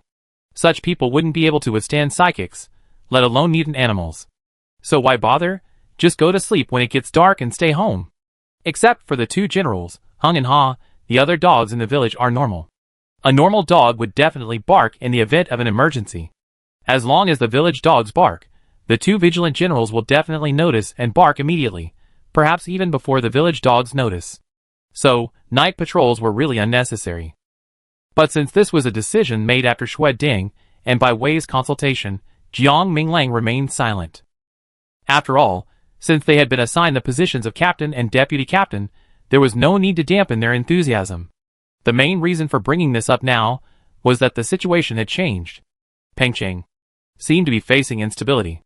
That night, Baiguan and Yunqi village were remarkably quiet, but those lying in the darkness were overcome with turmoil, unable to sleep for a long time. The next day, at dawn, Jiang Minglang's biological clock awoke him on time. He quietly rose from his bed, went upstairs, slapped Bai Yang awake, and again, with 3 cold words, 2 minutes. Upon reaching the first floor, Zhang Xiaodao and Bai Xiangtian emerged from their respective rooms. 3 minutes later, 4 figures sprinted onto the runway outside the Bai family's courtyard wall. The runway was constructed from a former pit. When the wall was being built, more than a dozen oversized trucks were parked there. After the wall was completed, the trucks were driven out and parked behind the hill north of the Baigua garden. There, nestled against a tea plantation, it had been leased before the apocalypse. However, afterward, the family that leased the plantation transformed into zombies, leaving the mountain ownerless. A few days ago, Old Man Bai wanted to drink tea, so Bai Yang took his parents there to pick some. Afterward, Old Man Bai enthusiastically began roasting the leaves himself. After retirement, with little to do, he always enjoyed making his own food and drinks. He read extensively in his youth, but hadn't had time to experiment with many things himself. Now, he finally had the chance. The tea wasn't particularly good, it was just ordinary green tea. As Bai Xiangtian, who also enjoyed his tea, sipped it, he couldn't help but glance at his niece. He was thinking, Apples grown from lychees taste better than those grown normally. What about tea? If she could force tea plants to grow, would the quality of the tea also improve? He thought it was very possible. Well, when I have time, I dig up a few small tea trees and plant them in my orchard. Bang! Bang! Bang! Ah! After being kicked and falling for the 20th time, Bai Yang finally couldn't help but scream, lying on the ground, unwilling to get up. Brother-in-law, you're not human. He was clearly the one with the speed ability, but he always got hit when they sparred, as if he was the real speedster. Zhang Xiaoda, who was doing sit-ups nearby, gloated, "Don't you think you're so awesome and fast? What's wrong? You're not as fast as someone without a speed ability? TSK. Get up, keep going." Jiang Minglang wanted to train Bai Yang as quickly as possible. After all, they were so few, and this required each of them to be able to handle their own tasks independently. If it weren't for his father-in-law insisting that Chi-Chi was still too young and growing for intense training, he would have taken his son with him. Half an hour later, Bai Li and Cheng Xian left the yard and trotted onto the track. In truth, Bai Li didn't really like running. Before the apocalypse, she occasionally ran, but not often. Her usual form of exercise was swimming. Now she definitely couldn't swim anymore, so to improve her fitness, she had to choose the most direct method, running. In the evening, Zhang Xiaodao began training with Xia Min. Bai Yang, ungraciously, ran over to join in the fun, but was dragged away by Jiang Minglang by the back of his collar. For the time being, they stayed put, staying in the orchard and Yunqi village. During the day, they pick corn and tidy up the vacant land. At night, they go to bed early, and every other day, they go to Pingjiang Bridge to see it. After the giant python broke through the previously blocked wall, Zhang Xiaodao blocked it again. But a few days ago, the wall was broken open again. A closer look revealed that this time it was a human who was hitting the wall. Jiang Minglang didn't go downtown or anywhere else to investigate. It didn't matter. As long as he didn't get in his way, he could live wherever he wanted. July passed in a flash, and time slowly flowed into August. The Xia family's house and courtyard were finally built and renovated. The Bailey family's new warehouse was also finished. The clanging noises that had been lingering in the Bai orchard for months finally ceased. After cleaning up, the interior revealed 4 neatly arranged houses and a warehouse surrounded by orchards and vegetable plots. The Xia family father and daughter moved back to their own home and, on August 5th, hosted a hot pot dinner. But before they even started eating, Zhou Lei came running to Jiang Minglang in a panic. "Minglang, something's wrong. Xiaobai's missing." Xiaobai was the kitten born to Zhou Lei's cat, Dabai. It was the same one that had eaten mutant bad meat just 4 days after its birth. For a while, Zhou Lei had kept it caged. Later, seeing that it was acting normally and showing no signs of mutation, he released the two.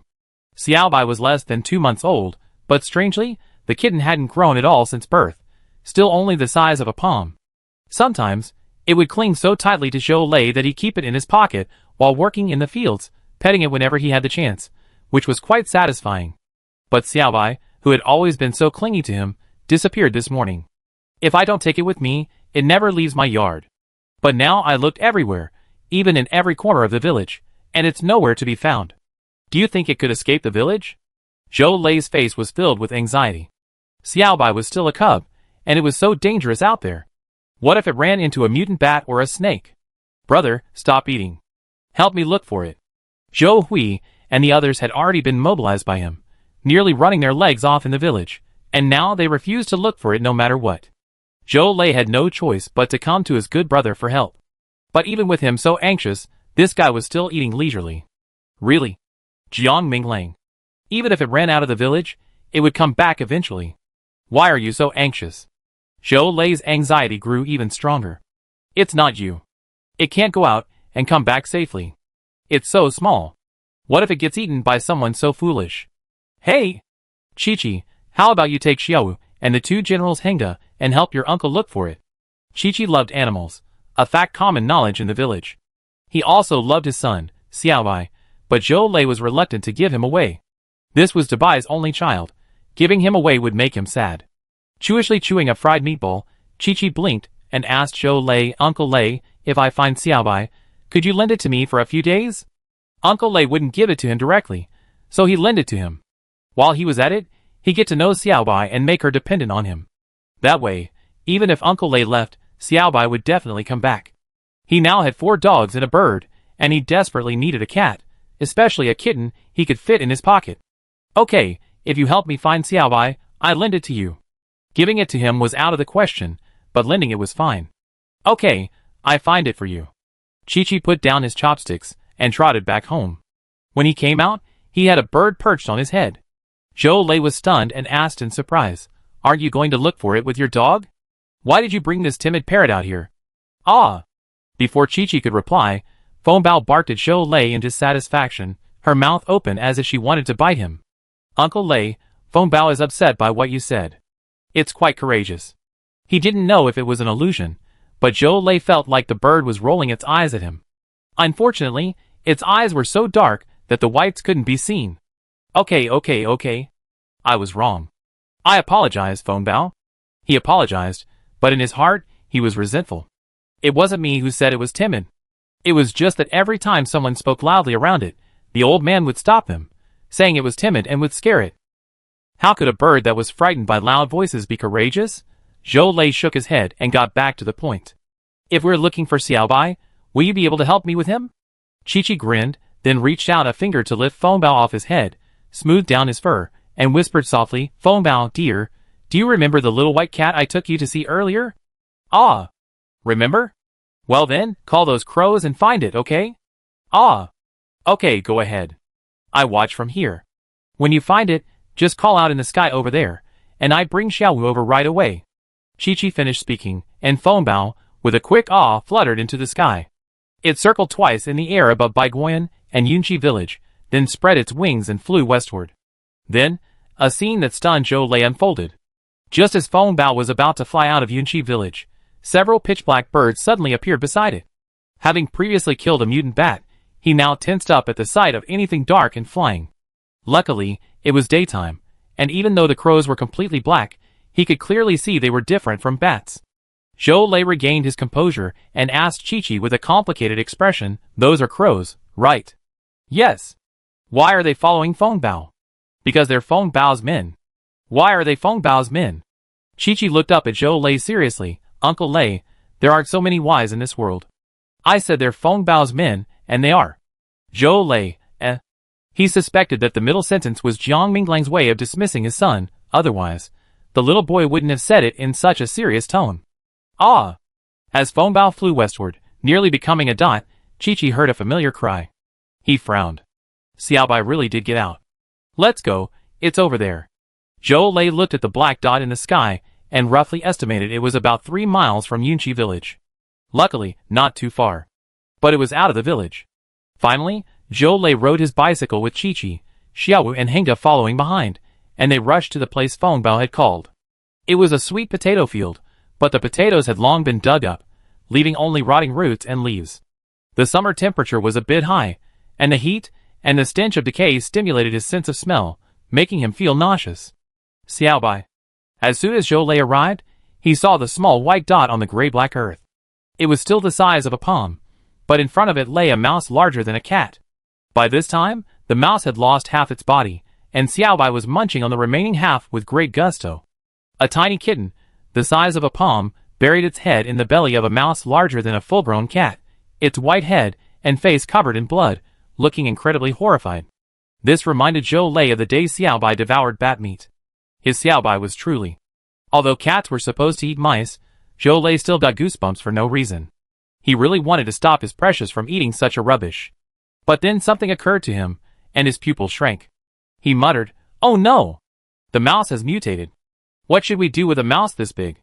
Concerned, Jiang Minglang, who arrived shortly after, also saw the giant mouse. His already serious expression grew even more stern. Chapter 116. Seeing its owner approach, Xiaobai merely glanced up before returning to his food as if nothing had happened. The palm-sized kitten devoured a large chunk of meat in one mouthful, and at an astonishing speed. Chi-Chi's eyes widened, and he felt a little frightened. He was a little hesitant to keep the kitten. Chi-Chi glanced down at Xiaowu at his feet, then squatted down and scooped the dog into his arms. His Xiaowu was still the best. "Minglang, is this a mutant rat?" It was obvious, normal rats wouldn't be that big. Jiang Minglang looked around. This place was about 3 miles from the fields of Yunqi village, not far, but the fields were overgrown with weeds and barren, a world apart from the fields of Yunqi village. Just a few months of neglect had transformed what was once a fertile field into a wasteland. Farming was never easy. Just like the men in Ningen, even though they'd taken over an entire village, they still came to them to trade for rice and flour, even begging for steamed buns. To find something to trade, they used to wander the city and surrounding areas every day, searching for all sorts of things, even things like dolls. It was simply, I don't know what to say. But lately, they've been more obedient. With Musong's guidance, they come here sincerely to learn farming techniques. There are many elderly people in Yunchi village, some of whom are happy to teach them. If life had continued like this, it would have been great. What a pity. Go back and have everyone check the village carefully to see if there are any more mutant rats. I go to Pingjiang Bridge to check.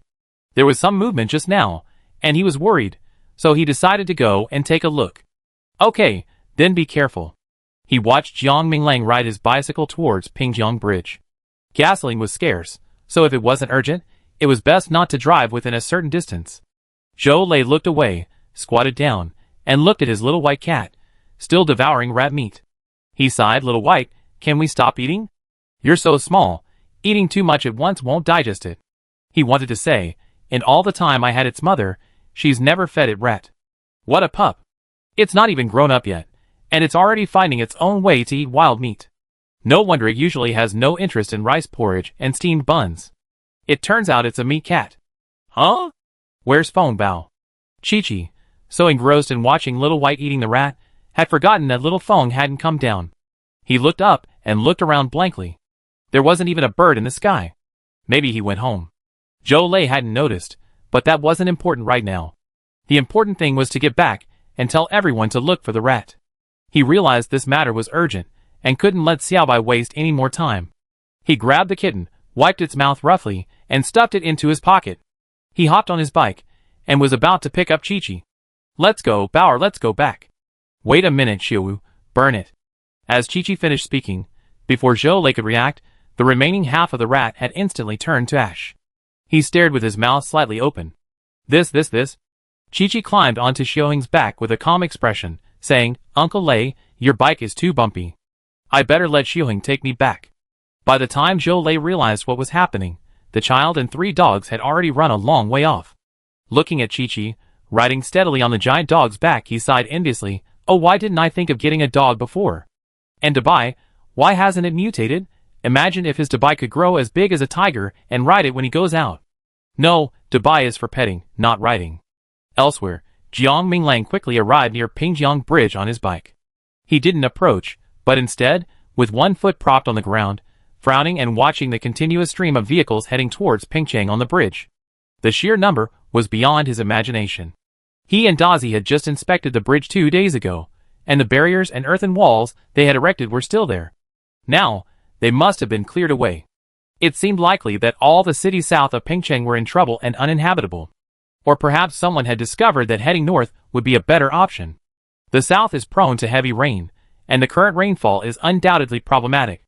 It's like bats, seemingly only attacking humans when it rains, remaining dormant during normal times. I don't understand why. Among the vehicles coming down the bridge, Jiang Minglang suddenly spotted a familiar face through the open window. Xiao Fei? He's here too. Jiang Minglang's heart fluttered, and he wondered, if Xiao Fei has come to Pingcheng, what about Su Bo and the others? Xiao Fei and he belonged to different regiments, and they dealt with each other and collaborated before. They knew each other, but not intimately. Compared to them, he certainly hoped his subordinates would come.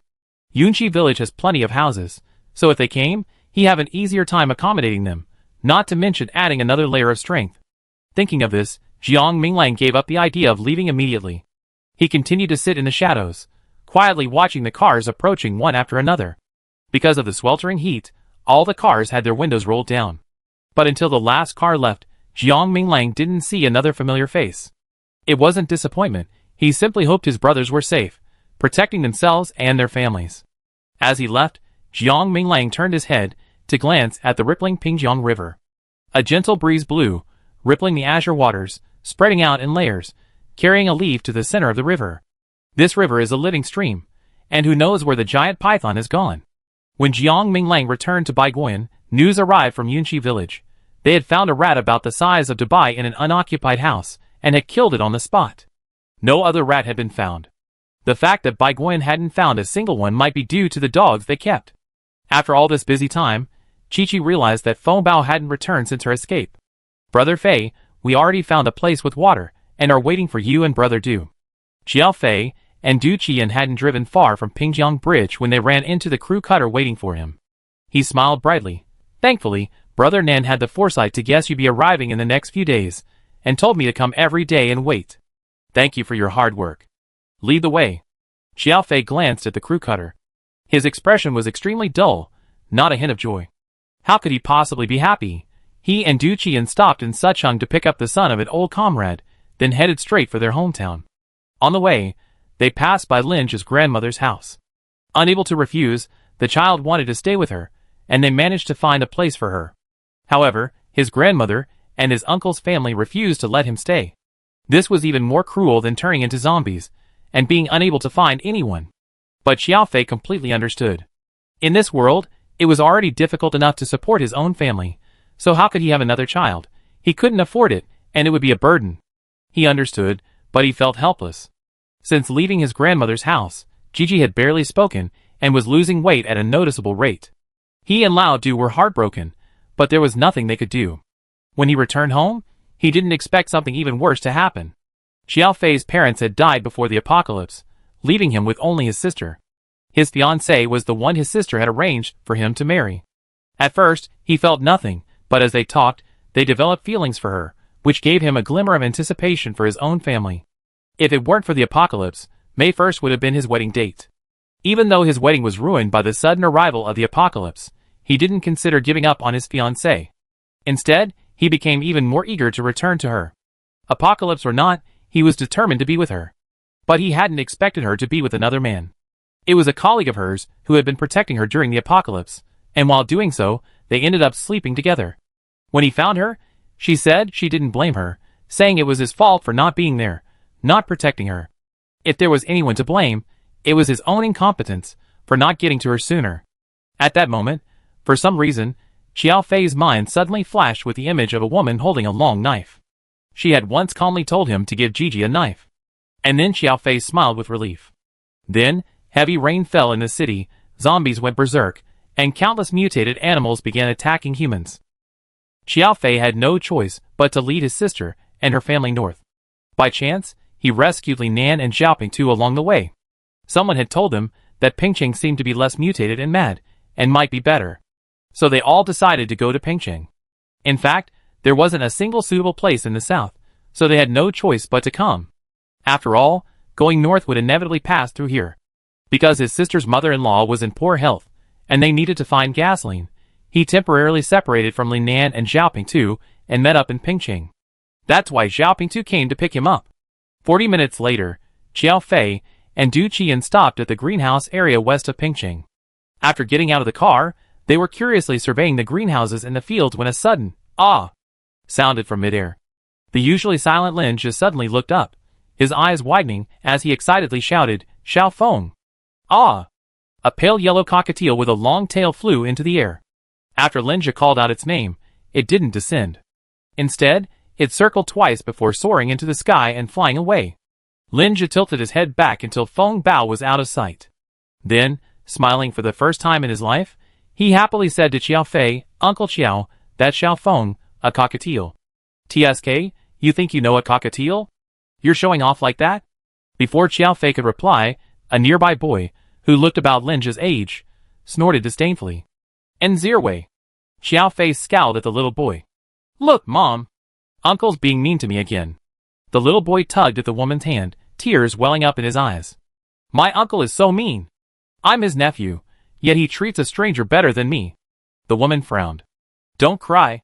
You were rude to Gigi first. Apologize to Gigi." "Mom." The little boy cried out in dissatisfaction. The old lady standing behind him saw her precious grandson on the verge of tears. She quickly pulled him into her arms, soothing him. Okay. If you don't want to apologize, then don't. How can you be so serious about children's quarrels? Don't cry, Zirwei." As the old lady coaxed her grandson, she glanced at her daughter-in-law with disapproval. "You've been traveling so hard, and you're still yelling at the child? Don't forget, this is your own son." She emphasized the last 3 words, "own son," and glanced at Xiao Fei. This was clearly a reminder to Xiao Fei. This is your own nephew. How could he be less valuable than the child you adopted? But since she had relied on her daughter-in-law and her brother all along, she didn't dare to speak harshly to Xiao Fei. Not directly, but a subtle reminder would be enough. Xiao Fei's face darkened even further. He glanced coldly at his nephew, then turned his head away from his sister's family. Instead, he stroked Linja's head and asked gently, Gigi, what do you want to say? Come on, Gigi, tell Uncle Du if you recognize that cockatiel. Du Qian seemed not to have heard the boy's words. He smiled and asked Linja, did it say just now? Was it agreeing with you? Linja, whose face had been gloomy due to the boy's provocation, suddenly came to his senses at Uncle Du's words, and finally remembered what he was going to say. He nodded vigorously. Yes, it's promising me that the parrot is Chi-Chi's, and its name is Xiaofeng. Because they were so close, he'd been to his house many times, and even taken Xiaofeng out to bask in the sun together. Chi-Chi? Xiao Fei was startled by the name, and then the image with the long knife uncontrollably appeared in his mind. He asked, is that the friend from your neighborhood who I met that day at the supermarket, with his mother? Yes, that's him. Xiao Fei hesitated, then asked again, all cockatiels look alike. Are you sure this is his? It's his, I'm not mistaken. Linja was adamant. Xiaofeng's call is different from other parrots. It's so playful, always making an aha sound, with the same tone that never changes. Linja couldn't describe it in more detail, but he knew the sound was definitely Xiaofeng's. He trusted his ears, he wouldn't be mistaken. He tugged at Xiao Fei's sleeve, wanting to say something, but suddenly caught sight of Nzirwei glaring at him from the corner of his eye. He quickly let go, turned around, and tugged at Du Qian's sleeve, whispering, Uncle Du, since Chi-Chi's Xiaofeng is here, he might be here too. Can you help me look for him when you have time? He missed Boss so much, and Aunt Bai too. Of course, but we need to go look for a house first.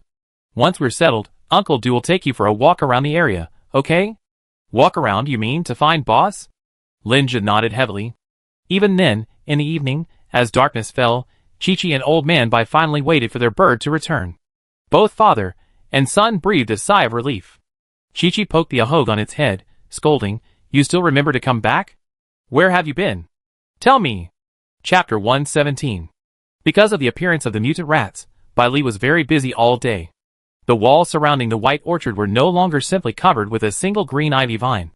Instead, starting from the walls on either side of the gate, from top to bottom, from left to right, the entire wall was covered with dense branches and broad, emerald green leaves. At first glance, an unfamiliar person might mistakenly think there were no walls, just dense vegetation resembling green ivy. The white orchard was quite large, and covering all four sides with green ivy took Bai Li a considerable amount of effort. When her superpowers ran out, she was so tired that she ate a little, then slept for an hour before waking up to continue nurturing the remaining plants. After hanging everything, she didn't even feel like eating. She simply closed her eyes and fell back asleep. The whole family was worried, but thankfully, Jiang Minglang examined her and found no other problems. She half-heartedly remembered reassuring everyone, I'm fine. I'd be fine after a good night's sleep. Rats are incredibly prolific. Although they only found 2 or 3 today, who could guarantee there wouldn't be more tomorrow, they had no better solution. To prevent further trouble, Bai Li thought a wall of green ivy would be a better option. While she wasn't sure how effective it would be, she had to give it a try. With so many green ivy plants climbing the wall, she could sleep more peacefully at night. In the evening, Mu Song and Ning came to see Jiang Minglang. They had heard about the mutant rats, and had thoroughly checked their own quarters before arriving. They were relieved to find no rats. That was one thing, but also, their men had visited Pingjiang Bridge that afternoon and saw many people crossing into Pingcheng. If they were just passing through, it wouldn't be a problem, but if they all settled down. The area they currently lived in was on the outskirts of Pingcheng, in the countryside, yet not far from the city. Compared to the deeper countryside, this location was quite good. The fields were well maintained. They arrived just as the wheat and rice were ripe. After the harvest, with the guidance of some elders from Yunxi village, they exchanged seeds with Uncle Bai and replanted vegetables and winter wheat. If all went well, they wouldn't have to worry about food and clothing this year. But that was precisely why they were worried. After all, there were many who wanted to get something for nothing. They hadn't worried before because Pingcheng was completely powerless. Not to mention the few survivors left in the city, the surrounding countryside was either completely wiped out or huddled together for warmth. Ning Anjing couldn't focus on farming, so he usually wandered around the city and surrounding areas. He knew exactly where people were and where they weren't, where the population was high and where it was low. To be honest, there weren't many survivors in Pingcheng now.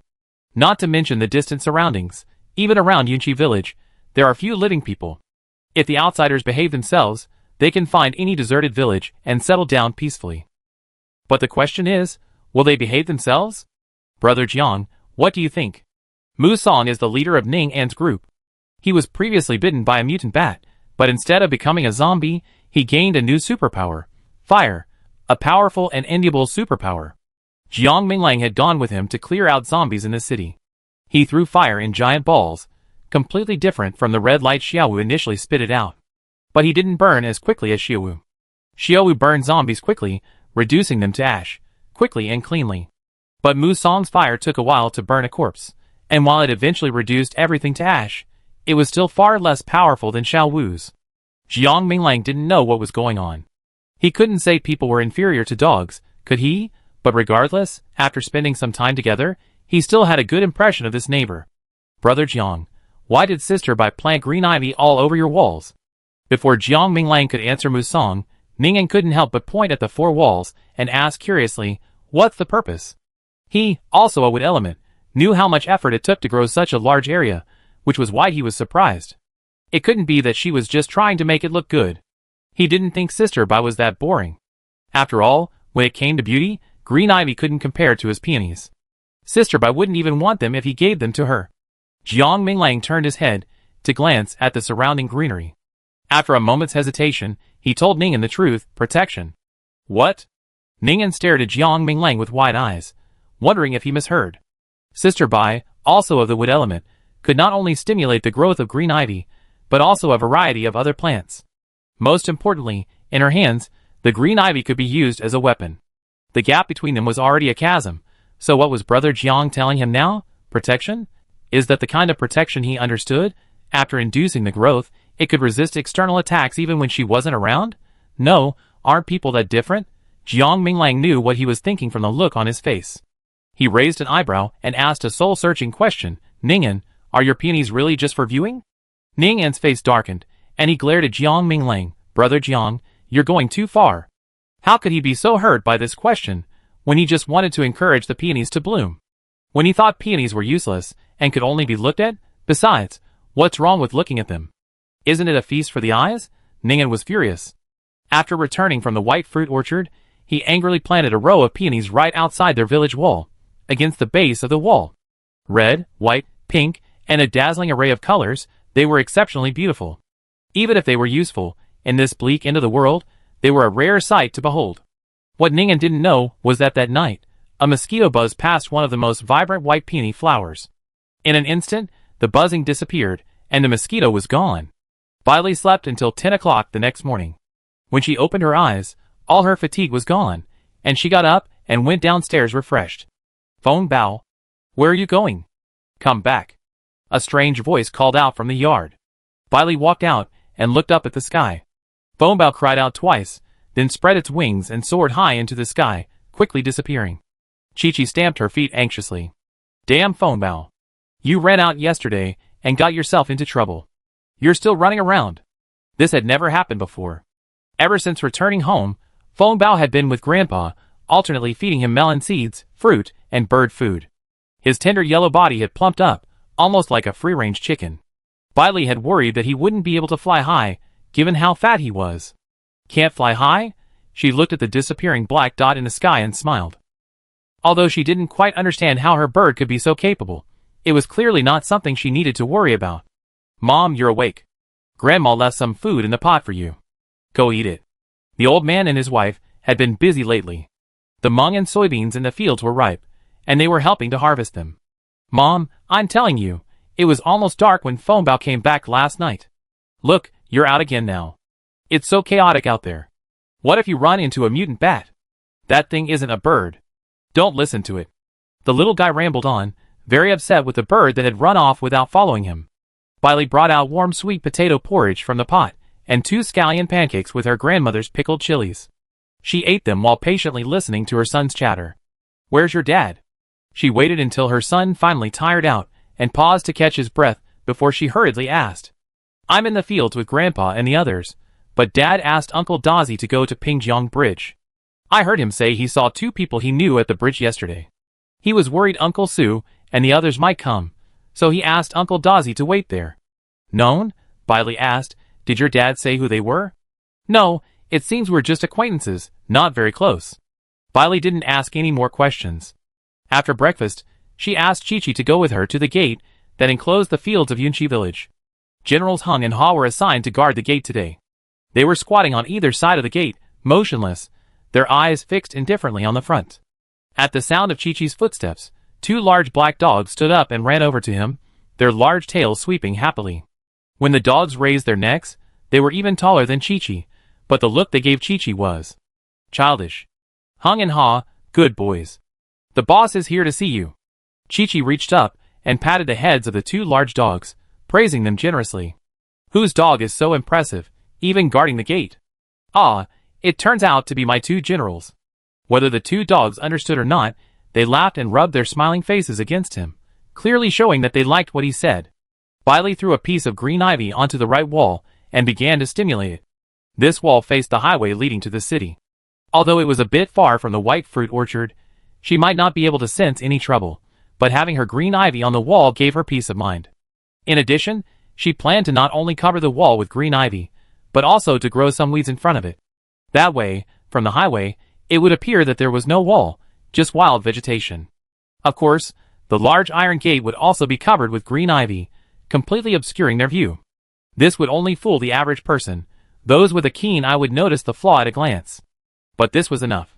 They didn't want to deal with too many people, and while those with sharp eyesight were certainly useful, they definitely wouldn't be numerous. That way, they wouldn't have too much trouble. Uncle Du, Linja said, rising early in the morning to exercise with Du Qian and Xiao Fei.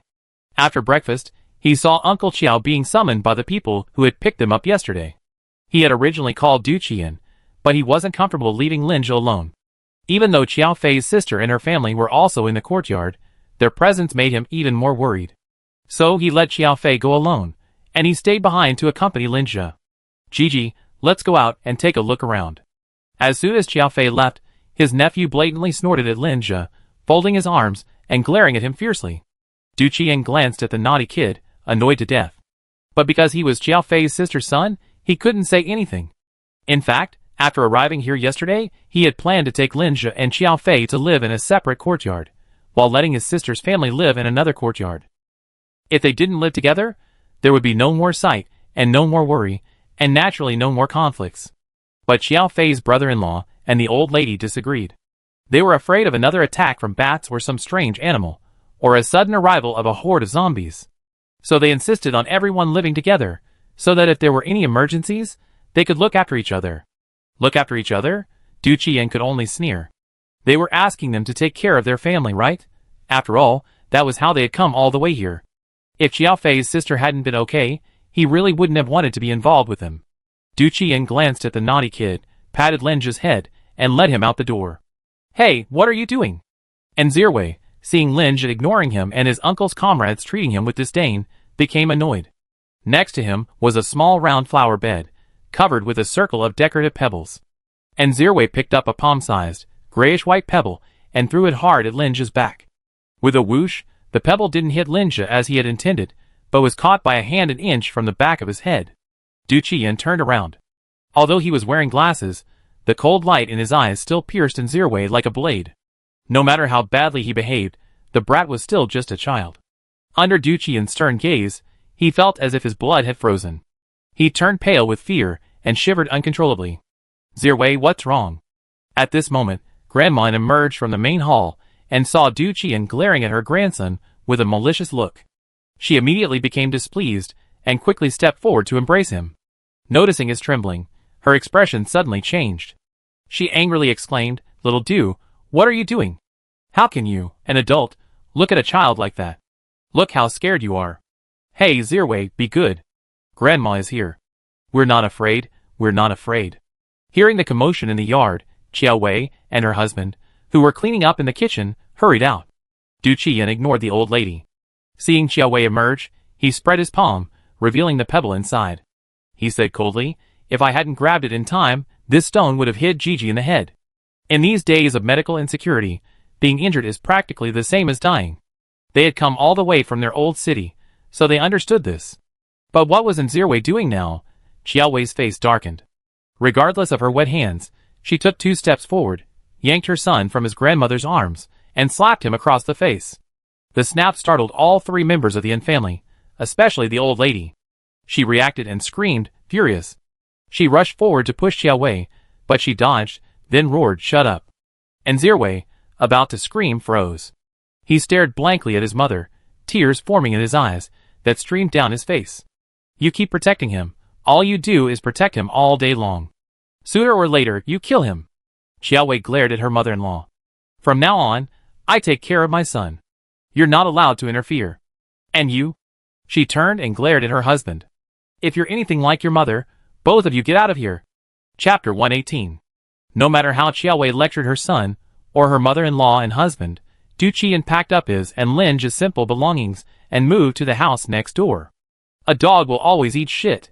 A naughty kid is called a naughty kid for a reason. How could he possibly change with just a slap and a scolding? Perhaps he blamed Gigi for the slap he received today.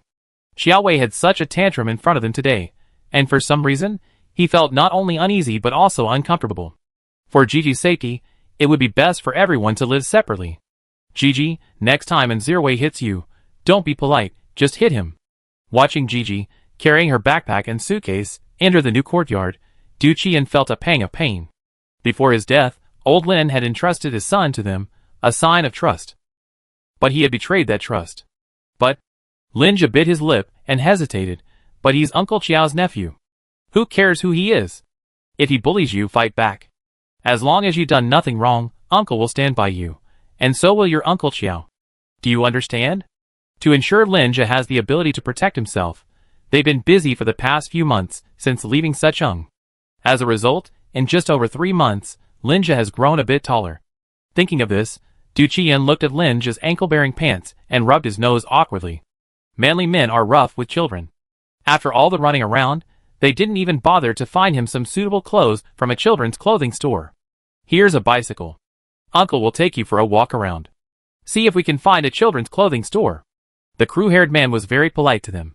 The yard had been cleared beforehand. Against the west wall stood a shed filled with things, and inside was an almost new blue mountain bike. It must be for a child with a child.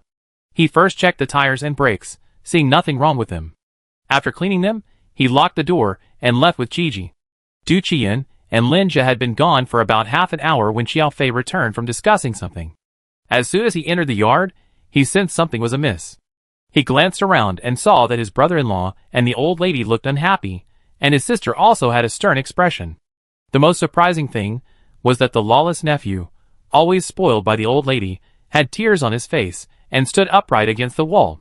Clearly he was being punished. Xiao Fei didn't ask why his nephew was being punished again. Instead, he looked up at the second floor and saw that Du Qian and Linja were gone. He looked at his sister and asked, did they go out? As soon as he asked this, he noticed that the old lady and his brother-in-law both turned their heads away awkwardly. Xiao Fei, Zirwei's in trouble. TSK, he's always in trouble. Even though he was her brother, Xiaowei still felt embarrassed when she said this. She knew she couldn't keep it a secret. Even if she didn't, her brother would find out when Xiaodu returned. Zirwei threw pebbles at Linja, and Xiaodu got angry.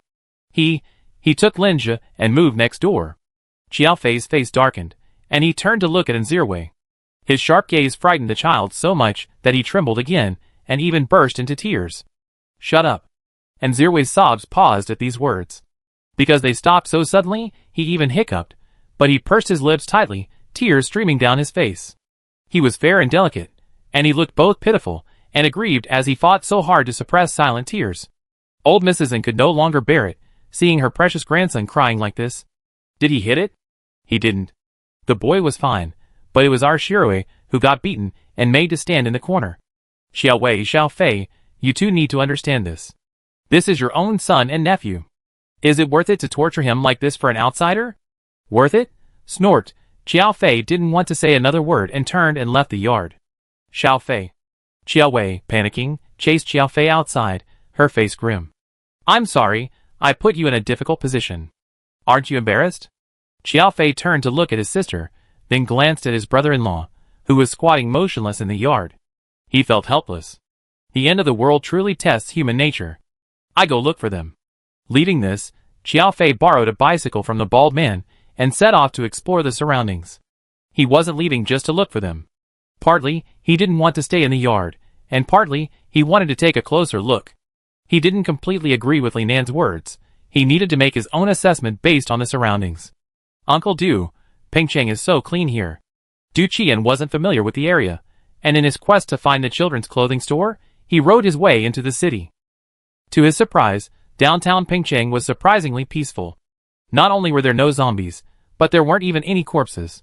As Gigi had said, the absence of corpses and the stench of corpses was truly exceptionally clean. As for the deserted streets and the rambling shops lining them, what was that? He was curious about how Pingcheng had been cleaned up so thoroughly. Who had done it? In fact, he had also vaguely sensed, coming all the way from Pingjiang Bridge yesterday, that Pingcheng felt safer than other cities. Intuitively, he was certain it had nothing to do with Li Nan and his gang. Of course not. This was all done by Jiang Minglang and Mu Song, their two gangs. It was August, and while it wasn't as hot as in previous years, leaving corpses lying around for too long would still cause problems. To prevent further harm, and more importantly, to live a peaceful life, Jiang Minglang was determined to suppress this potential threat. Since they still had to search the city for supplies, they could just clean up as they went. Slowly, they had almost completely cleared Pingcheng. Why say almost, not completely, because there were still many zombies trapped in homes. They would have to break down every door to clear them out, which would be very troublesome. Despite the hassle, Jiang Minglang wasn't without a plan. He thought about getting rid of the busy farming season, then calling in Mu Song and Ningen to help clean up each neighborhood. The zombies were a hazard, and he'd be happy to completely clean up Pingcheng. However, the annoying thing was that Pingjiang Bridge was a hidden danger. Zombies would always appear chasing people from that direction. Luckily, Mu Song was a fire type, constantly on the prowl, setting fire to things. Otherwise, Jiang Minglang wouldn't be so satisfied with this neighbor. Without him, Pingcheng wouldn't be as clean as it is now. However, not only were the streets clean, but the shops and malls were also spotless. Du Qian and Lin Jie rode their bicycles for over an hour, finally putting one foot on the ground and looking around blankly. I never seen a cleaner city than Pingcheng. Forget clothes, you can't even find a hair. No, who the hell is this? They taken everything, so ruthless? Just now I admired the city's cleanup, but now I just want to curse. They taken everything they need, but there have to be some leftovers. No, there's really nothing. Du Qian, skeptical, even went to a pet shop when he passed by and searched inside. There was nothing left, cleaner than his face. Who is this? Are they shameless enough to even eat pet food? Ah! The two searched several streets in a row. While they were on the street, debating whether to search the neighborhood across the street, they suddenly heard a bird cry in the air. Lin Jie looked up suddenly, his eyes lighting up, and he raised his arm and waved it toward the sky. After following his two uncles around since the apocalypse, he had developed a habit of not shouting, no matter what happened. Even when he suddenly saw Xiaofeng yesterday, he didn't shout out loud. It was the same now. He waved his hands vigorously while whispering, "Fo bao." Ah! Du Qian looked up at the yellow and white parrot and thought it was strange. Could this bird have become a spirit? It had cried yesterday when he saw Gigi, and it had cried when Gigi called it. It did the same today. He didn't believe it was a coincidence. Perhaps because of this stranger, this spirit bird was just hovering in midair and not coming down. Uncle Du, my boss must be in Pingcheng. He really is. Lin Jie grinned broadly at the parrot hovering in the sky. This genuine smile was something he hadn't seen in the past few months. Uncle Du, look, Feng Bao's flying that way. Do you think my boss is to the east? He looked at Du Qian expectantly and pleaded, can we go over there and take a look? Pingcheng was so clean. Even with Uncle Du riding his bike, he felt safe. Besides, he really didn't want to go back. He wanted to find his boss. He had to find his boss. Du Qian agreed immediately, okay, we're just strolling around, so why not go over there and take a look? Perhaps it noticed they were chasing it, but the parrot hovered for a moment after each flight. It didn't fly until it was out of the city and onto a road leading to the suburbs, where it spread its wings and flew away, disappearing in the blink of an eye. However, it was still heading east. Not wanting to disappoint Gigi, Du Qian didn't stop and continued searching eastward along the road. By the way, Gigi, do you know where your friend's hometown is? Is it in Pingcheng? Du Qian's reminder reminded Lin Zhe that his boss had mentioned that his grandfather's home was in Pingcheng. And there's a large orchard. What's it called? By Kaiwan? No, it's clearly an orchard. How can it be called a grass garden? It was called Jiang Orchard? Oh, I can't remember. Du Qian continued, eyeing the wasteland on either side. Last time? You said his last name was Jiang, right? Yes, his name is Jiang Qi. He already knew this information last time. At that time, Qiao Fei had stated with certainty that Jiang Qi must be Jiang Minglang's son, and that the woman who dared to go out and move things from the supermarket with a long knife was Jiang Minglang's wife. If Jiang Minglang were really here. Du Qian narrowed his eyes slightly and smiled. He seemed to know who had so thoroughly cleared out the zombies in Pingcheng. After riding for about 40 minutes, Du Qian suddenly pulled the brakes and stopped. He adjusted his glasses and gazed thoughtfully at two abrupt green walls in a field about 300 meters ahead. What's wrong, Uncle Du? Du Qian, deliberately testing Lin Zhe, pointed to a patch of green ahead and asked, Gigi, look ahead. Lin Zhe looked in the direction Du Qian pointed. Amidst a vast, overgrown field, a streak of green stood out, yet stood out from the surroundings. The leaves were lush and green, seemingly untouched by dust, their cleanliness eerily and unbelievably fresh. These were the freshly harvested white lychees today. It was hard not to think they were clean. Lin Zhe opened his mouth in surprise, then looked at Du Qian. Uncle Du, isn't that wall naturally grown? Du Qian rubbed his head and, with a flicker of his right hand, a flash of silver shimmered like lightning towards the green wall. With a bang, the silver exploded against the wall, splashing water everywhere, and a hint of earthy yellow loomed behind the green. Du Qian was stunned, then a smile broke out on his face. I was wondering why it was weird. So that's why. But the next moment, his smile froze as, where his water had exploded, several vines suddenly reared up like green snakes, leaping towards the area touched by the water. He and Lin Zhe were both stunned. These vines are alive. With a swish, Lin Zhe drew his knife from his waist. This is a knife that is about the same length as Qiqi's short knife. Qiao Fei and Du Qiuyan found it specifically for him, and also taught him how to use it carefully. Lin Zhe held his knife against the green wall, ready to chop any vines that dared to come near. It looked like the green ivy his mother used to grow. It shouldn't be difficult to chop. Du Qian reassured him, don't worry, it seems it won't attack if you don't touch it. Even so, Lin Zhe felt unsafe here. He first glanced up into the air, then looked around, but couldn't see Xiaofeng. Though feeling disappointed, he sensibly said to Du Qian, Uncle Du, let's go back. It was just the two of them, and he worried about any danger Uncle Du couldn't handle alone. We're already here. It would be a shame not to look inside. Du Qian saw the little guy's thoughts, and rubbed his head. You have so little faith in Uncle Du? Don't worry, I'm more than capable of protecting you no matter what. With that, he pedaled eastward. After crossing the green wall and reaching a fork in the road, he stopped and looked at the greenery in the middle of the road. Well, the cover wasn't very complete, but it was clearly a large iron gate. I wonder if the houses inside were a bit far from the gate, but through it, nothing could be seen. Du Qian wondered, could this be Jiang Minglang's base?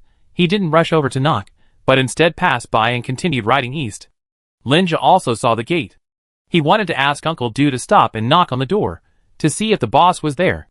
But Uncle Du probably had a reason for not going, so in the end, he said nothing and just sat quietly on the back seat. After riding about another 500 meters, Du Qian braked again. He looked at the small village ahead with a strange expression. It was surrounded by walls, but because the houses were mostly two-story buildings, it was clear from beyond the walls that it was a well-organized village. But what was the meaning of so many peonies planted along the base of the wall? Chapter 119. Du Qian didn't think these vibrant peonies were planted there for people to admire, just like the green wall they had just passed. He raised his hand, and a beam of silver light shot out. Water splashed above the peonies, cascading down. The peony was sprinkled with water, swaying gently, and its delicate petals sparkled. Afterwards, everything returned to calm, nothing happened. Huh? Why no reaction? Du Qian raised his hand and adjusted his glasses, puzzled. Hey, what are you doing? Suddenly, a head popped up from the top of the wall. A young man in his 20s, knife raised, glared at him warily, but his words were polite. We're already here. If you want to go somewhere else, go look. Everyone knew that many people had arrived in Pingcheng recently. They watched from a distance and found that only a small number of them had passed through Pingcheng and continued north. The majority stayed, and 3 groups of them moved into 3 villa complexes. Those 3 communities weren't completely empty, each contained a number of survivors. There were so many empty communities, yet those people weren't living there. Instead, they chose occupied areas. One can imagine what they were up to. But seeing that Du Qian was accompanied by a child, the young man relaxed his guard slightly, and didn't sternly chase him away. Excuse me, I'd like to ask if there's an orchard nearby. Du Qian figured that since Gigi mentioned the child's grandfather had an orchard, his family was likely near one. And since the parrot was heading this way, it was likely nearby. But the young man's expression suddenly changed when he heard him mention an orchard. Orchard? White orchard? What does this man mean? Why is he asking about the white orchard? His expression, which had been slightly relaxed just now, was now filled with vigilance, and he rejected it without a second thought. What orchard? I never heard of it. Get out of here. If you don't leave, we'd be rude. Woof woof woof. At that moment, a series of dog barks suddenly erupted from inside the wall. The young man glanced back, then turned back to Du Qian and said fiercely, "If you don't leave, I let the dogs bite you." They had 3 puppies here, brought from Yunxi village after much begging. Because of the 2 mutant dogs, Henga and Erjiang, dogs were now extremely rare in Yunxi village. Everyone longed for the day when they could transform into lion dogs. Not to mention guarding the house. Even just lying quietly at home was comforting to see. As for eating too much. But is life really that important? If you're already dead, what's the point of stockpiling food at home? So now everyone has come to terms with it, realizing that, regardless of mutation or not, your dog will protect you no matter what. As a result, there are no longer any hungry, despised stray dogs in Yunxi village. Last month, 2 villagers' female dogs gave birth to several puppies. Ning shamelessly spent a whole day trying to get them, ultimately trading seasoning for 3. Hearing the unmistakable cries of puppies, Du Qian couldn't help but twitch his lips. He turned the car around and headed straight for Mutant Village. The wall was surrounded by a row of peonies, so I guess that's what it was called. But with years of experience, Du Qian knew the young man was lying. Having just checked around, he could confirm that, aside from the area enclosed by the green wall, the surrounding villages of Mutant Village exuded a dead, visibly deserted atmosphere. Green wall. The 2 villages were already quite close, and within minutes, Du Qian and Lin Zhi were back in front of the large iron gate covered in green ivy. The only difference from their previous visit was that someone was standing behind the gate. Du Qian planted his feet on the ground, his eyes fixed on the gate, wondering if he should go over and ask. Intuitively, he felt that Gigi's friend's grandfather's orchard should be nearby, or rather, possibly behind the gate. Although he couldn't see a single branch over the wall, or no, he could see branches, but they were poplars, not fruit trees. The main problem was that the area enclosed by these 3 green walls was so vast. Du Qian was actually quite curious. Who had come up with this idea? They actually fenced off all the fields. With land and a home, as long as they worked diligently, unless a natural disaster wiped out their harvest, this place would be a paradise in troubled times, a place where they could live in peace and stability. I was envious. Creaky. As Du Qian paused to ponder, a small door on one side of the large iron gate suddenly opened, and a woman in a white t-shirt emerged. Du Qian was stunned by the sight of her. Before he could react, Gigi suddenly jumped out from the back seat and sprinted forward excitedly. One expected him to throw himself into her arms, but he stopped about 3 meters away. Auntie. Perhaps having experienced repeated disdain, Lin Zhi's expression calmed down incredibly quickly after the initial excitement, a speed unbelievable for someone his age.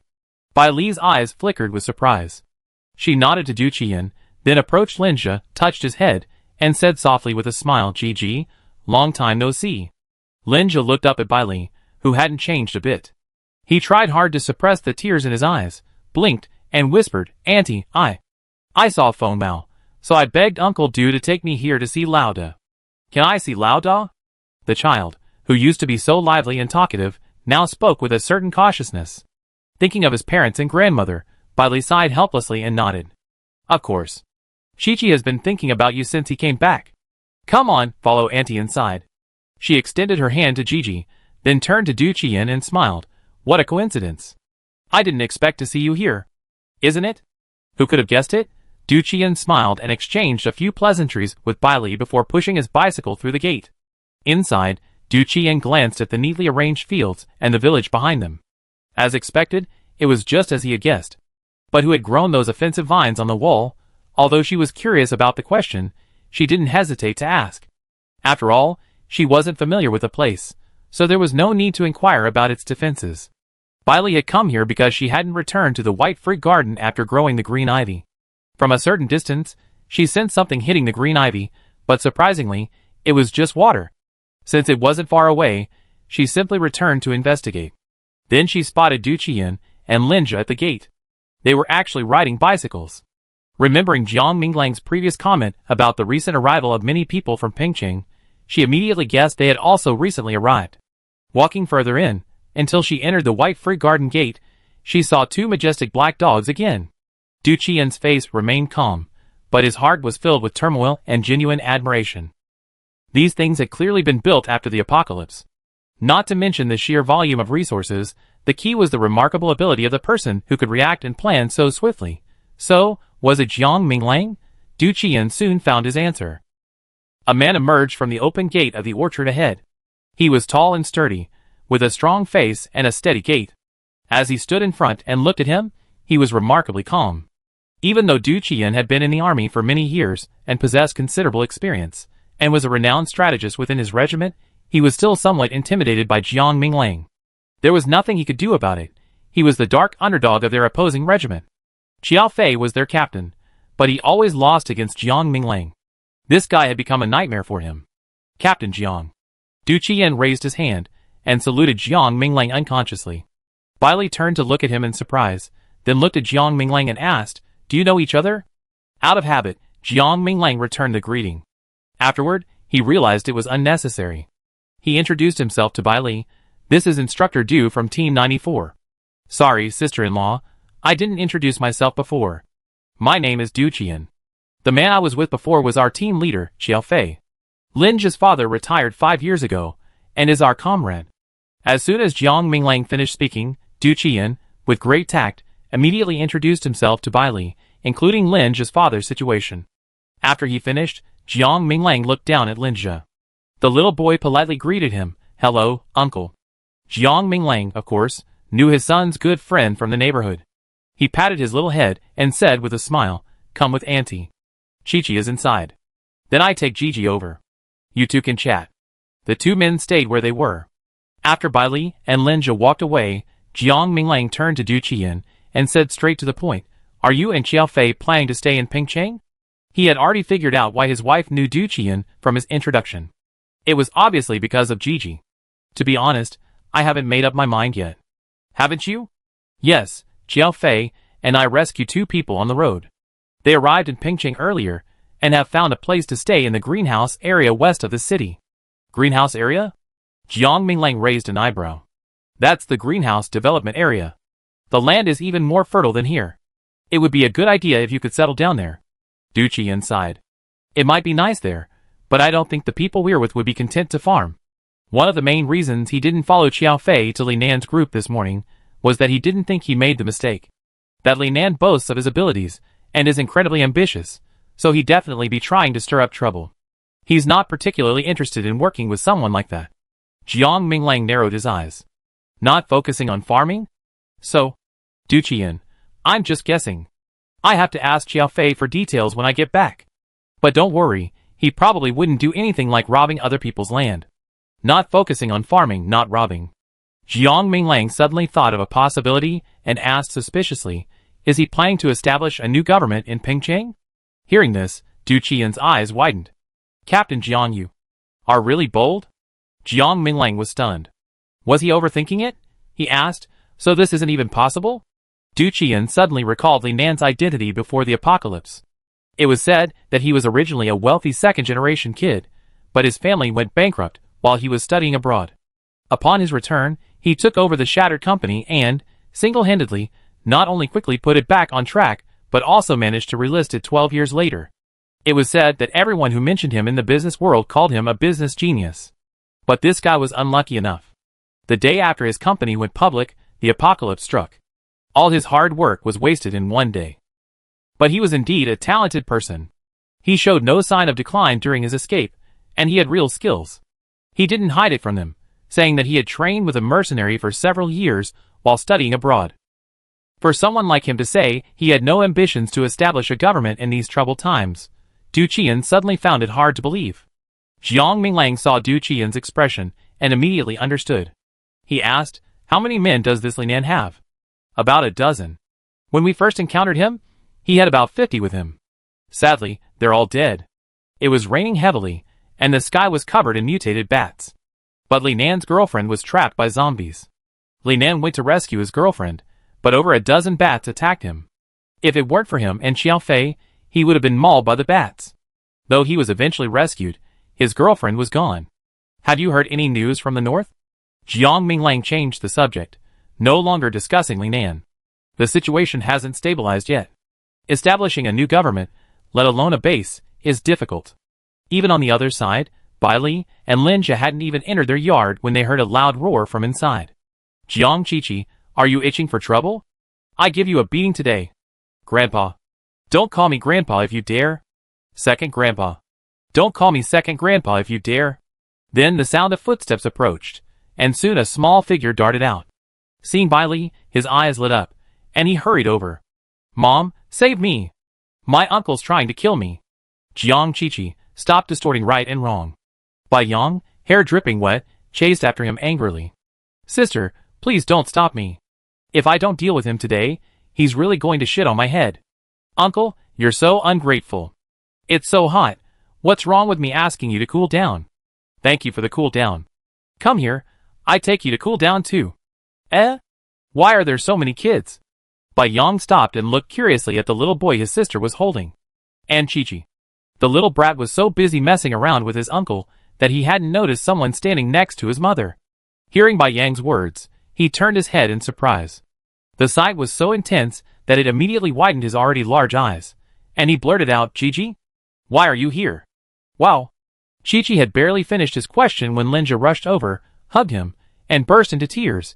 He was actually trying to hold it in, wanting to greet the boss normally, talking to him with a smile.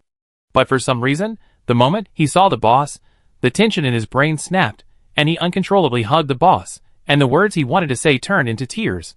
Chapter 120. Gigi's uncontrollable crying not only startled Qiqi and Baiyang, but also attracted Du Qian and Jiang Minglang. Watching the little one crying uncontrollably while hugging his former friend, Du Qian felt deeply distressed. Jiang Minglang hadn't yet realized that Lin Jia's family was gone, but seeing the child crying while hugging his son, he had a suspicion. As expected, Du Qian whispered, on the day the apocalypse broke out, Gigi's grandmother was in the hospital, and his mother went to take care of her. Later, zombies appeared in the hospital, and Lao Lin, ordered to lead the team to suppress them, didn't have time to save his mother and wife. As a result, when Xiao Fei and I arrived, Lao Lin blew up the hospital. He took his last breath and asked us to help take care of Gigi. Then the child wanted to find his grandmother, and we thought it was on our way, so we took him there. We did manage to find his grandmother's family, but his uncle and aunt refused to let him stay. He remembered the cold words the family had said to Gigi, "We can't even support ourselves now. How can we support you? Go back to where you came from." While survival was certainly difficult these days, he understood why they didn't want Gigi to stay, but there was no need to be so cold-blooded. With the disdain of his grandmother's family and the constant bullying from Nzirwe. He used to be a talkative child, but lately he had been uncharacteristically silent. He tried to console the little one. After all, as a political instructor, that was his most common job in the army. But after opening his mouth, he realized that, unmarried and childless, he wasn't very good at convincing children. But as he watched the child grow increasingly silent, he felt a pang of frustration. Now it was all right. Although he looked broken-hearted and embarrassed, letting it out was better than holding it in. Du Qian breathed a sigh of relief. "Gigi?" After his initial daze, Qiqi looked down at his good friend, whose tears had soaked his shoulders, feeling somewhat bewildered. He called out, but Gigi only cried even louder. Qiqi looked up at Bailey, his eyes inquiring, "What's wrong with Gigi?" Bailey sighed inwardly. She had been holding it in for so long. She whispered to her son, "It's okay. Let Gigi finish crying." Half an hour later, exhausted, Gigi finally stopped crying with a hiccup. Attracted by his cries, Old Lady Bai hurriedly handed him a glass of water and soothed him gently. "Good boy, drink some water first to calm down. I had just realized this was Qiqi's friend from the Suchong neighborhood." Although I didn't understand why the child was crying, judging by the aggrieved tone in his tears, could anything good happen? Qiqi's shoulder was stiff and wet. Seeing Lin Jia finally stop, he hurriedly leaned over and introduced him. "This is my grandma. Drink some water first, and then I take you home. She had been so engrossed in her crying that she hadn't noticed the people around her. Gigi took the glass of water, lowered her head sheepishly, and muttered a thank you, Grandma. What a polite child. Mrs. Bai's eyes grew gentler as she looked at Gigi. Good boy, we have watermelon at home. Let Chichi take you out for some. She then asked, have you had lunch? Du Qian had taken Linge out after breakfast. It was around 8 o'clock. They were looking for a children's clothing store, so they took a detour from the greenhouse area toward the city center. Plus, they weren't riding fast, so it was almost midnight when they met Fengbao downtown. Although I brought some cookies and chocolate when I left, honestly, I've been eating them constantly for the past few months. If I weren't really hungry, I vomit at the mere sight of them. After chasing Fengbao here, it was already 2:15. So Bai Li and the others had already eaten lunch. Gigi was about to say they eaten, but Chi-Chi's grandmother beat him to it, saying, be good, go eat watermelon with Chi-Chi first. Grandma will make you some sauerkraut noodles. Sauerkraut noodles? He swallowed his refusal along with his saliva. Gigi turned to look at Du Qian, Uncle Du. Du Qian smiled at him. Come inside with Chi-Chi. Let's go, let's go. Did you know? Taidan is at my house. I take you to see him. Hearing the word Taidan, Gigi's attention was diverted.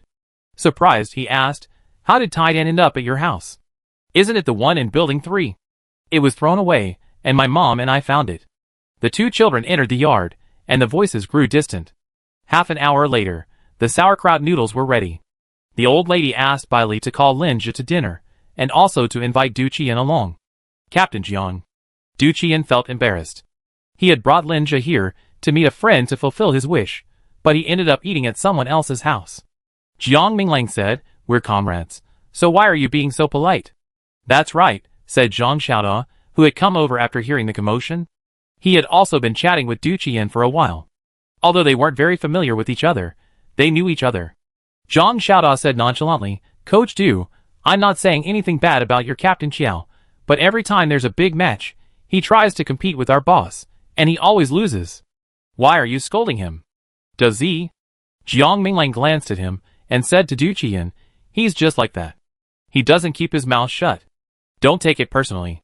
Du Qian pushed his glasses up on his nose and smiled. Xiao is right. We on Team Qiao don't respect anyone except you, Captain Jiang. That's why he felt it was pointless to compete with other teams during the competition. Only by competing with you could he truly demonstrate his skill. If it weren't for you, Captain Jiang, he might not even have participated in the competition. Jiang Minglang thought of Xiao Fei's fierce competitiveness and smiled, but said nothing. After a while, seeing Du Qian finish his noodles, he said, don't call me Captain Jiang. I'm older than you. Call me brother. Okay, brother Jiang. Du Qian readily agreed, glancing at Gigi, who burped contentedly after finishing a large bowl of noodles. Chi-Chi, who was sitting nearby, asked Gigi, why don't you stay today? Stay at my house for a few days. Huh? Linge was stunned for a moment, then instinctively turned to look at Du Qian, his eyes filled with longing and inquiry. Chi-Chi followed his gaze, and looked at Du Qian, curious. Gigi had lost both his parents, so now he was with Uncle Du. Did that mean he was his adoptive father? He asked sincerely, is that okay, Uncle Du? Let Gigi stay at my house for a few days before going back. Don't look at my dad. I have the final say in my family.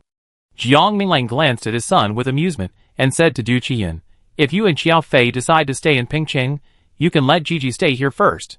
Secretly, Du Qian did want Gigi to stay until they decided to leave. But he couldn't be too obvious, lest the child misunderstand and think he didn't want him. Hearing Jiang Minglang's words, he nodded to Gigi, okay, then you can play with Chi-Chi for 2 days.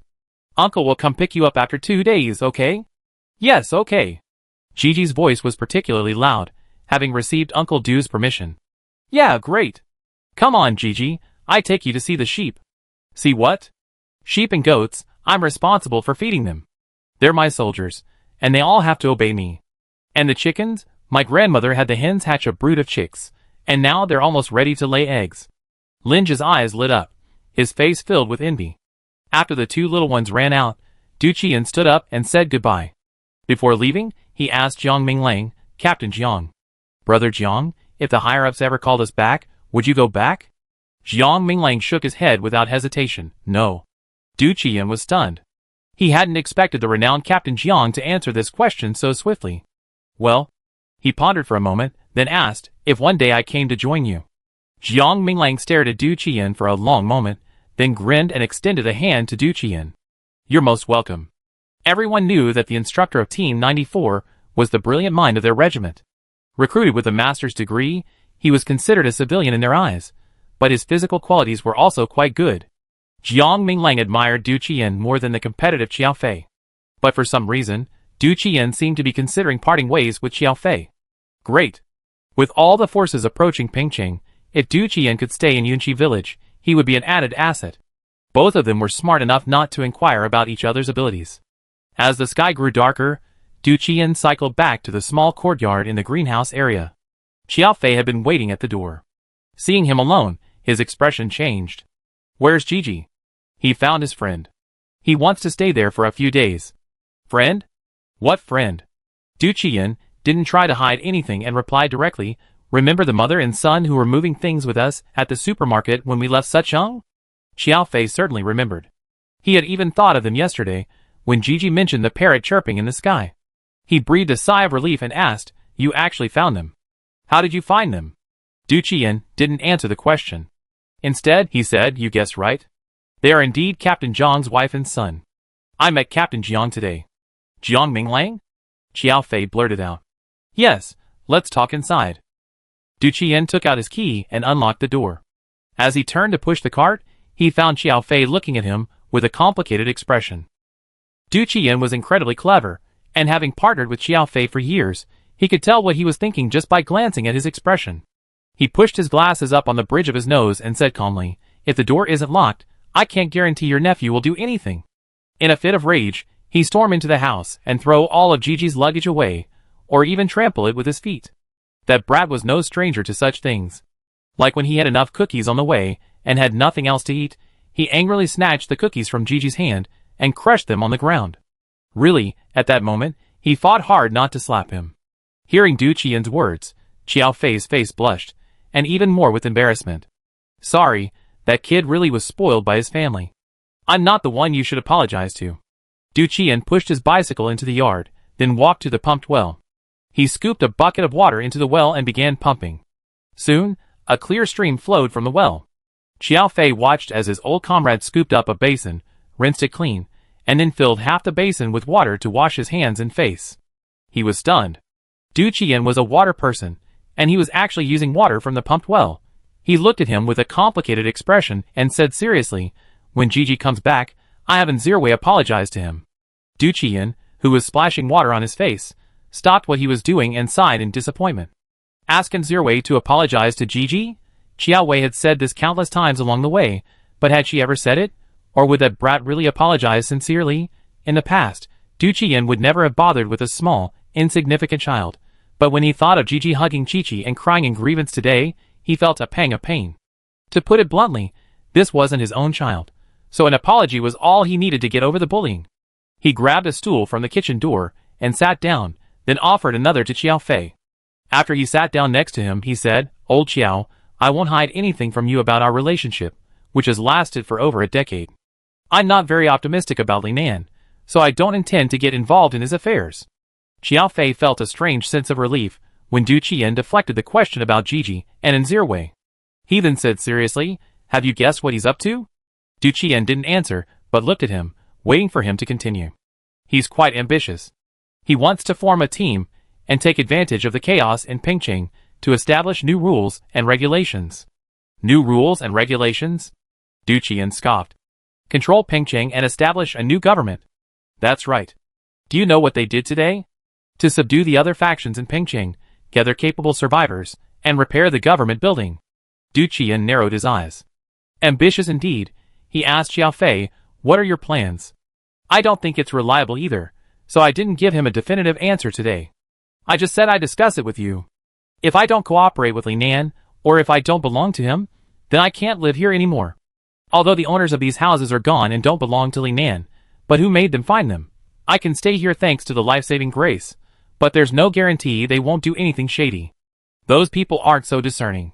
Du Qian gave him a deep look and said bluntly, I plan to join Captain Jiang.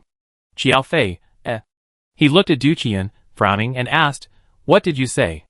The two had been partners for over a decade, and had been together even after the apocalypse. To be honest, he had never thought that old Du and he would part ways. Yes, he admitted that Jiang Minglang was very capable, and he admired him. But that didn't mean he wanted to join him or be inferior to him. Du Qian interrupted him, slowly analyzing the situation. Old Xiao, I know you can't abandon your sister, but if we stay together, have you thought about what will happen to Gigi in the future? Don't forget, we promised old Lin to take good care of him. So what I mean is, I take Gigi with me to join Captain Jiang. It just so happens that Gigi is a good friend of Captain Jiang's son, so we have a companion in the future. Don't worry, I will raise Gigi well, and will never give up on him. Chapter 121. Although Du Qian's reasons were sound and his words were tactful, Xiao Fei still felt uncomfortable. His partner was abandoning him for someone he had always considered a rival. How could he possibly feel comfortable? But he couldn't bring himself to persuade or dissuade him. He just stared at him for a long moment before saying, "Have you made up your mind?" After washing his face, Du Qian retrieved his glasses from the side and pulled out a gray handkerchief from his pocket. He lowered his head and wiped his face as he said, "When Gigi saw his friend today, he hugged her and cried for half an hour." Xiao Fei, It wasn't that he didn't feel bad, but what could he do? His sister was his only family in this world. As Du had said, he couldn't possibly abandon her. And his spoiled nephew was his sister's only son. Xiao Fei scratched his head in frustration.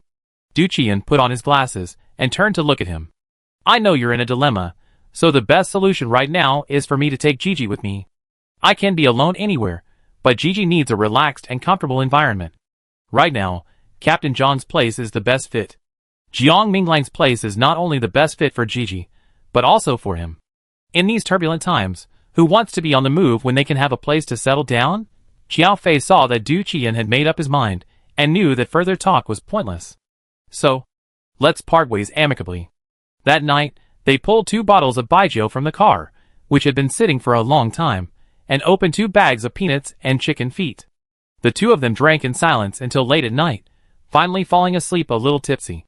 The next morning, Xiao Fei was going to see Du Qian off. "Even though we're separated, I still need to know where you two live, right? That way, I can find you easily if I need anything later. After all, a temporary separation doesn't mean severing ties." Du Qian pondered for a moment, then nodded, "Okay." Their car originally belonged to Xiao Fei, so Du Qian planned to ride his bike there. But if Xiao Fei offered to give him a ride, he wouldn't refuse. After all, Captain John's area wasn't particularly well hidden. Li Nan might already know about it. So there was no need to hide it. There really was no need to hide it. When Xiao Fei drove Du Qian to the entrance of Yunqi village, Jiang Minglang openly invited him in for a while. Bai Li, standing nearby, smiled faintly and nodded in greeting upon seeing Xiao Fei. They had met once before in Sioux City, when Xiao Fei and the others had helped clear the neighborhood of zombies. She was grateful for that. After all, if it weren't for them clearing the neighborhood, she wouldn't have had the chance to go out to that supermarket and move supplies. What a coincidence! I unexpectedly met Jiang Minglang. Xiao Fei entered Yunqi village with mixed feelings, needless to say, filled with emotion. Upon seeing Gigi, he gave a few gentle words of advice, and quickly left. Gigi chased him to the gate, not returning until Uncle Qiao's car was out of sight. Then he happily hugged Du Qian and excitedly asked, "Uncle Du, are we really going to live here from now on?" "Yes, from now on, we be hanging out with your Uncle Jiang and Chi-Chi." "Yeah!" Gigi jumped for joy, and so did Chi-Chi. The two friends, hand in hand, ran off with their dog. Du Qian chuckled, thinking that they were children after all. Happiness was easy for them. "Come on, I show you where to stay." Jiang Minglang personally took Du Qian to make the arrangements. "Look, there are 2 houses for you to choose from. If you want to live in a separate courtyard with Gigi, choose one in Yunqi village. If you live in Baiguan, you live with one of our uncles. He's mute and has been working with my dad in the orchard. His house was also built by my dad. It's right next to ours right there." Jiang Minglang pointed to an elegant brick house, not far from the Bai family villa. The courtyard was neither large nor small, and it had everything you need, including a kitchen and storage room. It looked warm and comfortable. This house was originally intended for Chen Dong's retirement home, but now it's the end of the world, and Bai Xiangtian is worried about Chen Dong living alone because of the unexpected mutant animals that appear from time to time. It's fine during the day, but what if something suddenly appears at night? So, When Jiang Minglang mentioned yesterday that Du Qian would be coming, Bai Xiangtian immediately thought of this. If Du Qian is willing, it would be perfect for him and Gigi to live with Qindong. Jiang Minglang explained, Uncle Dong injured his throat during an illness when he was a child, so he just can't speak, but his hearing is fine. As for other aspects of life, he's no worse off than you. Du Qian didn't hesitate at all and nodded directly. As long as Uncle Dong doesn't mind, we two will live here. Entering the courtyard, Du Qian was surprised to find that both the main room and the courtyard were remarkably clean. Even the wood stacked neatly under the shed on the west side was neatly arranged. Jiang Minglang smiled and explained, Uncle Dong is a very clean person. Not only at home, but even the dog kennels in the orchard are spotless, without a single odor. Du Qian smiled, looks like we're going to take advantage of Uncle Dong. He was very satisfied with this place. Just then, Qindong was called back from the vegetable patch by Bai Yang. A man in his early 50s, his skin was tanned from years of working in the fields, but he was tall and well built, showing his considerable strength. He was carrying a large bamboo basket filled with bok choy and tomatoes. After listening to Jiang Minglang's introduction, Qindong gave Du Qian a simple smile, then set the basket down. He took out 2 bright red tomatoes, washed them at the well, and handed them to Du Qian and Jiang Minglang. The two took them. Du Qian took a big bite and was stunned. He didn't know if it had been a while since he eaten a tomato, or if the tomatoes here were inherently different. They were sandy.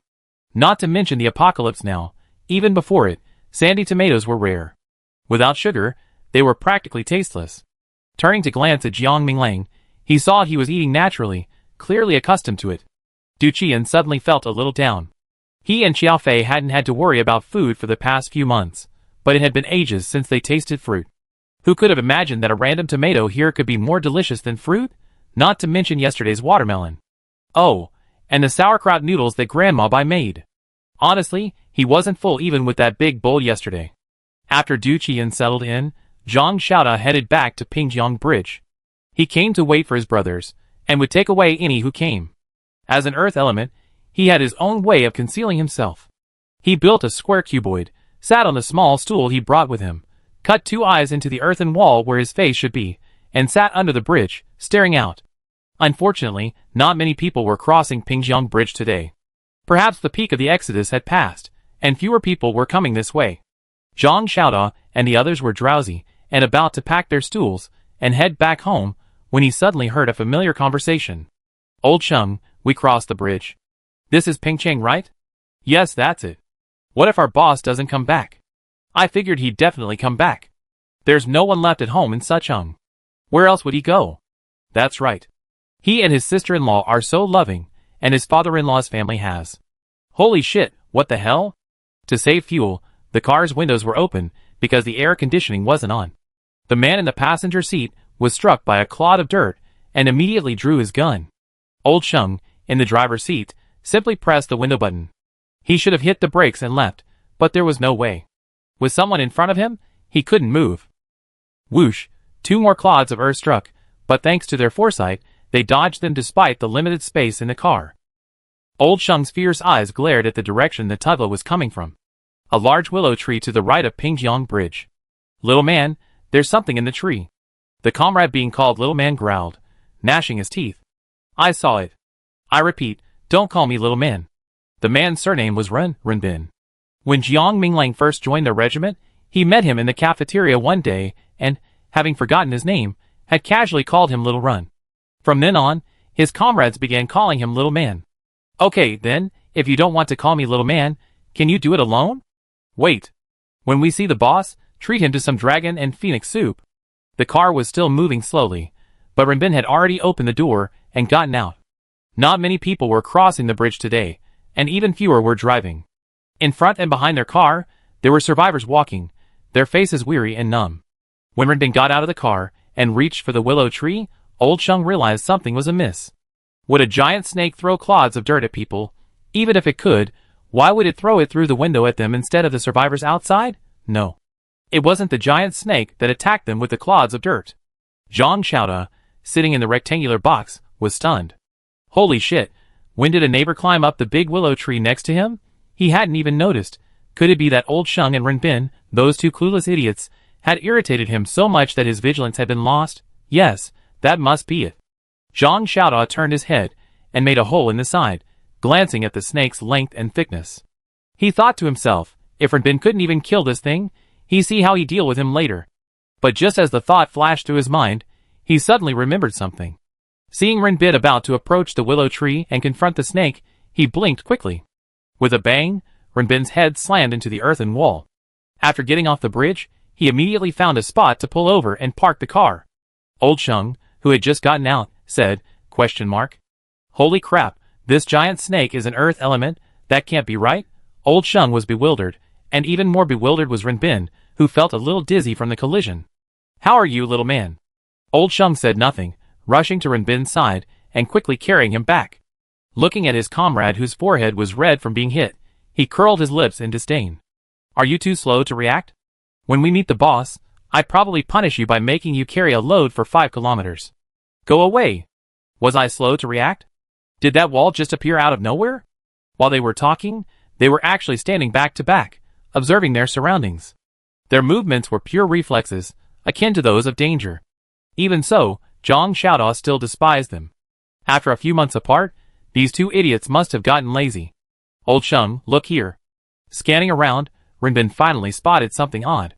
He pointed to a mound of earth about 10 meters from the large willow tree. No, not really a mound. It was surrounded by a square earthen wall, and on the side facing the highway, there were 2. Huh? Am I seeing things? I saw 2 holes just now, but how come they're gone now? What the hell is this? Old Sheng looked intently at the rectangular block before him, then at the Pingjiang Bridge, then back at the rectangular block again. He affirmed, boundary, the boundary between Pingcheng and Pingcheng. Boundary? Yes, you see, since the word Ping is in the name of the Pingjiang Bridge, it means it belongs to Pingcheng. But once you get off the bridge, you're in Pingcheng, so there has to be a boundary to distinguish it. From this rectangle heading north, it belongs to Pingcheng. Renbin nodded in agreement. That makes sense. Zhang Xiaoda, who was inside the rectangle, also nodded in agreement. That's a pretty accurate analysis. No, it's ridiculous. I'm not hiding anymore. I'm going to come out and confront these 2 idiots. Are you sure it's a boundary? Of course I am. Of course I'm not sure. Old Sheng patted Renbin after he finished speaking. If it's not a boundary, then tell me what it is. But Renbin just stared at him with wide eyes and said numbly, I didn't say that just now. The 2 men scrambled back to back, one holding a knife, the other a gun, scanning the surroundings warily. Zhang Xiaoda took one look and was instantly furious. You 2 bastards, haven't you noticed anyone here yet? Old Sheng still wants to carry a load for 5 kilometers? What a joke. 10 kilometers isn't even the end. Zhang Xiaoda was the squad leader, and coincidentally, both of them were his subordinates. Old Sheng and Renbin scanned the area, finding nothing unusual, then returned their gaze to the rectangular shape. Just then, the earthen wall forming the rectangular shape suddenly vanished silently, and in its wake appeared a dark-faced young man sitting on a small stool, his long legs bent. Renbin blinked, nudged Lao Sheng with his elbow, and whispered, Lao Sheng, am I dazzled? How did I see our squad leader? I saw him too. The 2 men stared at Zhang Xiaoda, motionless. Zhang Xiaoda sneered, why are you silent? Weren't you chatting quite animatedly just now? Squad leader. Zhang Xiaoda stood up, walked over to the 2 men, and slapped them both on the head. You didn't notice being attacked once, and you didn't notice twice, and you even pushed the attack onto the snake. When did the snake start to? Are there any Earth-type people? Huh? Where are your brains? Were they eaten by zombies? The 2 of them didn't dare to say a word. After Zhang Xiaoda finished his scolding, Renbin gave him a wry smile. Isn't it? We're just tired from driving all this way. By the way, squad leader, why are you here? I know, Lao Sheng replied quickly. They must be waiting for us here. The boss is so wise and powerful. He guessed we come, so he sent squad leader to pick us up. Right, squad leader? Zhang Xiaoda sneered. You're so arrogant. No, squad leader. Lao Sheng blurted out. Zhang Xiaoda, He wiped his face. Sigh, after waiting for days, only to find these 2 bastards. Chapter 122. Squad leader, are you an earth element? That's nonsense. He had just emerged from the rectangular earthen wall right in front of him. They had seen it with their own eyes, and they still had doubts? These 2 were indeed fools. Zhang Xiaoda glanced at them sideways, then turned and walked towards the large willow tree by the river. How careless. He hadn't noticed a massive snake that looked at least 3 meters long and as thick as his waist approached him, and he hadn't noticed. If the boss knew about this, he'd definitely be punished. The earthen wall blocking the willow tree disappeared, revealing the lush, swaying willow tree behind it. However, the main trunk in the middle of the tree was empty. Zhang Xiaoda stood by the river, scanning both sides. He didn't see the yellow and green snake and thought to himself, it's running pretty fast. Rinbin leaned over and grumbled quietly, that thing's really good at digging holes, maybe even going underwater.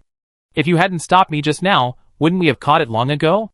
Although he didn't particularly enjoy snake meat, he'd been on a rather vegetarian diet these past few months, not counting sausages and luncheon meat. If only he could have some broth. Rinbin couldn't help but swallow, glancing at Zhang Xiaoda again with resentment. You know shit. Zhang Xiaoda raised his hand and slapped him again. Snakes are used to kill rats, they can't just be killed casually. Because of the mutant rats, they've been extremely vigilant. Thankfully, they only spotted a few on the first day, and nothing more since then. This led Jiang Minglang to suspect that the mutant rats weren't local, but had come from the south across the Pingjiang Bridge. Bailey also speculated that the giant python initially spotted had entered Pingjiang, suggesting there might be more than one in the river, or perhaps other mutant snakes near Pingjiang. As we all know, snakes are natural enemies of rats. So the lack of large numbers of rats in Pingjiang might be related to the mutant snakes. Perhaps some of them were killed by the snakes as they crossed the river. So, Bailey suggested that, until the snake population was under control, they should not be moved for the time being. August is supposed to be peak snake season, but strangely, during the extensive rat searches in both Baiguan and Yunqi village, not a single snake was encountered. This is clearly unusual. But regardless, having too few snakes is not a good thing. That's why Zhang Xiaoda stopped Rinbin from killing the snake.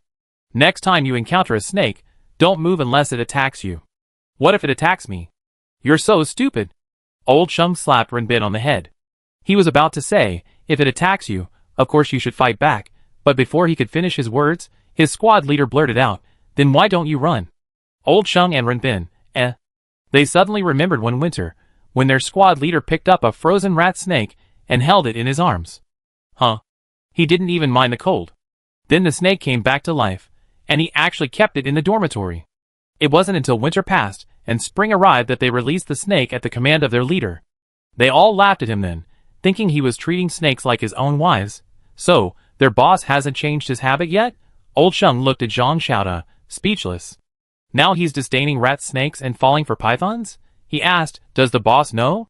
Zhang Xiaoda, assuming he was asking about not killing snakes, nodded, I know. Old Sheng's eyes widened. So, does he agree? Why doesn't he agree? Old Sheng and Rinbin simultaneously wondered, what had the boss been through? How could even such a perverted fetish satisfy the squad leader? We couldn't find the giant snake, and we've been here long enough. It was time to go home for dinner. Zhang Xiaoda waved at the two of them. Let's go. I take you back to see the boss. 15 minutes later, Old Sheng and Rinbin stood straight before Jiang Minglang, tears welling in their eyes. Captain, Rinbin is back. Captain, Sheng Xingyu is back. Or maybe Rinbin didn't like calling Old Sheng by his full name.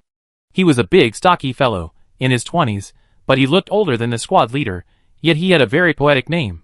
When he was born, they must have been afraid he'd be so ugly, so they wanted to give him a more elegant name to mitigate the problem.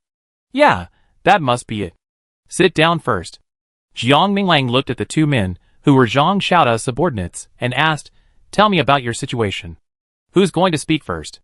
After leaving Yunzhou, the first city hit by the zombie virus outbreak, we agreed to return home and protect our families first, and then report back if anything unusual happened.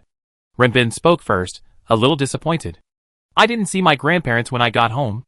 The neighbors were either bitten to death or turned into zombies. In our village, we didn't see a single survivor. Then I searched for another month, but still couldn't find them. Finally, I had no choice but to meet you in Sucheng. Then I ran into Lao Sheng downstairs in your complex. Since we couldn't keep in touch after the apocalypse, everyone wrote down their addresses when they parted ways, so they could easily find each other in case of emergency. As the team leader, Jiang Minglang wrote two names, one for Suzhou and the other for his hometown of Pingjiang. Rinbin's father died of illness 10 years ago, and his mother remarried, leaving him with his grandparents. Without finding the two elderly people, there was naturally no point in him staying there. Old Sheng wiped his face and said sullenly, my old man has a bad temper. He could have protected me and my mother, but he got into a fight over something, and both of them were stabbed. By the time I got home, they were barely alive. They died not long after. This reminded Zhang Xiaoda of his grandmother, whom he had yet to avenge. So, staring at old Sheng, he asked, "What happened next?" Old Sheng glanced at Jiang Minglang and whispered, "I killed those guys." Zhang Xiaoda kicked him and cursed, "We killed them. Why are you whispering so softly?" Old Sheng's neck shrank, and he dared not speak any more. "Okay, let's eat first. Afterward, I take them to settle down." Seeing that the captain hadn't objected to his killing, Old Sheng breathed a sigh of relief, feeling completely reassured. After lunch, Jiang Minglang settled the two men in a two-story building in the southeast corner of Yunqi village. Most villagers were now well-behaved, and the few stubborn ones had been subdued by Bai Wei. In addition, Xue Ding and Bai Xiangyuan had developed a series of incentives for cultivating unowned land. Bai Xiangtian believed this was a good sign and worth implementing. Most importantly, the fence fields had to be cultivated, so Jiang Minglang felt that they should protect them as much as they could. After all, the village wasn't just populated by the original inhabitants, there were also many who had come later. Renbin and Sheng Xingyu's special abilities are fire and speed, respectively, and both are quite capable, making them perfectly suited to living in the southeast corner. When Bai Yang heard that old Sheng had the same special ability as him, he immediately became interested. Plus, having trained daily with his brother-in-law recently, and believing he was making rapid progress, he was eager to compete with old Sheng to see how he stacked up. However, it started with confidence, but ended in shock. In the speed contest, he thought he was incredibly fast, but old Sheng surpassed him in a split second. As for fighting, he couldn't even come close to old Sheng. Zhang Xiaoda chuckled. "Yangzi, I told you, your brother-in-law really didn't use even 10% of his strength when he was training you. If you don't believe me, ask Lao Sheng to check with your brother-in-law." Before Bai Yang could say anything, Lao Sheng shuddered and ran away like the wind. His voice could be heard from afar. "Sergeant, I need to go back to my quarters to clean up." "Fighting with the captain? You must be kidding. He doesn't want to die." The day ended in frustration for Bai Yang. The next day was still sunny and bright. However, things were beginning to unravel beneath the Pingjiang Bridge. The zombies in Pengcheng have been completely eliminated, and the animals haven't mutated. Those who wish to stay here, please register here. Besides food and drink, we also provide safe shelter and farmland. Yes, register here. After you're done, you can get a bottle of water. Renbin and Lao Sheng, who had just arrived to stake out the situation, looked at each other in bewilderment. Newly arrived, they were confused about what those people were doing, so they left Renbin to continue their stakeout while Lao Sheng went back to report. Soon, Jiang Minglang and Du Qian followed. On the west side of the road just off Pingjiang Bridge, a long table stood. A man with a scar on his face, holding a loudspeaker, repeated the above words. A middle-aged man, with a square face, sat behind the table. Du Qian also spotted the crew cut. He said to Jiang Minglang, "It's the group I told you about before. It seems they started to take action. Last time, Xiaofei said they planned to reserve the houses in the greenhouse area for the survivors, assigning a team to protect them and allow them to fully utilize the field there. To put it bluntly, they were looking for people to farm for them. So, that team shouldn't be considered protection, it should be considered surveillance. As for the core group, whom Li Nan considered himself to be, they wanted to occupy the government building, renovate it, and use it as an office." Du Qian was now curious about how Li Nan and his team had renovated the government building. Was it operational? And Xiaofei, had he left, or was he still there? There seemed to be quite a few people here today. Jiang Minglang looked at the stream of survivors descending from Pingjiang Bridge. Although their expressions were dull and numb, but when they heard that there would be food, drink, and shelter, their eyes immediately lit up again. Despite being exhausted from the long journey, they still rushed to the long table. I sign up. I sign up. I sign up. Are you guys true to your word? We really have food, drink, and shelter? Can I get some water? Where's the water? I need some water." The square-faced, middle-aged man in charge of taking registration smiled gently. "Of course it's true. Just sign up, and you can get a bottle of water." Hearing they could actually get water, everyone pushed even harder. Line up, line up. No water if you don't line up." They thought this would work, but these people, thirsty for who knows how long, continued to push forward regardless. Oh my goodness, they are all back from the south? After Jiang Minglang and Du Qian arrived, Xue Ding and Bai Wei followed. This was their first time out of Yunqi village since the apocalypse. Watching those pale, thin, and haggard people descend the bridge, they were stunned. They were definitely refugees. Regardless of Jiang Minglang's cold shoulder, Bai Wei leaned over and whispered, "Brother-in-law, who are those people taking names and distributing water? Are they sent by the government? Do you think there's still a government these days?" Bai Wei shook his head honestly. "I don't know. I'm asking you." Jiang Minglang, This guy is truly an outlier in the Bai family, or perhaps, he doesn't look like a Bai family member at all. Is that so? Seeing Jiang Minglang didn't answer, he urged again. Jiang Minglang said unhappily, "No." "Then why were they so kind to hand out water?" "Kind? Do you think they were kind? Are they not? Everyone got a free bottle of water. Didn't you see how thirsty those people were? Let me ask you, is it easy for us to get water? What's so difficult about drinking water? We have pressurized wells." After saying that, Bai Wei realized that pressurized wells weren't just in Yunqi village, they existed in other places as well. So wasn't water readily available in Pingcheng? Only then did he realize that those people were using the free well water to do a good deed. But what's the point? It's the middle of the day, aren't you tired? You're not from the government. Jiang Minglang felt truly exhausted talking to Bai Wei, so he turned away, ignoring him. But Bai Wei wasn't self-aware. He patted Jiang Minglang on the shoulder and continued, "Do you think Bai Hua could ever come back?" His question seemed heartless, but a closer look revealed tears welling up in his eyes. No matter what, she was still his sister. For the past few months, his father had been running to the intersection every day, only to return disappointed every time. That damn girl. Could she really not be coming back? Before Jiang Minglang could reply, the crew-haired guy who had been handing out water across the street handed over his work to someone else and strode over. "Brother Du." He greeted Du Qian with a forced smile. "Yesterday, Brother Qiao told me you were leaving. Brother Nan, and I thought you were leaving Pingcheng and heading north. Turns out you weren't." The crew cutter glanced at Jiang Minglang and instantly remembered where he run into him. It wasn't the special place, but Brother Nan said he felt dangerous. So Du Qian knew this guy? Do I need to tell you where I'm going? As Du Qian finished speaking, the crew cutter's smile froze. A fierce look flashed in his eyes, but he remained impassive.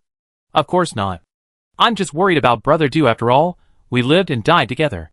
"What do you mean by living and dying together?" It was clearly him and Xiao Fei who had saved them. Du Qian didn't bother dealing with such small-time minions. He said calmly, "You don't have many people, so get back to work." Being publicly disrespected, the crew-haired man was furious, but he said, "It's okay, I be busy." "So, Brother Du, are you also here to take these people in? Why would he come over here without asking their purpose?" "Lu Er?"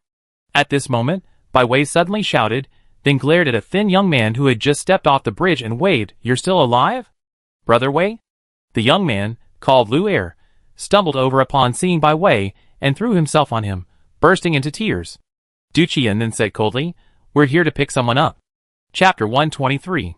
The young man Bai Wei called Lu Er was indeed a member of the Lu family from Yunqi village. Before the apocalypse, he worked in the metropolis of Jiancheng. The day before the apocalypse, he took half a day off due to working too late. It was this half day off that saved his life. He then endured a month at home. Later, as the zombies in the neighborhood were gradually cleared, he thought the disaster was about to pass, and that dawn would soon arrive. Who knew that what greeted him was an overwhelming animal rampage? That night, the entire Jiancheng was nearly drowned in blood. As he stumbled and escaped, the screams never ceased. He didn't know how he made it back to Pingcheng alive. For a moment, he thought he was going to die on the road. Even after reaching Pingjiang Bridge, he was still dazed, feeling like it wasn't himself walking, but his soul. That's exactly what he believed before Bai Wei called him. Leaves return to their roots, souls return to their homeland. That's how it should be. It wasn't until Bai Wei woke him up and saw the village bully he'd grown up with that he suddenly realized he was back. At that moment, for the first time, he felt the bully he avoided so much could be so kind, so endearing, so... Before he could find more words to express his feelings, his honest body had already thrown itself over to the bully, clasping his legs and sobbing uncontrollably. "Brother Wei, I missed you so much." "Bai Wei?" ? Baffled, he looked down at Lu Er, then turned to Xue Ding and muttered, "Xue Ding, is there something wrong with my memory? Actually, I had a pretty good relationship with Lu Er, didn't I?" Xue Ding fell silent. If he remembered correctly, Lu Er was several years younger than Bai Wei, and Lu Er's eldest brother had even fought with Bai Wei. The Lu brothers used to treat Bai Wei like a scourge. But those minor quarrels naturally pale in comparison to life and death. After returning home after such a tumultuous journey, Xue Ding fully understood Lu Er's current state of mind. No matter who they first saw, even the village dogs would burst into tears of joy. He sighed, stepped forward to help the man up, and whispered soothingly, "All right, Lu Er, let's go home. Your parents are waiting for you." The old couple of the Lu family were still alive, but his eldest brother and his wife were gone. It was unclear whether they were zombies from the beginning or were bitten by zombies later, but by the time he followed Uncle Bai to clean up, the couple had already become zombies. "Yes, yes, yes, we be home soon. Don't cry." Given the guy's affection for him, Bai Wei, who rarely disdained him for wiping his snot and tears on his pants, and Xue Ding and Bai Wei, one on each side, helped him up. Just as he was about to turn and leave, his eyes suddenly lit up again, and he yelled, "Rat!" Jiang Minglang followed Bai Wei's gaze, his face darkening. He wondered, that idiot Bai Wei, when did his eyes become so sharp? How did he spot Wen Haoyang so easily among so many people? Compared to the disheveled and emaciated faces of those around him, Wen Haoyang looked considerably better. He was carrying a backpack, and despite the summer heat, he wore long-sleeved shirts and trousers that weren't too flimsy. That was understandable. No one coming from the south wore short-sleeved shirts or shorts. Safety came first, after all. Besides being neatly dressed, he seemed in good spirits. At least he wasn't as skinny as the others. Jiang Minglang wasn't surprised. After all, this guy was truly capable. Bai Wei. Hearing the shout, Wen Haoyang strode over. In fact, he had already noticed them before Bai Wei called out. It wasn't for any other reason, but mainly because Jiang was so tall and so imposing. Standing there like a towering figure, it was hard not to notice him. It's the end of the world. Why hasn't this been starved to death? Approaching, Wen Haoyang glanced at Jiang Minglang and asked, "Are Lizzie and Chi-Chi back too?" Jiang Minglang thought to himself, "What's it to you whether my wife and children come back?" Thinking this way, he said, "Of course, with me here, they would have been back long ago." Wen Haoyang wasn't quite convinced. He asked suspiciously, "You were home when the apocalypse began?" "That's impossible, right?" Jiang Minglang thought, "What's it to you whether I'm home or not?" He said angrily, "Why are you talking so much nonsense? Since you're back, why don't you go home and check on them?" He wasn't concerned about his own father, but was concerned about someone else's wife and children. What's wrong with him? But as soon as he finished speaking, even Bai Wei turned to look at him in surprise. Wen Haoyang's expression remained calm and composed. Jiang Minglang looked at Bai Wei, his eyes filled with confusion. Bai Wei whispered, "Brother-in-law, you really don't know." "Know what?" "Uncle Wen passed away from a heart attack at the end of March." Jiang Minglang, He really didn't know. He hadn't heard from his father-in-law. Bai Xiangtian and Wen Haoyang's father were sworn brothers, and had a very good relationship. Thus, Bai Li and Wen Haoyang grew up together as childhood sweethearts. Jiang Minglang's mood soured at the thought of these 4 words. After all, before he and his wife started dating, Wen Haoyang's father had already set his sights on Bai Li, and wanted her to be his daughter-in-law. If his wife hadn't shown any interest in Wen Haoyang, he had been afraid that confessing his feelings wouldn't even make them siblings. Now, well, she should still be his wife. While the outcome wouldn't change, it didn't stop Jiang Minglang from disliking Wen Haoyang. This guy was so good at putting on an act in front of his father-in-law, it was annoying. The crew-haired man nearby felt relieved after several people recognized the 2 men. It seemed they were really there to pick someone up. As long as they weren't antagonizing them, they could just rush to collect them. "Let's go, old Du." Jiang Minglang turned and winked at Du Qian, who understood. The 2 of them quickly rode their bikes away.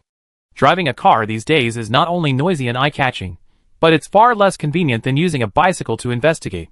For this reason, Jiang Minglang, Zhang Xiaoda, and Bai Yang had practically cleared out every bicycle store in Pingcheng last month. Of course, there were electric bikes, but by comparison, he still preferred bicycles. Bai Wei saw Jiang Minglang leave, and he grew anxious. He reached out and tugged at Xue Ding, whispering, "Let's go too." With his brother-in-law away, he felt unsafe. What if something happened again? Looking at the refugees descending the bridge like ghosts, he felt that this possibility wasn't out of the question. Now that he'd been out, he realized how safe and happy he was in the village. Xue Ding nodded in agreement. "Okay, let's go." Then he looked at Lu Er and said, "I take you back to the village." Lu Er nodded gratefully. "Thank you, Brother Ding." Bai Wei looked at Wen Haoyang and asked, "Haozi, are you coming back to our village with me, or to town?" He added, "There's no one left in town." when Hao Yang's home was in town, with a shop in the front and a house and yard in the back. After his father passed away, the shop naturally closed, and now there was no one at home. I had been close friends with Bai Li as a child, partly because their parents were both divorced, and we felt a sense of sympathy. When Hao Yang said calmly, "Take me to town first. I go home and then come back to see Uncle Bai." "Okay." After the others left, Renbin and Lao Sheng remained quietly squatting in the shade, unobtrusive. Until the sun set and the evening glow rose over the horizon, Lao Sheng, who had been waiting with a somewhat dazed expression, suddenly shuddered. Not many people were coming down the bridge by then, only groups of 3 or 4, supporting each other. Compared to the young and strong men of the day, the remaining ones were mostly the elderly, the weak, women, and children. The crewmen and the others had noticed this half an hour ago, so they had already cleared the tables and left. The people they cleared were there to work, not to provide for their retirement. At the very back of the group of women and children, a black sedan slowly followed, its windows half open, revealing a familiar face. Old Shum slapped Renbin on the head, saying, "Look, who's that? I'm not blind." It was hard for him not to see such a large car. After the elderly, the weak, the women, and the children had all gotten off the bridge, the black sedan followed. The 2 men immediately jumped up and rushed over, shouting in unison, "Deputy Captain." It was none other than Su Bo. After dinner, Su Bo sat on the sofa in the Bai family's main room, holding his now sleeping daughter. Bai Li brewed a pot of tea and brought it over, pouring it for Su Bo and Jiang Minglang, then pushed it to them. "Thank you, sister-in-law." Su Bo's voice was a little hoarse, and it was thick with fatigue. Bai Li looked at the little girl, who seemed uneasy even in her sleep, and sighed inwardly. This child seemed to have suffered a lot. Compared to Bai Li, Jiang Minglang was much more relaxed. He glared at Su Bo and asked directly, "What's going on? Don't tell me you barely managed to protect your own daughter." It had already been apparent during dinner that the child seemed to have some mental issues. But Jiang Minglang had heard Bai Li talk about a chance encounter with Su Bo and his daughter, and the child was fine at the time. "Blame me." Su Bo looked down at his daughter's thin face, a look of regret on his face. "I took you back to my parents. My brother and his family were there too. We were a big family, eating and drinking a lot. So during the day, I would usually go out looking for things, leaving you in my parents' care. She was their granddaughter, and I never thought there was anything wrong. But who knew that after I went out that day, it would rain heavily, and then the city animals started going crazy, and even ordinary windows couldn't stop them. I hurried back home, only to find that everyone in the family had run away, all into the basement." Here, Su Bo paused, as if the rest of the sentence was difficult to say. Jiang Minglang, not wanting to tolerate him, pressed impatiently, "And then what?" "And then? They left you behind." The room was silent. After Bai Li's shock, a flicker of sympathy flashed in her eyes. Strictly speaking, Su Bo couldn't really be blamed for this. Those were his parents. It was natural for him to trust them, just like she trusted her father. She never doubted his love for Chi-Chi. If danger arose, Bai Xiangtian would surely risk his own life to protect Chi-Chi. So how could Su Bo have anticipated such a thing? Even though his daughter hadn't grown up with his parents, she was still his granddaughter after all. But thinking of her husband's eccentric parents, she felt nothing was impossible. One could only say that there are all kinds of birds in the forest, and the same goes for parents and grandparents. "Idiot!" Jiang Minglang couldn't help but curse, and his next words were merciless. "Didn't your parents have any signs beforehand that they would do this? Since they didn't think of you at the first moment of danger, didn't they show any signs beforehand? If you say they didn't, then you're even more foolish." He knew Su Bo's brother had a 10-year-old son. He took his grandson with him when he ran away, but forgot about his granddaughter? This kind of knee-jerk reaction would surely manifest in his daily life, like giving his grandson first when he had something delicious to eat and drink. He didn't believe Su Bo hadn't noticed such a small detail. He did, but because he prioritized his daughter, ensuring she didn't go hungry, he didn't mind their unconscious favoritism. That was until he returned home in the heavy rain that day and later found his parents and his brother and sister-in-law in the basement, but his daughter was nowhere to be found. Su Bo's heart sank to the bottom of the pit. He returned home and searched carefully, finally finding his trembling daughter under the bed. Yu remarked on how quickly grandparents left, the house gone in the blink of an eye. She hadn't known there was a basement. Hearing the heavy rain outside, and the sound of something banging against the window, she was so frightened she crawled under the bed. At that moment, he felt indescribably miserable. Since they couldn't live in the city anymore, they simply took their daughter and left. As for his parents and his brother and sister-in-law, they were all still alive when he wasn't there. So, he was sure he could take care of himself. But Yu already had a psychological scar from being abandoned, just like when her mother abandoned her at school. Although he didn't say it, she understood everything.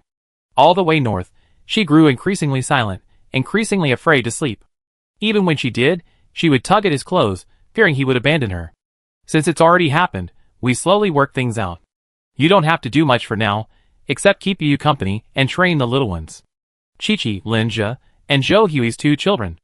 Jiang Minglang had originally planned to give the children some physical training, and with Lao Su's arrival, he could train them while the little ones played with Yu. Kill 2 birds with 1 stone. But plans can't keep up with changes. The next day at noon, the previously clear sky suddenly darkened, and Lao Sheng, who had been camping under Pingjiang Bridge, returned to the village like the wind. Captain, there's a situation at Pingjiang Bridge. Mutated animals are trying to cross. Jiang Minglang's face changed, and he asked, what animals? They're rats, about the size of cats, a huge black mass. Mutated rats. Finally here. Where's Renbin? He's holding the line on the bridge. Just him? Yes, those bastards ran off when they saw the situation was getting bad. You go ahead, I'll be there soon. Jiang Minglang turned and called Bai Yang, go get Musong, and have him come over too. To burn rats, nothing is more suitable than fire. Bai Li heard the noise and rushed over. The couple exchanged glances. Jiang Minglang knew his wife's abilities. He glanced at the green ivy vines crawling across every wall and warned, be conservative. Don't exhaust your powers. Do you understand? Although one can grow after exhausting one's powers, the physical pain at that moment is also very real. Bai Li was afraid of the pain, but he couldn't bear to let her go.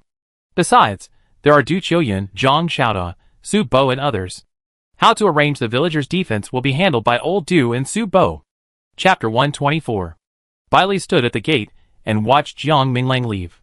To say she wasn't worried would be a lie, but to say she was deeply concerned wasn't either. She was probably used to it. After all, his career had never been stable. If she worried every time he left home, she'd lose her appetite and sleep. Life would be unbearable. In Yunqi village, Du Qiyan was having Shui Ding urgently gather the young and strong. Each one was armed with a knife or a stick, and they all looked on full alert. Yesterday, Bai Wei and Shui Ding had seen the refugees crossing the Pingjiang Bridge. Coupled with Lu Er's description of the situation outside after returning to the village, most people felt a sense of empathy. They felt that the village was still safe, and no matter what happened, they had to protect it. After all, without a home, how could anyone survive? So today, upon hearing about the situation, not only the young and strong, but also the elderly and women, grabbed their farm tools. Their hands and feet were trembling a little as they gathered. Du Qiyan watched with amusement, yet felt deeply comforted. Whether or not they could help was one thing, but the willingness to do so, and the willingness to act made the fight to protect Yunqi village worthwhile. After all, the village belonged to everyone. Who wouldn't be happy when the people you wanted to protect owed you a favor? He consoled the elderly, and told them to go home first. Protecting themselves and their children was more important than anything else. Besides, the situation hadn't reached the point where the elderly and weak needed to fight. Bai Li guarded the main gate. Zhang Xiaoda was in the southwest corner. Bai Yang, because of his speed, was mistaken for a messenger. He called Mu Song, then returned to the village to tell his sister, then quickly ran to Pingjiang Bridge. If things couldn't hold out here, he could return to inform everyone to prepare. It said there were a lot of people crossing the bridge early this morning, at least half of them following those scoundrels from yesterday to their so-called base. At noon, screams echoed from the southernmost side of the bridge. Those already on the bridge panicked and desperately ran back, while those who hadn't yet made it scrambled back onto the bridge. Renbin and Lao Sheng, sensing something was amiss, crossed the bridge to investigate. They saw swarms of giant rats swarming towards the survivors. Anyone caught by them was reduced to a skeleton in less than 3 minutes. Lao Sheng shuddered, exchanged a glance with Renbin, and hurried back to report. When Jiang Minglang arrived at the bridge, Renbin was standing at the south end of Pingjiang Bridge, burning rats one after another. This was partly to buy time for the survivors on the bridge to escape, and partly to prevent the rats from crossing. After all, if they were allowed to cross, Pingcheng would suffer. Yunqi village and Baiguan aren't far from the bridge, so how much better could things be by then? Captain. When Jiang Minglang arrived, Renbin's forehead was covered in sweat. The fireballs he threw were getting smaller and smaller, barely enough to burn the rats. Old Sheng, on the other side, held a long knife in each hand, swinging with swish after images. Before him, a pile of broken bodies and arms lay on the ground. He put Xiaowu down from his arms. The little dog was initially reluctant to follow him, but he slapped it in the face until it stopped struggling. Renbin, stand back and rest for a while. As Jiang Minglang finished speaking, there was a sudden loud bang. A car, without warning, slammed into the rat swarm, splashing a pool of blood onto the ground. Each rat was crushed into a meat patty. Seeing this, Renbin and Lao Sheng's eyes widened. Damn! They've been saying how could the captain be an ordinary person? The squad leader was definitely playing tricks on them. After reporting to the captain that day, they initially didn't dare ask what his special ability was, fearing he'd use it to beat them up. If the captain didn't have a special ability, and they did, that would be so awkward, and they'd definitely get beaten up. Since they'd probably get beaten up anyway, they simply didn't ask. But when they later asked the squad leader about it, he actually said the captain was just an ordinary person, without any special abilities. At the time, they breathed a sigh of relief, thinking they were smart enough not to ask. Looking back now. What a joke. Xiaowu. The car crushed a bunch of rats, but it only stopped them for a moment before another swarm came running. Woof. Puff. Puff. Puff. Xiaowu exhaled 3 balls of red light, and the rats in front of them instantly turned to invisible ash, vanishing in the blink of an eye. Renbin, eh? He gaped at the tiny Shiba Inu in front of the captain, his mouth wide open. Suddenly, a thought popped into his head. I'm not even as good as a dog. No wonder the captain's face remained expressionless when he said he was a fire type that day. His previously smug self instantly calmed down. Luckily, he calmed down. Otherwise, his face would be swollen today. His superpowers had been almost depleted, but his physical fitness was fine. After all, people like him were naturally much stronger than ordinary people. The thought of a fire-type dog being more powerful than a fire-type like him made him feel a little bit dissatisfied. Take a break? No need. Jiang Minglang and Xiaowu stood in the middle, with Lao Sheng on the right. He moved to the left to intercept any fish that had escaped. When it comes to swordplay, he's no worse than Lao Sheng. Seeing him approach, Jiang Minglang turned his head and glanced at him indifferently. Renbin chuckled, Captain, I'm not tired. Then his eyes shifted downward, watching the Shiba Inu named Xiaowu puffing red light at the rats. It's doing it with its mouth. I'm so envious. No, wait. Why is the fire this lousy dog spewing red at first? It comes in clumps. When it first emerges from its mouth, it really looks like light. Only when it leaves its mouth and reaches the outside, does it suddenly transform into a giant fireball. Renbin looked at the fireball more closely.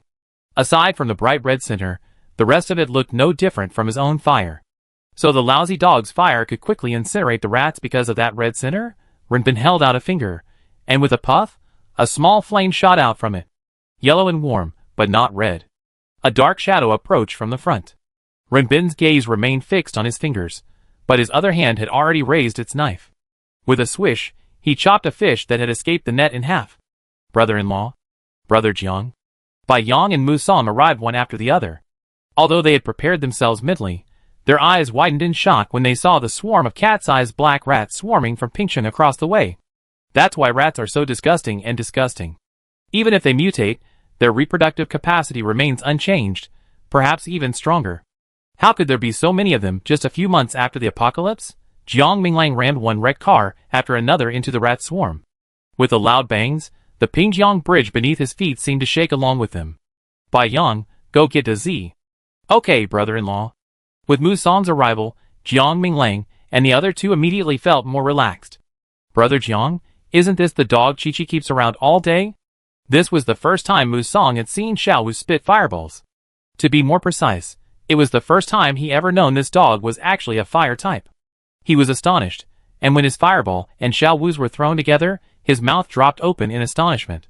Renbin, standing nearby, took one look at his expression, then at the man's fireballs, and felt reassured. It turns out he wasn't the only one who was inferior to the dog. Because Xiaowu had been specifically disciplined by Jiang Minglang before, he could now spit up to 40 fireballs. Add to that the extraordinary power of his fireballs, one could incinerate a large area, and it did so instantly.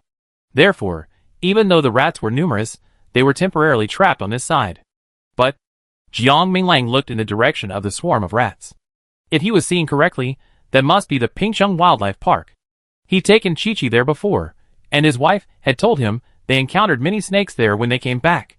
There used to be a sign for the wildlife park on the roadside after the bridge, but now it was bare. Jiang Minglang, a former sniper, was naturally sensitive to environmental changes, so it wasn't hard for him to notice that the signs advertising Pingcheng landmarks were gone.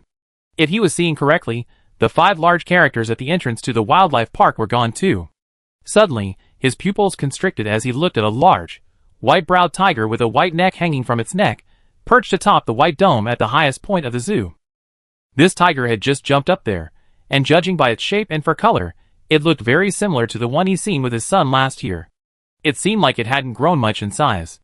But as Jiang Minglang looked over there, the tiger seemed to be watching him too. No, not seemingly, but definitely watching him. He even suspected that it was precisely because he was surveying the zoo that the white tiger had leaped up and stared at him. Its gaze seemed to say, "This is its territory, don't try to get your hands on it. It's territory." Roar. Ah. With a tiger roar and a wolf howl, the mutant rats surged with even greater ferocity, and their source became clearer, not in the zoo, but in the parking lot next to it. Woof! Woof! Xiao's barking drew Jiang Minglang's attention back. He thought the tiger's roar and wolf's howl had frightened it, but when he looked down, he saw the little dog barking furiously at the zoo. Not only that, it raised its right front paw and slammed the ground with unprecedented ferocity. Huh? Jiang Minglang, who had never given much thought to his family's dog and bird, suddenly had a flash of inspiration. He seemed to understand why Xiaowu was yelling so angrily. The rats had been driven here by the tigers and wolves at the zoo. He felt he was right. After all, these disgusting creatures are so prolific. With their numbers, a parking lot wouldn't be enough to accommodate them. Or even if it could, the big tiger probably wouldn't want to have them as neighbors. Since it didn't want them living next to it, there were too many to kill. So what should it do?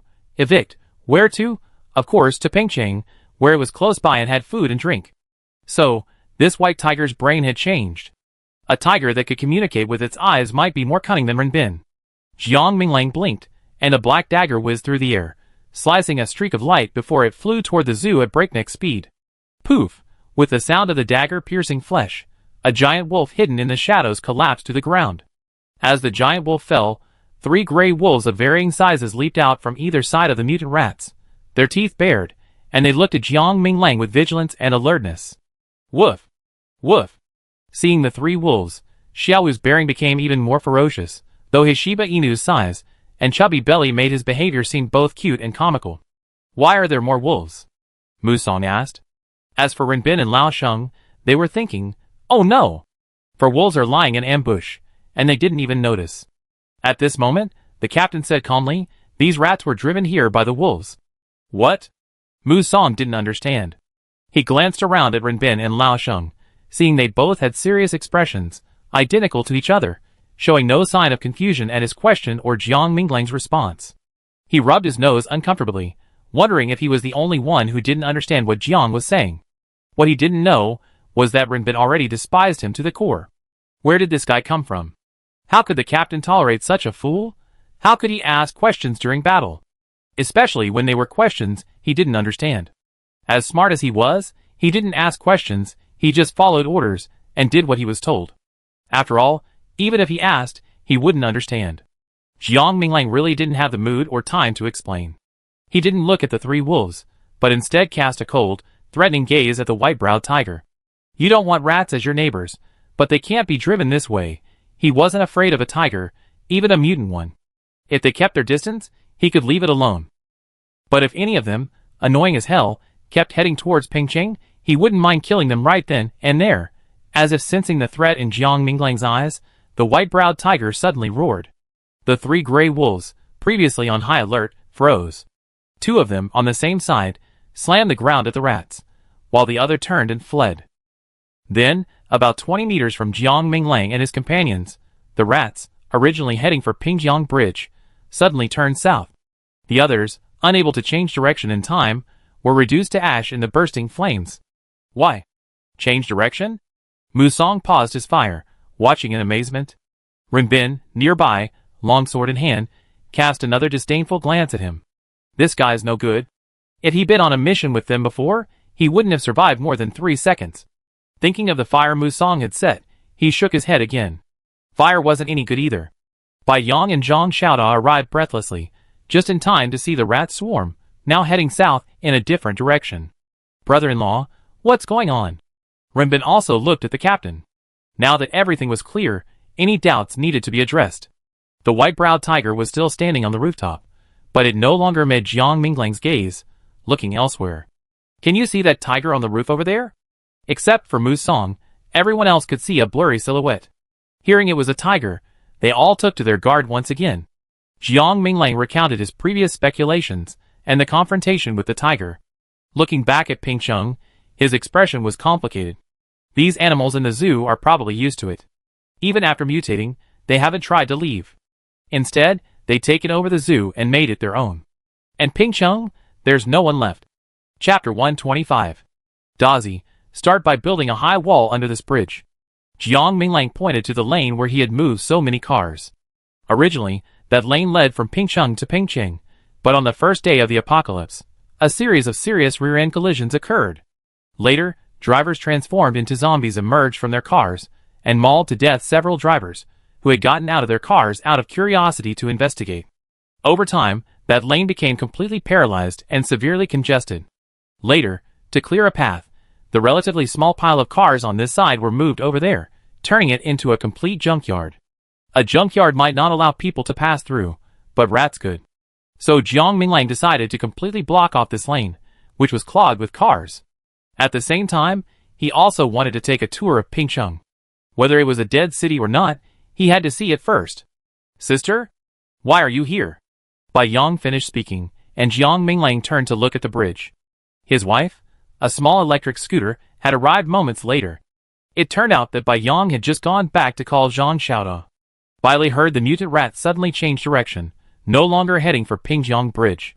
She felt relieved, but also a little curious. After some thought, she decided to come and see for herself. This situation was different from when she was alone with her son in Sucheng. With Jiang Minglang around, there was nothing to be wary of. Xiao Wu's eyes lit up when he saw Bai Li. He spun his butt and ran over. He hummed a few times, then, with familiarity, jumped onto the front running board of the electric scooter, nestled at Bai Li's feet, and nuzzled her leg with his head. Bai Li stroked Xiao Wu's head, looked at the mutant rat, which had almost disappeared, and asked Jiang Minglang, "What's going on?" The two wolves that had driven the rats away had disappeared by then, but they hadn't run far, remaining hidden as before, likely waiting for them to leave before returning. He glanced casually at the two areas, whispered to Bai Li about what had just happened, and then said, "I want to go into Pingcheng to take a look." "Are you coming?" "Yes." He knew his wife would go. Jiang Minglang smiled, turned, and asked Lao Sheng to drive. Mu Song thought that when they had been in Pingcheng, they hadn't looted the city as thoroughly as they had in Pingcheng. If Brother Jiang went, he could look for them while he was there. Leaving Zhang Xiaoda and the others guarding the bridge, Jiang Minglang led Bai Li and Lao Sheng on the way. As the car slowly entered Pingcheng, the white tiger, still lying on the roof, suddenly stood up. Simultaneously, the two wolves hidden behind the trees also moved. However, before they could take 2 steps, 2 vines suddenly swung towards them without warning. One wolf reacted quickly to avoid the blow, but the other was struck hard on the head, causing the gray wolf to howl in pain. Bai Li raised an eyebrow, thinking that these were captive wolves from the zoo. Even if they were mutated, that was all. No, it was also possible that these 2 wolves hadn't mutated and were simply following Bai Hu's orders to keep an eye on them. But fortunately, they were both captive from the zoo, otherwise there would have been many more casualties. In the blink of an eye, the struck gray wolf was entangled in several vines, terrified of the other wolf. As the car drove away, the untied gray wolf looked from the car to its companion, then back to the car, then back to its companion. The momentary confusion on the wolf's face nearly made Bai Li laugh out loud. How foolish. This wolf wasn't even as smart as Xiwu. Finally, the gray wolf opted to bite the green ivy on its companion's body. Unfortunately, it nearly broke its fangs, and in the end, it only managed to take a mouthful of leaves. Ouch. The gray wolf couldn't help but howl heavenward, only letting out one cry. The second utterance was caught in its throat. Bai Li opened her mouth in surprise, then turned to Jiang Minglang with a serious expression and said, "That white tiger has a speed mutation." The car had already turned the corner, and the 2 gray wolves following behind were no longer visible, let alone the white tiger appearing beside the gray wolf.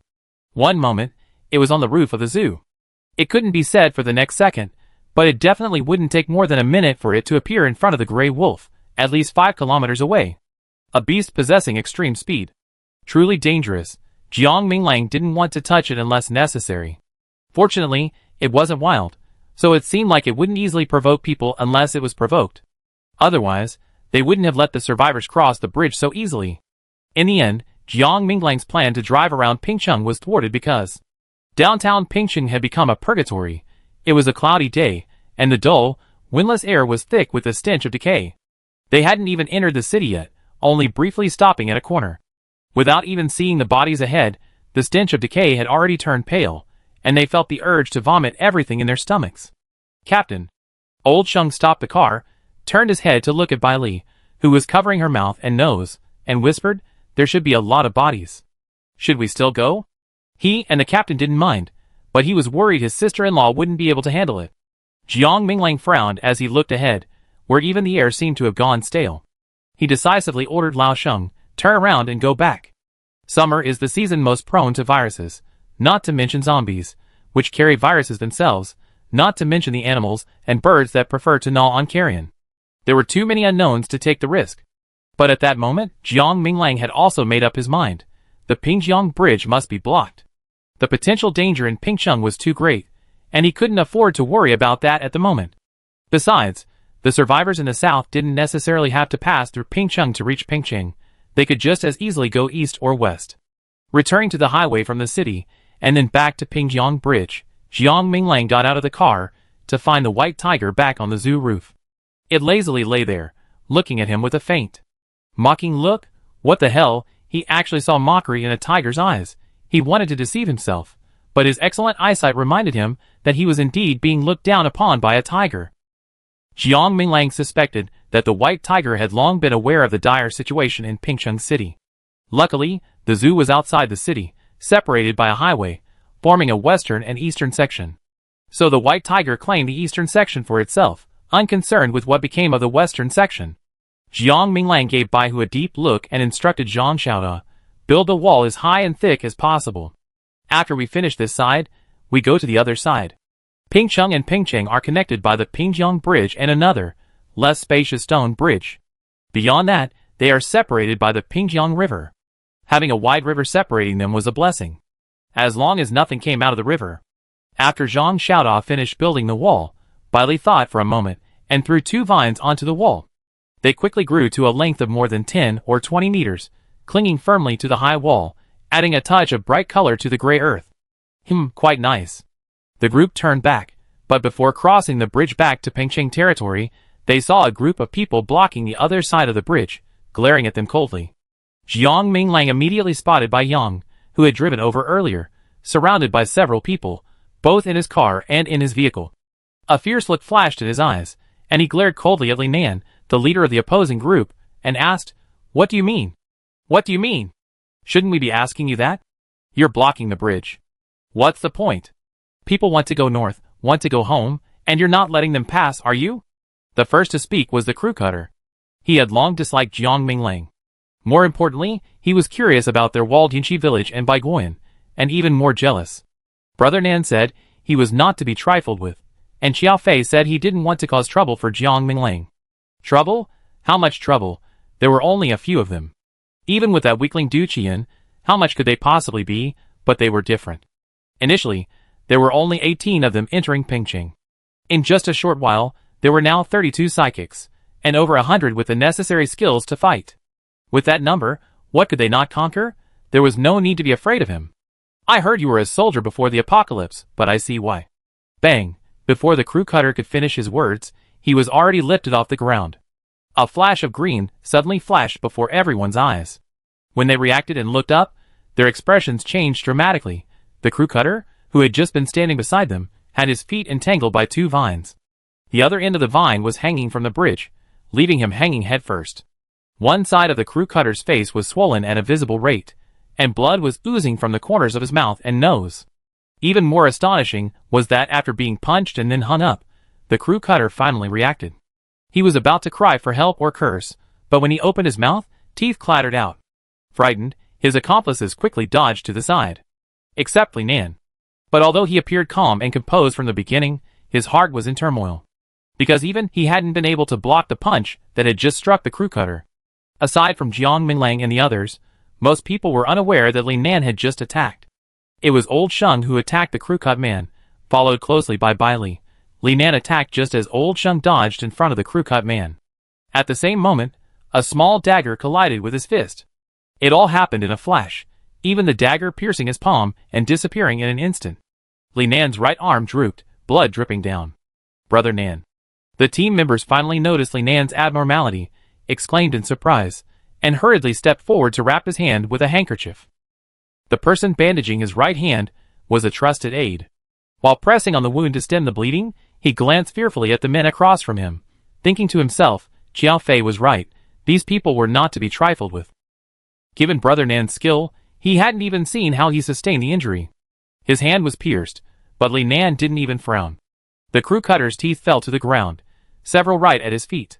He didn't even glance at them, only gazing intently at Jiang Minglang, thinking, I've been careless. He actually come here today to check on the situation, and had no intention of attacking Jiang Minglang and the others. But his mistake was not stopping the crew cutter from provoking Jiang Minglang. Or rather, he'd been secretly wondering what Jiang Minglang would do in the face of their provocation. Was there a limit? But he had never expected that after just 2 words, the other party would quietly attack without a word. Jiang Minglang had no idea what Li Nan was thinking. If he had, he'd probably have asked, why? I need to give you a heads up before we start? Let you prepare in advance? What Li Nan didn't know even more was that when the crew cutter dared to provoke him, he already had several ways of dying in mind.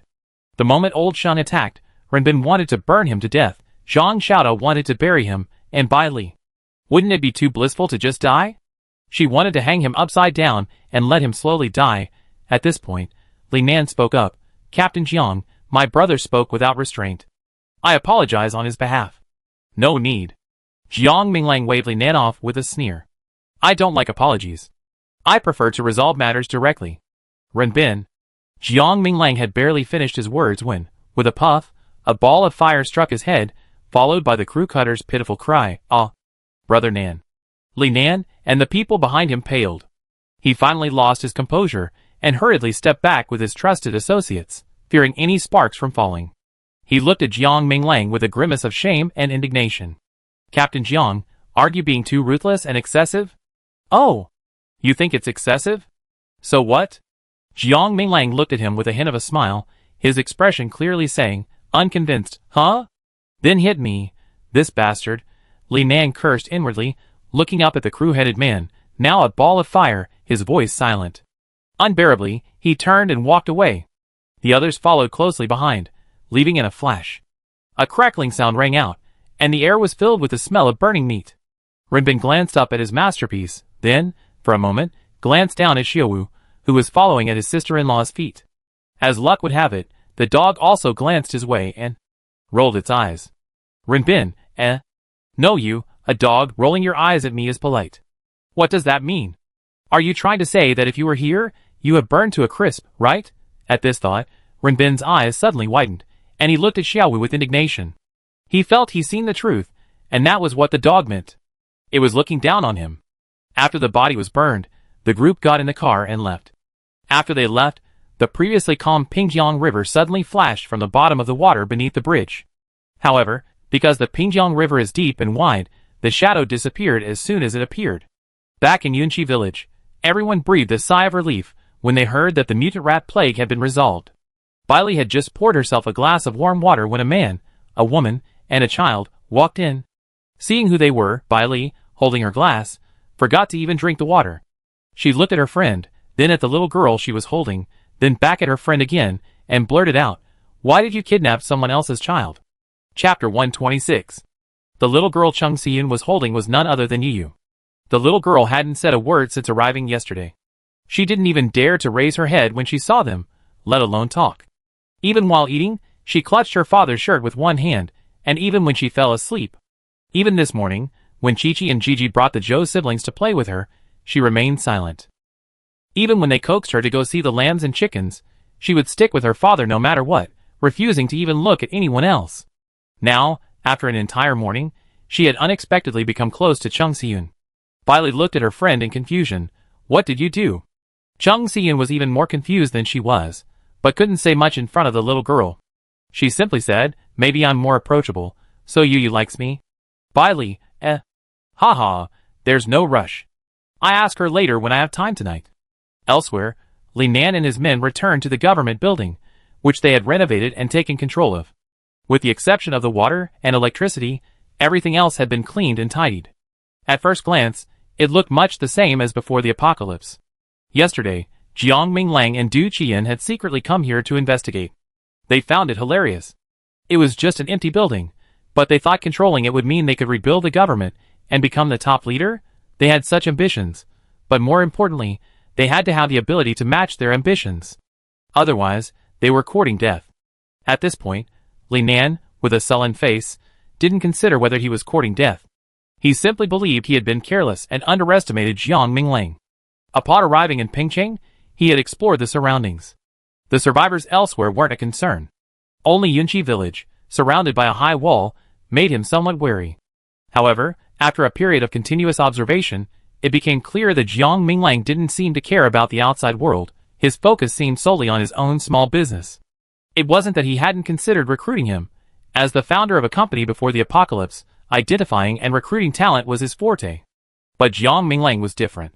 Although he had only met him twice, each time he struck him as unfathomable.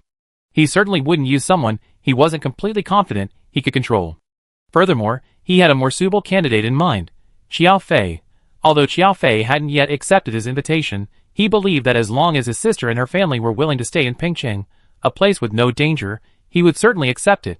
He hadn't expected his partner, Du Qian, to split up with him and join Jiang Minglang. To Li Nan, this was truly unexpected. After all, for soldiers like them, comradeship was paramount, especially since they had been comrades, who had shared life and death for over a decade, a relationship that was inseparable.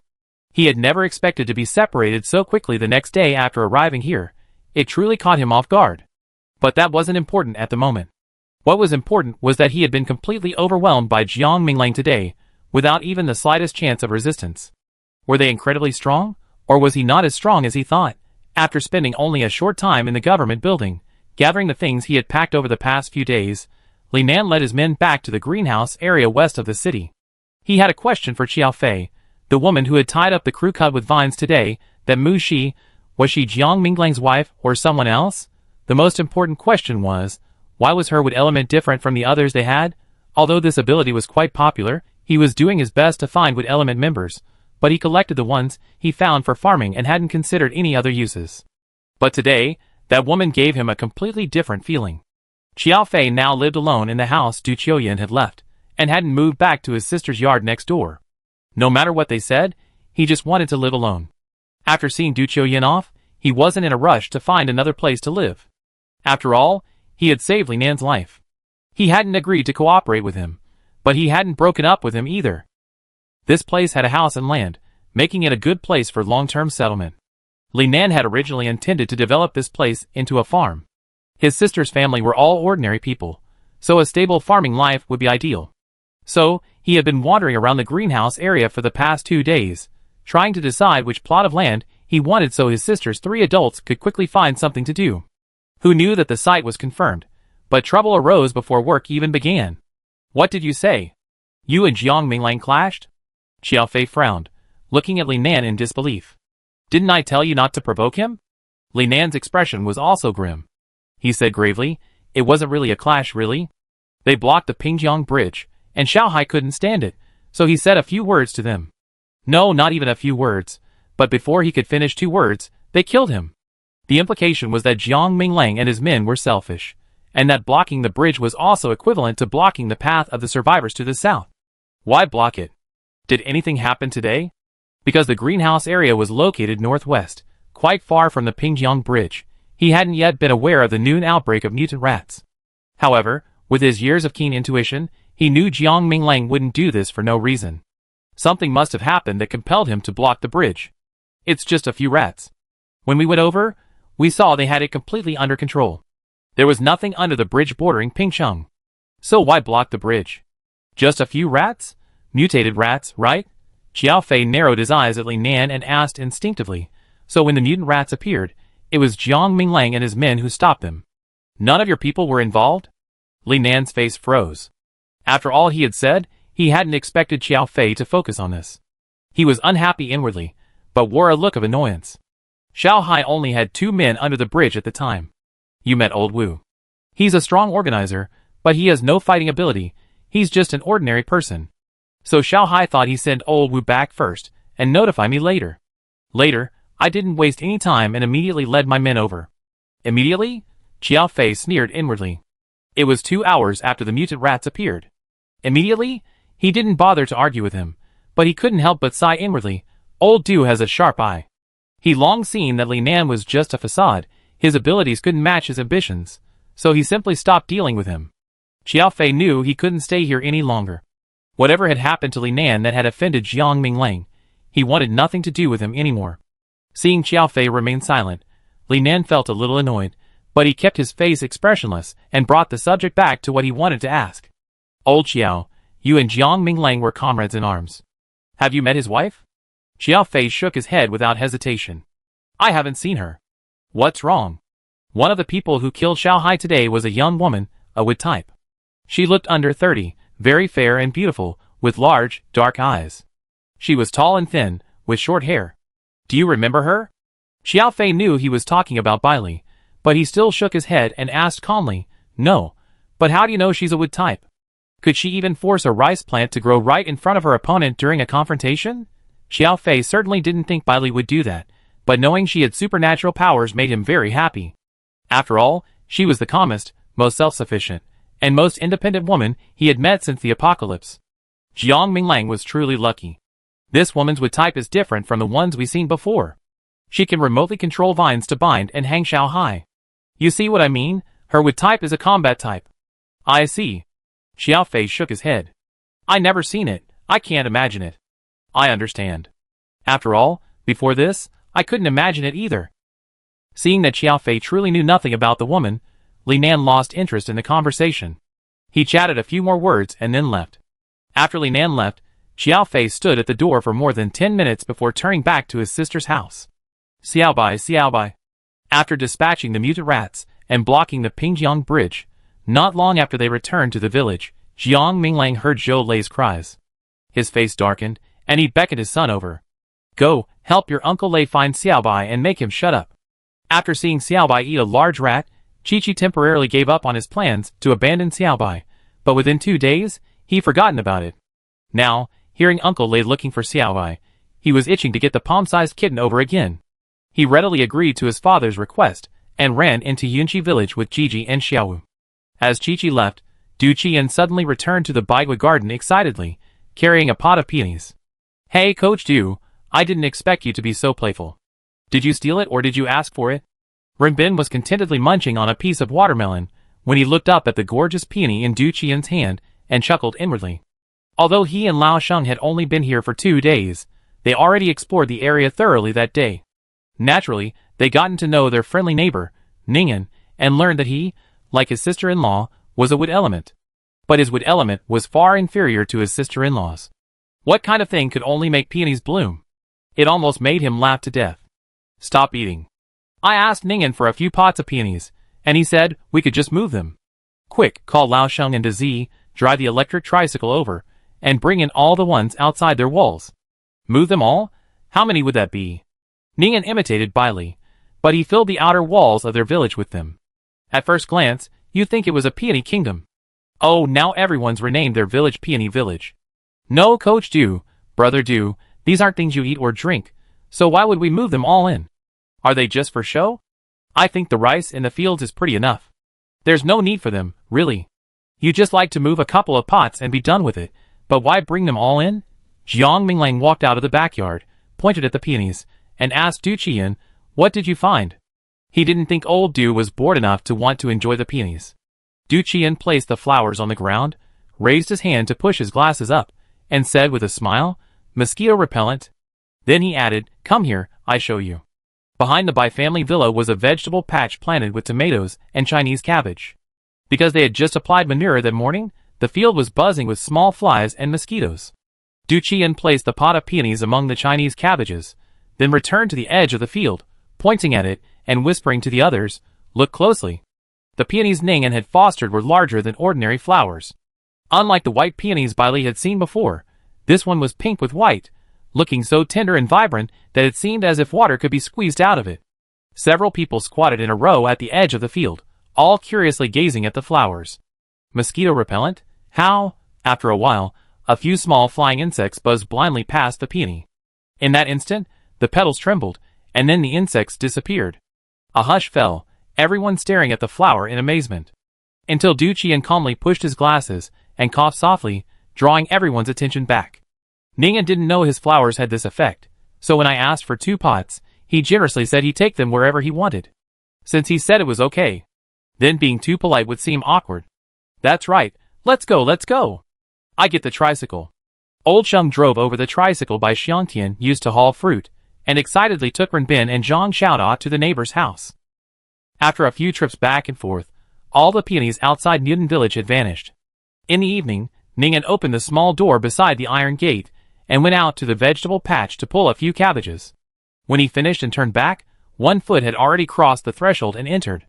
Then, he suddenly stopped, retracted his foot, and took a few steps back, looking left, then right, then left again, then right again. Suddenly, he put down his basket, strode towards the west wall, and glanced along the base of his own wall. He was stunned. "Oh my God, where are my flowers?" The one with the flower pot was gone, and so were the flowers he buried in the soil to stimulate them. Only pit after pit remained, reminding him that this wasn't a dream, his flowers had truly been stolen. Damn it, flowers aren't meant for food or drink, so why would someone steal them? Is he perverted? Xiao Mao. Xiao Mao. Hearing Ning An's yell, a tall, thin young man in his early 20s quickly burst out from behind the iron gate and asked, "What's wrong, Ngu? What's wrong? Shouldn't I be asking you that?" Ning angrily pointed at the wall and asked, "Did you slack off on your shift today? You didn't even know all these flowers were taken away?" "Huh?" Xiao Mao blinked, his face full of confusion. It was Brother Zhang and his friends next door who moved them. "Didn't you promise to give them to Brother Du?" "I promised." Before he finished his sentence, Ning remembered something like this. At that time, the new neighbor, Brother Du, had come to visit and praised the beauty of the peonies he stimulated to bloom, saying they were much more beautiful than the ones before the apocalypse. He was delighted at the time, and with a wave of his hand, he told him to take whichever pots he liked, and it was fine to take them all back.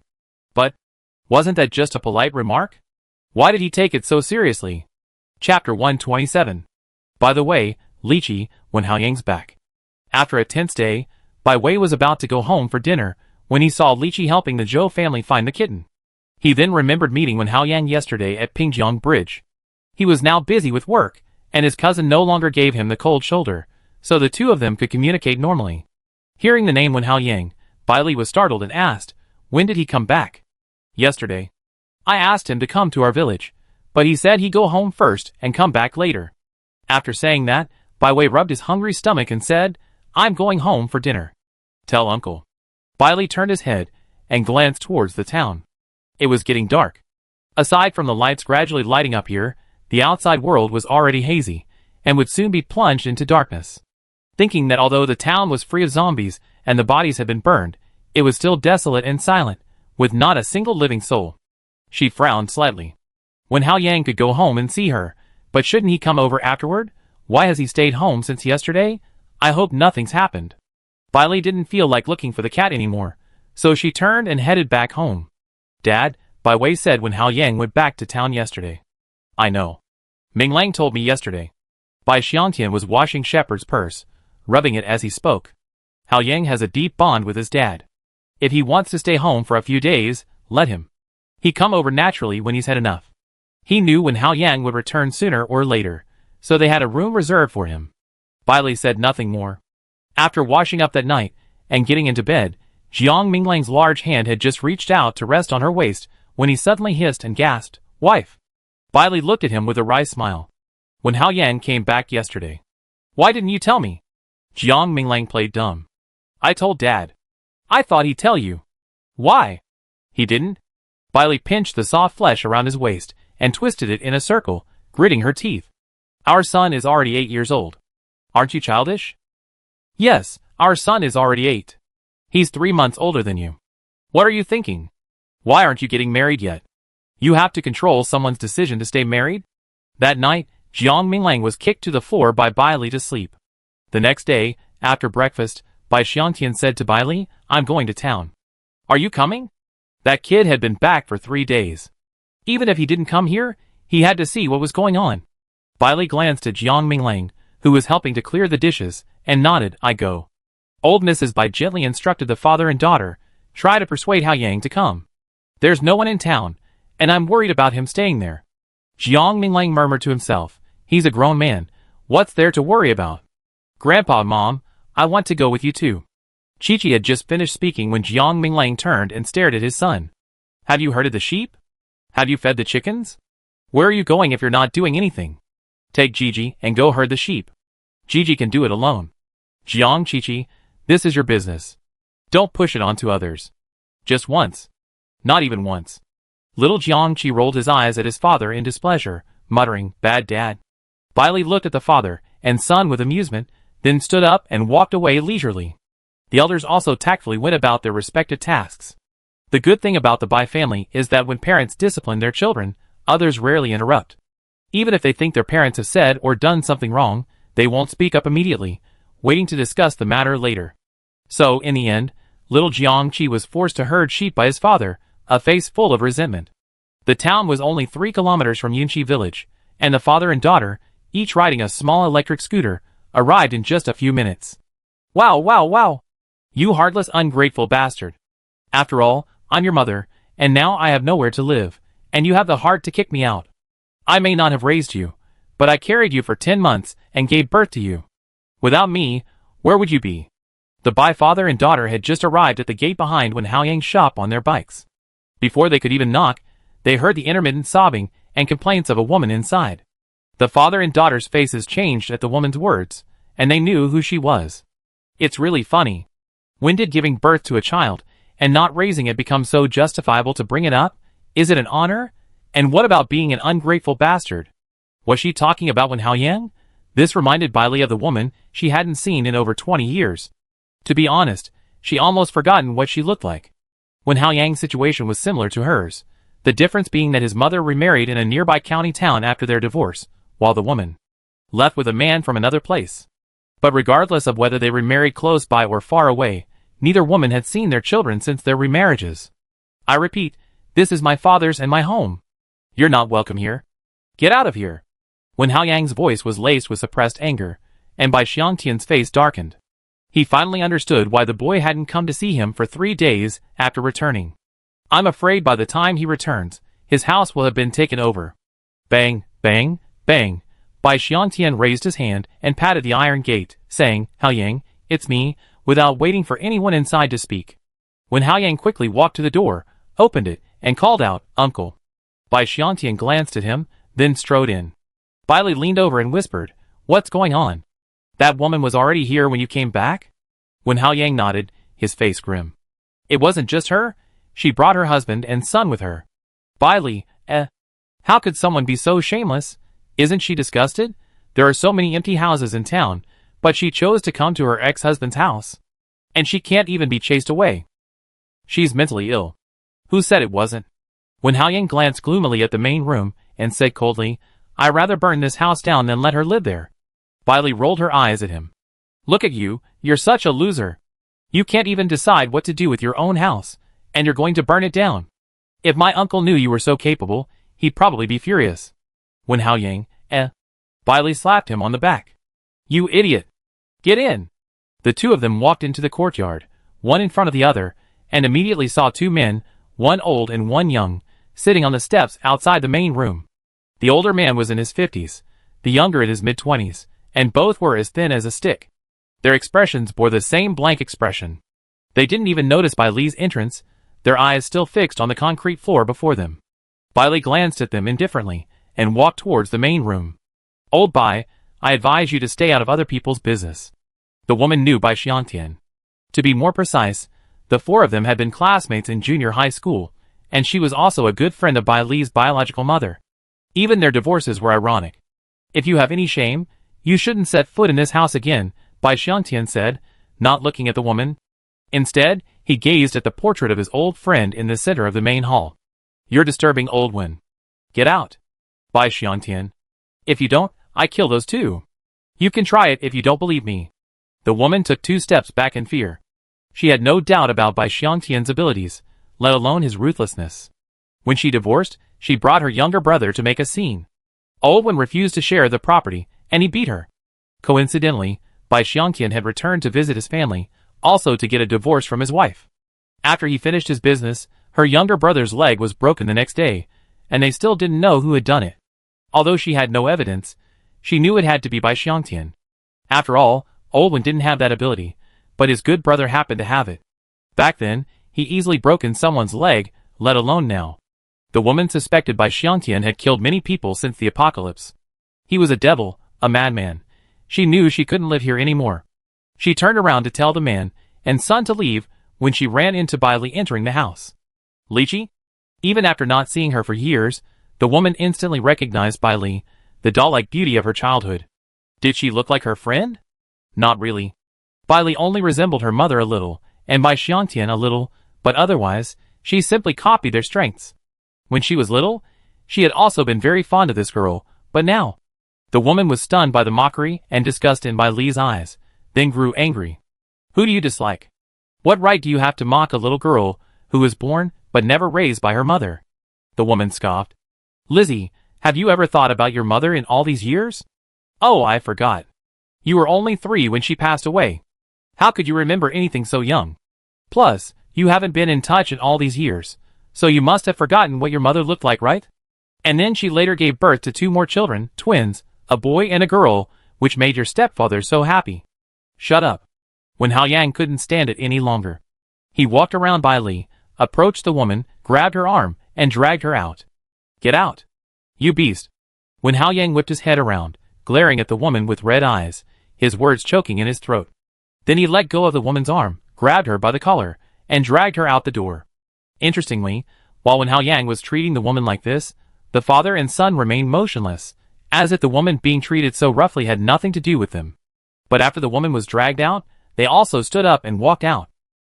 Their expressions were as numb as before. When Hao Yang, you're going to die a miserable death for treating your own mother like this, ah. A scream was heard as the woman, pinned down by her son, suddenly let out a scream. The young man in his 20s, whose face had been numb, rolled to the side, clutching his right leg and screaming. Son, what's wrong with you? The woman panicked and scrambled to her feet, trying to check on her beloved son's leg, but tripped as she rolled sideways and fell to the ground again. You bastard, where did you hit your brother? When Hao Yang frowned in disgust. I'm telling you again, I don't have a brother. If you don't want to die, get out of here, or I kill him right now. Seeing that when Hao Yang was truly furious, the woman didn't dare to speak anymore, relying on her status. She and the man carried their son, one on each side, and left. Lizzie, I'm sorry. When Hao Yang returned to the main room, a look of regret on his face. I'm sorry, I didn't know she would say such nonsense when she saw you. Not really. Bai Li said calmly, I must have been 7 that year. I don't remember exactly. Anyway, no one was home. I got a call. The woman told me she had given birth to twins, a boy and a girl, and that I had a brother and a sister. She asked if I wanted to go to her place. What? Bai Xiangtian turned to look at his daughter, frowning. How could I not know? Didn't you tell Grandpa and Grandma? When Bai Li was 7, Bai Xiangtian was still in the army and hadn't yet been discharged. I told Uncle. Bai Li looked at her father and smiled faintly. It happened so many years ago. Do you think I care? I was only 3 when she passed away. She waited 4 years before calling me. How could I remember her? I've forgotten her completely. She hadn't forgotten. After all, others have mothers, but she doesn't. At such a young age, it's hard not to think about them. But thinking of Uncle's words back then still warms her heart. Lizzie wants a brother and sister? I don't know. Look, you don't even know if you want one, but she's forcing it on you. Isn't that a bad person? We don't follow bad people. We ignore her. Look, you can have whatever you want. Wherever you want to go, Uncle will take you. In our family, you're the eldest, the treasure of Grandpa, Grandma, Dad, and Uncle. Why should we give our treasure to someone else? Right? Since then, she never received another call from that woman, nor did she ever again ponder the question of why she didn't have a mother. because she knew she wasn't a treasure to her mother. If that woman hadn't brought it up today, she would have forgotten the call had ever taken place. Even so, Bai Xiangqian's face remained grim. The divorce was due to the woman's infidelity, and it had been agreed at the time that the lychees would belong to him. But he hadn't expected her to call privately and ask for them. Although the call was meaningless, it still made her feel quite uncomfortable. Okay, Dad, stop thinking about it. Wen Haoyang, will you stay here, or come with us? Besides the family of 3 who left, Wen Haoyang was the only living person in town. It was August, but entering the town felt chilly. The wind on my skin made me think of the word cold wind. It's no wonder people overthink things. So many people died in town during those 2 days of the apocalypse. It doesn't take a lot of zombies at the market. Just 1 or 2 could devastate an entire street. And that was indeed the case. When Bai Xiangqian arrived at the high school to rescue his second brother and his wife, the town was already in chaos. Afterwards, they cleaned up the streets, burning countless bodies. Let's go! There's no point in wasting time with them. Bai Xiangqian patted Wen Haoyang's shoulder and said, we saved the room for you. Grandpa and Grandma miss you too. Go home first. If you're worried, you can come back tomorrow to see us. Go home first. Wen Haoyang's eyes welled up. He lowered his head to calm down, then nodded. Okay, uncle. I go home with you. Chapter 128. Although the Pingjiang Bridge was blocked, the situation in Pingcheng still made it difficult to let down one's guard. After discussing with Mu Song, Jiang Minglang and Mu Song decided to send one person from each side to patrol along the Pingjiang River every day. There was no other way. Their side was too close to Pingjiang. If they couldn't keep abreast of the situation on the other side, who knew what might happen in the future? After talking with Xiao Fei, Li Nan not only got nothing out of the matter, but also felt even more frustrated. However, he was quite adaptable. After a little consideration, he came to Jiang Minglang just 2 days later. Recently, he had almost completely rallied the various factions in Pingcheng City, and the west of the city. There weren't many, mostly just groups of survivors huddled together for warmth. He hadn't made any moves in the east of the city because of Jiang Minglang. However, besides Jinchi village and Musong's group, he already knew which other villages still had people, and how many there were. After thoroughly investigating and exploring the entirety of Pingcheng, he concluded that Jiang Minglang and his men were difficult to deal with and control. Since they couldn't be controlled or eliminated, he could only shake hands and make peace. At least for now, that was the only option he had. Jiang Minglang was impatient with dealing with Li Nan, but he didn't object to his proposal. Pingcheng was vast, and it was unrealistic for them to cover it all with their limited numbers, nor did he intend to. So, Li Nan proposed using the Pingjiang Bridge and the city as the boundary, with the west of the city under his control, and the east under Jiang Minglang. Li Nan would patrol the west of the seemingly endless Pingjiang River. Don't worry, Captain Jiang. No one from my side will offend you again. Jiang Minglang didn't mind the little minion's rants, but even if he didn't, Zhang Xiaoda and the others wouldn't tolerate a single word. Before leaving, Li Shen turned and took a deep look at the green ivy vines adorning the high walls on either side. He smiled. Sister-in-law's wood element is quite unique. Jiang Minglang remained silent. Li Nan immediately understood Bai Li's identity. It seemed his guess was correct. The woman was indeed Jiang Minglang's wife, a member of the Bai family of Yunqi village. Chi-Chi, your water is cold enough to freeze instantly upon release. Look at this. As August drew to a close and September arrived, the weather grew increasingly hot. Although they had acquired a number of solar panels, it had been cloudy lately, with no sun. And because diesel was limited, they dared not use the generator recklessly. So Du Qian had been quite popular lately, with people coming to him daily with basins of ice. Instructor Du, who had become numb to the water, finally took the unlearned little one over to learn how to make ice when he saw Chi-Chi playing in the water. To be honest, Chi-Chi was genuinely interested in Uncle Du's frozen water, but he tried several times before and failed. Mom said there was no need to force it, as everyone's special abilities were shaped by their constitution. His water tasted sweet, and while I'm not sure if it had any miraculous effects on humans, the birds and dogs clearly loved it. For example, Xiaowu and Feng Bao had been accustomed to Chi-Chi's water since their time in Suzhou, and back home, they wouldn't touch any well water. Xiaowu followed Chi-Chi around all day, nuzzling him whenever he was thirsty, and asking him to pour water into his mouth. But Feng Bao, after returning home, spent most of her time with the old man, who sometimes changed the water in her bowl. As a result, the bowl next to the birdcage at the door to the pet room would often tip over. And every time it tipped over, Chi-Chi would get a bird-shaped pendant on his head. It wasn't until a bird's claw scratched his scalp that he remembered to pour water for the little bird. Besides them, there's Tai-Dan and the two generals, Hinga. Also, to save time, the chickens and sheep have also been given water. So far, they seem to be doing fine, unlike the two generals. So the little guy is actually quite busy every day. He gets up early in the morning to change the birds' water, release the chickens to the pen outside, and move the sheep to another patch of pasture. After that, he goes for a run with Gigi, and then has his daily chat with Yu. Although she never pays attention to them, her mother says it's because she's sick. Sick children are pitiful. So, if she doesn't pay attention, then she pay attention to her when she recovers. After all that, he and Gigi go around the village, observing the cats and dogs, just in case any of them have developed strange abilities. Tai-Dan, for example, has a horn inexplicably growing on his forehead. So far, they don't know what it does. But the little guy's injury has long since healed, and like Feng Bao, he now follows the old man around every day. Little Jiangqi is truly busy from morning till night, plus he's been required by his great-grandfather to practice calligraphy and memorize. So he really doesn't have time to make ice. Chi-Chi tried to persuade Uncle Du. My mom says every ruler has its own strengths and weaknesses, and everyone's abilities are different, and their functions are different. No, they can be the same. Du Qian interrupted him expressionlessly. Your mom is right, but it depends on the situation. We're both water types. If Uncle Du can do it, you can too. Be good, try again. Boss, you can do it. Keep going. Look, Gigi believes in you. Why shouldn't you believe in yourself? Is that so? Little Jiangqi scratched his head, remembering that it was his father who encouraged him to learn how to control water. Otherwise, he wouldn't have known he had this ability. It was similar to when Uncle Du taught him how to make ice. The thought instantly perked him up, and he began to repeat Uncle Du's instructions.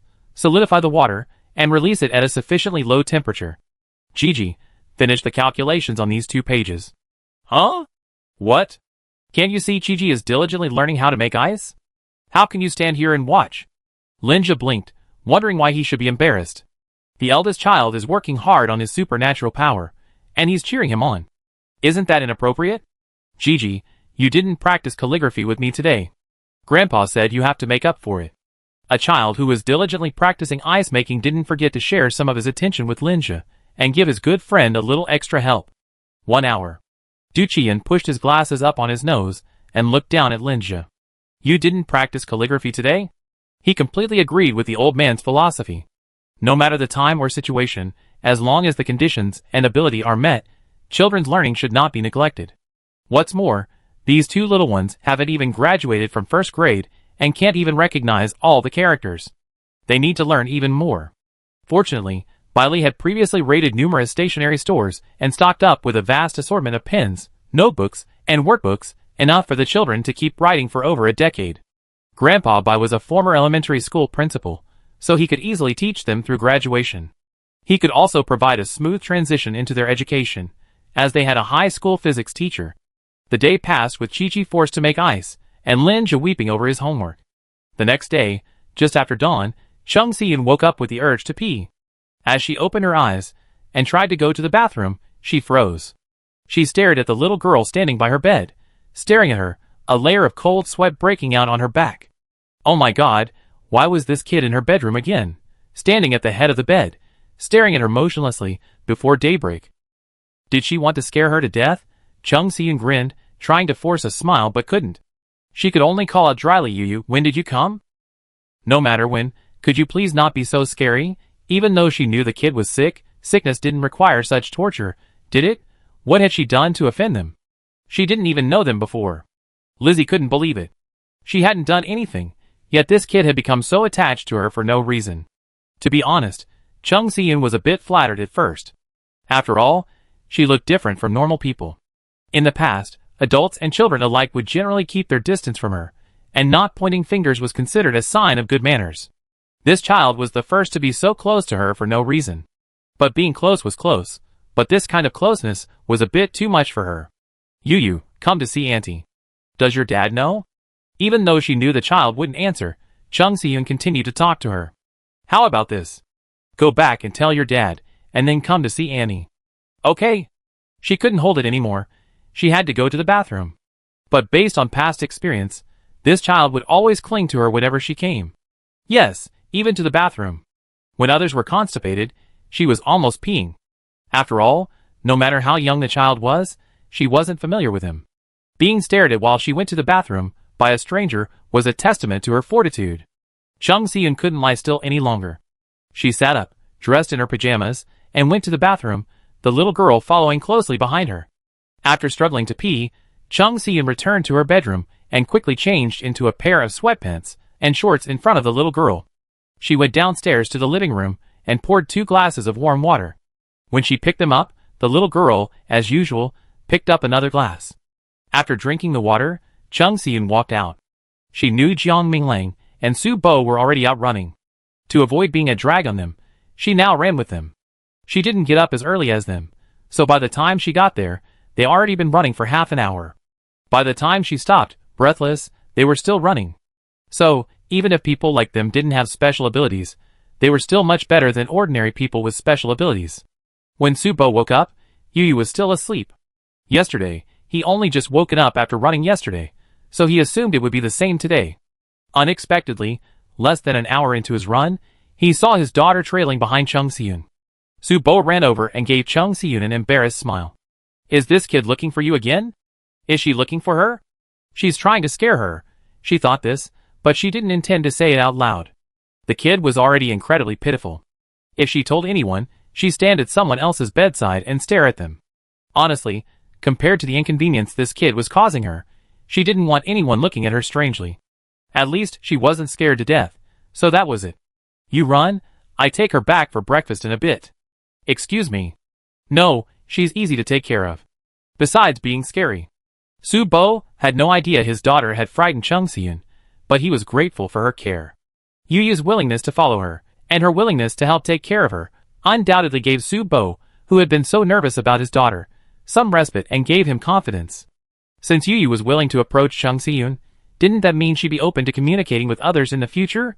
Seeing Chung Si-eun run away with his daughter, Su Bo breathed a sigh of relief.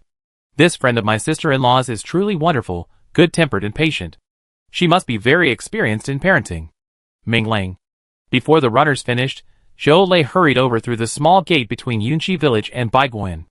I remember you said someone was a medical student. That makes him half a doctor too, Zhou Lei asked anxiously before he even reached them.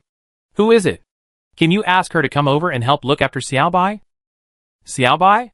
As they got closer, Jiang Minglang and the others could see clearly that Zhou Lei was holding a bloody mass in his hands. Jiang Minglang stared at his hands in surprise. Is this Xiaobai? When did he come back? Where is he injured? Xiaobai hadn't appeared since he disappeared last time. My mom found him in the yard this morning. He had a hole in his stomach. I don't know what bit him. Don't say so much. Hurry and get someone to save him. Zhou Lei was anxious and distressed. Even the burly man had tears welling up in his eyes. He felt as if Xiaobai were to die in the next second, and he would burst into tears right then and there. Jiang Minglang turned his head to look at Zhang Xiaoda. This guy has now moved in with the Xia family father and daughter. He just confessed his love to a little girl a few days ago, now smiles foolishly every day, and looks like he deserves a beating. You going to call Xiaomin? But Zhang Xiaoda didn't move. He looked at the bloody mass in Zhou Lei's palm, feeling unsure. He's lost so much blood, there's no way he can be saved.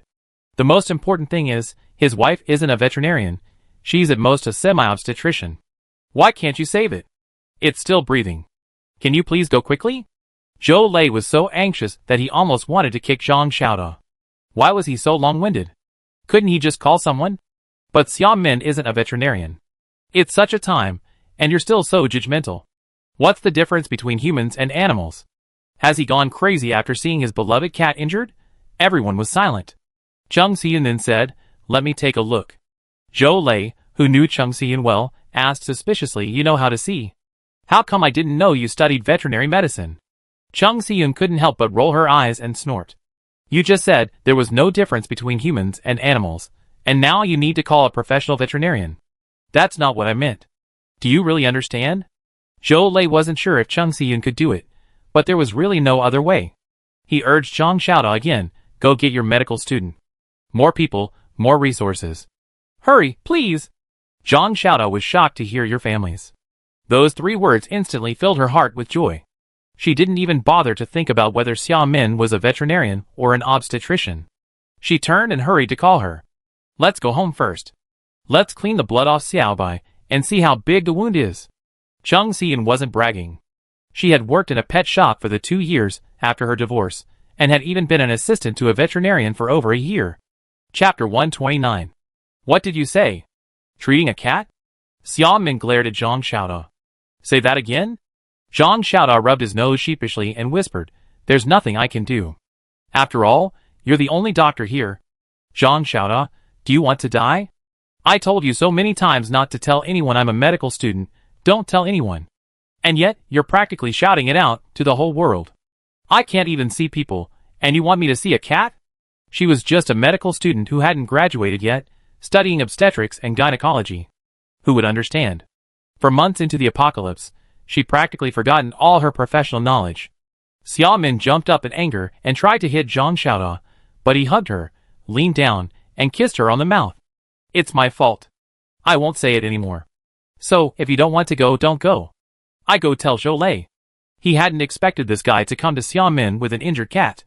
Wasn't that desperate? Xiao Min glared at him. You already said it, I go too. But going wouldn't be much help. She was just curious about how the tiny kitten got injured.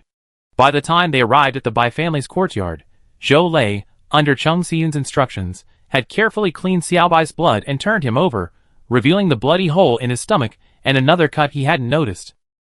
Xiaobai. Seeing the intestines exposed through the cut, Zhou Lei's face turned pale, and his body shuddered. He looked up at Cheng Xian blankly, his lips trembling. He wanted to ask if he could be saved, but the words wouldn't come out. Looking down at Xiaobai, lying on the mat with his eyes closed, he could clearly feel his breathing weakening, and even his body seemed to be slowly becoming stiff. This situation was beyond Cheng Xian's expectations. She hadn't thought Xiaobai was so badly injured. The problem was that the cat was so small. Even the 2 small wounds on its belly could still kill it. With a helpless sigh, she shook her head at Zhou Lei. Xiao Min stood beside Zhang Xiaoda, looking at the kitten with a look of pity. What's wrong? Bai Li yawned as she emerged from the house. Seeing several people gathered on the platform next to the well, she casually asked, What are you looking at? Ah! Jiang Minglang was about to reply when Fengbao suddenly flew out of the pet room, barked, and landed on Bai Li's head. Jiang Minglang narrowed his eyes at the little bird, wondering why it always liked to land on people's heads. Normally, the little bird would have scurried away if Jiang Minglang had stared at it like that, but today it didn't move, its 2 black eyes fixed on the little white cat on the platform. Ah! Fengbao barked again. Bai Li reached out and plucked it off her head, tapping it with her index finger. Quiet. Just as she finished speaking, a small brown ball scurried out of the pet room. Taidan ran to Bai Li's feet, opened his mouth, grabbed her trouser leg, and tugged it down. Bai Li lowered her head. Little Teddy loosened her trouser leg and looked up at her, his eyes as pure as water, like transparent glass, incredibly beautiful. Huh? Taidan's eyes seemed more beautiful than before. Also, Bai Li suddenly remembered that she hadn't heard little Teddy bark once since he came back home. Had she been oblivious, or had he truly not barked? She'd have to ask her son about this later. After all, he was the one who cared for all the dogs in the family. Taidan, what are you doing? Ah! Bai Li looked at the bird in her hand, then at the teddy bear at her feet. She placed the bird on her shoulder and bent down to pick up Taidan. Ever since she rescued the little teddy bear, it had been quiet and had never bothered her or Chi-Chi. But today, it suddenly came over and tugged at her trouser leg. What was it trying to do? Bai Li had a hunch that it had something to do with her bird. She turned to look at Fengbao, then looked down at Taidan in her arms, and saw that the little dog had twisted its body and pointed its head at Xiaobai on the table. Xiaobai lay on the mat with his eyes closed. The white fur on his belly was stained red with blood. Although it had been scrubbed, blood still oozed from the wound. The tender pink intestines peeked out from the gaping hole, giving the onlookers a chill. Is Xiaobai dead? What killed it? A mutant animal? Bai Li's expression was serious. She felt the need to investigate. After all, although Xiaobai may only be the size of a palm, he's no ordinary cat. He can bite mice several times his size to death. How could any other animal be a match for him? Bai Li didn't believe it, so she investigated further. She was still focused on Xiaobai's wound when a beam of white light suddenly and abruptly landed on it, leaving everyone stunned. When they realized what was happening, they followed the light source to the little Teddy in Bai Li's arms, and were surprised to discover that it was actually coming from the horn on Teddy's head. Bai Li. Zhou Lei cried out in fear. He had no idea what the white light was for, let alone why the dog was glowing. Of course you can do it, but why is it directed at his cat? He was terrified that the light would kill his cat. No, shoot it to pieces. Although Xiaobai was beyond saving, at least he leave his body intact, so he could. Huh? Are the wounds healing? Zhou Lei's mind was still swirling with thoughts when Zhang Xiaoda suddenly said this. Zhou Lei turned his head and looked over, his eyes suddenly widening. This. He rubbed his eyes vigorously, and looked at Xiaobai's belly again, only to realize he hadn't seen it wrong. Embraced by the white light from the horn on little Teddy's head, the hole in little Bai's belly, still revealing his intestines, was healing at a visible speed, slowly, but noticeably. About 3 minutes later, the white light disappeared, and the 2 wounds on little Bai's belly were completely healed. Little Teddy, seemingly exhausted from this, dropped his head onto Bai Li's arm and closed his eyes. Silence fell. Everyone looked at Xiaobai, then at little Teddy, then back at Xiaobai. Meow! With a meow, Xiaobai suddenly rolled over and stood up from the mat. Then, shaking off his fur, he leaped into Zhou Lei's arms and slipped into his pocket with familiarity. Zhou Lei blinked, then looked down at his pocket. He reached in with his right hand and felt a soft, warm ball, not the small body that had been slowly cooling and hardening in his grasp. Bai Li, you're a dog. No, I mean your dog it. Zhou Lei stammered incoherently, pointing at little Teddy and practically leaping for joy. Finally, he managed a complete sentence. This dog is really capable. Who wouldn't say it wasn't? Several people looked at Bai Li with admiration and curiosity. Xiaomin exclaimed, Sister, you're amazing. Not only are his own powers impressive, but even his pets are more powerful than the last. Everyone nodded simultaneously, including Jiang Minglang. Bai Li twitched her lips and admitted, I really didn't know it had that ability. So Tiedan's horn is used to heal wounds? What should it be called? Healing horn. The little thing looks quite tired. What does it like to eat? I make it and bring it back. Zhou Lei, shrugging off his previous frustration, grinned gratefully at the little Teddy. Jiang Minglang said, now that Xiaobai is healed, how can you find out where it was injured and what bit it? Zhou Lei dropped his smile and nodded. Okay, come find me after breakfast. Xiaobai's back from outside, and I don't know where he's been. Zhou Lei himself has no powers, and even though he's in good physical condition, he wouldn't resort to bravado in the face of the unknown. So, if they want to investigate Xiaobai, it would be best if Jiang Minglang comes along. After Zhou Lei left, everyone rushed over to pet Tiedan's little head, nearly straightening its curly fur. Having just helped Xiaobai heal his wounds, the puppy lay quietly with his eyes closed, not moving a muscle. Bai Li returned it to its kennel, and turned to see Jiang Minglang standing in front of Fengbao's stand, watching it motionlessly. The little bird sat on the wooden stand, its head tucked in, silent. Don't scare it. Bai Li knew Fengbao was afraid of Jiang Minglang, so she pushed him out of the pet room. Our bird is no ordinary bird. Although Taidan was the main contributor today, Jiang Minglang noticed that if Fengbao hadn't been there, Taidan wouldn't have come out to heal Xiaobai. So the little bird can command not only birds, but also dogs? Why? They're not of the same species. Bai Li thought for a moment and said, it doesn't necessarily command the dogs, it's just that they're together, so it can. She felt that way, after all, she hadn't seen the 2 generals obey it. It was already bright daylight, smoke curling up from the kitchen, and the sweet potato porridge in the kitchen wafted an alluring aroma. By the backyard pool, Chung Siyun was brushing her teeth. Yu Yu stood beside her, also brushing diligently. Su Bo glanced at Chung Siyun with gratitude. His daughter wouldn't brush her teeth properly when he was around, only barely washing her face every day. But with Chung Siyun, she would immediately bathe, wash her face, and brush her teeth. She really is good at raising children. Chung Siyun had no idea Su Bo would think that way. If he had, he would have rolled his eyes. She can raise children? She doesn't even think about raising them. She just follows whatever she sees her doing. To be honest, she was actually quite helpless. When she finally had some time alone with Bai Li at noon, Chung Siyun couldn't help but breathe a long sigh of relief. Bai Li smiled. What? Can't stand it? Chung Siyun sighed. Not really. She's just a child, after all. I can handle it no matter what. But it's just baffling. She raised her hand and pointed at her face. Tell me, how did this child find me so attractive? Her own son had always looked down upon her face, and it had even frightened him to tears a few years ago. So she truly couldn't understand what the little girl saw in her. Or was it that autistic children had a unique aesthetic sense? It was truly baffling. Don't always bring up your face. Bailey was used to seeing this, so she never considered her friend's mole unsightly. Putting aside the mole, Chung Si-yoon was actually quite beautiful, with big eyes, a straight nose, and fair skin. Her ungrateful son actually looked very much like her. Before the apocalypse, he was the universally recognized handsome boy in kindergarten and elementary school. She thought carefully and said to Chung Si-yoon, Yu isn't a normal child, so she probably judges people based on feelings rather than appearances. You forgot. Your godson once said he felt comfortable around you. You said he's my godson. How could he be the same as you? The two discussed it for a while without reaching a conclusion. Finally, Chung Si-yoon decided that, to avoid frightening herself to death, she would have Yu sleep with her from tonight onward. That way, she wouldn't have to see someone standing at her bedside early in the morning. Across the street? Xiaobai went across the street. After being healed by Taidan, Xiaobai looked just as good as before his injury, even more lively and energetic. It led Zhou Lei and Jiang Minglang to Pingjiang Bridge, then scurried to the middle of the bridge, meowing twice toward Pingcheng on the other side. Bring it back, Jiang Minglang instructed Zhou Lei. Among the mutant animals on the other side, the white tigers in the wildlife park are the most prominent. You can probably imagine what else there is.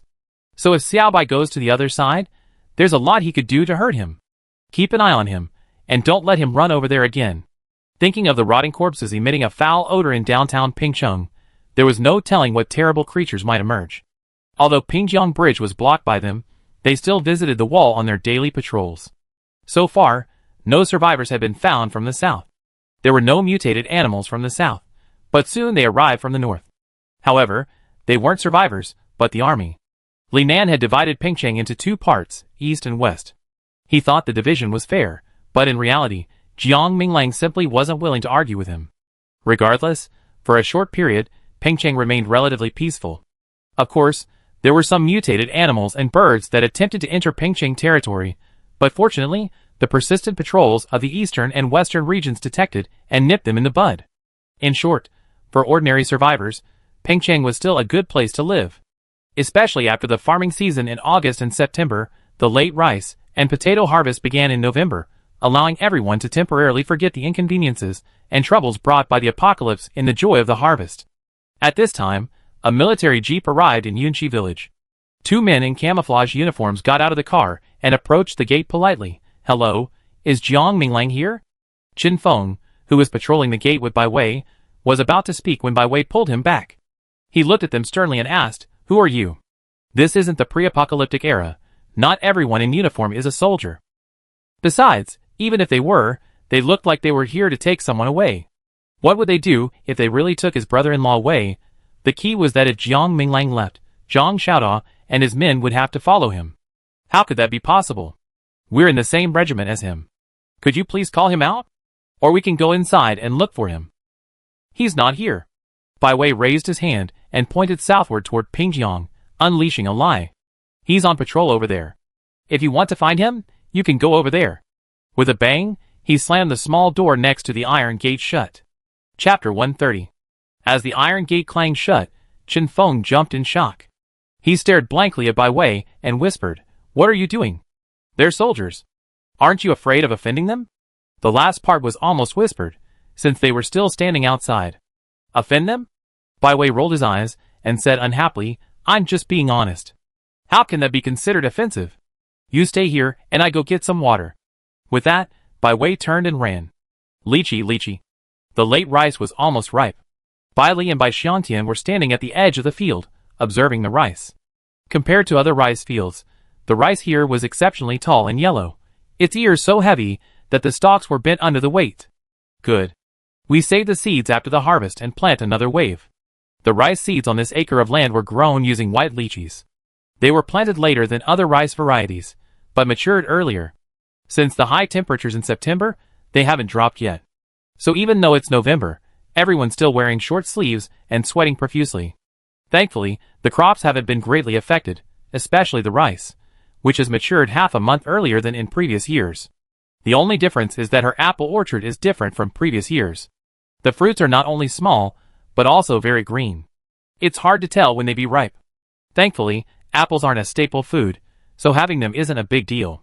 In recent months, Bai Xiangtian has dug up some of the young trees that haven't yet borne fruit and move them to the tea plantation behind.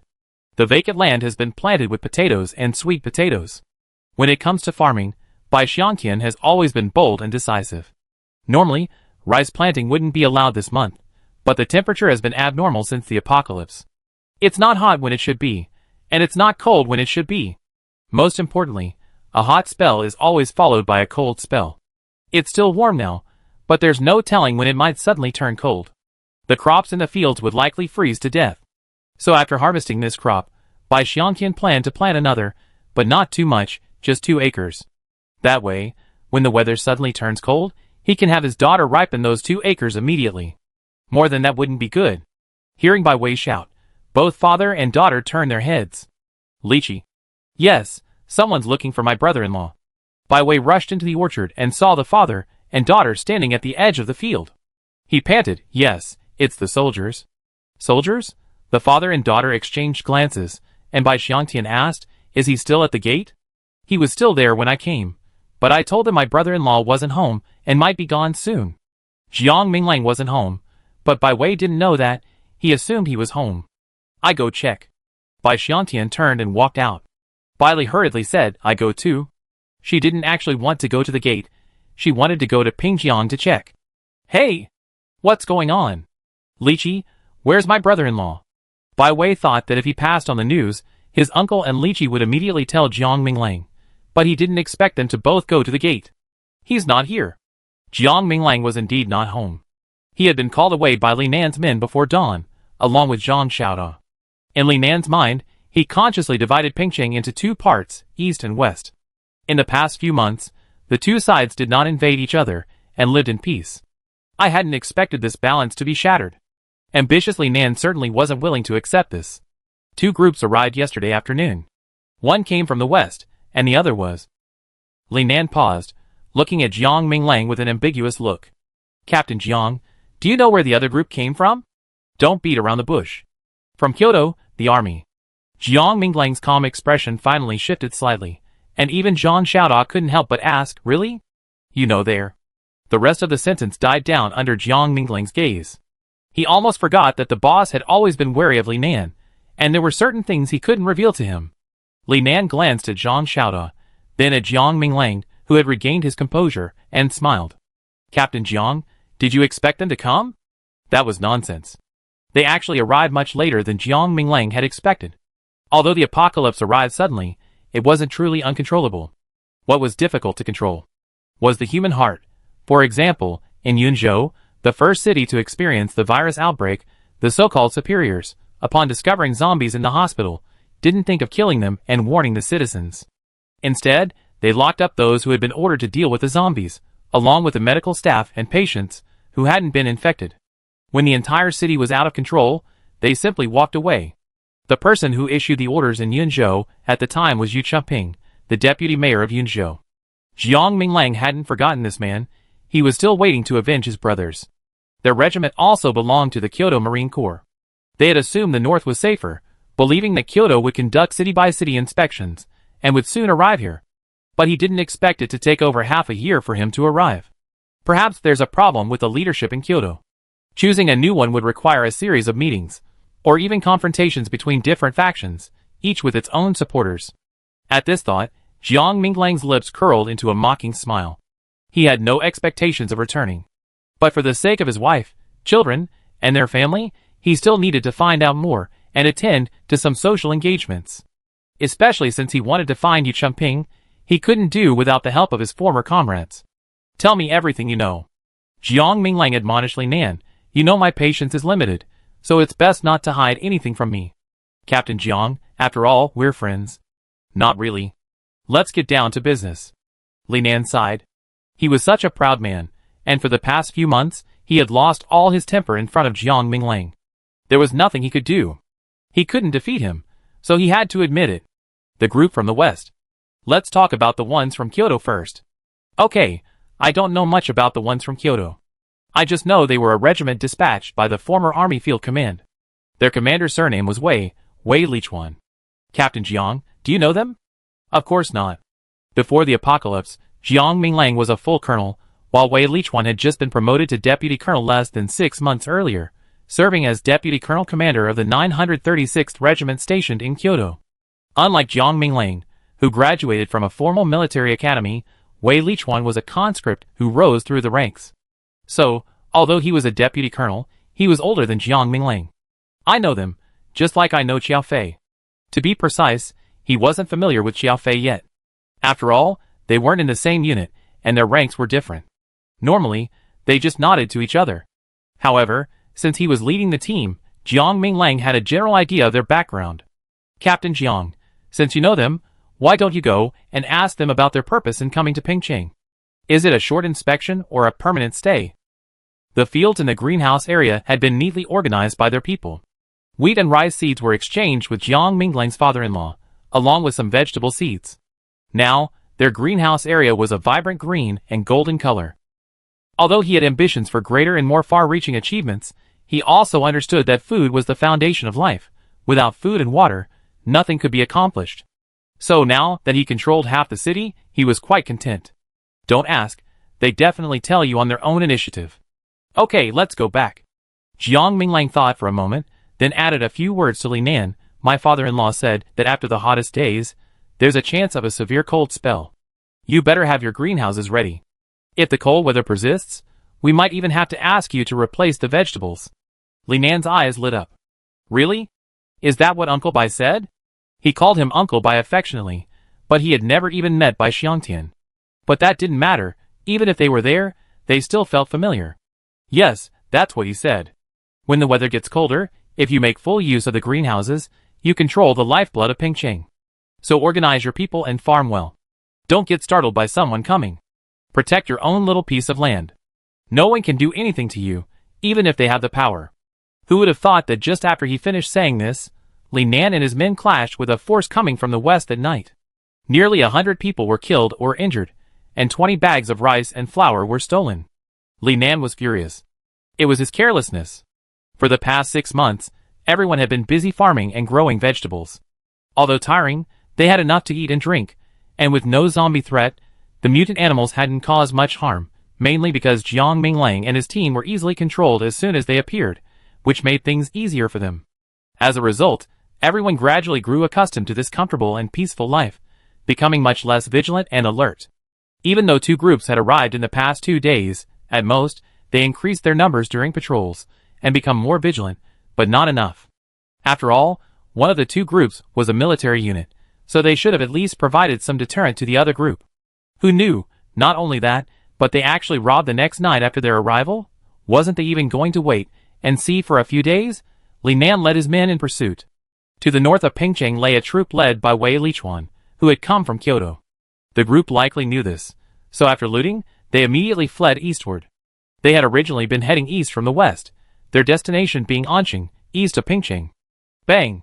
Bang! Bang!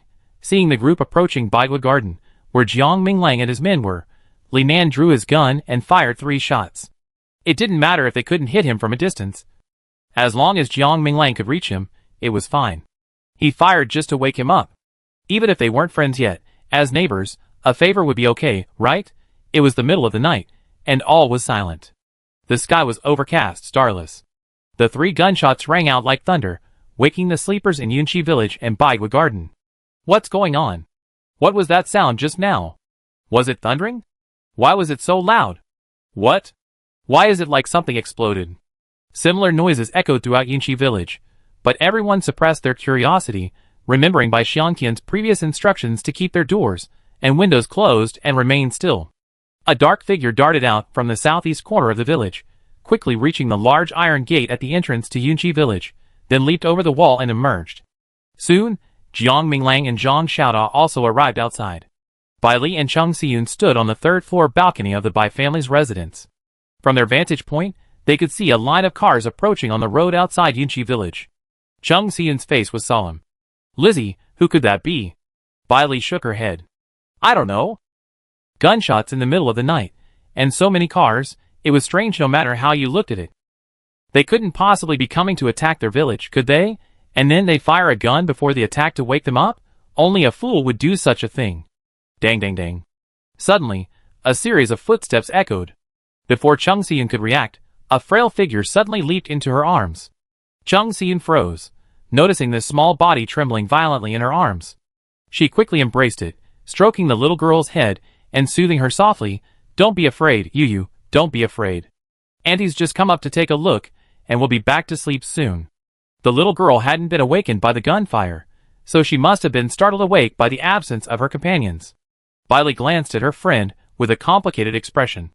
Ever since this child had inexplicably become attached to her, her friend had become more gentle with her words. Although she would occasionally complain to her and even dislike taking care of the child, she never refused when the little girl followed her closely, never even showing the slightest impatience. She seemed to have gradually grown accustomed to it. Yes, Chung Seon had become accustomed to Yu's dependence, especially at night. She couldn't sleep without the child sleeping with her. Alright, take Yu back. I don't think those cars are coming our way. Maybe they're two separate groups. At the gate, when Jiang Minglang arrived, Lao Sheng, who had gone to check on the situation, had already returned. Captain, the 5 cars approaching are not from the same group as the 4 behind them. The ones firing just now must have been from the rear. 2 groups, clashing, passing this way, opening fire as they approached. Jiang Minglang only needed a moment's thought to guess who was behind them. Stop the cars ahead. Don't let any of them get away. As long as Li Nan behaved, he was willing to give him this little favor and help. And so, just as a car speeding ahead was about to pass a strange green wall, it suddenly froze, as if under a spell. Without even braking, it suddenly stopped. The first car stopped for no apparent reason, without even its brake lights on. Inevitably, the second car slammed into the first rear end, followed by the third, which slammed into the second, and so on, until the 5th car slammed into the 4th. Bang! Bang! Bang! Bang!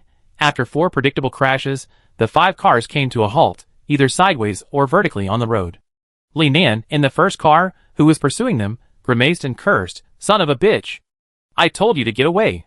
When their car approached and stopped, several figures slowly emerged from the darkness. Li Nan waved to Jiang Minglang, who was at the front. "Captain Jiang, thank you.